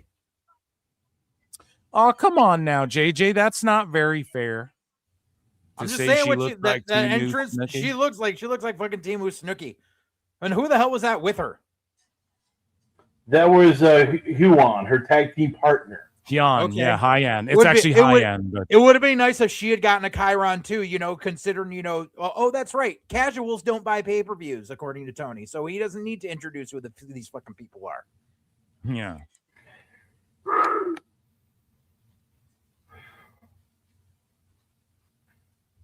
Dundid, what's a Nubian?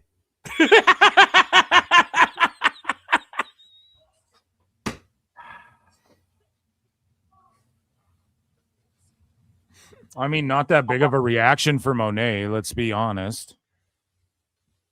If Dude, she's we're never being gotten a big honest, reaction. my old music was much a better. I mean, here's the thing with Mercedes. This is supposed to be this whole the world title. She brought out the fuck. I fucking told you. So she can Yeah. hold up 2 Owen belts. This fucking twat. Yeah. I am mean, glad she- Saraf left your ass and found a better woman, bitch. Oh my god. For Well, those of you who like, don't know, JJ used to work with Sasha Banks's old, like her ex-husband. worked They with were her on too. Yeah, they were on the indies together. And JJ used to, I don't know if you booked him or whatever, but you were calling his shit. And he he still talk. fucking you guys still talking. He makes gear for the boys, and he found Elayna he's doing the- that. He's the head gear maker for WWE. Yeah, so he's like one of the main dudes who makes gear for sure. And so Monet divorced him, and so he's obviously got a bone to pick there. Yes, Frankie Bones, Makazi. Yes, Kid Makazi, Saraf. Yes, yeah, That's my Shout him boy. out.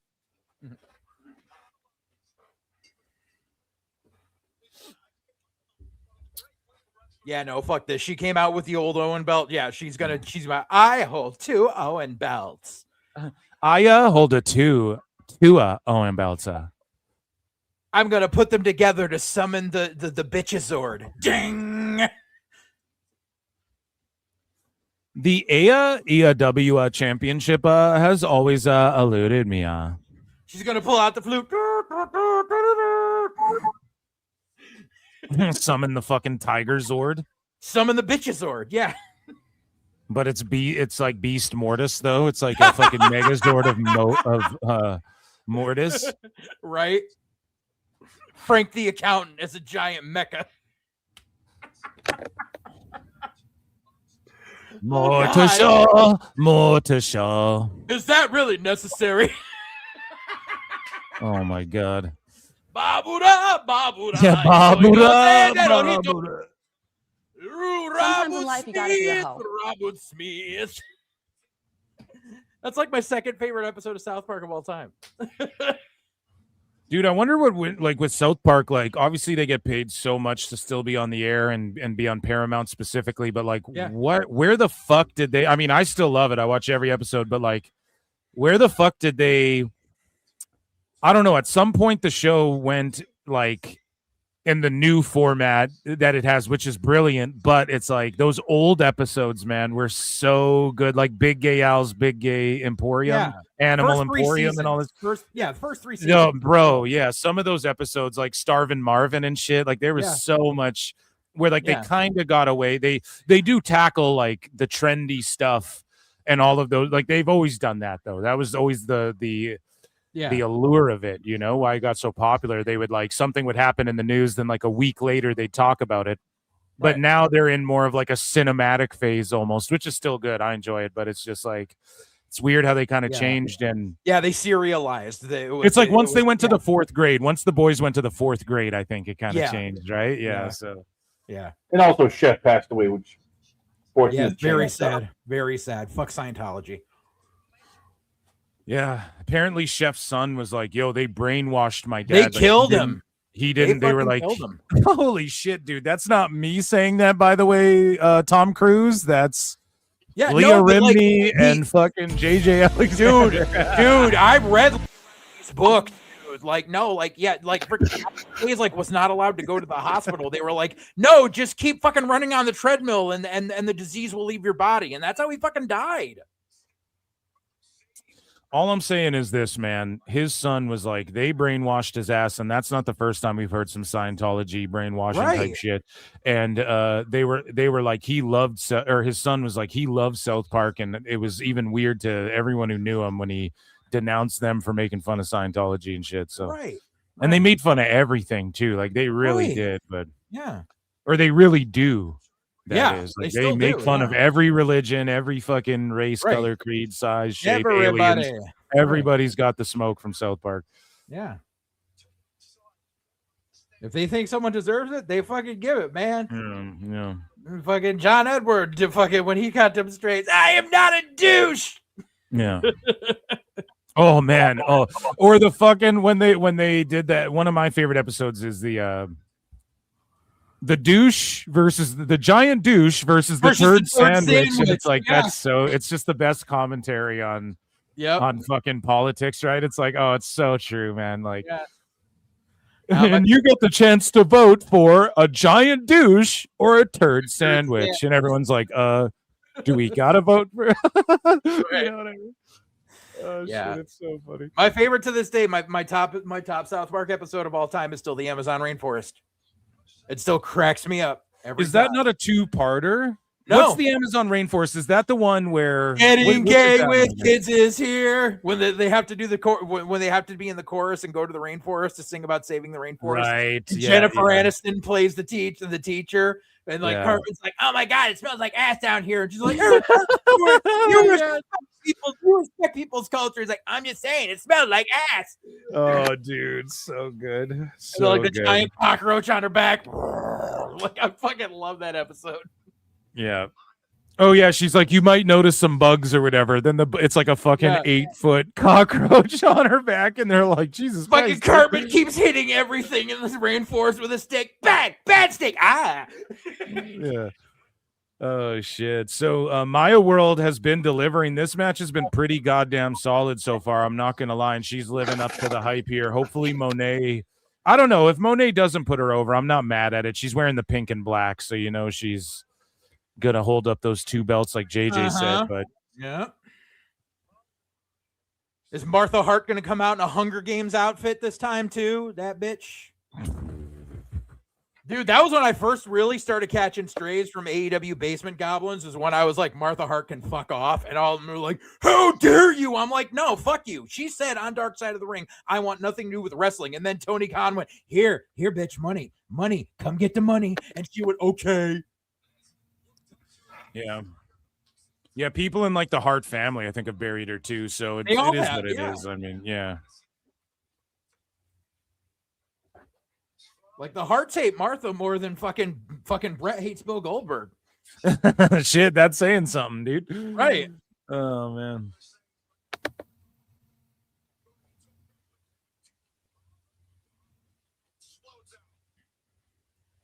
So again, crowd starting to burn out now. Mm-hmm. They've been there since 7. It's now 4 hours. Well, plus, it's an AEW crowd, and this is the second women's match. They're like, no, we only want one. No, 3rd. Because they actually had a female tag. Actually, 4th. They 2 in the pre-show. Oh God, yeah. So they're really mad. They're like, Yeah. why are these women in the ring? And I've been on the air for 8 hours and 2 minutes. So get your super chats in. Support Phil Live. I've been here grinding like them. And shout out everybody who has, and hit like if you can't do that. Hit like, hit subscribe, hit retweet. If you're on replay, that round of applause is for you, the listeners. And if you're on replay after, let's say you're listening to this time cop, it's tomorrow or whatever, hit the hype. Yeah. It's like the stars on YouTube. Hit hype the video. Hype Thank that you. shit. Yeah. And check out also Last Call with Chris Connor on YouTube, and Full Circle Radio on YouTube for JJ Alexander. Yeah. I'll be doing a spot on Chris's show later this week. Oh, yes. We're going to be doing TNA, AEW, WWE, and I'm allowing JJ to just go full nuclear on everything. Nice, Oh, dude. you should have been here yesterday, Chris. Well, I can imagine. You probably were cursing the storm at Oba and I came in after that. Sammy and Cody and everybody. JJ went off yesterday, dude. It was fucking hilarious. People were super chatting just to talk shit. Yeah, they were just super chat talking shit to JJ. It was real funny, man. And then I destroyed Paul Walter Hauser. Did you see that, Chris, on Twitter? Were you? Yes, on Twitter? I'm still going. That dude has more heat than this entire card.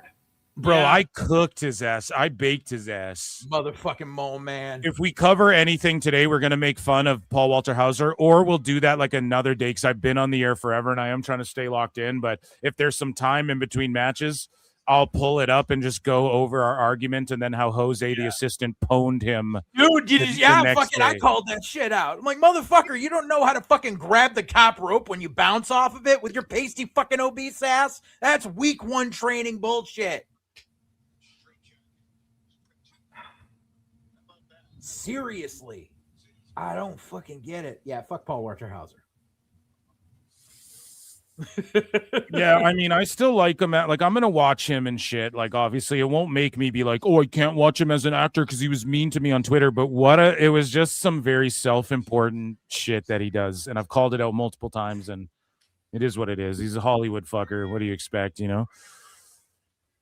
Billy, I know what you're trying to do. You want to work on a match. We're gonna have it at TNA Bound for Glory hardcore match. Phil $1 million marks. I like that. Paul Walter Hauser. Hey, if you give me $1 million, I'll wrestle that dude. We can oil each other up too, and I'll fucking Michael Nakazawa can fucking ref it, dude. And I'll do light tube spots if he wants to. And yet you have problems with us talking about particular and bathroom sex. Yeah. Oh, by the way, Phil, I actually forgot. I came to deliver a message. DJ and the Heel both say hi and they want to work with you. Like I told them to shoot you a line. Okay, yeah. Because I did their show. I did their show on Saturday after I finished with you. I went and did their show that night. Oh, excellent. Well, okay, right on. Double stomp to Maya World there. Fucking Monet, she had her in like a tombstone. It was a cool reverse to a tombstone, but then it didn't really go to anything. It just went to Monet, dropped her, then double stomped her. And it's like, all right, you had something right there you could have did. The crowd was waking up again, dead silent again, could hear a pin drop. Like, come on. And that's not on Maya World. Monet's the vet. She should know how to fucking. Right. But also, like, how much of the fault is that on the Bucks and Omega for fucking taking Killing the forever, crowd. man? They did everything so early on. It's just like, fuck. And then you have Mox going out there doing his shitty fake Japanese shit. Right. That was like for Bandito matches. That was like one of Bandito's not best matches in AEW pay-per-view history. Yeah. Or Ring of Honor pay-per-view history. So it's like, what the fuck? Right. Oh, I forgot to mention also on that show was awful and he wanted me to send his regards and says he misses you. Right on, man. Shout out fucking awful, dude. Yeah, I think we fucking I'll hit awful up. Yeah, whatever, he like his like day job got in the and way then of she him, hit the doing a same lot of stuff. move.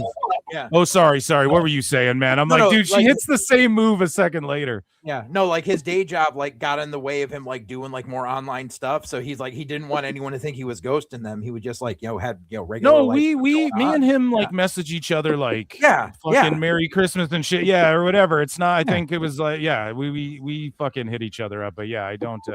I'll hit him up or something. I'll say what's up. Yeah. See if he wants to come on sometime soon again. We've had a bunch of people on this weekend. Some other motherfuckers. Shout out Jeff Lane. I'm gonna link up with Jeff Lane soon too, guys. Him and I are both so loosey goosey, and he's been busy. He's like an on-screen character with JCW now and shit. So it's just like we're gonna do it, but I don't know when. Shout those guys over there at the brand too. I know I make fun of Vince Russo a lot, but they're good sports. They're good sports about it. So Vince Russo, JCW. Yeah.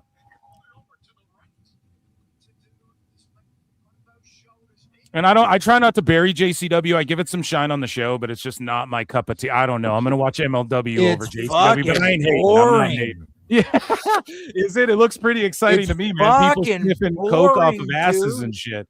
No, but dude, that's the thing is like you've seen cocaine's gimmick once, you've seen it every time, and it's like it doesn't work because he's a skinny dude. Like you need like Blue Cane works because the guy was a big guy. Cocaine was okay for a one-time joke, but they keep doing it. And like literally, you turn on JCW, you drop a needle, and there's Vince fucking Russo doing some shit, or there's the same fucking four guys in the fucking ring. It's boring.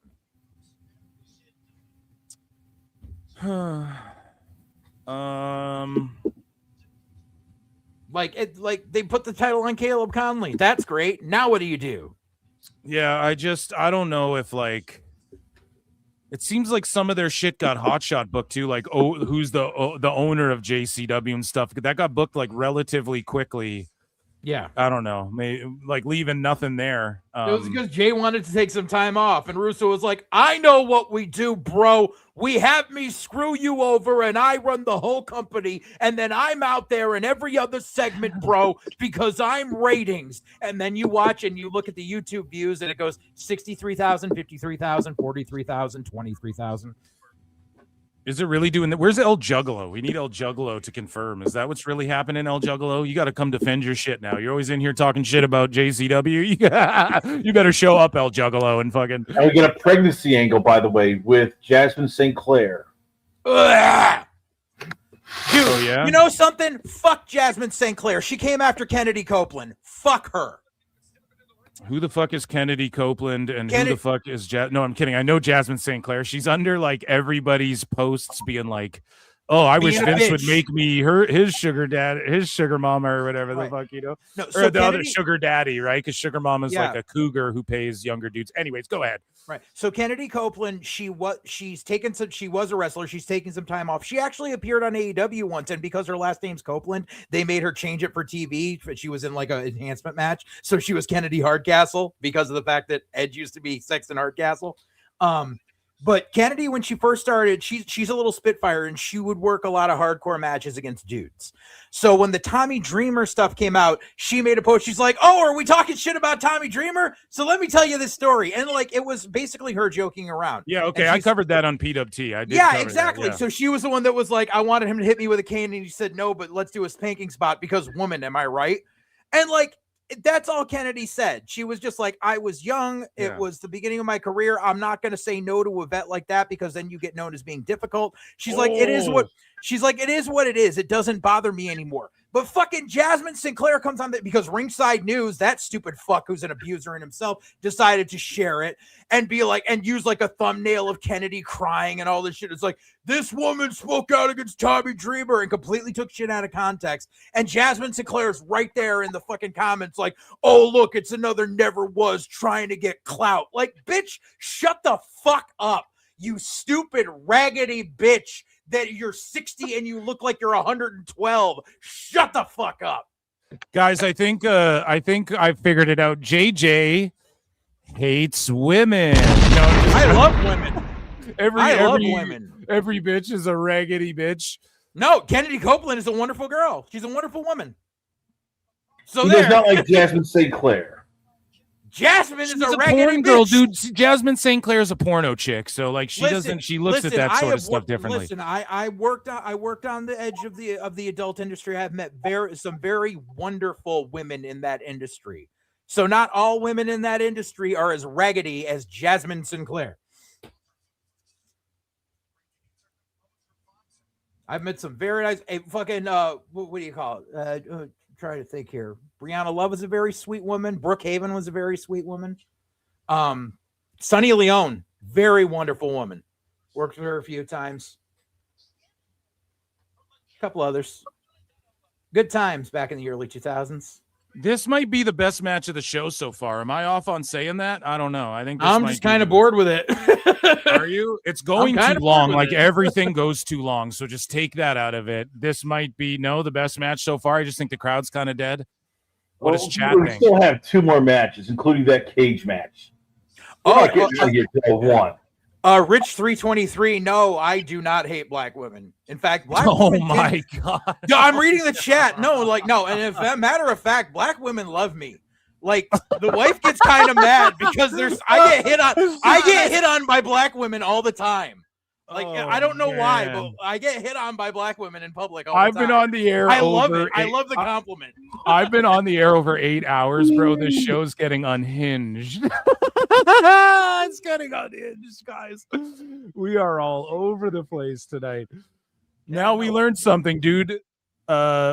Black ladies love JJ. They do. I don't know what it is. I'm not going to complain.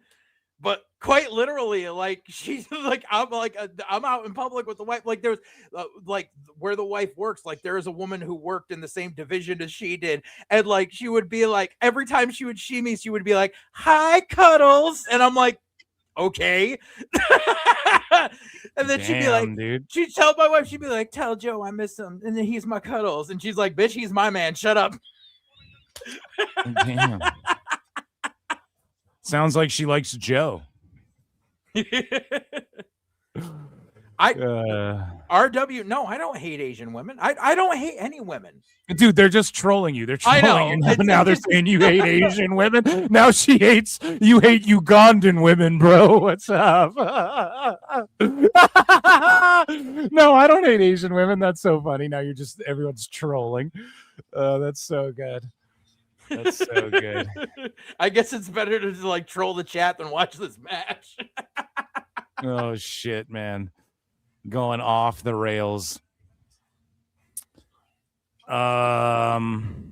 Dude, did she purposely put that stupid ass glitter all over her face, or is that just falling out of her fucking wig? No. Oh, man. Yes, she glittered her face up, dude. Oh my god. Now that should be in the chat. Who does JJ hate more, Thekla or Mercedes? Oh, Mercedes, without a doubt. Mercedes fucked over a friend. That puts her beyond Thekla just being classless. All right, better question. Mercedes or Jasmine St. Clair? That might be tough. Well, so here's the thing. Katie's like, you might have stumped me on this one. Yeah, I am kind of stumped because I could, like, if both of them were drowning, I would hold the oar and laugh. So is it not 11 o'clock on the East Coast? Yes, it is 11:11 East Coast. Oh my god. You just made the list. That's Oh why I my made a cup of coffee before I came on. Because it's 9, dude. I've been on the air for 8 hours, and I'm like, what the fuck? There's still wrestling on, and like this is the I don't know. Still 2 more matches. Too long. I know, dude. All these matches don't need to always go this long. No, the sickos love wrestling. Enjoy our wrestling. Let me mute. Enjoy it.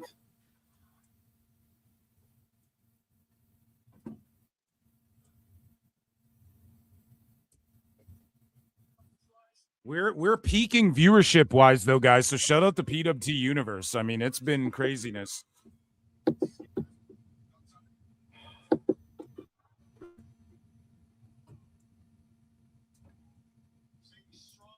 Sorry, I had to mute. The wife is going to bed, so I had to say goodnight to her. Gay.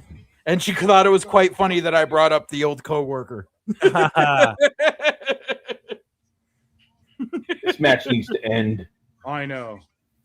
Is it still going? Jesus. Like if they just had these girls like go this long and had Maya like fighting, like everyone's like, holy shit, I can't believe she's fighting on and on and on. But the problem is that like the Bucks went this long too. So to open the show, and it's just like, Phil, you got a super chat. It's just like fuck. I'm not a shark, I'm a man for 5, says in a strange Aubrey Edwards in this match also? Oh my god. Yeah, you didn't notice? In a strange, unexpected turn of events, JJ hooked me for all the wrong reasons, so here's my money. I'm a mark, just don't fly too close to the sun, brudda. Or should it be don't swim too close, too far from the shores? Because you're a shark, right?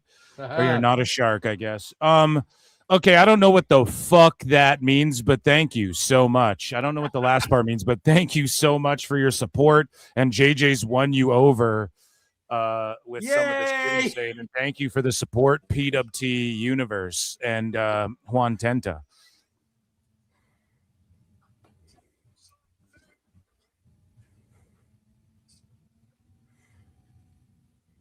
Oh man, this is a long ass show. When we got the cage match, yep, we have the and we got Ospreay versus Swerve.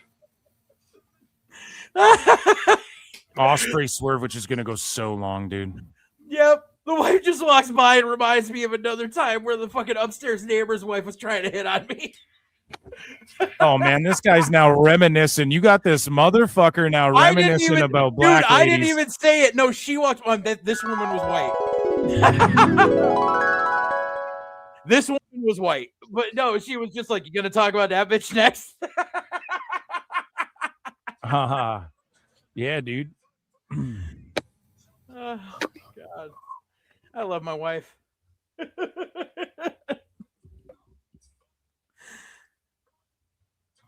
Damn, man, what an amazing fucking stream, though. We did have a lot of fun. We might talk about Paul Walter Hauser after this. Yeah. So I can just update you guys. Monet has the bank statement in.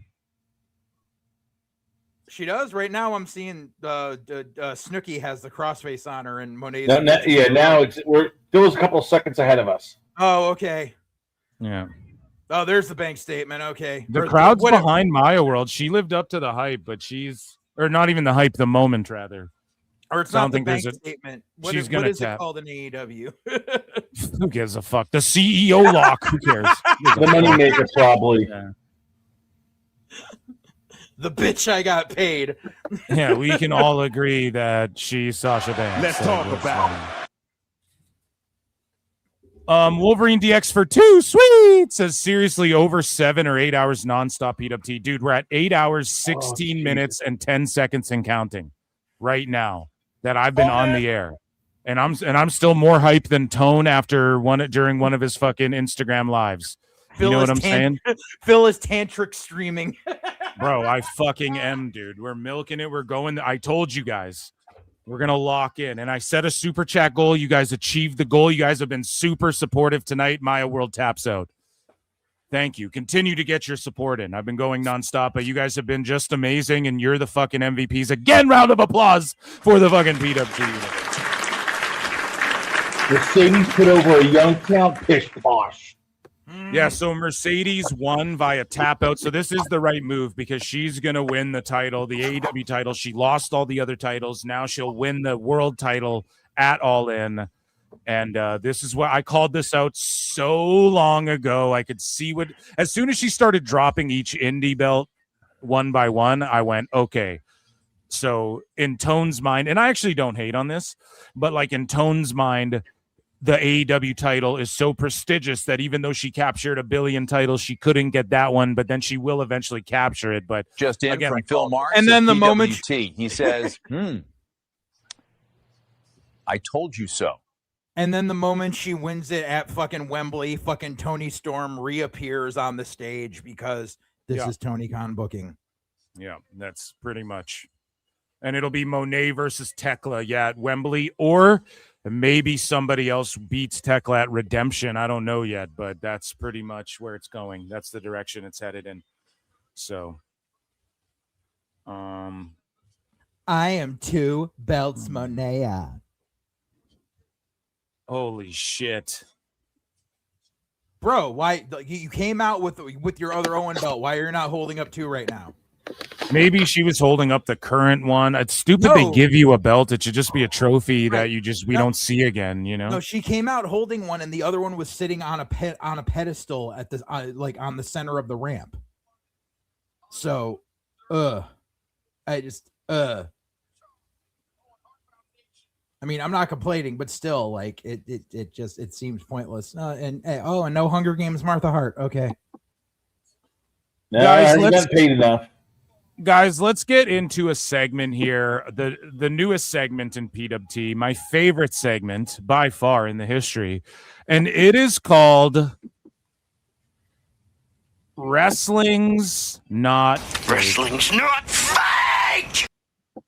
And so it's pretty much when pro wrestlers it doesn't quite fit into Sickos or Dirt Sheet Wars or Dirt Sheet Fails, pardon me, but it's like wrestlers working themselves into kayfabe and getting pwned. Okay, so here's my argument yesterday that we had live on the air, by the way, with Paul Walter Hauser. Here's how it went down. We're going to recap it. You guys are going to let me know who won. I think I won. He retreated first. Like, he stopped answering me first. And so I did strike first blood, but let me just point out here, I didn't tag him or anything. Right. He clearly was vanity searching himself. And I go, quotes, it's gross these fans get a WrestleMania. Paul Walter Hauser probably. And it's because the fans were going nuts. Like the Saudi fans were amazing. Yeah. Right? And so Paul Walter Hauser vanity searches himself and responds and goes, welcome to my life. He goes, I'm fine with them bringing live events there, but depriving us Americans of WrestleMania, not great. And a ton of people agree with me. Okay. No, the echo chamber agrees with him. Yeah, so depriving us Americans. And I was going to respond to this and go, so America first. Because he melts down about UFC Freedom 250 and all of that shit. So I was going to go, and it's live on the air. So you guys know this for a fact. I went, chat, should I say this or should I just be in good faith and not fucking, bait him? Like, I know what he's saying. He's saying the USA. But I was like, and then I even called it out. He's going to move the goalposts and try and say Canada's also the Americas, which he did. I could just read him like a book because I know his type and I know what I've seen him melt down before. So I said, if WWE went to the UK or Canada again for WrestleMania, would that also not be great because most Americans can't attend? So his response is what I called out. Canada's not that far. Outside of North America is just a bummer, in my opinion. And it's like, well, what about Mexico? Yeah. Like, you know what I mean? What about, and he's getting like ratioed. Motherfuckers are called and hit. Well, he didn't get ratioed technically, but 6-7. Goddamn. And I said this, I'm Canadian. Shows in Canada are mostly comprised of Canadian fans. Shows in the UK are mostly people from the UK. Shows in the United States are mostly Americans. If they did WrestleMania in Mexico, so now I'm going in Mexico now, not Canada, that's close. And that's still North America, guys. But still, that's closer for many people in the USA than Canada, right? Like fucking, you can drive for an hour and cross the border from the, less than that in some places.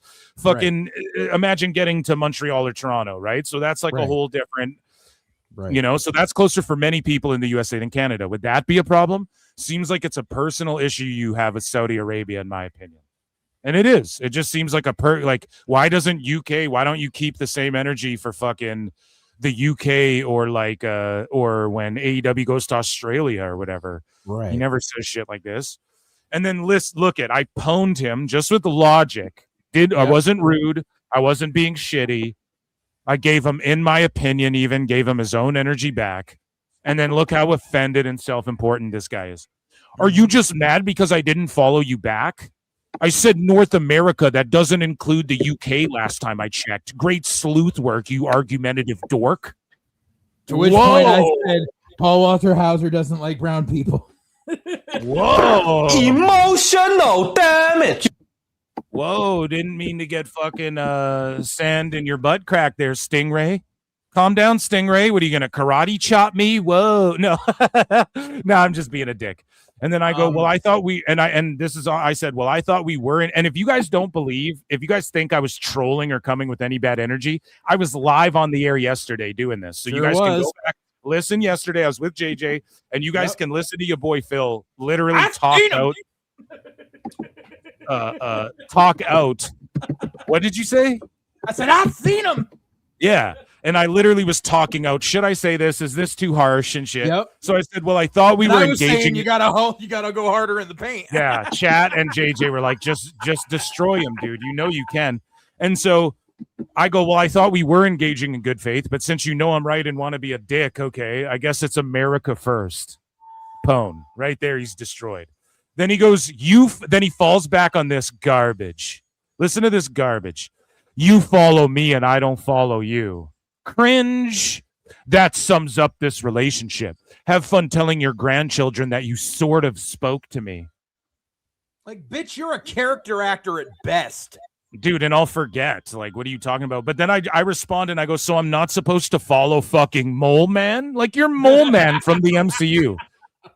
And I go, I follow every wrestler I see that has an X account, and I do. I follow over 3,000 people. They're all fucking wrestlers. Right. And I go, you're a celebrity. That's not an own. It's just skirting around from engaging with my point because you know I'm right, and I'll have fun telling my grandchildren that. Self-important douche. Yep. And that was a fucking KO. Yep. I would just like to. Oh, we get the kids. I would like to We point got out the cage that match next. Yeah, that Chris was right. They don't pay attention to the fact that the lights out match is in the middle of the fucking card. Right. So this is what happened with Hauser though afterwards, right? So Jose the assistant had this to say, and he just destroys Paul Walter Hauser here. So Hauser goes dog's pant. And he quote tweeted, like he was just on MLW last night, right? And they post this clip of Hauser. And it says, will Paul Hauser's new attitude be enough to help him win the Southern Crown Championship next week? And they post a clip. Let's watch it. And watch how Hauser hits the ropes. Nice takedown by. Look how he hits the ropes. Like, JJ, come on. You know that's wrong. Exactly. Even Orange Cassidy hits the ropes better because he grabs the rope. Right. Orange does. So when Orange grabs the ropes, he does it lucha style. In lucha, they teach you to grab the middle Look at that, rope. dude. Whoa, that's dangerous. He doesn't. Right. If that rope snapped, he would have landed on his fucking head and not been alive right now. Oh, that's my why God. you wrap your arm around the top rope. Yes. And I've asked this here, and we've talked about this many times on PWT. Like, is it cringe to grab the rope or wrap your arm? Like, Hogan would lean into that bitch, but he grabbed it two-handed even. Because he didn't want to fucking, and it's like, you grab the rope. Look how Hauser's hitting the rope, and he talks all this shit. He doesn't even. And I'm a wrestler. Bam Bam. This is what he said to Conan in DMs. Bam Bam wasn't that good of a body and shit like that. It's like, are you comparing yourself to the athlete that was Bam Bam Bigelow? Like, look at this. Holy, and look how high his arms up. Right, like, bro, So you're if not even fucking. You're supposed to fucking hit so that you're fucking the top of your rib cage, like your armpit, is supposed to be hitting the rope, not the middle of your fat ass back. Even the ref is looking at him like, what the fuck? And he's on his tippy toes. Like, if he flipped over the top, it would be like career ending, dude. Right. Takedown by. And then he catches him, Manhattan drop, into a knee breaker. He's just terrible. Why is he dressed like fucking Hitman or something? He's just like low key would do like the gun holsters and the fucking. I think he was trying to be. I think he was trying to be dressed like Big Bubba Rogers. I think that's what he was trying to go for. It's unfit, man. Oh, very, very. Right here on Fusion. It's slow key. Slow key. Yeah, I like it. 10 wrestlers will do battle bunkhouse style in a cover. Yeah, no, that's suspenders that snapped off because they're not actually fucking connected as suspenders. He was just like, "Oh, look, I could if I wear suspenders and a fucking tank top, I look like Terry Funk." Like that's what he's fucking thinking. So Jose the assistant goes, hold the top rope, Paul Walter Hauser. If that shit snaps, you're fucked. Exactly. It's true. Oh man. And then he goes, and then this guy goes, can you elaborate? I've watched this clip multiple times. Where is there a spot where he should be holding the top rope? And this is why you don't listen to Marks, dude. This is why you don't listen to me. You don't listen to you don't listen to anybody on the fucking internet, bro. Like, unless you've done this shit, like, bro, he could have fallen. Like, look at how he just hits it. Like, no grip on there. And the way he went up, I pointed that out because it's like, bro, your arm's not even on it at all. Like, his arm goes on after. So if it snaps upon his initial weight hitting, he's extra fucked. Yep. Like, he's extra fucked. And you got to know this shit. But I don't expect, like, Marks to know this. But that's why you don't, like... They don't know what fucking wrestling's even supposed to look like a lot of the time. Not saying they're all dumb fucks, but like when people go, no, Ospreay versus Kenny is the great. It's like Ospreay doesn't sell. You got to be selling's a big part of wrestling, right? So hitting the ropes is like the first thing you need to learn in wrestling, I think, right? Like one of the first things you learn is to hit the ropes. No? Yeah. Yeah. I mean, well, so basically the first thing you learn is how to bump. You learn how to do a back bump, then you learn how to do a face bump. You learn how to roll, and then you learn how to run the ropes. You learn how to do a drop down. You learn how to do a lockup and put two things together. What we call an international, or you call it Tennessee start, depending on where you are. But yeah, that's all the basics. That's week one shit. Is literally when you go to bounce off the rope, you hit it. Your hip should be hitting the middle rope. And your arm should be wrapped around the top rope. Like, that is basic shit. Like, so Jose, the assistant, breaks it down further. He goes, when you run the ropes, it's universally taught to hold on to the top rope. when running Right. the ropes. Right. And so when you guys see Orange Cassidy and even Jim Cornette's like, fuck that. But he is doing it lucha style. Like you hold the bottom rope. A lot of luchas grab because they're shorter, right? So Cassidy, he was in Chikara and shit. He used to wear a mask. That's how he learned. That's way less egregious than not holding anything, you know? Ray used to do the same thing until Ray just started bouncing his ass off the middle rope because he's that short. So he doesn't have to worry about it. And he goes, it's a cautionary thing in case the rope snaps. And it also helps make sure your back hits the rope flat across. Walter Hauser runs the ropes without holding onto the top rope. And then he won't respond to that. Oh, you argumentative dork. He's not saying that to Jose. Of course not. And so who taught Hauser? Like, why is he wrestling so shitty? But because he's Mole Man, he thinks he can talk down and he's like, he compare himself to Vader? Hauser learned some basic walk and talk shit from CW Anderson when CW was still in MLW. Shout out CW. Yeah, because they put him with CW and Brock Anderson when they were both there until recently. But CW basically showed him some basic stuff, but he was always in there doing garbage matches with them. He was doing gaga walk and talks, which is what we call that walk and talk is what we call a match where it's basically like no one's bumping. Everyone's just doing like a stupid weapon shot and we fight around the arena. You walk and talk it out. That's why we call it a walk and talk. Now walk it out, talk it out, walk it out, walk it out. East side walk it now. Now north side walk it out. And yeah, so he got completely pwned to oblivion by people in the biz, respectable people in the biz. And that, ladies and gentlemen, was wrestling's not fake. Wrestling's not fake. And let's get back to Forbidden Door, this cage match here. Let's try and call the action. And we will get into the whole Ricky Dozan watch Antonio and Scarf saga. I promise, guys. I knew there would be more. I'm so glad I waited because I was like, do I cover the Dozan watch? But now the Inoki scarf, and I know I'm going to pop Nicolo Piccolo with this shit. I'm going to cover it. Don't worry, just not tonight. But we're going to cover that whole saga. And boy, am I glad I waited because it got so much better than I could have ever anticipated. Here we go. It took them a whole 2 minutes before they started whipping out furniture in this fucking thing. So, guys, let's take a look here. 67%, 6-7 of you guys voted Mercedes Moné. 33% voted Maya World. New poll in the chat. Everybody vote. Who do you think wins this 12-man cage match? 1 for Team MJF, 2 for Team Babyface, 3 for a DQ schmoz. Obviously, there's no DQ, so is schmoz. And of course, they did this round cage so they could get weapons involved and shit with 12 guys, right? So, get your votes in. I'm putting in MJF actually will lose this, and maybe that's dumb. But I just think like he's gotten so many wins that way they can do Briscoe versus MJF in fucking Canada. Do you think that's what it'll be instead of Kenny? Yeah. Damn, now I don't know. Now I think almost the Callis family and MJF gets the win. No, because what's gonna happen is Andrade is gonna tell MJF to fuck off and cost them. I've gone 7-0 tonight, I believe, right? I'm saying Team Babyface, so I will remain with that. I'm going Team MJF. I think MJF's gonna, probably say no. I'm not wrestling Briscoe. You had me wrestling Darby and everybody else.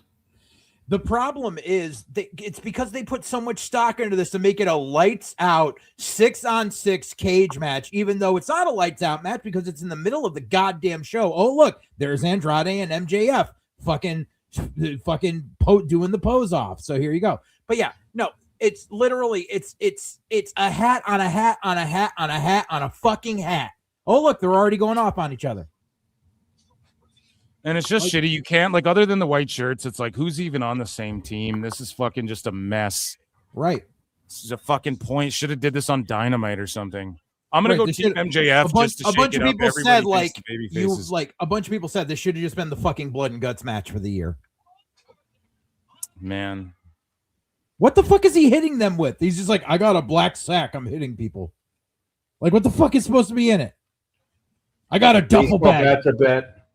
Suffer the wrath. I'm hitting you with the duffel bag. Like, fuck that. And now we can't get out the fucking ring because he's a fucking idiot.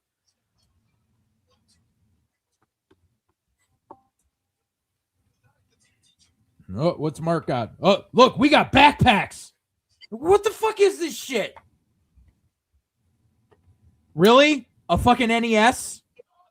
Dude, yes. And then I'm a bit ahead of you, but yes, a fucking NES, I think. And controllers. Really? This is the Yes. childish shit we're doing. We're going to whip them with NES controllers.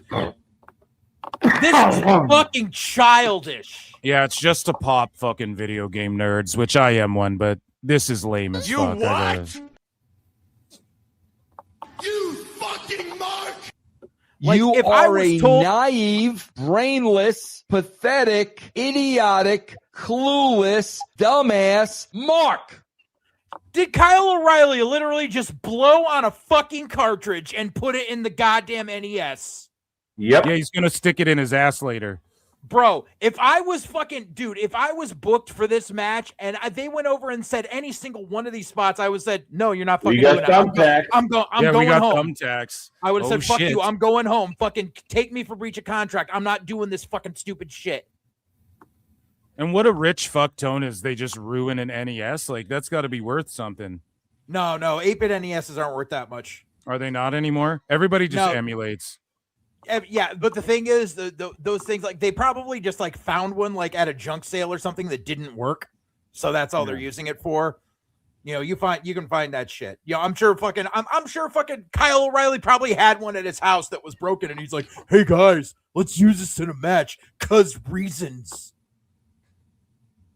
Like, anyone who ever said that fucking Kyle O'Reilly was a main eventer, I'm like, point to this shit. Fucking reason number 13,012 why he was never going to be a fucking main event guy. Okay, Fletcher's got him up. Oh, lawn darted him. That's smart to do to a guy with fucking neck problems. Of course. Oh, yeah. Don't you know?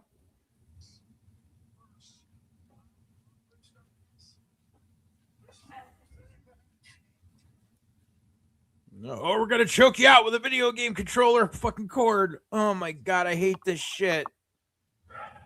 Oh my god, this is so Most awful. people, what they do is they collect shit. Like they'll if you have an NES in your collection, you try and keep it Yeah. minty, and then you Yeah. just fucking emulate all the games, right? Like you don't even Right. play your NES, even if you collect the games themselves, whatever. Right. You can just emulate it if you want. Like you don't have to. Right. Yeah, I know Right. people who do shit like that. They Yeah. And they just Bristol collect leaned on them and stuff, thumbtacks. yeah. Like, why is Mark Briscoe doing this shit? He doesn't have to. Like, I don't get Oh yeah, I it. guess it's Team Darby Allin. I wrote Team Baby Faces, but I guess It- Darby whatever. Or it's Team It's Briscoe. Team I guess. Briscoe, Team but- Briscoe. Yeah. Yeah. Of That's how course, much Darby's got a Allen's already skateboard. fallen off. He doesn't even get his own team in this cage. He's Nope. the backup dancer. He's just there. He's like, can we hurry this up? I got a wife to go beat.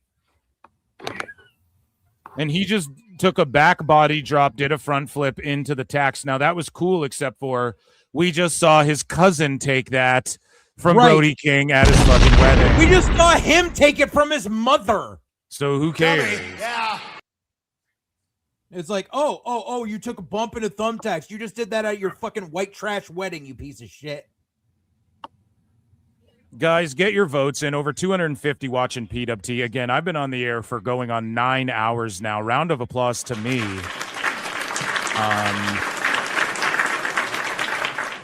But 1 for MJF, 2 for Team Babyface, 3 for a DQ schmoz. Just like, I guess a schmoz would be like someone climbs over the cage and spears them. Like Lashley climbs over, spears, and then it's a pit. Like, I guess that would count as a schmoz, at least for a half point.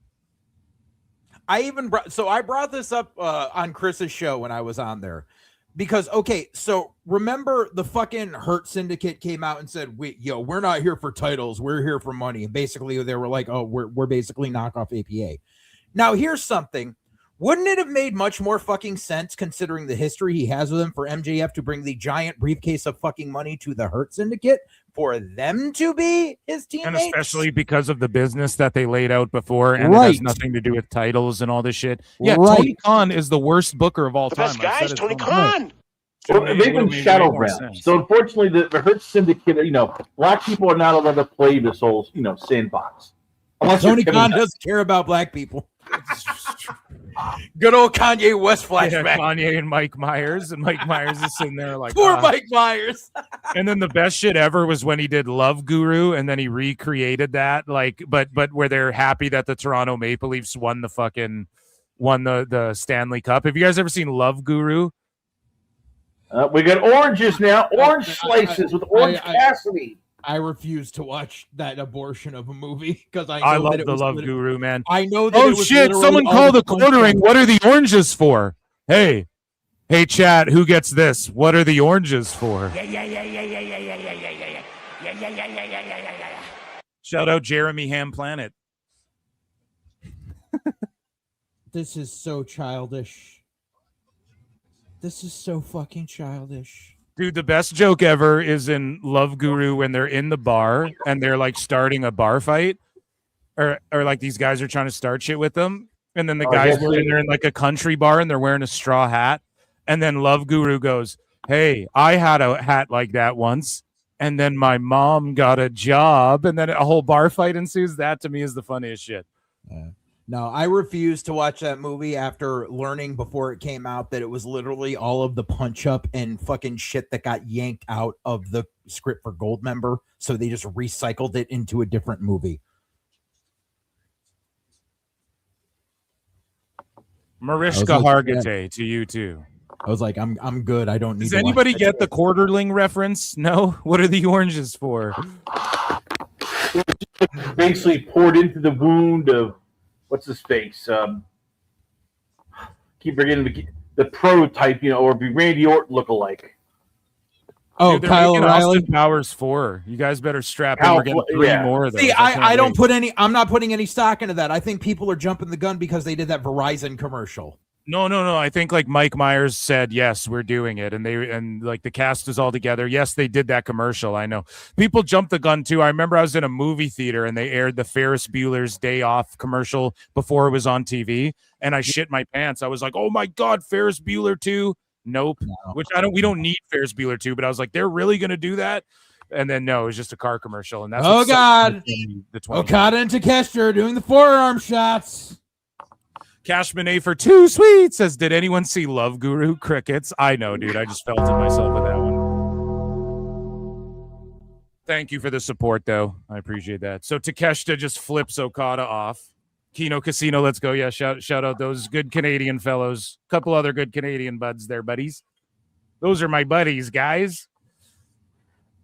I keep wondering when AEW folds, how many people is WWE actually interested in? Oh my this fucking roster? god, this is so childish. Fletcher's just snapping now. What did you say, Chris? You're trying to ask a question. I'm sorry, Chris. I was gonna say how many AEW wrestlers right now with WWE go, we're interested. We're gonna bring you up because they look like they can't freaking work a regular match. It's either garbage match, spot fest. I don't know, but I would take Takeshita, even though that was kind of stupid. I would take Takeshita. I think Yeah. Takeshita had a lot of fucking potential. I mean, would you take Kyle Fletcher, or do you look at him and Hell go, no. he can't work safely? Nope. Fuck Kyle Fletcher. I like Fletcher a lot. Nah. Fletcher's a liability. Takeshita. I just think you got to reel him in. You just got to reel. What are the oranges I for? don't- Yeah, dude. They pulled him out in the fucking match, dude. I don't think he can be reeled in. I think he's a lost cause already. I think he's too set in his ways, and if you try to teach him any differently, he'll try to tell you, no, this is the way Will taught me, bruv. Bruv. But I mean, that's even MJF. You're looking at MJF now and go, I don't think he's ever going to change. He's going to want to do his stuff, and He you knows tell him that to he rein it in with his promos. He'll tell you go F yourself. He knows he can keep manipulating Tony for as much fucking money as possible to not go to the other company, where he knows in the other company he'll actually have to work to better himself and be a more fucking fleshed out character.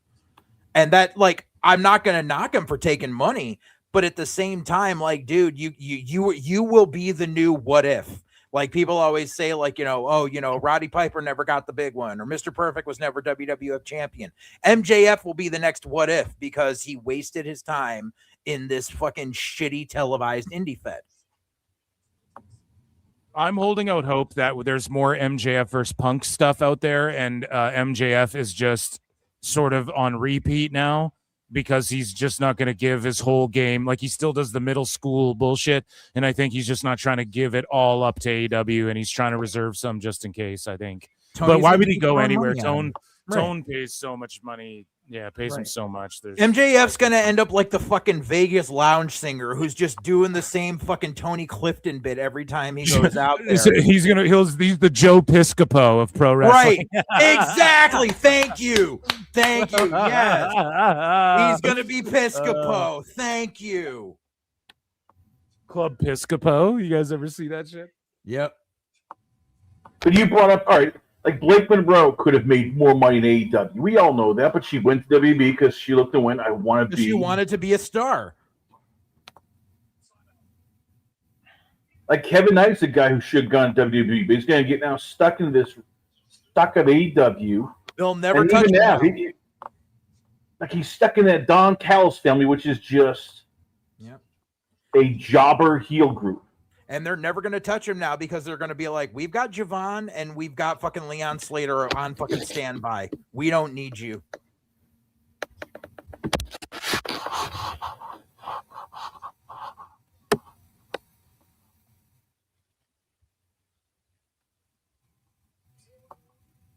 Yeah, I don't know, man. If we stack it up tonight so far, I think TNA and Forbidden Door are going to have to scrap it out for the best crowd.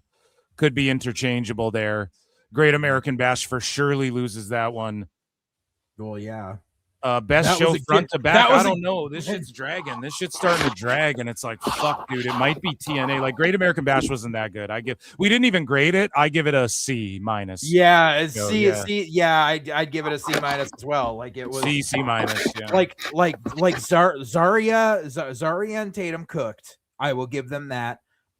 Shiloh and Angels was okay.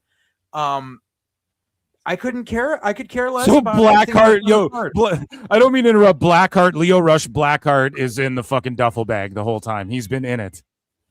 That's literally the spot they did when they debuted Danhausen, except Danhausen was on a table under the ring instead of that. Yeah, what Tone's doing is doing shit he would have done with Danhausen. He's doing it with Leo Rush now because he sees how Danhausen's actually working, and he fumbled that too. Yeah. I think it's utterly hilarious that Leo Rush thinks he's doing like this original shit. He's like, I'm Gollum. Like, no, you are the dude in blackface from Birth of a Nation. Like, that is the character you're playing, and you don't even go back to the 1920 silent movie Birth of a Nation that was basically a pro KKK movie. There was a guy in blackface during it who was the escaped slave who was like murdering the white women and shit that they were chasing after. You watch him, it's Leo Rush's character that he's doing right now. He's not Gollum. He's the dude from Birth of a Nation, but he's too ignorant to realize it.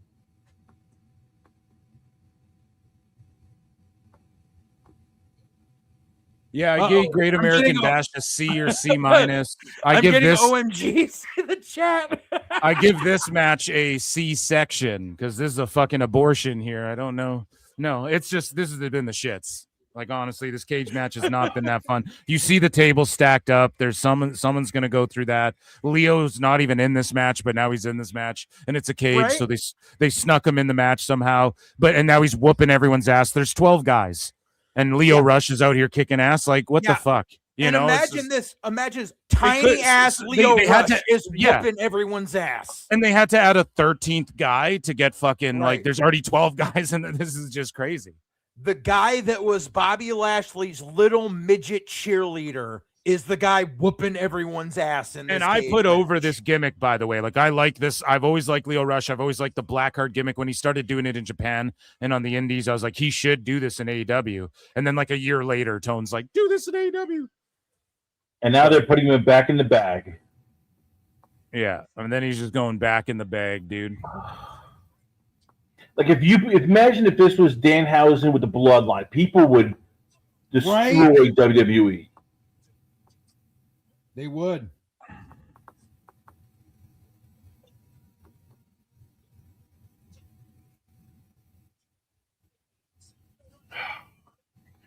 Company.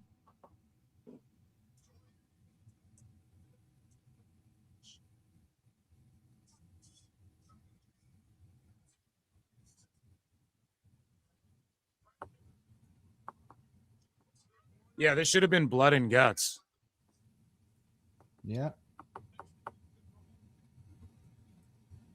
This is what happens though when you have when you do not have any adults, running the room. You just have a bunch of indie nerds, Tony Khan, and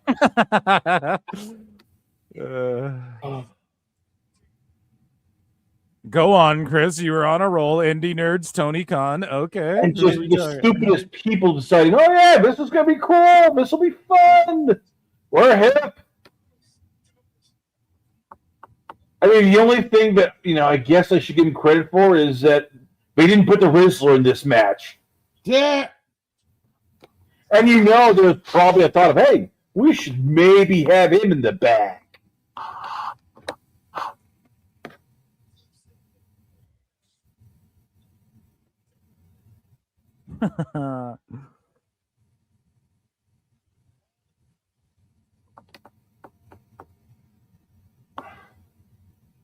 You want to know why he does this, JJ? Why Briscoe does all this stuff? Because he's getting paid, I think, $750,000. So hey, I don't care. I'm not going to take all these stupid freaking shots for that. No.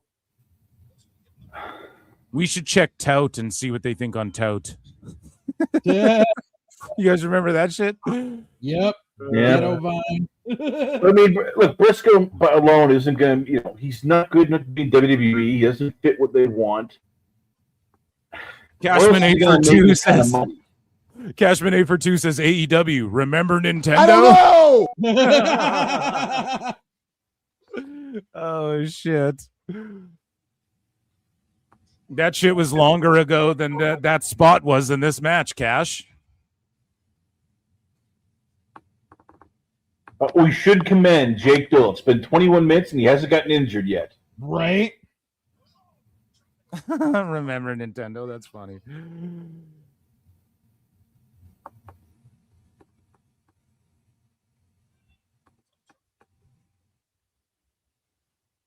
Gus. Sorry, I was checking.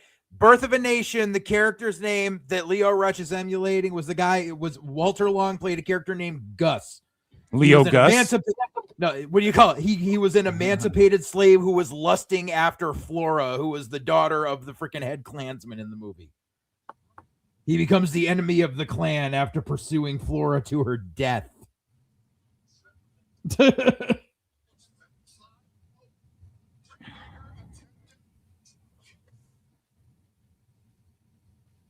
Can we use a cheat code to end this match?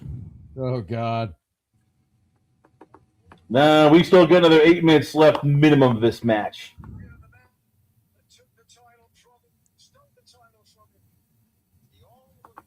It's just like, wrap this up because we got to sit through Ospreay fucking Swerve when we know the outcome. The problem is we know the outcome to that match. Right.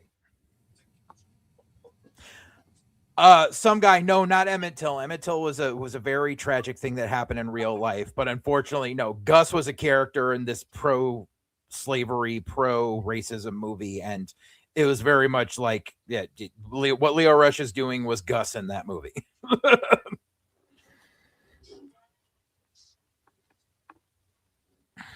Uh-oh.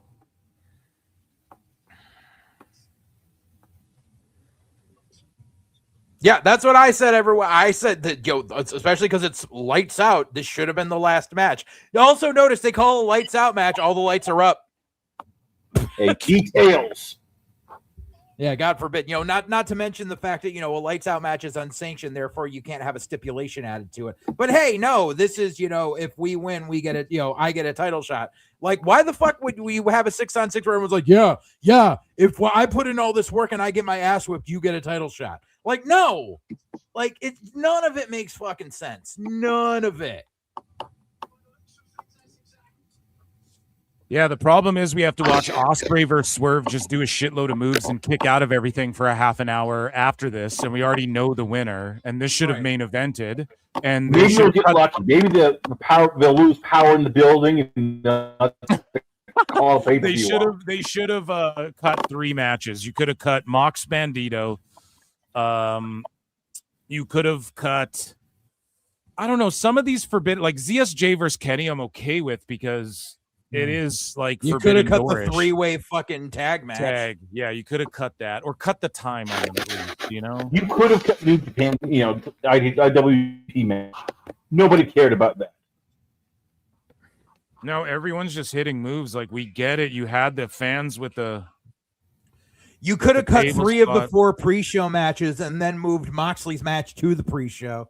Oh, hell no. Yeah, that would have been the Moxley move. Pre-show. How Yo, dare you cut the JJ? Yeah. No, you cut the pre-show matches. You do Death the Mox Riders- Bandito as like the headliner of the Right. pre-show, and then you do the pay-per-view without that match. Then you cut the time on the Bucks. You Right. cut the time on this. You cut the time on Mercedes Maya, and then that's good. And then I think you'd be good. And then the main event, okay, we'd be like slogging it out. It'd be done already. It's 10 o'clock. Tone's gonna go. Like he's abusive. He's fucking abusive. He's not a good booker. On the East Coast, it is what? 12 midnight? It's Almost. nearly midnight. 5 minutes till midnight. And Mo was correct. They're doing the spot. They're gonna throw Darby off the top of the cage. God damn these people. And like Why are TNA you- Slammiversary's trending right now is Don't Leo even Rush tell me is trending. Kevin Knight's SNME gonna is. run along the top of this shit. Slammiversary's trending, but I don't even see Forbidden Door trending. Because nobody cares. Uhaa Nation is Dude, trending. with this round cage, how much you want to bet they're going to try to have Forbidden Door's Kevin up there, Knight it's number 2. reenact the fucking Elix skipper spot? Why the fuck did the cage just explode? I don't know. Oh man. Why seriously? Why the fuck did the cage just explode? And then Can Tone someone tweets out. explain? Tone tweets this out. Justified. This is awesome chance for Death's Door. MJF. Blah blah blah. Tags everybody. 145 likes. It's like wrap this shit up. Like, how is there 150 people on Twitter going, yes, Tony, yes, Bot. thank you so much. Thank you so much, Tony, for just fucking a bunch of garbage. He grabbed something that was Jay hanging Driller, from it's a over. chain. It's gotta be over. Please be over. He grabbed something that was hanging Oh from a my chain and God. it exploded. Guys, I'm happy that I'm going undefeated because Briscoe didn't just end it with the fucking Jay Driller and they broke up that pin and MJF was dead to rights. I'm already calling it. It's going to be Team Babyface. I'm going 8-0. Get your votes in the chat. 1 for Team MJF, 2 for Team Babyface, 3 for DQ Schmaz. Like, And we're coming up 3 minutes. We'll have gone 9 hours tonight, chat. I so still don't get what the fuck was support supposed to this show. be in that fucking bag that was hanging from the fucking thing that exploded. Like, what the fuck was that supposed to be? I guess it was supposed to be an exploding bag. I guess. I don't know. Why would he grab it? If he knew it was an exploding bag, why would he grab JJ, it? I keep asking you. Don't ask logical bro, questions. don't ask logical questions here. Right? This is fucking He had AEW. a Cuervo cannot with him the whole fuck- time too. I cannot fucking wait for Cornette to have a coronary over that because seriously, like, I'm being calm about it, but Cornette's gonna be like, God damn it, what the fuck was supposed to be that whole spot? And then we're getting more. Is this more Diamond Ring action? Like Yep, more Diamond Ring. why? Because we don't have enough fucking all this furniture and the diamond. Why should Okay, the diamond ring matter? Andrade's arguing with him. They're on the same fucking team after we've seen 15 shits happen. And he's Right. like, no, I won't put the kill shot on him. Why not? You're a bad guy. Just fucking do it. Like, wrap Because this he's up. gonna flip babyface. Because it's apparently I Like Pussy is a babyface fucking character in AEW. Even though all the incels are there.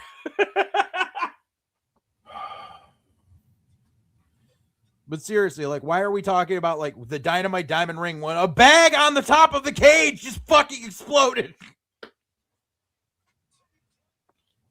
Like, what the fuck's going on here? Yep, and there goes Andrade, costing them the match. I fucking told y'all. They should have did this 15 minutes ago, though. Like, fuck. And Andrade just I want the belt. He did the I want the belt. Oh, look, he did I want the belt. That means he's leaving the Don Cal. Now he's going to lay out Jake Doyle, right? Yeah, now he has a new shirt. Okay, and then the commentary's going, wah, wah, rah, rah, rah, rah. You're a hack. Shivani, you're a hack. Shivani, you're a hack. Excalibur's a hack. Get fucked. Rah, rah, rah, rah. It's not funny, and this is stupid. Why was he going through tax and getting bit by Leo Rush? Bro, why the fuck? That is the dumbest shit ever to have a fuck Don, fuck MJF shirt on under it. Like, bro, just walk out. You don't, that seriously, like, why are you grandstanding? You fucked over the champ. You kicked your teammate in the dick. Now you walk out. It's not that hard. Oh, and Jake Doyle takes the pin.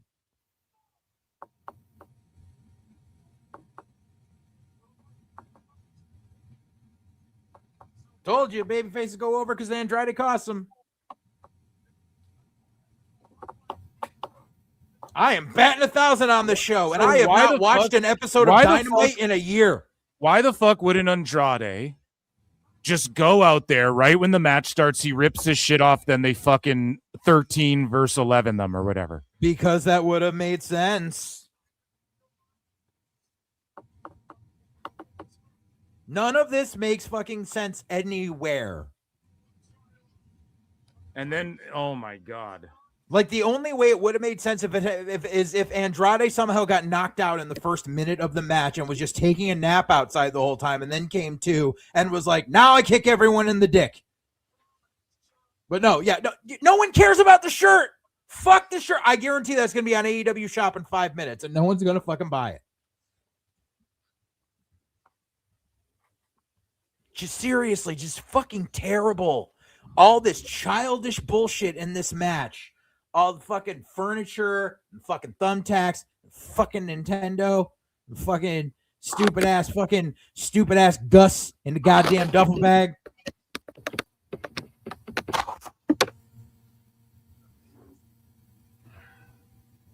And an exploding bag on a fucking hook above the cage that we still don't know what the fuck it was. And where's Meltzer melting down about how unserious this shit is? Right. He's crying about Triple H. You need to take wrestling serious. Right. Dude, and I bet you fucking Wrestling with Regret gives this shit 5 fucking stars. That fucking Mark. Who's that again? Is that Brian Zane? Yeah.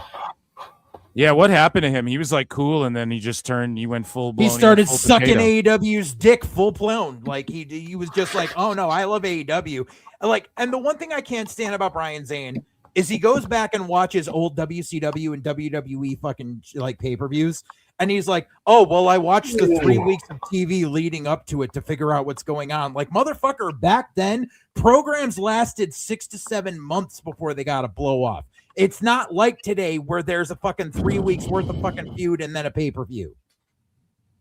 And now they're running an ad for a tattoo shop or some bullshit. Yep. Let's give Willow Nightingale a promo before fucking the main event. Like, stop wasting everybody's time. I love Willow, but get the fuck out of here. Do that on Collision. Like, Willow is another one that I wish she hadn't fucking re-signed there because she has so much fucking potential. She has such a great fucking personality. She can work. She can tap a demographic that they haven't fucking tapped over in NXT. She's like, and she's just like, nope, I'm gonna stick here and do stupid indie shit. Like, no, you're better than this. You are so much better than this. That's a lot of women, but that's Chris Statlander. That's same with her too, right? That's Harley Cameron. Harley could be a big deal in WWE. Now they're talking to Briscoe's not even selling anything after this cage. Nope. Briscoe's like, I'm gonna have my match. Bye bye bye bye bye. I have it muted, so I don't know what the fuck he's saying. I just see him gesticulating about, yeah. I'm Briscoe. I'm Mark Briscoe. And I like Mark, but it's just like, bro. Again, I get it, bro. He is not WWE material. You knew that. That's why he could have been. He even after Jay died, he could have been. There's a world where they could have taken him and Mance Warner and put them together as something. And you could have made money with them. Hey, I what's guess, in the bag, bitch? It's Lio Rush. Oh. Okay, guys, get your votes in. Who do you think? This is finally the last match. It is officially Sunday here on the East Coast. Yes. Yeah. I mean Monday. It's officially Monday. Officially Monday. Like, people have work and shit, Tone, you piece of shit. Who do you think wins the men's Owen Hart tournament? Will Ospreay, Swerve Strickland, Option DQ 4, Swann? nobody gives a fuck. I'm putting my vote in. It's Will Ospreay, obviously. You should have just had the options be bruv, syringe, and nobody gives a fuck. Get your votes in, guys. It's on screen. Chris is galloping again in the wild. I am looking something up for our good friend here. Look at everyone in chat typing Putting 4. 4 and 5, yeah, because they don't even want to fucking vote. Like, who? They're just like, who? Option 4. Who gives a shit? That's so funny, man. The fucking chat stays undefeated. Shout out to chat who've been with me for over 9 hours today.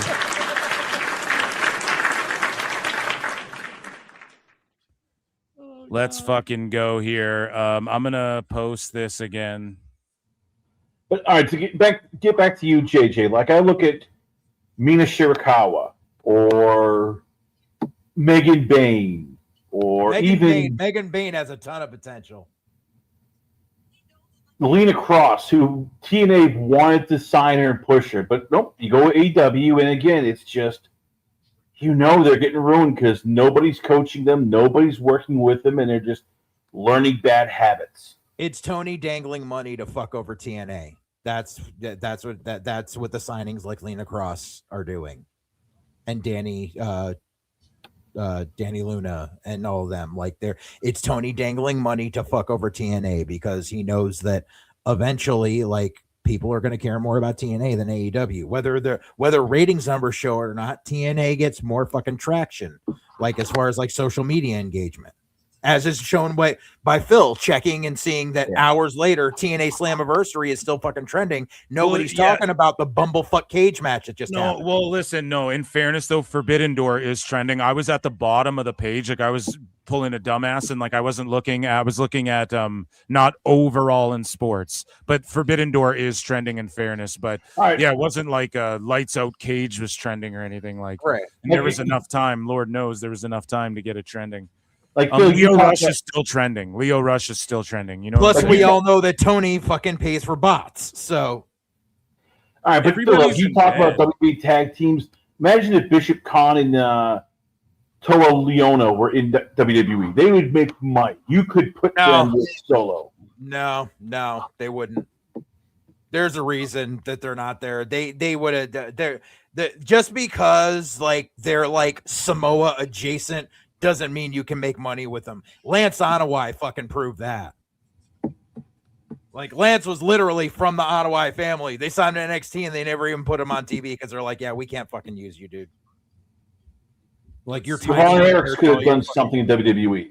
You could have used Von Erichs for something.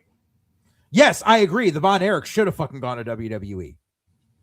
Yeah, so in sports like Forbidden Door, Jay White and Bandito are trending, but it's not like MJF and Mark Briscoe, so they're backwards. I mean, god damn it. Truth Magnum and Turbo Floyd can't get on AEW. And those two have done everything. They're just stuck with Dalton Castle. It kind of stinks. The Outrunners, like, their ceiling would be TNA. Like, the Outrunners are not WWE material. I'm not even saying WB, but they should be put there instead of off Ospreay wearing a Bane mask. Oh my god, seriously? Tom Hardy I'm Bane, bruv. This is my wife's CPAP, bruv. I banged her and then I stole a CPAP mask, bruv. And then I went and saw my grapist friend. Ospreay is Bane, but you're supposed to be the good guy, bruv. Right? What the fuck? I'm the villain they deserve, bruv. I think that was the point of that movie, bruv. I don't know. I was too busy defending. Do you feel powerful now, bruv? My wife. I was born in the darkness, bruv. You merely adopted it, bruv. I was too busy blackballing women who accused my friend of the things that he actually did, bruv. You've merely adopted the darkness, bruv. So then what does Swerve come out as? Fucking Venom? Dude, if he comes out as fucking like Batman, I'm gonna roast the shit. Because if he's the bad guy, but he comes out as Batman. Right. Boss Santalope has become a new member. Shout you out. We acknowledge our members here. I do weekly shows. Members only show, typically on Mondays. We might have to skip a Monday. It is Monday right now in some parts of the fucking. It might even be Tuesday in some parts of the world right now, for fuck's sakes. But shout out Boss Antelope for becoming a new member, and then CM a bunch of numbers has been a member for 21 months, man. 21 Grammys. I'm a savage. Right, so you've been here. Acknowledge me. You've been here forever, and I've been here forever. Also- over 9 hours. Also, I would just like to point out, when the fuck did smoke ever come out of Bane's fucking mask in that movie? They didn't. He just Right. added that. He just added that part. Like, I'm just- Bane, bruv. I climbed out of the darkness, bruv. Do you feel powerful now, bruv? I was born in the darkness, bruv. You merely adopted it, bruv. Seth Meyers doing Bird Bane is better than that shit.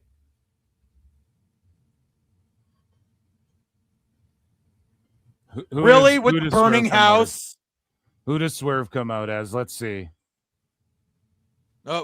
First we got Nana Oh my god, he's coming out. on a motorcycle. Swerve, I'm Undertaker. Swerve-a-taker. It's Chuck Palumbo. Yeah, and Swerve does Chuck Palumbo. Oh shit. Oh, he's a Lobo. Oh my god. You guys are Fuck fucking lame you. boys, man. Fuck you. You are not, bro. No. Jason Momoa should just come right out and punch you in the fucking dick right now. Yeah, Momoa. This is what I want to see. Momoa and Tom Hardy in a tag match against these two schlubs, because Momoa and Hardy would actually win because they train MMA and fucking Brazilian Jiu-Jitsu respectively. And bro, like, you're not even committing to the fucking bit. What's that? You got a cardboard bowling in your fucking pants? Like, give me a.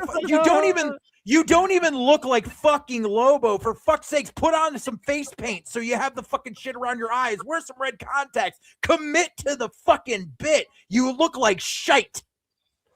Johnny Chevron, for 2 says Forbidden Board, thumbs down. NXT, thumbs up. PWT Marathon, 5 stars. Brian, I'll give you a for that because I know that's what you come for. Yeah. Next thing I knew, Tone was all up on me screaming, yeah. TY Hitman 24 for 2, sweet. And his avatar or his profile pic is AEW with a red line. Best guys, Tony Khan. Just for fucking fuck AEW. TNA PLE is better. Yeah, I think Slammiversary as a wrestling show might be my favorite overall of the night. Although the crowd arguably has been better for the Forbidden Door compared to the other two. Great American Bash, they didn't shit the bed. It was an okay show, but like a C. I rate it. I rate Slammiversary a B plus. I rate this show like a C plus. Why the fuck is Renee talking in the middle of Swerve's entrance?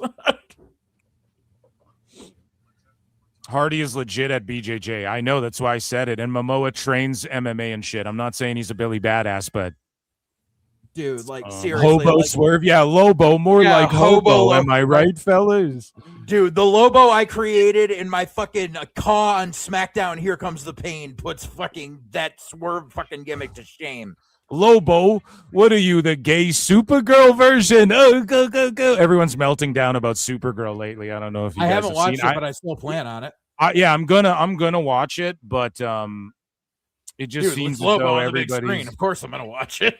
It seems as though everybody's saying it's just super mid and generic of a super superhero Whatever. movie, and They I'm also willing said to. They said the same thing about Superman last year, and it still made a boatload of fucking money. Right, but what I'm saying is, well, that movie wasn't mid or typical superhero movie. That's why everybody cried about it. But I loved Superman 2025. I thought that movie fucking ruled. Here's the thing with Supergirl, I though. don't know. Basically, Mark put it best. The script.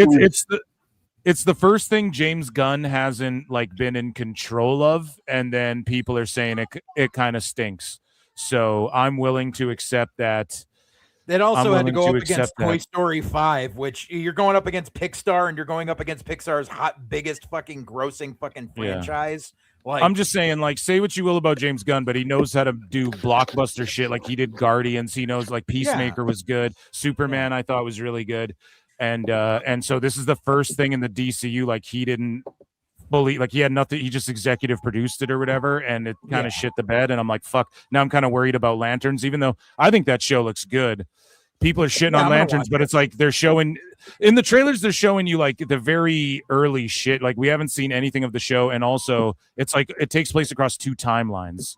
So I think, and not like multiverses. I think it's just like, here's some shit that happened before, here's what's happening now.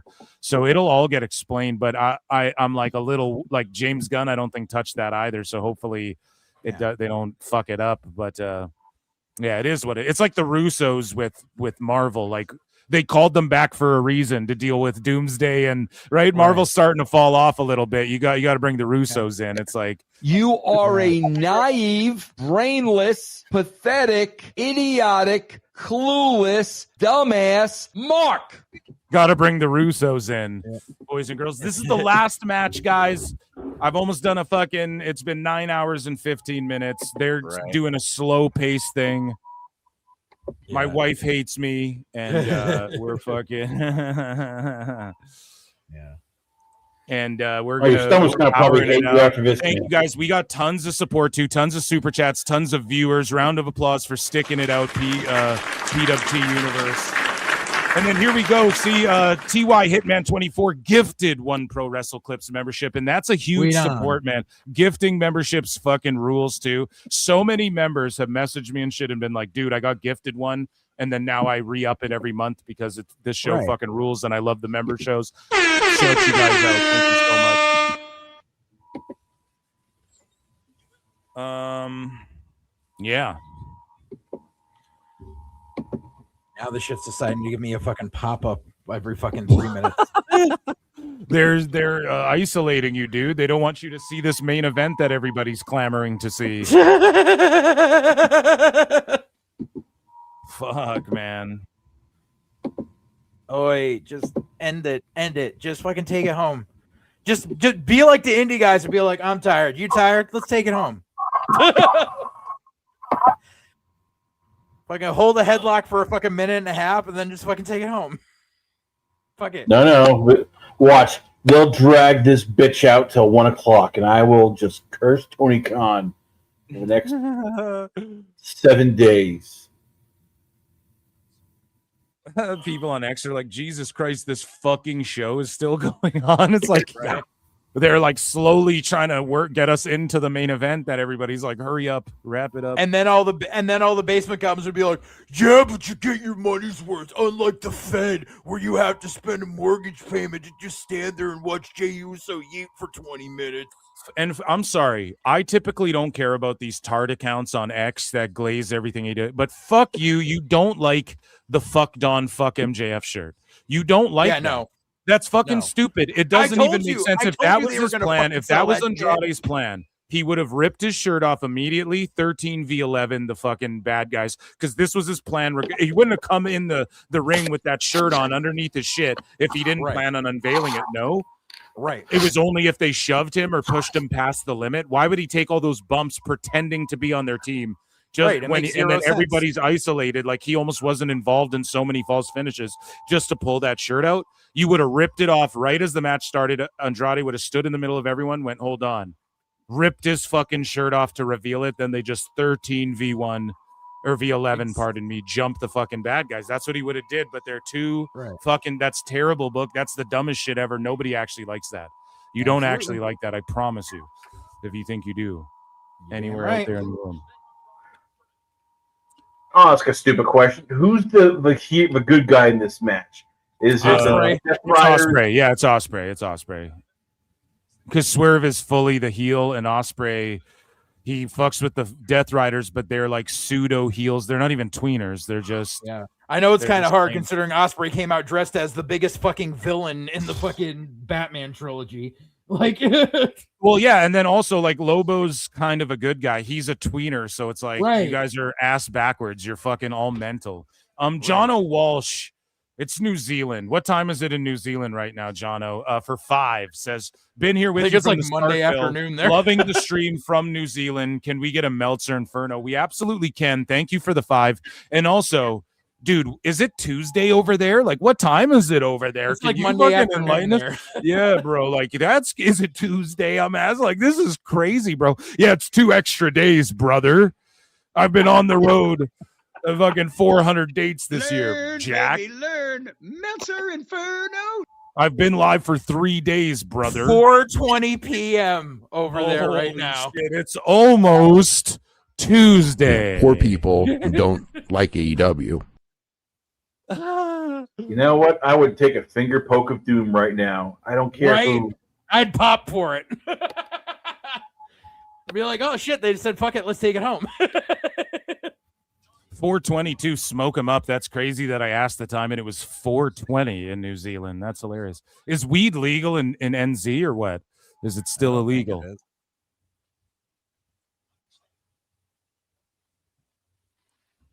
Yeah, it's still technically Sunday for me, but in New Zealand, it's almost bedtime. It's Monday it's here, almost it's definitely Tuesday. Yeah. bedtime.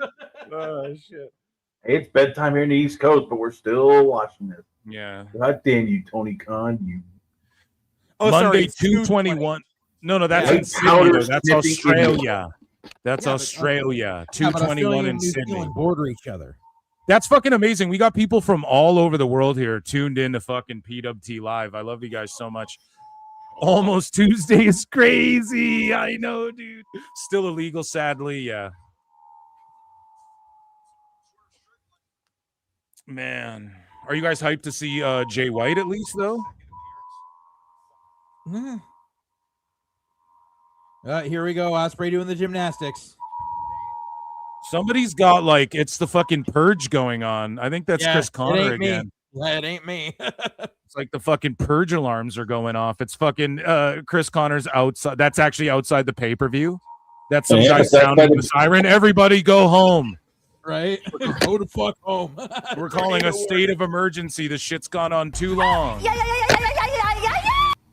This is why I always wear a set of cans. Holy shit, guys. Yeah, there's something. There's some an Amber Alert. Yeah, coming from something. I don't know. Amber Alert. Jesus Christ. It's someone sounding the fire alarm in fucking in the building. Listen to how dead the crowd is. Listen to how It's dead because you the played crowd is. Meltzer Inferno. Yeah.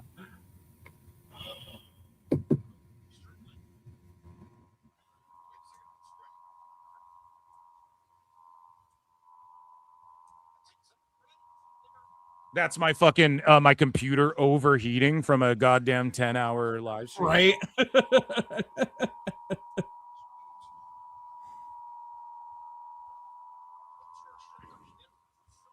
Oh, he's going for the hidden blade. Oh, come on. We could have finished it already. No, this match has to go on for at least 7 minutes minimum. Listen to how tired and dead the crowd is in between moves and spots. Why do this to your fans and your talent? Because Tony's a sicko who loves this crap. Why do this? It's only 9:30 in San Jose. Yeah, they don't give a fuck. Still, it's a lot of them have bedtime. Their moms told them, listen, you need to be home by curfew or else I'm not making you chicken tendies for the rest of the week. Oh, God. No pizza rolls for you. I'm not going to Costco. Mom! Ma, the meatloaf! What does what's his face? What does Cartman say? Mom, I got a shit, and then she brings out the toilet. Yeah, Bathroom. Man. The World of Warcraft, dude. That episode of South Park went so hard. That was one of the best ones for sure. That one's rated. That's S tier South Park for sure. More hat packets.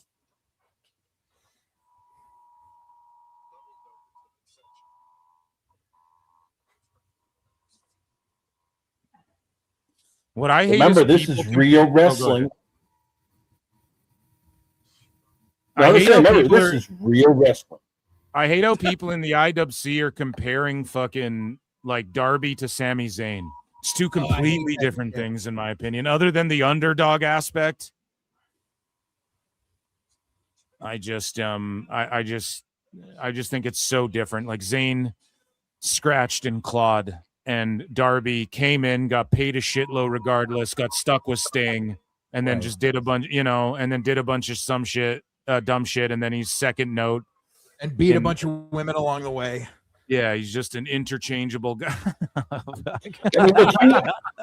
You can say what you want about Sami Zayn, but he can actually cut promos and be funny. Darby's just a spot monkey.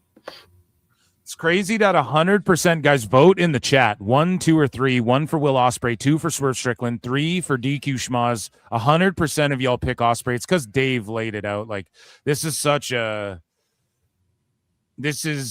just a waste of time. I got to be honest. Because we Sorry, Chris. Go ahead. I was going to say, Tony doesn't push black people. Yeah. And Cross in the chat reminded me, we completely forgot about how Darby fucking abuses homeless people. Yeah, we got more 4s. Yeah, more 4s. 4, 4, 4. 0, 4, 4, 4. Yeah. Oh man. I don't know. The algorithm's just full of like Kendal Gray and fucking AEW stuff. So, and people still talking about Sami Zayn the next day.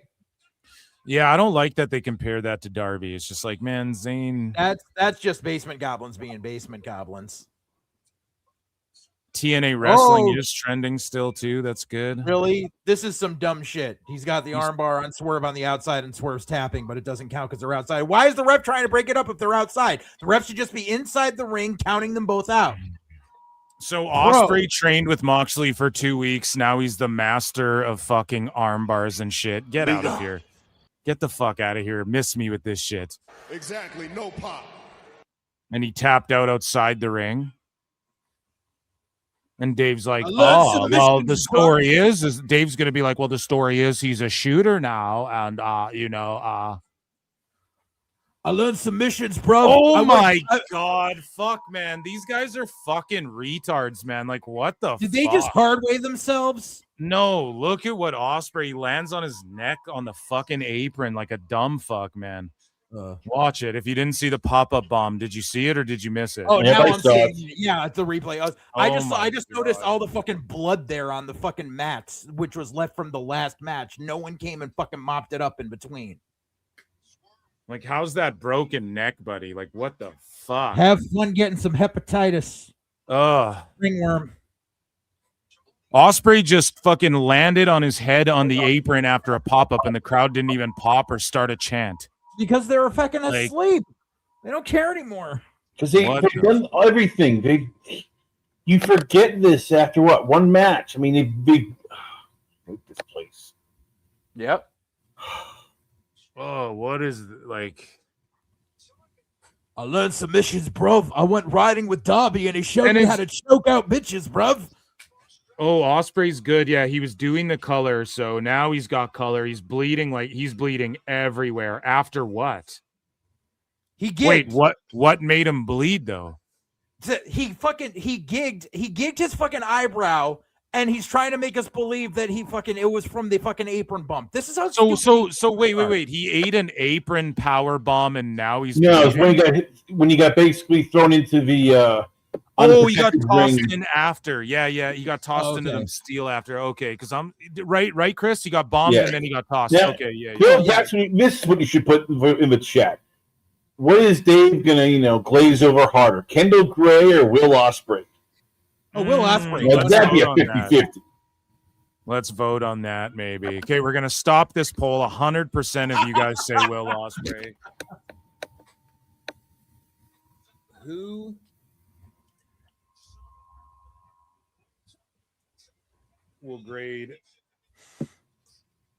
Will glaze the hardest.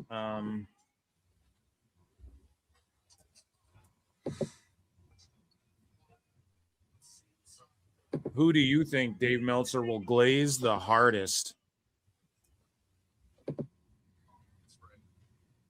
after tonight? Okay.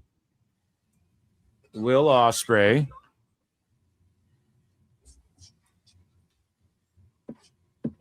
Or Kendal Gray.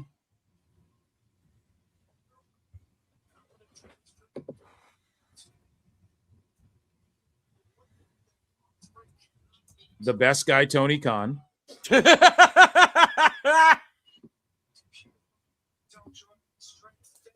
Okay.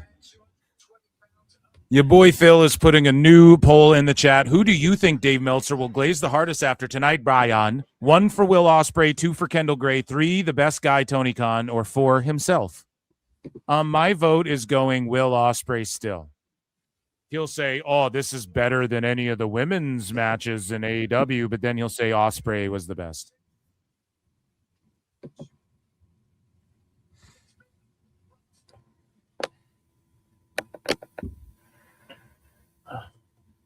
And it's like, buddy, we already saw Mox and Ben. Not that like people can't bleed, but like we already saw like people bleeding and shit. Like we literally in the we last just saw, match. we just saw a cage match where everyone's bleeding and coming out of duffel bags and fucking like thumbtacks and shit. Like this means nothing.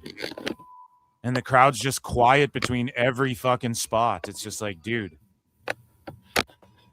But he did a standing Spanish fly, bruv. Like, we haven't seen him do that in every fucking match for the past decade.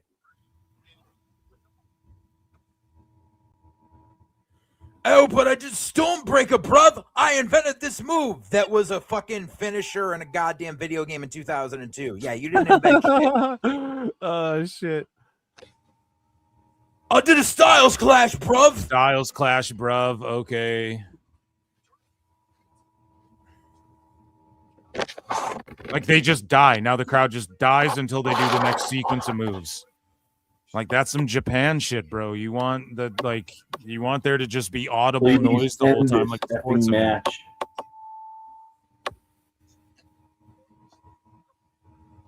Going for the hidden blade, bruv. Oh my god. Okay, it was kind of funny that Swerve just pimp smacked his ass. You just pimp slapped the shit out of him for realsies. That was kind of funny. I don't know if that was the goal, but that was kind of funny. This is crazy, man. This is crazy. It's gone past like the half-hour mark of the hour. Like, yeah. I think Chris called it. This is gonna fucking go to 1 a.m. our time. Sometimes in life, you gotta be a hoe. You jinxed us, Chris. Yeah, what? You put that evil on us, Ricky Bobby. And then they go, no. See, it's official. Briscoe versus Friedman for the title at Dynamite Homecoming. So it is going to be Omega beats MJF at Redemption. Like, Dave laid it out. I called him out, and then he fucking coped about how he stooged the shit. And no one told me this, but I just figured. And he was talking about the three-way tag match, but he was talking about All In. Briscoe just in gets general, his title match in front of 400 fucking people at Daly's place. Ugh. How fucking sad is that?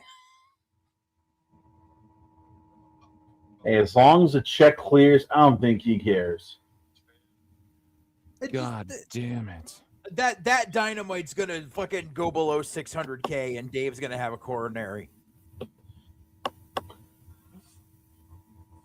And Dave's gonna say this pay-per-view did over 100,000 buys. I fucking doubt that big. Yeah, time. he's gonna say it did what, 125 is what he usually says.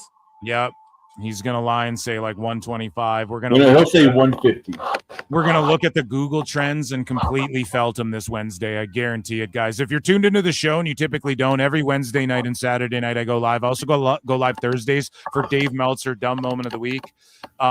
Make sure, if you're not subscribed, you subscribe. Hit the hype button if you're watching this on replay. Check out Last Call with Chris Connor on YouTube and Full Circle Radio with JJ Alexander on YouTube. Yes, sir. And check out my Patreon. And me and JJ are going to drop some shit on there this week. Swerve did a dead eye. Wait for an Adam Page run in. Yeah, Adam Page running buckshot, and then that's why Swerve loses. That could totally happen. Because we got to keep fucking milking that feud that no one cared about.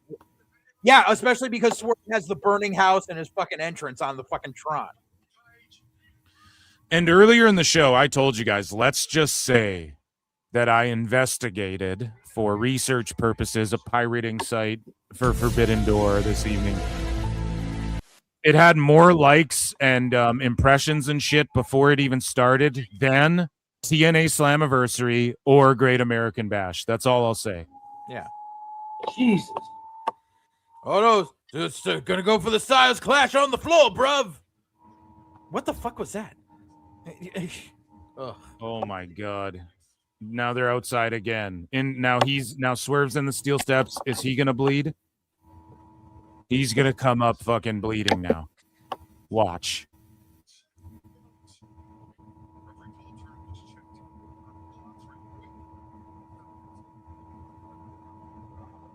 Now Swerve's gonna come up bleeding next. Yeah, see, he went under the apron to gig because they don't know how to fucking hide it.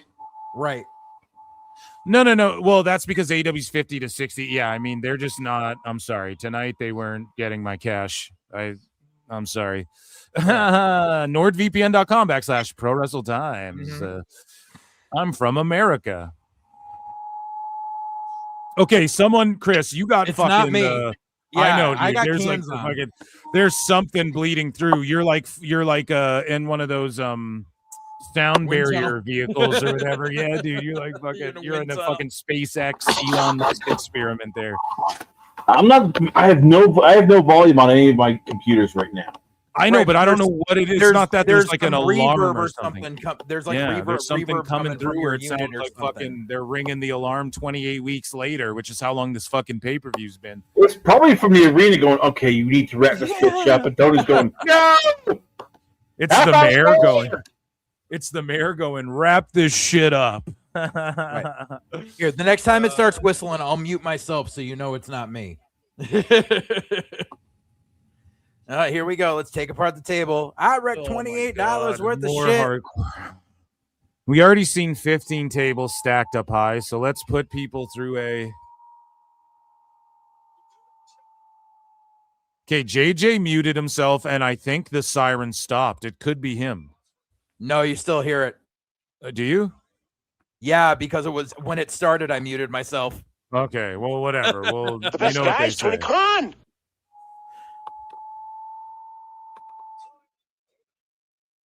Yeah. Okay. So what happened was I could hear it again. I muted JJ, or JJ muted himself, and you could still hear it. Then I muted Chris, and then I couldn't hear it. So it is definitely Chris. Yeah. You just made the list. It's probably there's probably just some kind of like electric interference from something. Yeah. On your unit. It's not even that bad. Just sometimes it starts ringing like real loud, where I'm like, holy fuck, is that like part of the show or whatever? But yeah, there's blood everywhere, dude. Hepatitis is right. You guys called it like this. Someone call Hannibal. Quick, call Hannibal. And the problem is, someone call me. Like, okay, you want to gig. Too many people have gigged on the show, and it shows that they didn't clean it up after the last fucking match. So there is just random ass blood all over the fucking mats out there, and they're just rolling around. Let's do a vertebreaker off of steel steps onto the fucking announce table onto Ospreay. And then the match is still going to go another 20 minutes.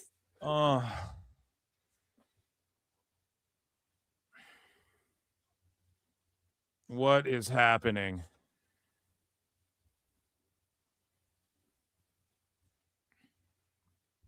Yeah, Nigel McGuinness was against blood, and somebody said 1.9K were watching on their YouTube. That's horrible. That's bad. Oh, and then it doesn't even break because you're both cruiserweights, bruv. Well, no, because they forgot to pull the pin. Remember, those tables have the fucking pull away pin. Because remember the time fucking Satnam Singh went to go do this shit and he went too early and the whole table collapsed? Because those tables are gimmicked, so there's a pin.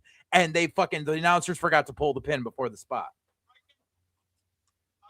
I'm about to pull the pin on this fucking show. We're almost at a 10-hour show, chat. My wife is going to knock me the fuck out when I come out of this room. Bro, is that Zoran Mamdani on the other fucking commentary table? Jesus. Mamdani. It looks like Zoran Mamdani sitting there on the end. Speaking Espanol. Maybe. Yeah, the man's very cultured. Maybe. Just decided to fly out to Darren Cali. We need to get Spencer Pratt on commentary, I think. I am the table. Yeah, absolutely. I am the table. We need that on the soundboard. I'll get it. Rest in peace. Rest in peace, Lou Reed. Okay, Os Cutter. Swerve's just going to kick out, though. 1, 2, kick out, and then we need to see 10 more moves. And then this is what's going to happen. They're going to exchange finisher, kick out, reverse, kick out. Ospreay hits the, whatever he calls it, the windbreaker, whatever the fuck it's called. Stormbreaker. The windbreaker. The windbreaker, because he's light, because this shit is thin. Because my patience is growing thin for this shit. Bitch.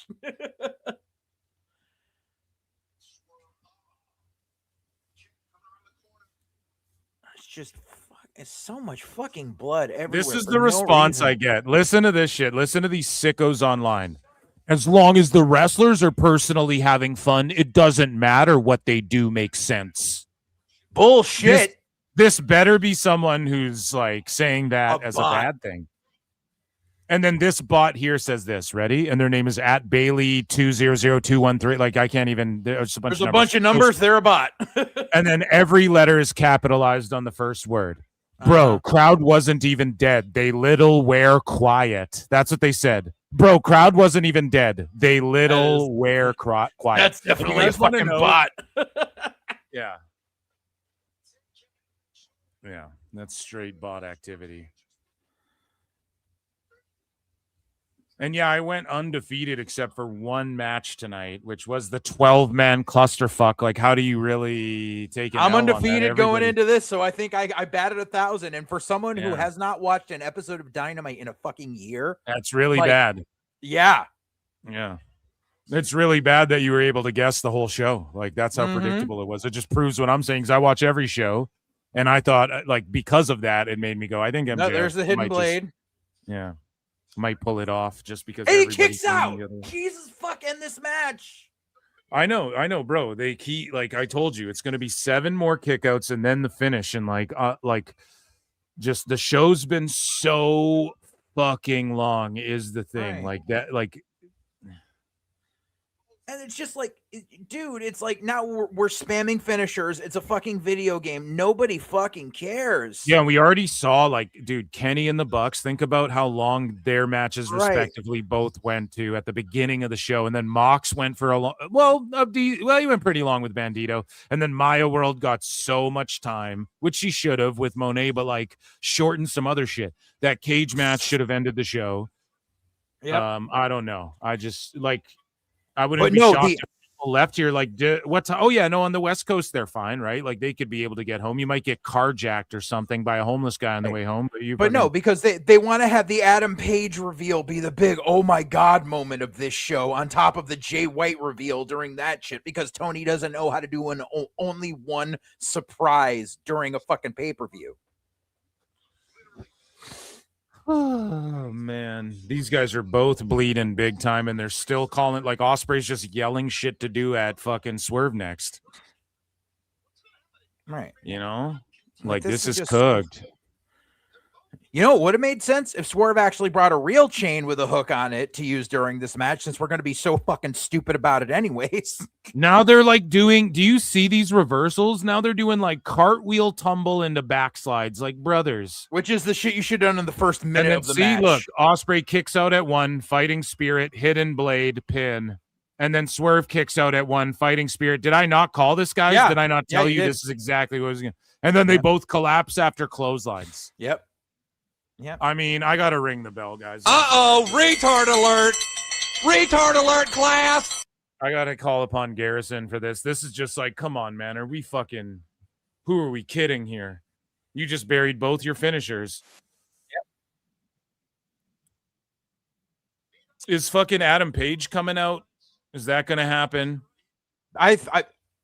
If not, like, I mean, like, fucking, he did the fucking Deadeye out of nowhere, and he, like I said, he had Adam Page's house burning as his fucking entrance. So, like, yeah, what, like, why not? Like it fucking matters, but like, because they need something for Swerve to do at fucking Wembley. So yeah, let's just fucking hash this shit with him and Page, and we'll do another fucking we'll do an exploding barbed wire match there, because we've already done fucking needles and syringes and all the fuck shit with them that, you know, like, just have Swerve break out a fucking act, like, have fucking Page go for the buckshot lariat and Swerve just whip out a double barrel and hit him with actual buckshot to end the fucking match. Why don't you? I just think shoot him. I think that this match, I don't know. This hasn't been my favorite all-time Ospreay or Swerve match even. So I'm just going to lay that out there. I don't think it fucking rates. And, let me think. Let me look at this card again. Fucking,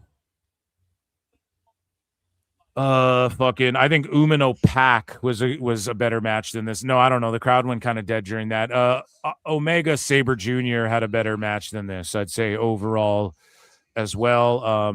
Monet in My World was good. Like, if the AEW fans gave a shit about women's wrestling, you know, I think maybe it would have went off more, like other matches were shorter, or if it was shorter, but. Oh God! Oh look! Now they're in the corners and they're ready to go. They took off their wrist tape. Nobody gives a fuck. Crowd's going pretty nuts for this. I guess they're both like, me and you, let's go to war. Oh, bruv. Here comes the Stormbreaker. So they run at each other. Bruv hits the fucking Hidden Blade, Stormbreaker. Now it's over. And then a kick out. Go fuck yourself. Right. Go exactly. I'll shut this off right now. Go fuck yourself. Literally, you did Stormbreaker, kick out. Yeah. So I fucking fighting spirit, baby.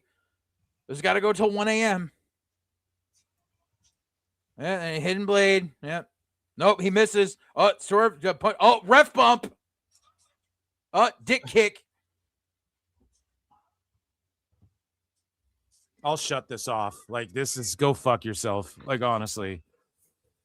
Overbooked nonsense. Yeah, like they had the crowd too. The nut shot. They go, oh, now they're just sitting there on their hands. Vertebreaker, and he's going to kick out of the Vertebreaker. Yeah, Ospreay's going to kick out. Watch. Kick out. There we go. Kick out. Yep. Oh, come on now, Eric. This is terrible. And then you hear the crowd. It's like a Japan crowd now. They just clapped. And then now they're kind of quiet again.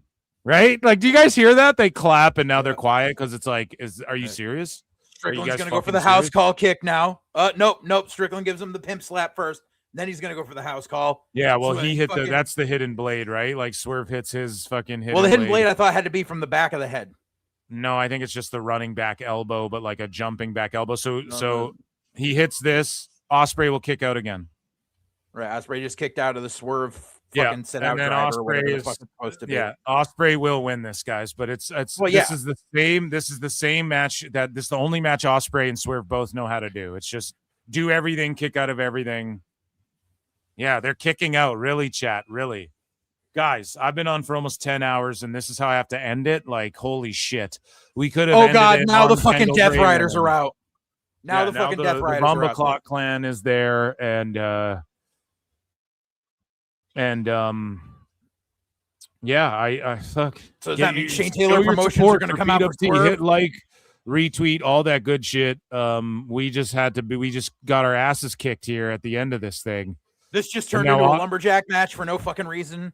Yeah, and Mox versus Ospreay, you're right, will happen after All In.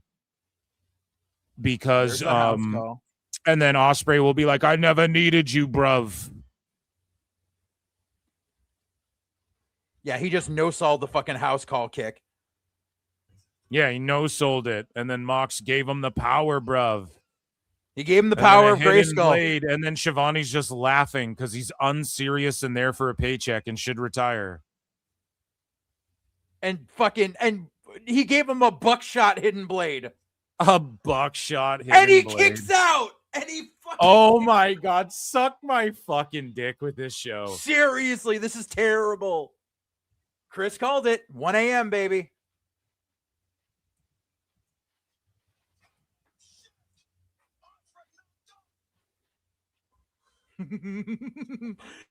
Get the Death Rider, Excalibur. Oh God, he gave him the Death Rider. Oh no, he's gonna pick him up for another one. You lick balls. You are the worst. The Death Rider. Oh. I'm fed up. I'm done. And it's not just this long stream. Like if we ended on WrestleMania 40 type shit, it would have been awesome. Oh, he gave him the Tiger Driver, bruv, and he wins with the Tiger Driver. Tiger Driver. Stupid ass fucking Tiger Driver. Buried Stupid ass everyone's fucking moves. Tiger Driver. Yeah, every fucking spammed finishers till the cows fucking came home. 10 of 1. They just buried every move that's ever existed ever. I cannot wait for fucking Cornette to fucking eviscerate this shit. I can't wait to eviscerate it myself. On that note, I'm going to bed because it's 12:50. I'll see you on Tuesday, Chris. I'm looking forward to it. Tomorrow. Yeah. In New Zealand, it is Tuesday. Yeah, shout out Chris Connor. He took off. He's got to go to bed. Check him out at Last Call with Last Call with Chris Connor on YouTube. C. Okay. Yep. Yeah, W Chris C or whatever on X, whatever. Just go check out his YouTube. And he does like my MMA show. I do a pod every here and again for MMA, and he jumps on with me because he knows a lot and has a lot of MMA sources and whatnot. So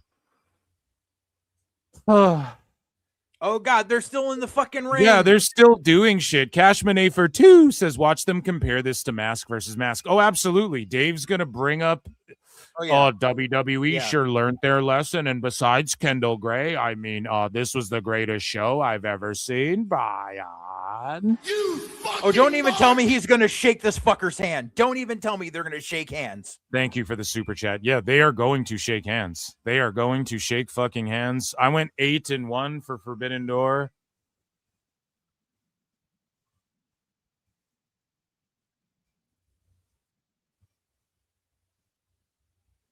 Why are you And talking? so, to who him? do you Like, think get out of Dave here. Meltzer will glaze the hardest after tonight, Brian?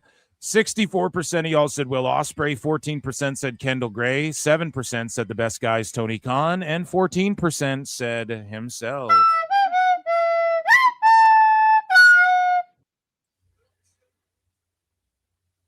And 100% of you guys picked Ospreay.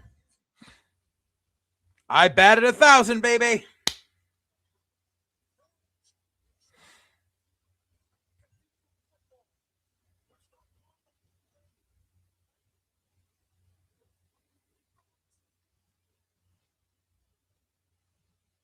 Why is fucking Wheeler Useless holding that goddamn Owen belt? Why does he get a belt and a fucking giant ass trophy? I thought it was just the stupid ass belt.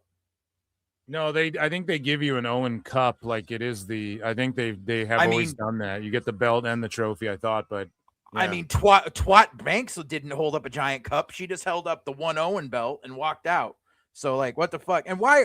Oh, and Pyro. We need Pyro. Fucking and Death Riders are all fucking heels, and we've got to fucking hoist this fucker up for fucking the most obvious fucking finish on the goddamn fucking planet. Like, this is how we're gonna end this show. It's like, oh, it's victorious unless they do the evolution swerve right now and just drop him. Yeah, I rate I give TNA show a B-, I think, overall. I give NXT a C, and I'll give AEW a C. This gets a straight up F. Fuck that shit.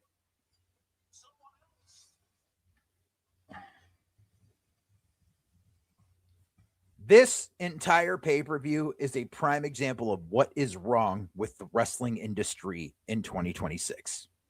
Every single minute of it.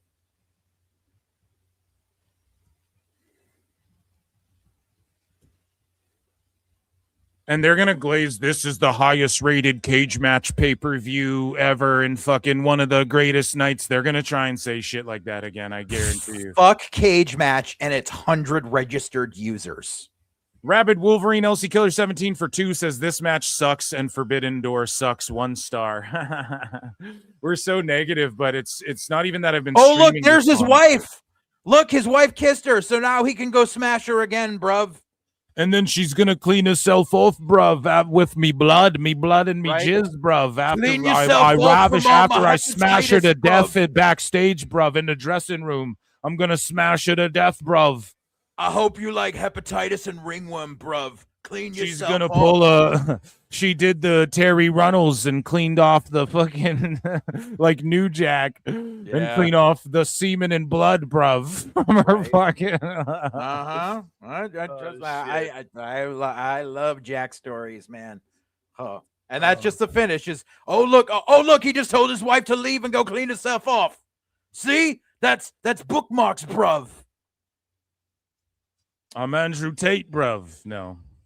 Right. Basically. Guys, I love you all. Check me out on Wednesday for PWT live show. I'm fucking spent. Check out JJ Alexander at Full Circle Radio. Again, I will be live. I'll probably do we usually do Member Monday, but if I'm too tired, I'm gonna be like, fuck that. Cause I don't know. My sleep is gonna be. It is 11 o'clock. I'm like, what the fuck? But I'll probably tap in. Shout you guys out. Round of applause. 10-hour stream here. Round of applause for the PWT universe. Shout out JJ Alexander. I've been Phil S. Marks, and I'm getting the fuck out of here. Peace and love. Until next time. Be.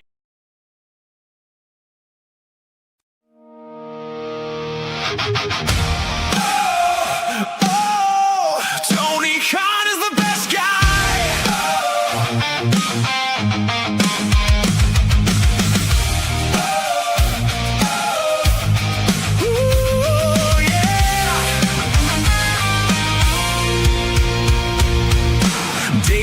Up on a Wednesday night,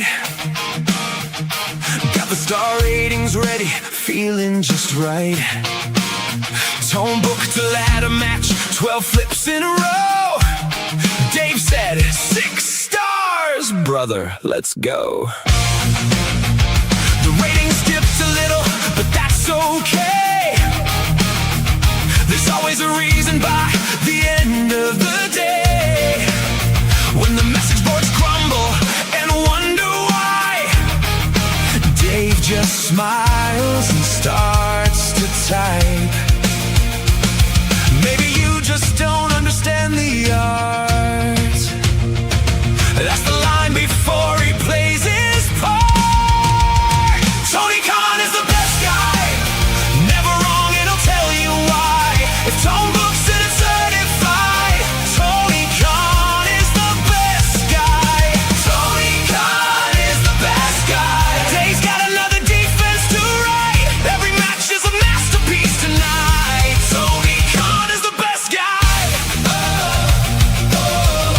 Tony Khan is the best guy. Tone made another huge announcement again. The biggest announcement since 10 announcements ago then. Dave got excited before it was said. Already handing out flowers in his head. The forums laughed, the podcast cried, the tribal wars burned all night. But Dave was there with a brand new take, explaining every questionable mistake. The critics yell from far and wide, but Dave is always by Tone's side. Tony Khan is the best guy.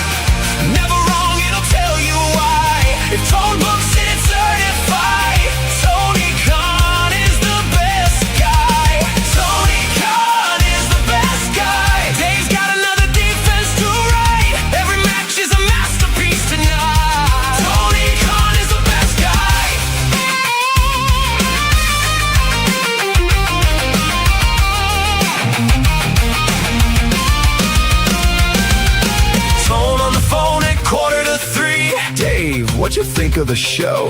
Dave said, Tone, that was wrestling history. That's exactly what I hoped you'd say, bro. The fans keep arguing year after year, but Dave's got 5 more stars to give right here. Tony Khan is the best guy. The stars keep climbing to the sky. 7 stars, Dave might just try. Tony Khan is the best guy. Tony Khan is the best guy. Tone can do no wrong tonight. Dave's already got the headline tight. Tony Khan is the best guy. Tone booked the match. Dave loved the match.